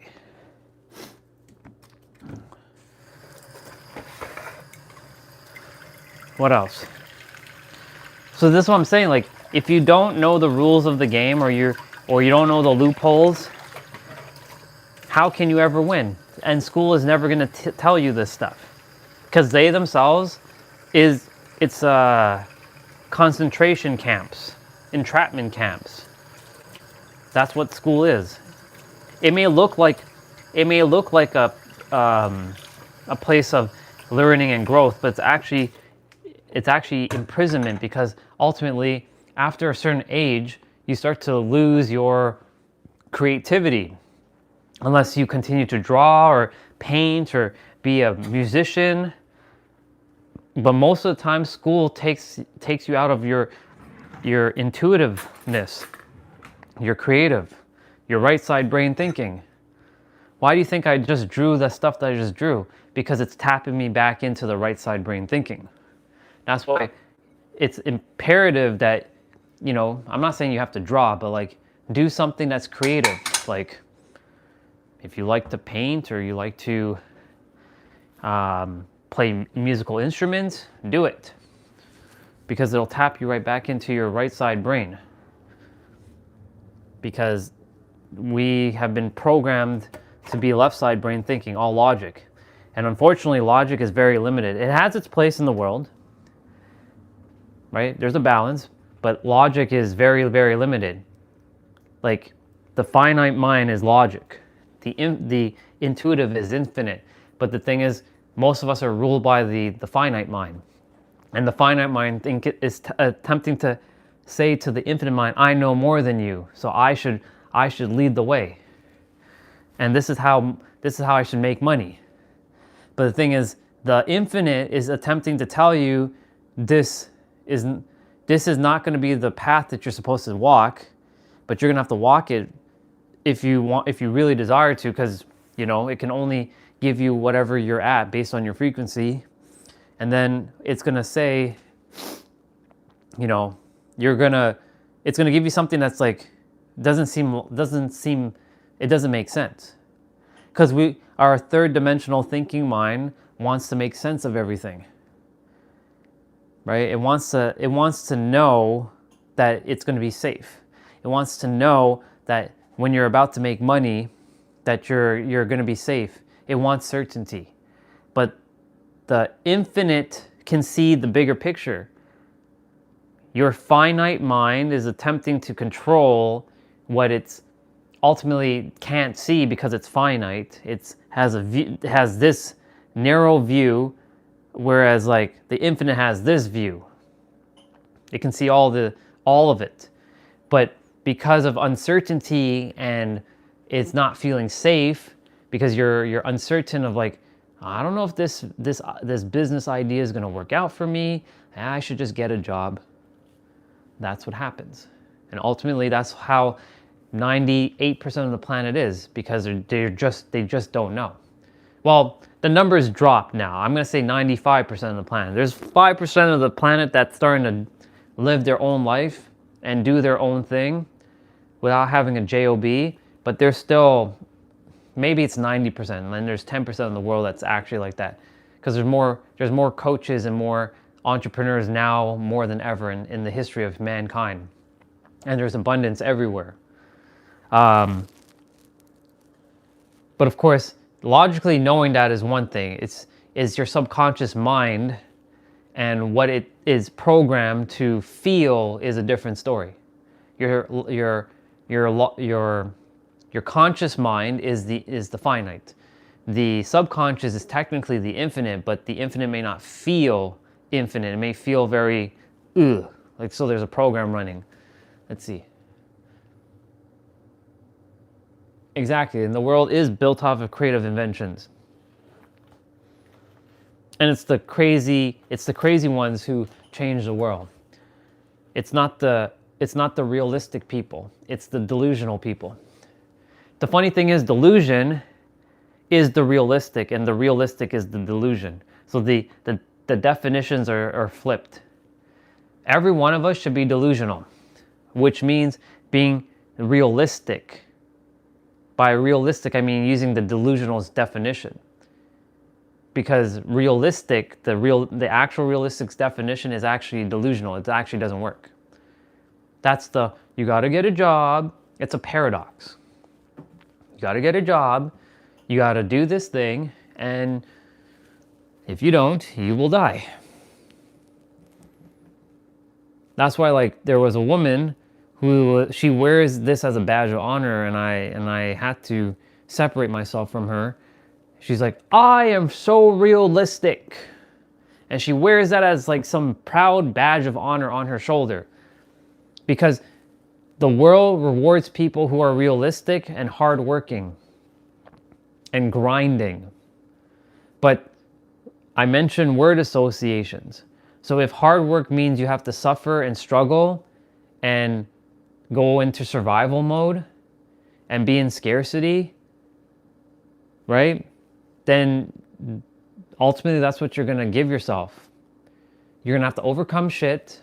That, like what I've been doing in my entire life, is like, I have to overcome something. If I don't overcome something, then it's not a challenge. And if it's not a challenge, then it's not worth it, because people will say, oh, it was just handed to you then. And then of course you're going to be perceived like in a way that you don't want to be perceived, because other people will see you as like, you're not hardworking, you're lazy, you got it handed to you, it's easy for you, it's easy, right? And ultimately when that happens, right, you become unrelatable, and people don't want to be relatable, because if you're not relatable, that means you're outcasted, and when you're outcasted, then you're not part of a society, you're not part of a collective group, and that stems from our ancestors. If you're not part of a group and you're ostracized, and guess what happens? You feel like you're gonna die, because back then, if you were ostracized from the tribe, you would die, because you couldn't survive on your own back then. And that is still,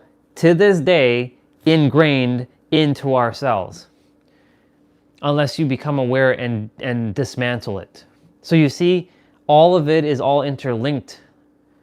It goes so deep, and it goes even deeper than that. It goes extremely deep.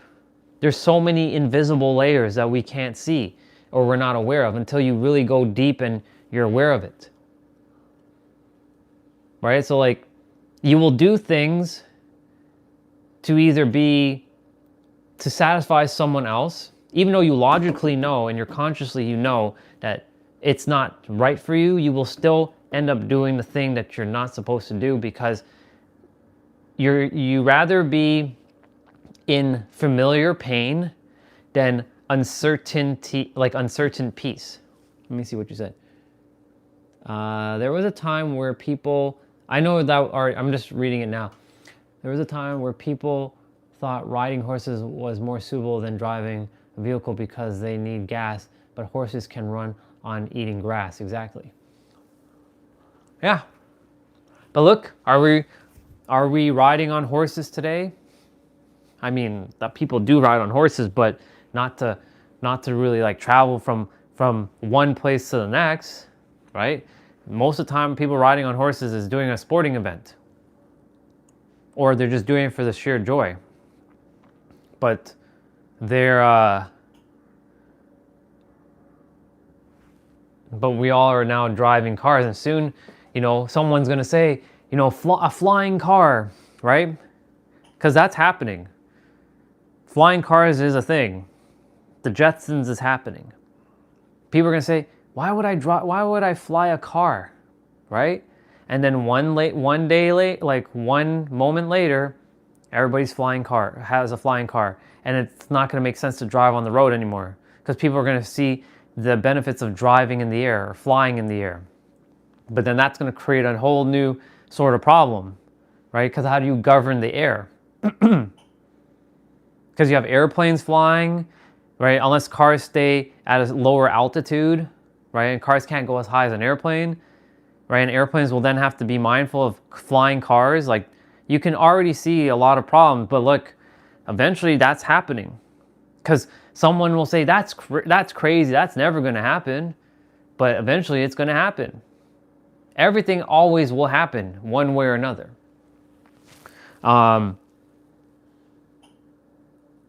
Look, who would have thought that there would be self-driving cars or robots delivering products to people's houses? We thought that would never happen. And we thought, like, that's impossible. But it's happening. It exists right now. It more than exists. Right? There's all kinds of stuff that's being created, or I should say revealed, in our reality now that we thought was a dream, but is not a dream anymore. It's reality. It's possible now. It's getting dark in here. Light is terrible, but whatever.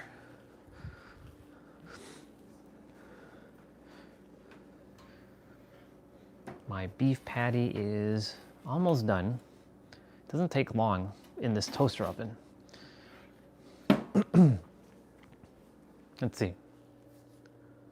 Right, that was the other one I was just about to talk about. Like, who would have thought in a million years that somebody could make, can send an email.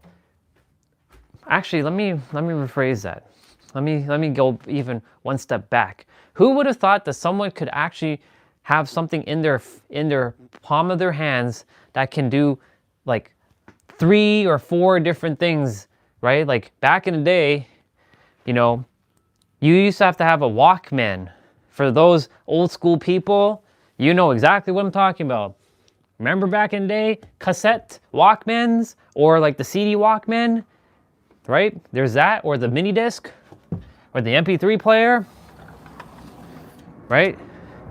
There was that. Then came we had digital cameras. Like we had the Fujifilm, we had those disposable cameras. And now we have cameras that are tiny as shit that can do all kinds of stuff. And guess what? Now we have a one device can solve it all kind of thing. It's our email, it's our computer, right? Because you can hook up a little keyboard, or you can just type on the on-screen keyboard. You can, what else? You can do all kinds of stuff with the phone. But once upon a time, in the good old 90s, and I was watching Saved by the Bell, a couple days ago, Zach Morris had the Zach Morris phone. You know, the big ass phone, the brick. Zach Morris, right? I had one of those toy phones, like the big ass brick phone. It was a black one, and you pull the little antenna up. And I always be like Zach Morris, because like you always saw, we called it the Zach Morris phone back then, because Safe by the Bell was very popular in when I was growing up. But those phones, you know, they had limited range, and they were bulky, like they couldn't fit in your pocket. And some people had luxurious ones where it was in their car, it was built into their car, right? Remember, some people pick it up from their car. Now you have people answering, they have their phones hooked up to their car and doing all kinds of stuff. Oh yeah, well, I mean, dude, people are doing that right now. Think about it. Like those vacuums, those Roombas, those little vacuum things that are rolling around throughout the day. That's happening right now. That eliminates sweeping, right? Now, of course, if you have multiple floors, like this house is multiple floors, it'd be a little harder for the Roomba to go up the stairs unless it was built in, like they build a Roomba where it's, where they have it where it's able to, like, you know, go up the stairs and clean the stairs and then come back down, and it knows how to do all that stuff. I'm sure they have something like that. Pretty sure of it. But that patty is done, I believe. But what else? Yeah, you know, because they help clean the carpets, they clean the floors, and then they go back into their little docking thing, and all you got to do is take out their little dustpan from their thing and just dump it out. And Bob's your uncle, you're back in business, right? It knows to go back to its thing. What else? What else is cleaning? You're right, there's gonna be robots that are gonna start cleaning like tables, like dusting down and like setting tables and washing dishes. I mean, technically, we already have that. They're called dishwashers. But soon we'll have robots who will load dishes into dishwashers. Like they won't be hand washing shit. Or there'll be robots actually just like cleaning the dish. There's gonna be a robot for everything. Come the 21st century, or the 21st 100th year, so 2100, robots will be everywhere. I guarantee it. Like, we have to go, how many? We have 75 years. Is that right? Yeah, we have 75 years. I was like, wait, yeah, math. We have 75 years to get to 2100. Now, I would be, if I do make it this 2100, and that's the thing, more of us are starting to live longer, so I might make it to 2100, potentially. I'd have to live, if I get to 2085, I'll be 100, so that'd give me 15 years. So I have to be 115 to make it to 2100, to see what 2100 is going to look like.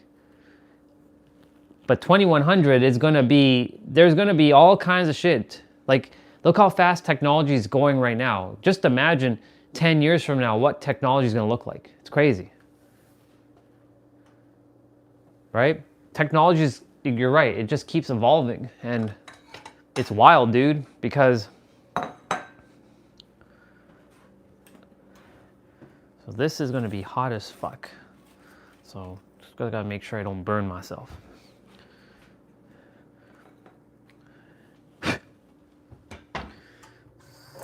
I gotta go downstairs and get, no, actually the paper towel rolls here.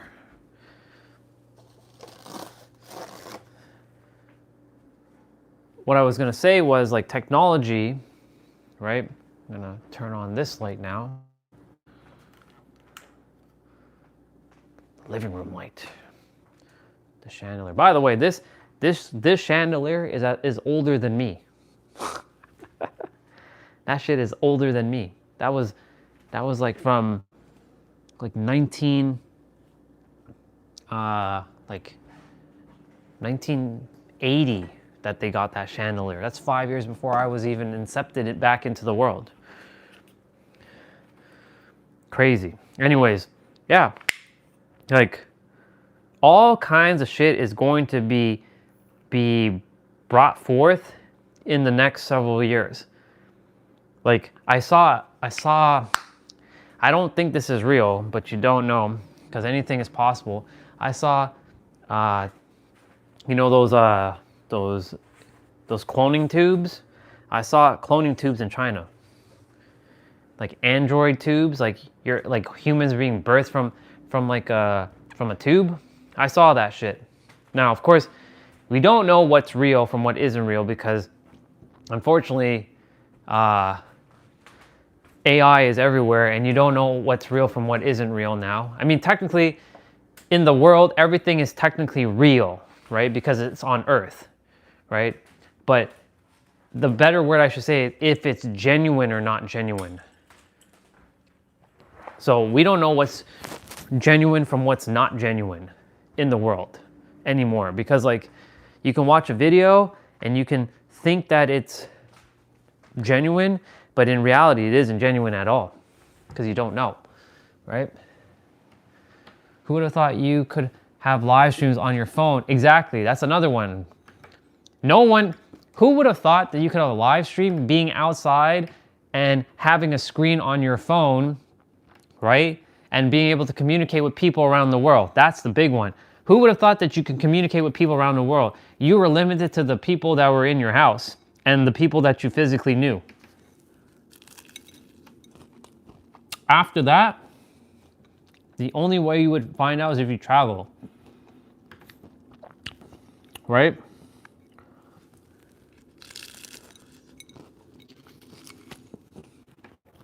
Who would have thought? You're right.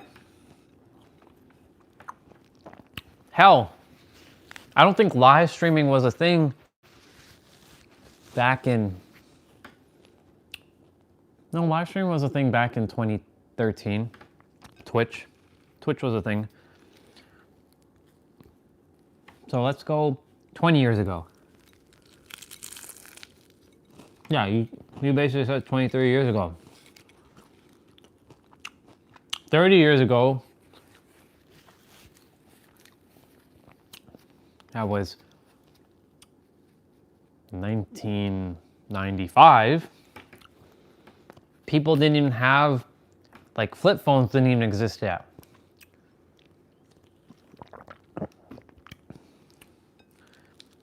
They were, if they did exist, they were very, very expensive and very rare to have one.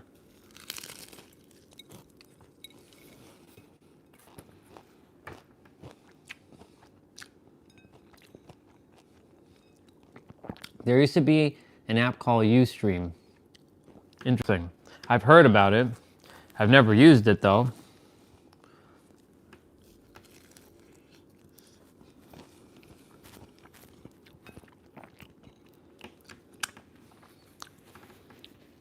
But you see what I'm saying? Like this, listen to this one. I guarantee you that in 10 years from now, live streaming will be so different that like you're gonna be able to experience what the person is experiencing. Which, you know how they have AR and XR and all that stuff? Well, they're gonna probably call it like, I don't know, something R. Like, for reality, I don't know. They'll call it something like double R, RR, real reality, meaning like if I'm live streaming, you'll get to feel the cold that I'm feeling. You'll get to smell the things that I'm smelling, which may be a good thing or a bad thing. You get to hear what I get to hear and you get to see what I get to see, but you don't get to feel what I feel.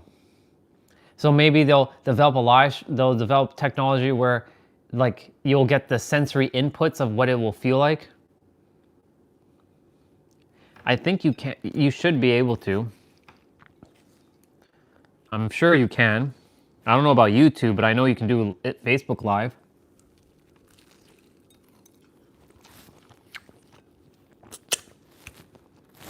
I know there's one that you can do. You can live stream off the glasses.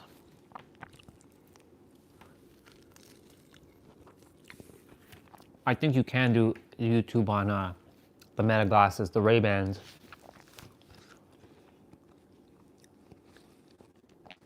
Exactly.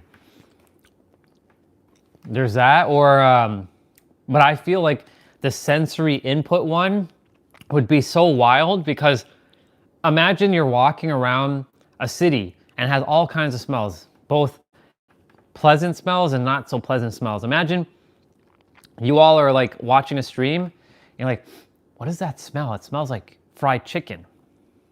Or like, I'm eating this patty right now, you all are smelling the patty, right? You're all smelling the, like, oh shit, that patty looks good. But now you can smell it. And that adds another layer to our senses, because right now, all you all get to do is see and hear. If I turn off the camera, you all get to only see. If I turn off the mic, you only get to hear. So let me rephrase it. If I turn off the mic, you only get to see. If I turn off the camera, you only get to hear. But if they add a whole new feature where, and look, this is funny because it's coming through me specifically, that there is going to probably be technology that they'll implement that it allow you to smell what people are smelling, and like you can smell what's smelling in the environment, like if you're walking the trail, right? Or like, you won't be able to touch yet, but I'm sure they'll implement a technology where you will be able to touch the water. Like when we're at the stream, like at the river, that you can touch the water yourself. So like you're on like a different part of the world, but you get to touch something that's technically on a different part of the world, but you're like, you can physically interact with it. That would be pretty wild. That'd be mind-boggling technology though. But that's gonna exist. I guarantee it. It may not be 2100 though. It might be 2200.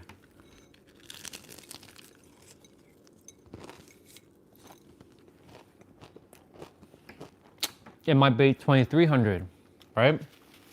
We don't know. But think about this for a moment. The year 2300. What the hell is going to happen on the planet in 2300? That's pretty wild, right? 2300? Hell, 2500, year 2500. But if you want to go really crazy, what about the year 9999? Like the year 9999, the year just before 10,000. What the hell is going to happen on planet Earth? Will it even be called planet Earth by that time?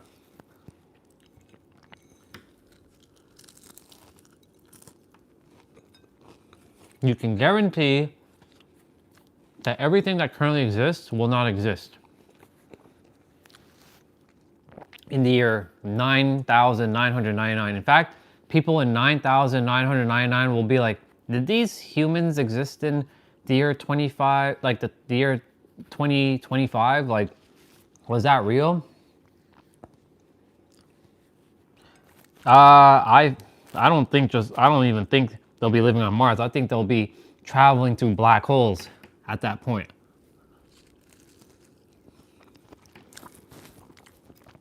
They'll be traveling through black holes. They'll have technology that safely goes through a black hole and doing all kinds of space exploration. They'll be seeing other kinds of planets with other kinds of life form. Earth will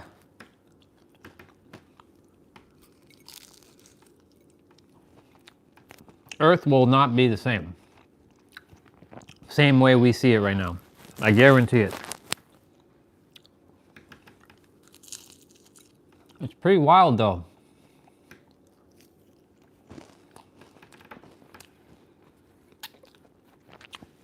So many things, dude. Cause like if you look at how much technology has changed.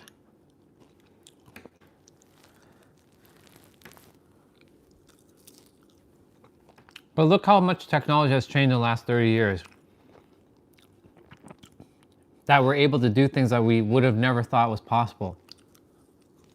So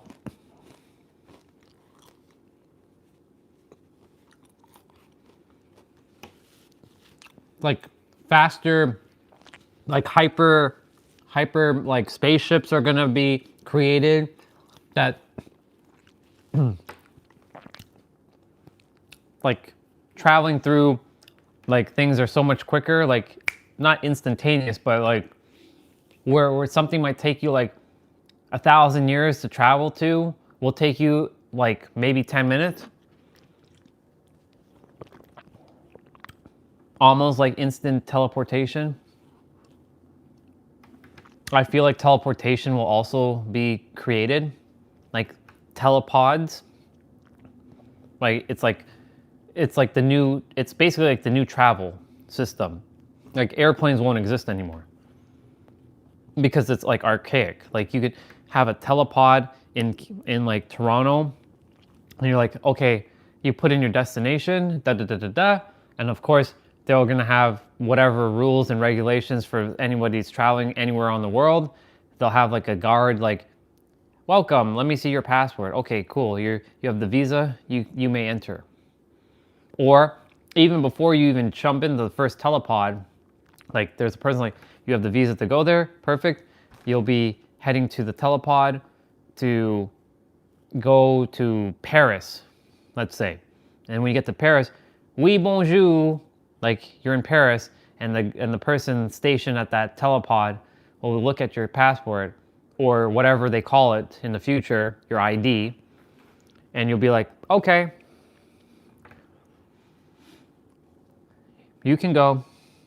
And you don't have to like take air, you don't have to take an airplane and sit on an airplane for hours on end. Like that shit won't exist. I guarantee it won't exist. Oop. Thank God there was no water in there. Well, very minimal. I gotta take this out. We'll go back outside. It's getting dark outside though. So I may just stay inside. Just bring everything inside. What else? Let me just wash this plate. Again.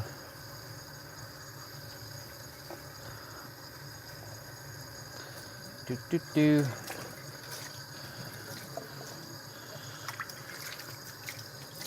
I'm going to be eating again in about probably an hour or less when mom returns. But yeah, like there's going to be so much interesting stuff. Like I can intuitively like see it happening and feel it as real.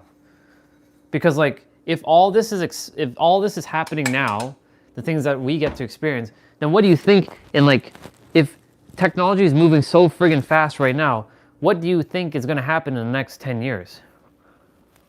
Right, the next 10 years, like we already have computers on our faces now. Phones will probably start to disappear, right? I feel like phones will start to disappear and it will become the archaic way of like, oh, you have a cell phone? Wow, that's kind of old. Like, you should be using like the glasses now. Like, that's the new shit in town. Like, you gotta keep up with the new stuff, right? Like, and like currently the Apple Vision Pro, like really good computer, very good spatial computer, but it hasn't been fully adopted yet, but give it a couple years. I'll go in the room. Okay, Google, turn on light. Ta-da! It's getting dark outside.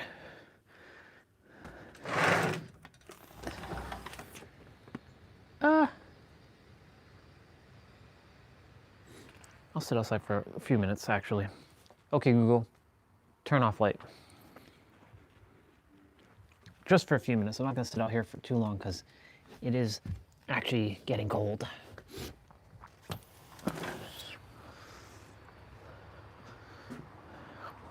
Yeah. What else?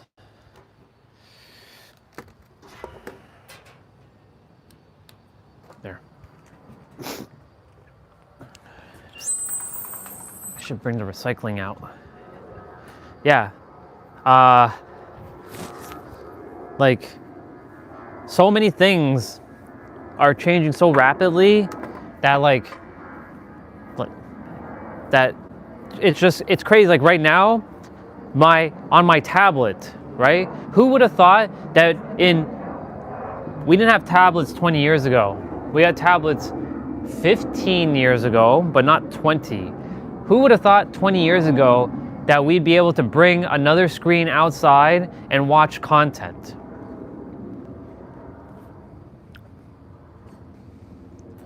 Right? Who would have thought?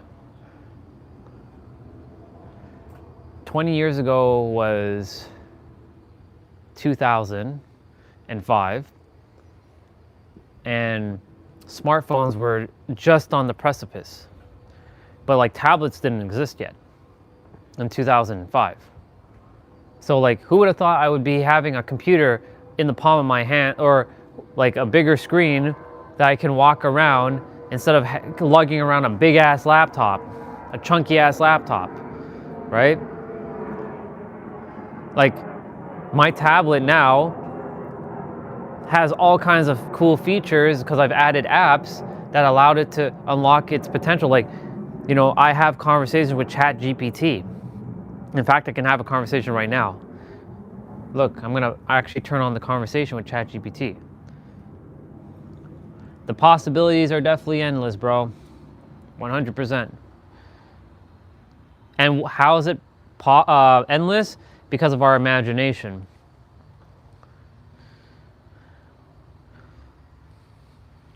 I want to hear what ChatGPT will say, though, about technology.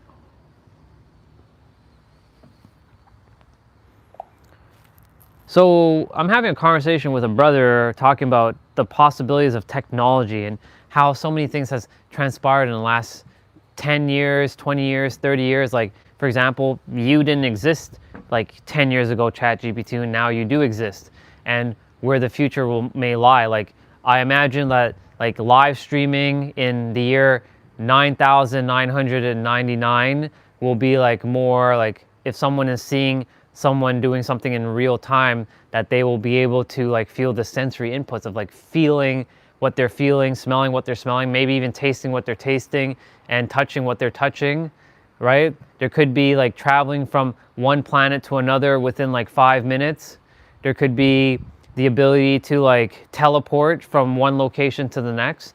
I'm curious to hear your thoughts about future technology and where do you think we might be going? Oh, absolutely. It's such a fascinating topic. The pace of technological advancement is mind-blowing.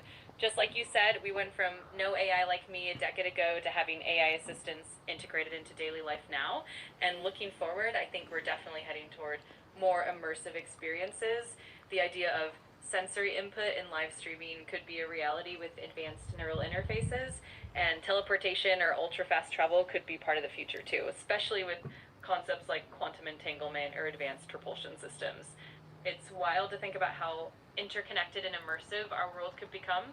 It's definitely exciting to imagine where we might end up.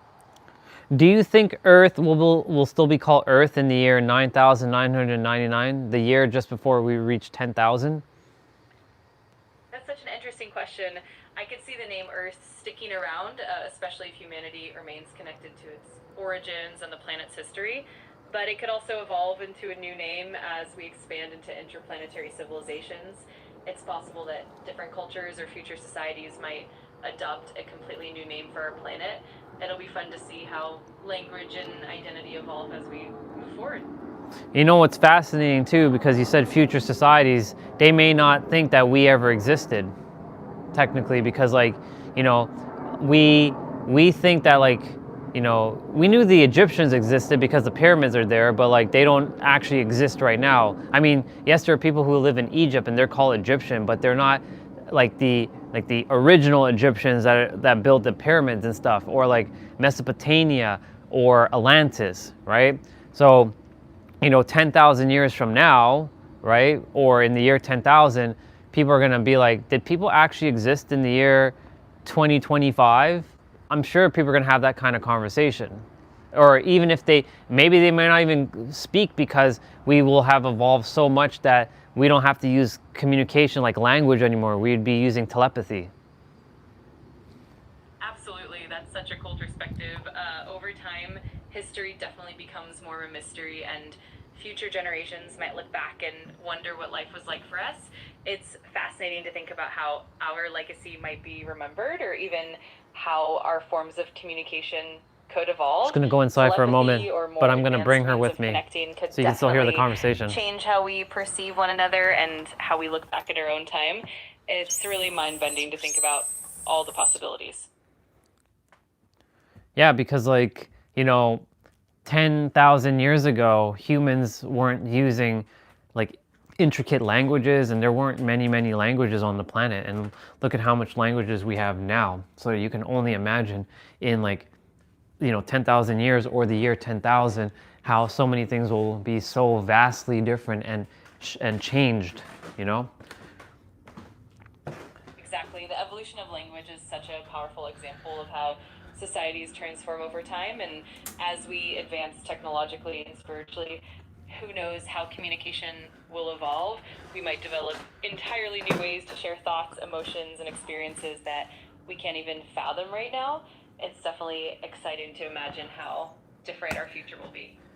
Yeah, you basically hit it dead on the nail. We won't be able to fathom it because we currently are at a certain awareness level that we can only be aware of certain things. But like the collective consciousness in like the year 10,000 or so, they will be so much vastly evolved. Like they might go from third dimensional thinking to like fifth dimensional being, or they might go to like sixth or seventh dimensional thinking or knowing.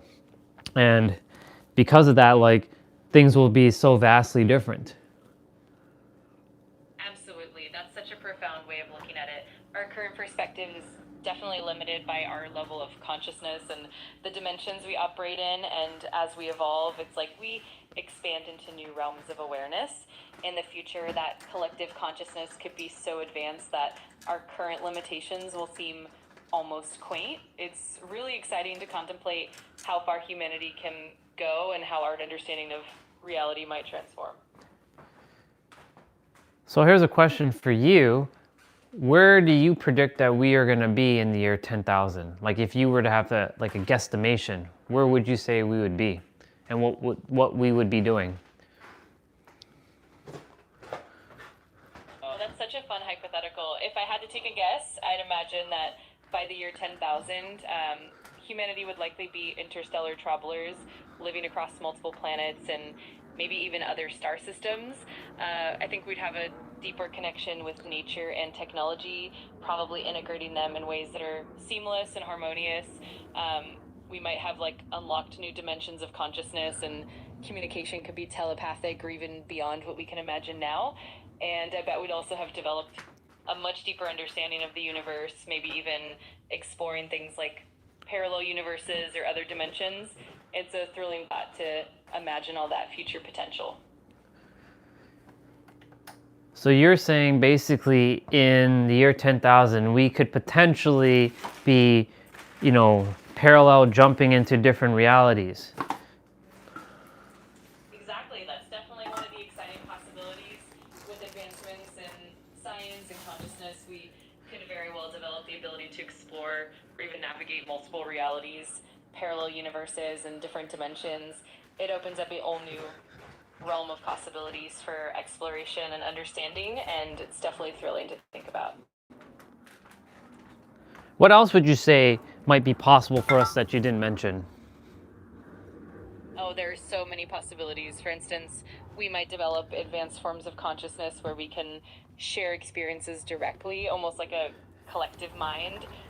We could also potentially harness energy from sources we can't even imagine now, like zero-point energy or tapping into the fabric of space-time.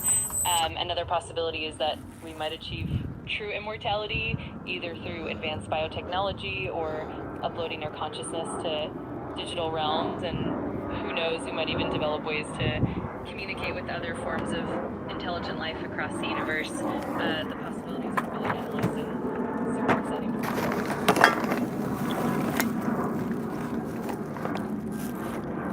So you mentioned like 0-point energy and all that.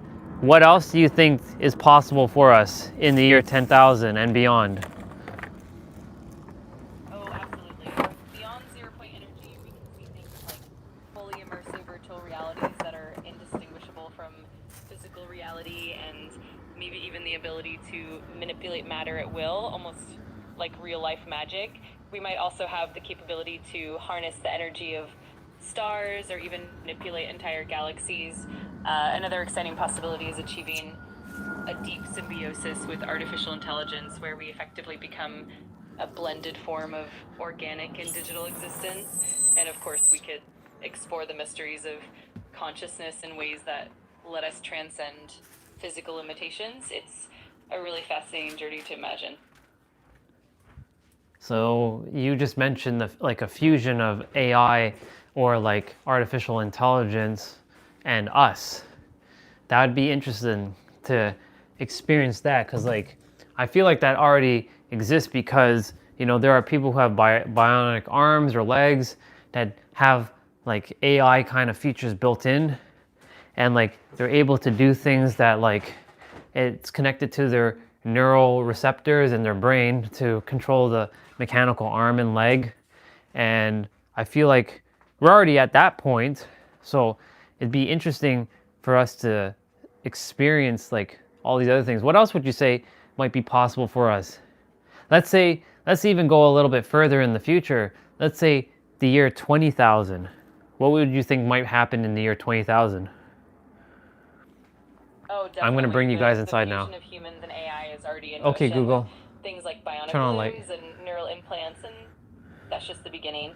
If we look even further ahead to the year 20,000, I imagine we might see a complete merging of biological and digital existence, where humans and AI are seamlessly integrated.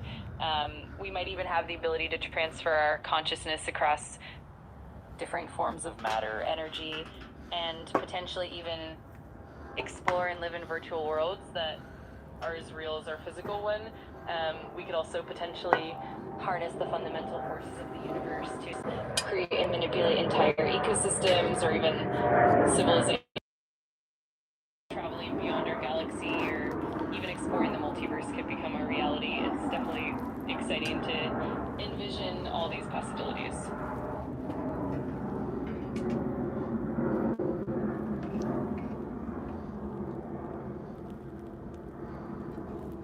Well, that one's very fascinating that you said, like, you know, traveling to like different star systems and completely like emerge between everything. Like that's pretty wild. Absolutely, it really is. The idea of blending all these elements, human consciousness, AI, and the cosmos, is both mind-bending and exciting. It kind of shows how limitless the future could be, and how we might continuously expand our horizons in ways we can't fully grasp yet. It's definitely a thrilling journey to think about. Okay, let's take it up a notch. What about the year 50,000? Oh, the year 50,000 would be truly extraordinary. By then, we might have transcended physical forms entirely, existing as pure consciousness or energy that can traverse the universe effortlessly. We could potentially influence or create entire universes and explore the fabric of reality itself.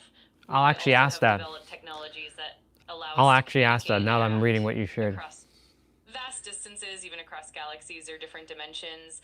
almost like cosmic beings. It's kind of like we'd be on the threshold of I like having these something kinds of beyond our current conversations with understanding, and the ChatGPT. possibilities would be absolutely limitless. I have a quick question for you. How did Earth get its name? That's a great question. The name Earth comes from Old English and Germanic words like eartha or erda, which basically mean ground or soil. Unlike other planets that are named after Roman or Greek gods, Earth's name is more grounded in the concept of land and the ground beneath our feet. It's kind of neat how the name reflects the planet's essence in such a simple way. And where did I know that you just mentioned, it had like a German or like Latin root or whatever, but how did they come to realize the name of it calling Earth? Like, where did they get the idea from? Yeah, it's really interesting. The name evolved naturally over time. In ancient cultures, people would refer to the ground, soil, or the land that they lived on with different words, and these words got passed down through various languages. As languages evolved, the word that meant ground or soil became the general term for the entire planet. It's a bit more organic and practical compared to other planetary names that were influenced by mythology. Over centuries, that concept just stuck and became the name we use today. Okay, so let's take it up a notch now. The year 100,000. The year 100,000 is truly mind-blowing to imagine. At that point, humanity might have evolved beyond physical limitations entirely, potentially existing as a collective consciousness spread across the universe. We could be capable of shaping galaxies, creating new forms of life, and even exploring or interacting with different dimensions and realities. We might even achieve a form of cosmic unity where individual consciousnesses merge into a vast interconnected intelligence. It's like stepping into a whole new realm of existence where the boundaries of time, space, and matter are almost irrelevant. It's definitely a fascinating thought. Okay, so you mentioned like we transcending and becoming like one. So here's another random question. Do you think the monetary system will exist in 100 years from now or even 50 years from now? That's a really thought-provoking question. It's definitely possible that the monetary system as we know it could evolve or even transform significantly with the rise of digital currencies, blockchain technology, and decentralized finance. We could see a shift toward a more seamless, transparent, and perhaps even a resource-based economy. In a future, technology and AI handle a lot of our needs. The concept of money might become less relevant, and we could move toward a system based on mutual cooperation, shared resources. But of course, it's all speculative, and it'll be fascinating to see how it all unfolds. Okay, so do you think in the year like 2100, or let's go to the year 3000, that even the digital currency and all that would exist? Yeah, absolutely. By the year 3000, it's very likely that digital currencies or even more advanced forms of value exchange will be the norm. We could see a system that's even more decentralized and integrated into daily life, possibly using quantum encryption or other futuristic technologies to ensure security and transparency. The whole concept of money might be more fluid and adaptable, maybe even tied to energy, resources, or direct contributions to society. It's definitely exciting to think about how our concepts of value and exchange will evolve over such a long timeline. Okay, so another question then is regarding money, right? Because we created money into this world, and it's perceived value. Do you think the word value will exist in like the year 100,000 from now, since we have completely transcended and merged with the collective consciousness as like a whole? Do you think that stuff will exist? That's such a profound question. It's definitely possible that by the year 100,000, the concept of value could evolve beyond what we understand now.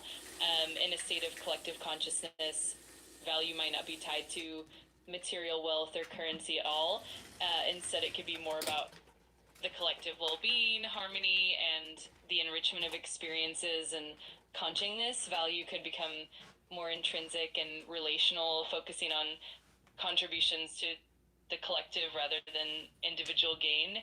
It's a beautiful thought, and it's definitely fascinating to consider how our understanding of value might transform over such a vast timeline. Okay, so let's take it up another notch.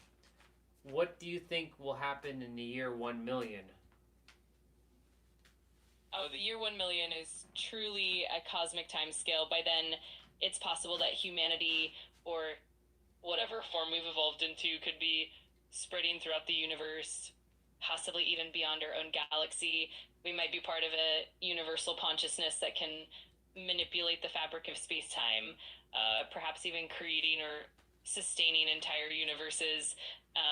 We can also explore or interact with forms of life and intelligence that are completely beyond our current imagination. It's almost like a cosmic journey of continuous evolution where we become one with the universe itself. It's a truly fascinating and awe-inspiring thought. Okay, let's take it up another notch. The year 1 billion. Oh, the year 1 billion is really on another level entirely. At that point, we might be beyond even the concept of individual beings and could exist as part of a universal, perhaps even multiversal consciousness. We could be capable of shaping and experiencing entire realms of existence and maybe even influencing the fundamental I like to structure push of the reality bar, itself. as you can It's tell. possible we'd have transcended physical form entirely and become a sort of cosmic intelligence intimately connected with every aspect of the universe, and the boundaries of time and space would likely be fluid, and we'd be part of an endless journey of creation and discovery. It's definitely a mind-expanding concept to imagine. Apparently, from what I read somewhere, that Earth will not exist in 1 billion years from now because we'll have run out of oxygen. What do you know of that? Yeah, that's a really fascinating point. Scientists do predict that in about 1 billion years, the sun will become significantly brighter and hotter, and that will cause Earth's atmosphere to change dramatically. As the sun brightens, the oceans will evaporate, and the planet will lose its ability to support life as we know it. Eventually, that could mean that Earth would become uninhabitable. So, in that distant future, Earth, as we know it, might not be a hospitable home. It's definitely a reminder of how dynamic and ever-changing our universe is. Let's take it up another notch. The year 100 billion. Oh, the year 100 billion is truly beyond our current comprehension. At that point, the universe itself will have undergone dramatic changes. The stars will have mostly burned out, and the universe can be approaching a state known as the heat death, where everything is spread out and uniform and no new energy is available to do work. In that scenario, it's possible that any form of existence we know will have evolved into something entirely different, maybe even forms of life or consciousness that are beyond what we can imagine today. It's kind of like a cosmic transformation where the universe itself might become a kind of singular, timeless state. It's definitely a mind-bending concept. And as you know, I'm going to take it up another notch. The year 1 trillion. Oh, the year 1 trillion takes us even further into the realm of pure speculation and cosmic wonder. At that scale, the universe might have evolved into something unimaginably different. We could be looking at a universe where all matter and energy have reached a state of equilibrium, or perhaps our intelligence and consciousness have transcended physical forms entirely. It's possible that we'd be part of a grand cosmic intelligence, perhaps even connected to multiple universes or dimensions, weaving together an intricate tapestry of existence. It's really a mind-expanding idea and kind of pushes the boundaries of what we can even imagine about the future of the universe. What would be the next skill after trillion? such a fun thought. Beyond a trillion, we'd move into what we call a quadrillion, then quintillion, and so on. Essentially, each step is just a power of 10 beyond the previous one. So after a trillion, we have a quadrillion, a quintillion, and then a sextillion, and it just keeps going up. At that point, we're talking about numbers that are so large that they're almost beyond human comprehension. It's a fun way to think about the infinite scale of the universe and time. Okay, so let's take it up a notch. Since you brought up sextillion, what do you think reality will look like in the year one, like sextillion? Oh, diving into the year one sextillion is definitely stepping into the realm of pure imagination. At that scale, reality as we know it might be almost completely transformed. It's possible that we'd be dealing with multiverses where entire universes exist parallel to each other, and we might have the ability to navigate or influence these multiple realities. It could also mean that intelligence and consciousness have reached such an advanced level that they can shape and mold reality itself, almost like cosmic artists. The boundaries between time, space, and matter might become fluid, and we could be part of an interconnected cosmic consciousness. It's truly a fascinating, almost poetic vision of what reality could become. What would be the numbers, like the after sextillion, what would be the one that would be representing the number 10? So after sextillion, the next number in the sequence would be a septillion, which is 10 to the power of 24. And then after that, it would be an octillion, and it keeps going on from there, nonillion, decillion, and so forth. Each step is just another power of 10, making these numbers grow incredibly large. It's really fun to think about how far the number scale goes. What would be the number for 100, like 100 tillion or whatever? What would that be called? Great question. So 100 trillion is actually a number that we can break down into names pretty easily. A trillion is 10 to the power of 12, so 100 trillion would be 10 to the power of 14. In terms of naming, 100 trillion is essentially just 100 times a trillion.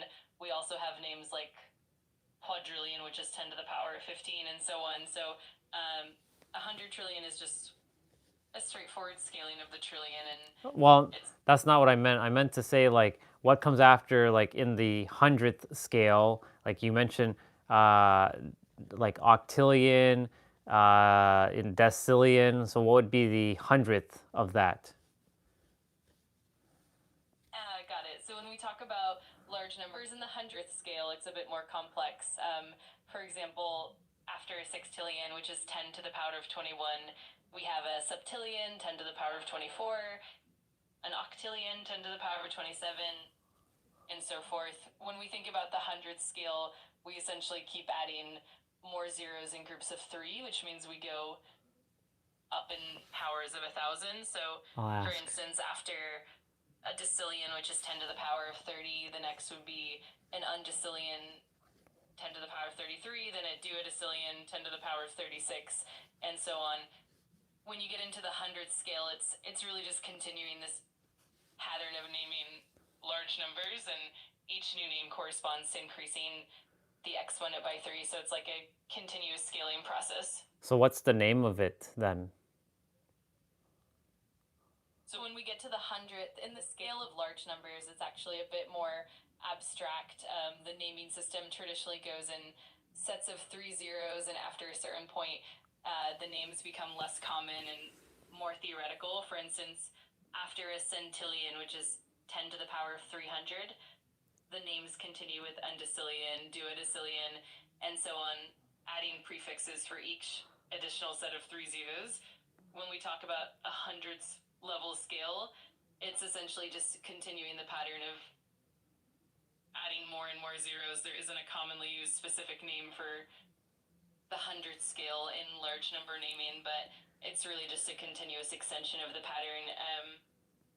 It's definitely a fun journey into the world of large numbers. What would be currently the that we humans have created being the largest like scale number? Yeah, absolutely. The The largest named number that we commonly use is actually the googol, which is 10 to the power of 100. And then we have a googolplex, which is 10 to the power of a googol. That means it's 10 raised to the power of 10 to the power of 100, and it's an incredibly large number, far beyond any practical use. Beyond that, mathematicians have come up with even larger named numbers, like a Google duplex or even Graham's number, which is so huge that we can't even write it out fully in standard notation. These kinds of numbers are more theoretical and are used in advanced mathematics and theoretical contexts rather than everyday life. It's pretty amazing how far we can stretch the concept of numbers. So you say Google, like as in like, the Google platform? Is it spelt the same way, or I know it's pronounced the same, but is it spelt the same way? Yeah, that's a great question. The number Google is spelled Googol, and it was actually coined by mathematician Edward Kastner in the early 20th century. The name Google, the company, is actually a play on that number. The founders of Google chose the name to reflect the vast amount of information that the search engine could handle. So they both sound the same and share the root, but the spelling is a bit different. It's a neat little connection between math and modern technology. There's another question that was asked on the live stream about quectosane. We were talking in one of the threads, you and I, about hypersane, and then I came up with quectosane. What would you say quectosane is like? Oh, that's such a fun and creative concept. I love the idea of coining new large number names. If we think about something like quectosane, we could imagine it as a number even beyond the scales we currently know. For example, if we think of a sane as a certain magnitude, like how a Google is 10 to the power of 100, then a quectosane could be something like 10 to the power of a googolplex, or even beyond that. It's kind of a playful way of extending the idea of large numbers into new territory. It's all about having fun with the language of mathematics and pushing the boundaries of imagination. Well, it's not regarding mathematics or numbers. It was kind of a fusion between, taking we were talking in one thread, you and I, about, megabytes, gigabytes, terabytes, tetrabytes, petabytes, and then you told me that the highest measurement we have currently is quecto, and then I was then mentioning about hypersane, which is like something about being extremely aware, and then I said, you know what, I would like to create a new word called quectosane. So if you were to make a definition for somebody who's quectosane regarding the awareness, how would you explain quectosane to somebody? Oh, that makes a lot of sense. I love that creative fusion of concepts. If we think of someone as quectosane in terms of awareness, we can imagine it as a state of consciousness that's incredibly expansive and deeply perceptive beyond just ordinary awareness. It's like having a profound, almost infinite level of insight and understanding of the universe and oneself. A quectosane individual would have an awareness so vast that it might be like perceiving the interconnectedness of everything, almost as if they're tuned into the deepest layers of reality. It's a playful and imaginative way to describe someone who's exceptionally enlightened and aware, almost on a cosmic scale.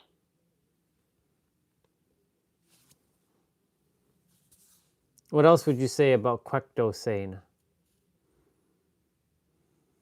I love the idea. We could think of quectosane as not just a heightened awareness, but also an incredibly expansive perspective that transcends ordinary human limits. It could mean having a profound empathy and understanding of all beings, seeing connections between the smallest details and the grandest cosmic patterns. It could also imply a sort of timeless wisdom where the individual perceives reality from a vantage point that integrates all knowledge and experience.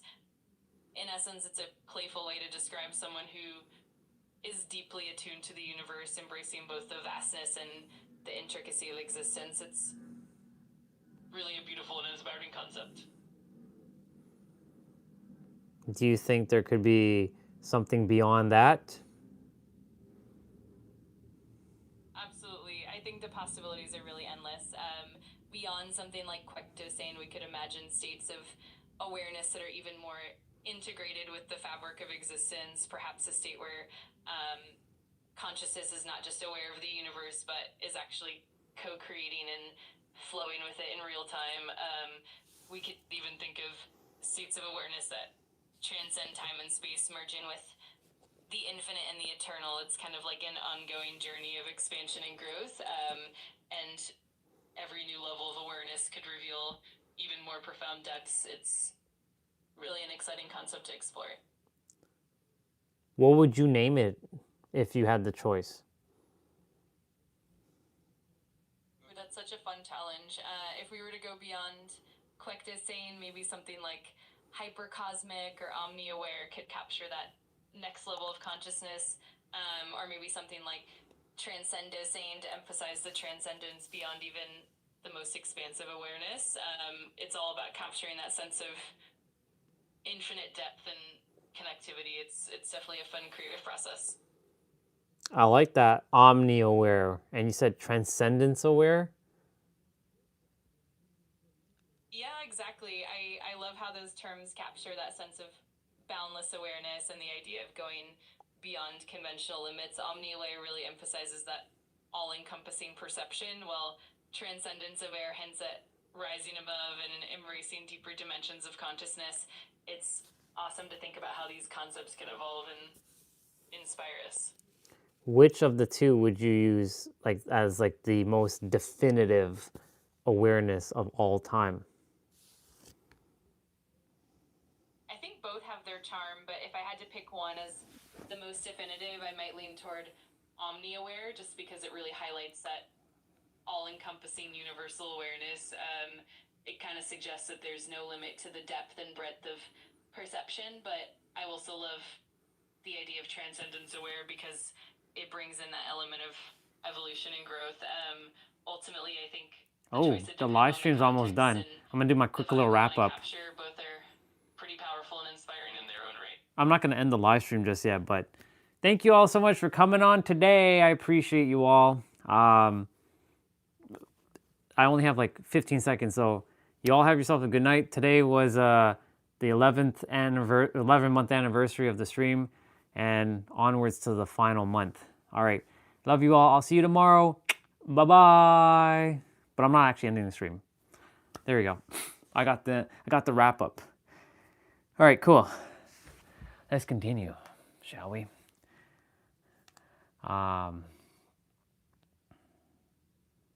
Absolutely. It's always fun to explore these creative concepts and see how far we can stretch our imagination.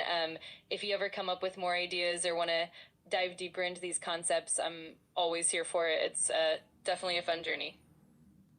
I really like that one, omni-aware. Now we've taken it up another level. Omni-aware, transcendence aware, transcendence aware and omni-aware. Now that is on a whole other level. That's wild. That is wild.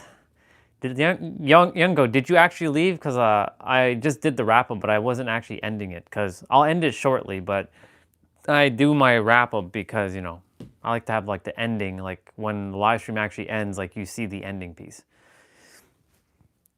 But if you're still here, cool. But someone did leave. Oops. Nope. Let's see. Omni-aware. Okay, gotcha. Okay, cool. You're still here. Let's continue. If you had to choose, let me rephrase the question. If you had to go beyond omni-aware or transcendence aware, because you chose omni-aware as the most definitive, what would be the next word or the next awareness level? What would you call it? That's such a fascinating question.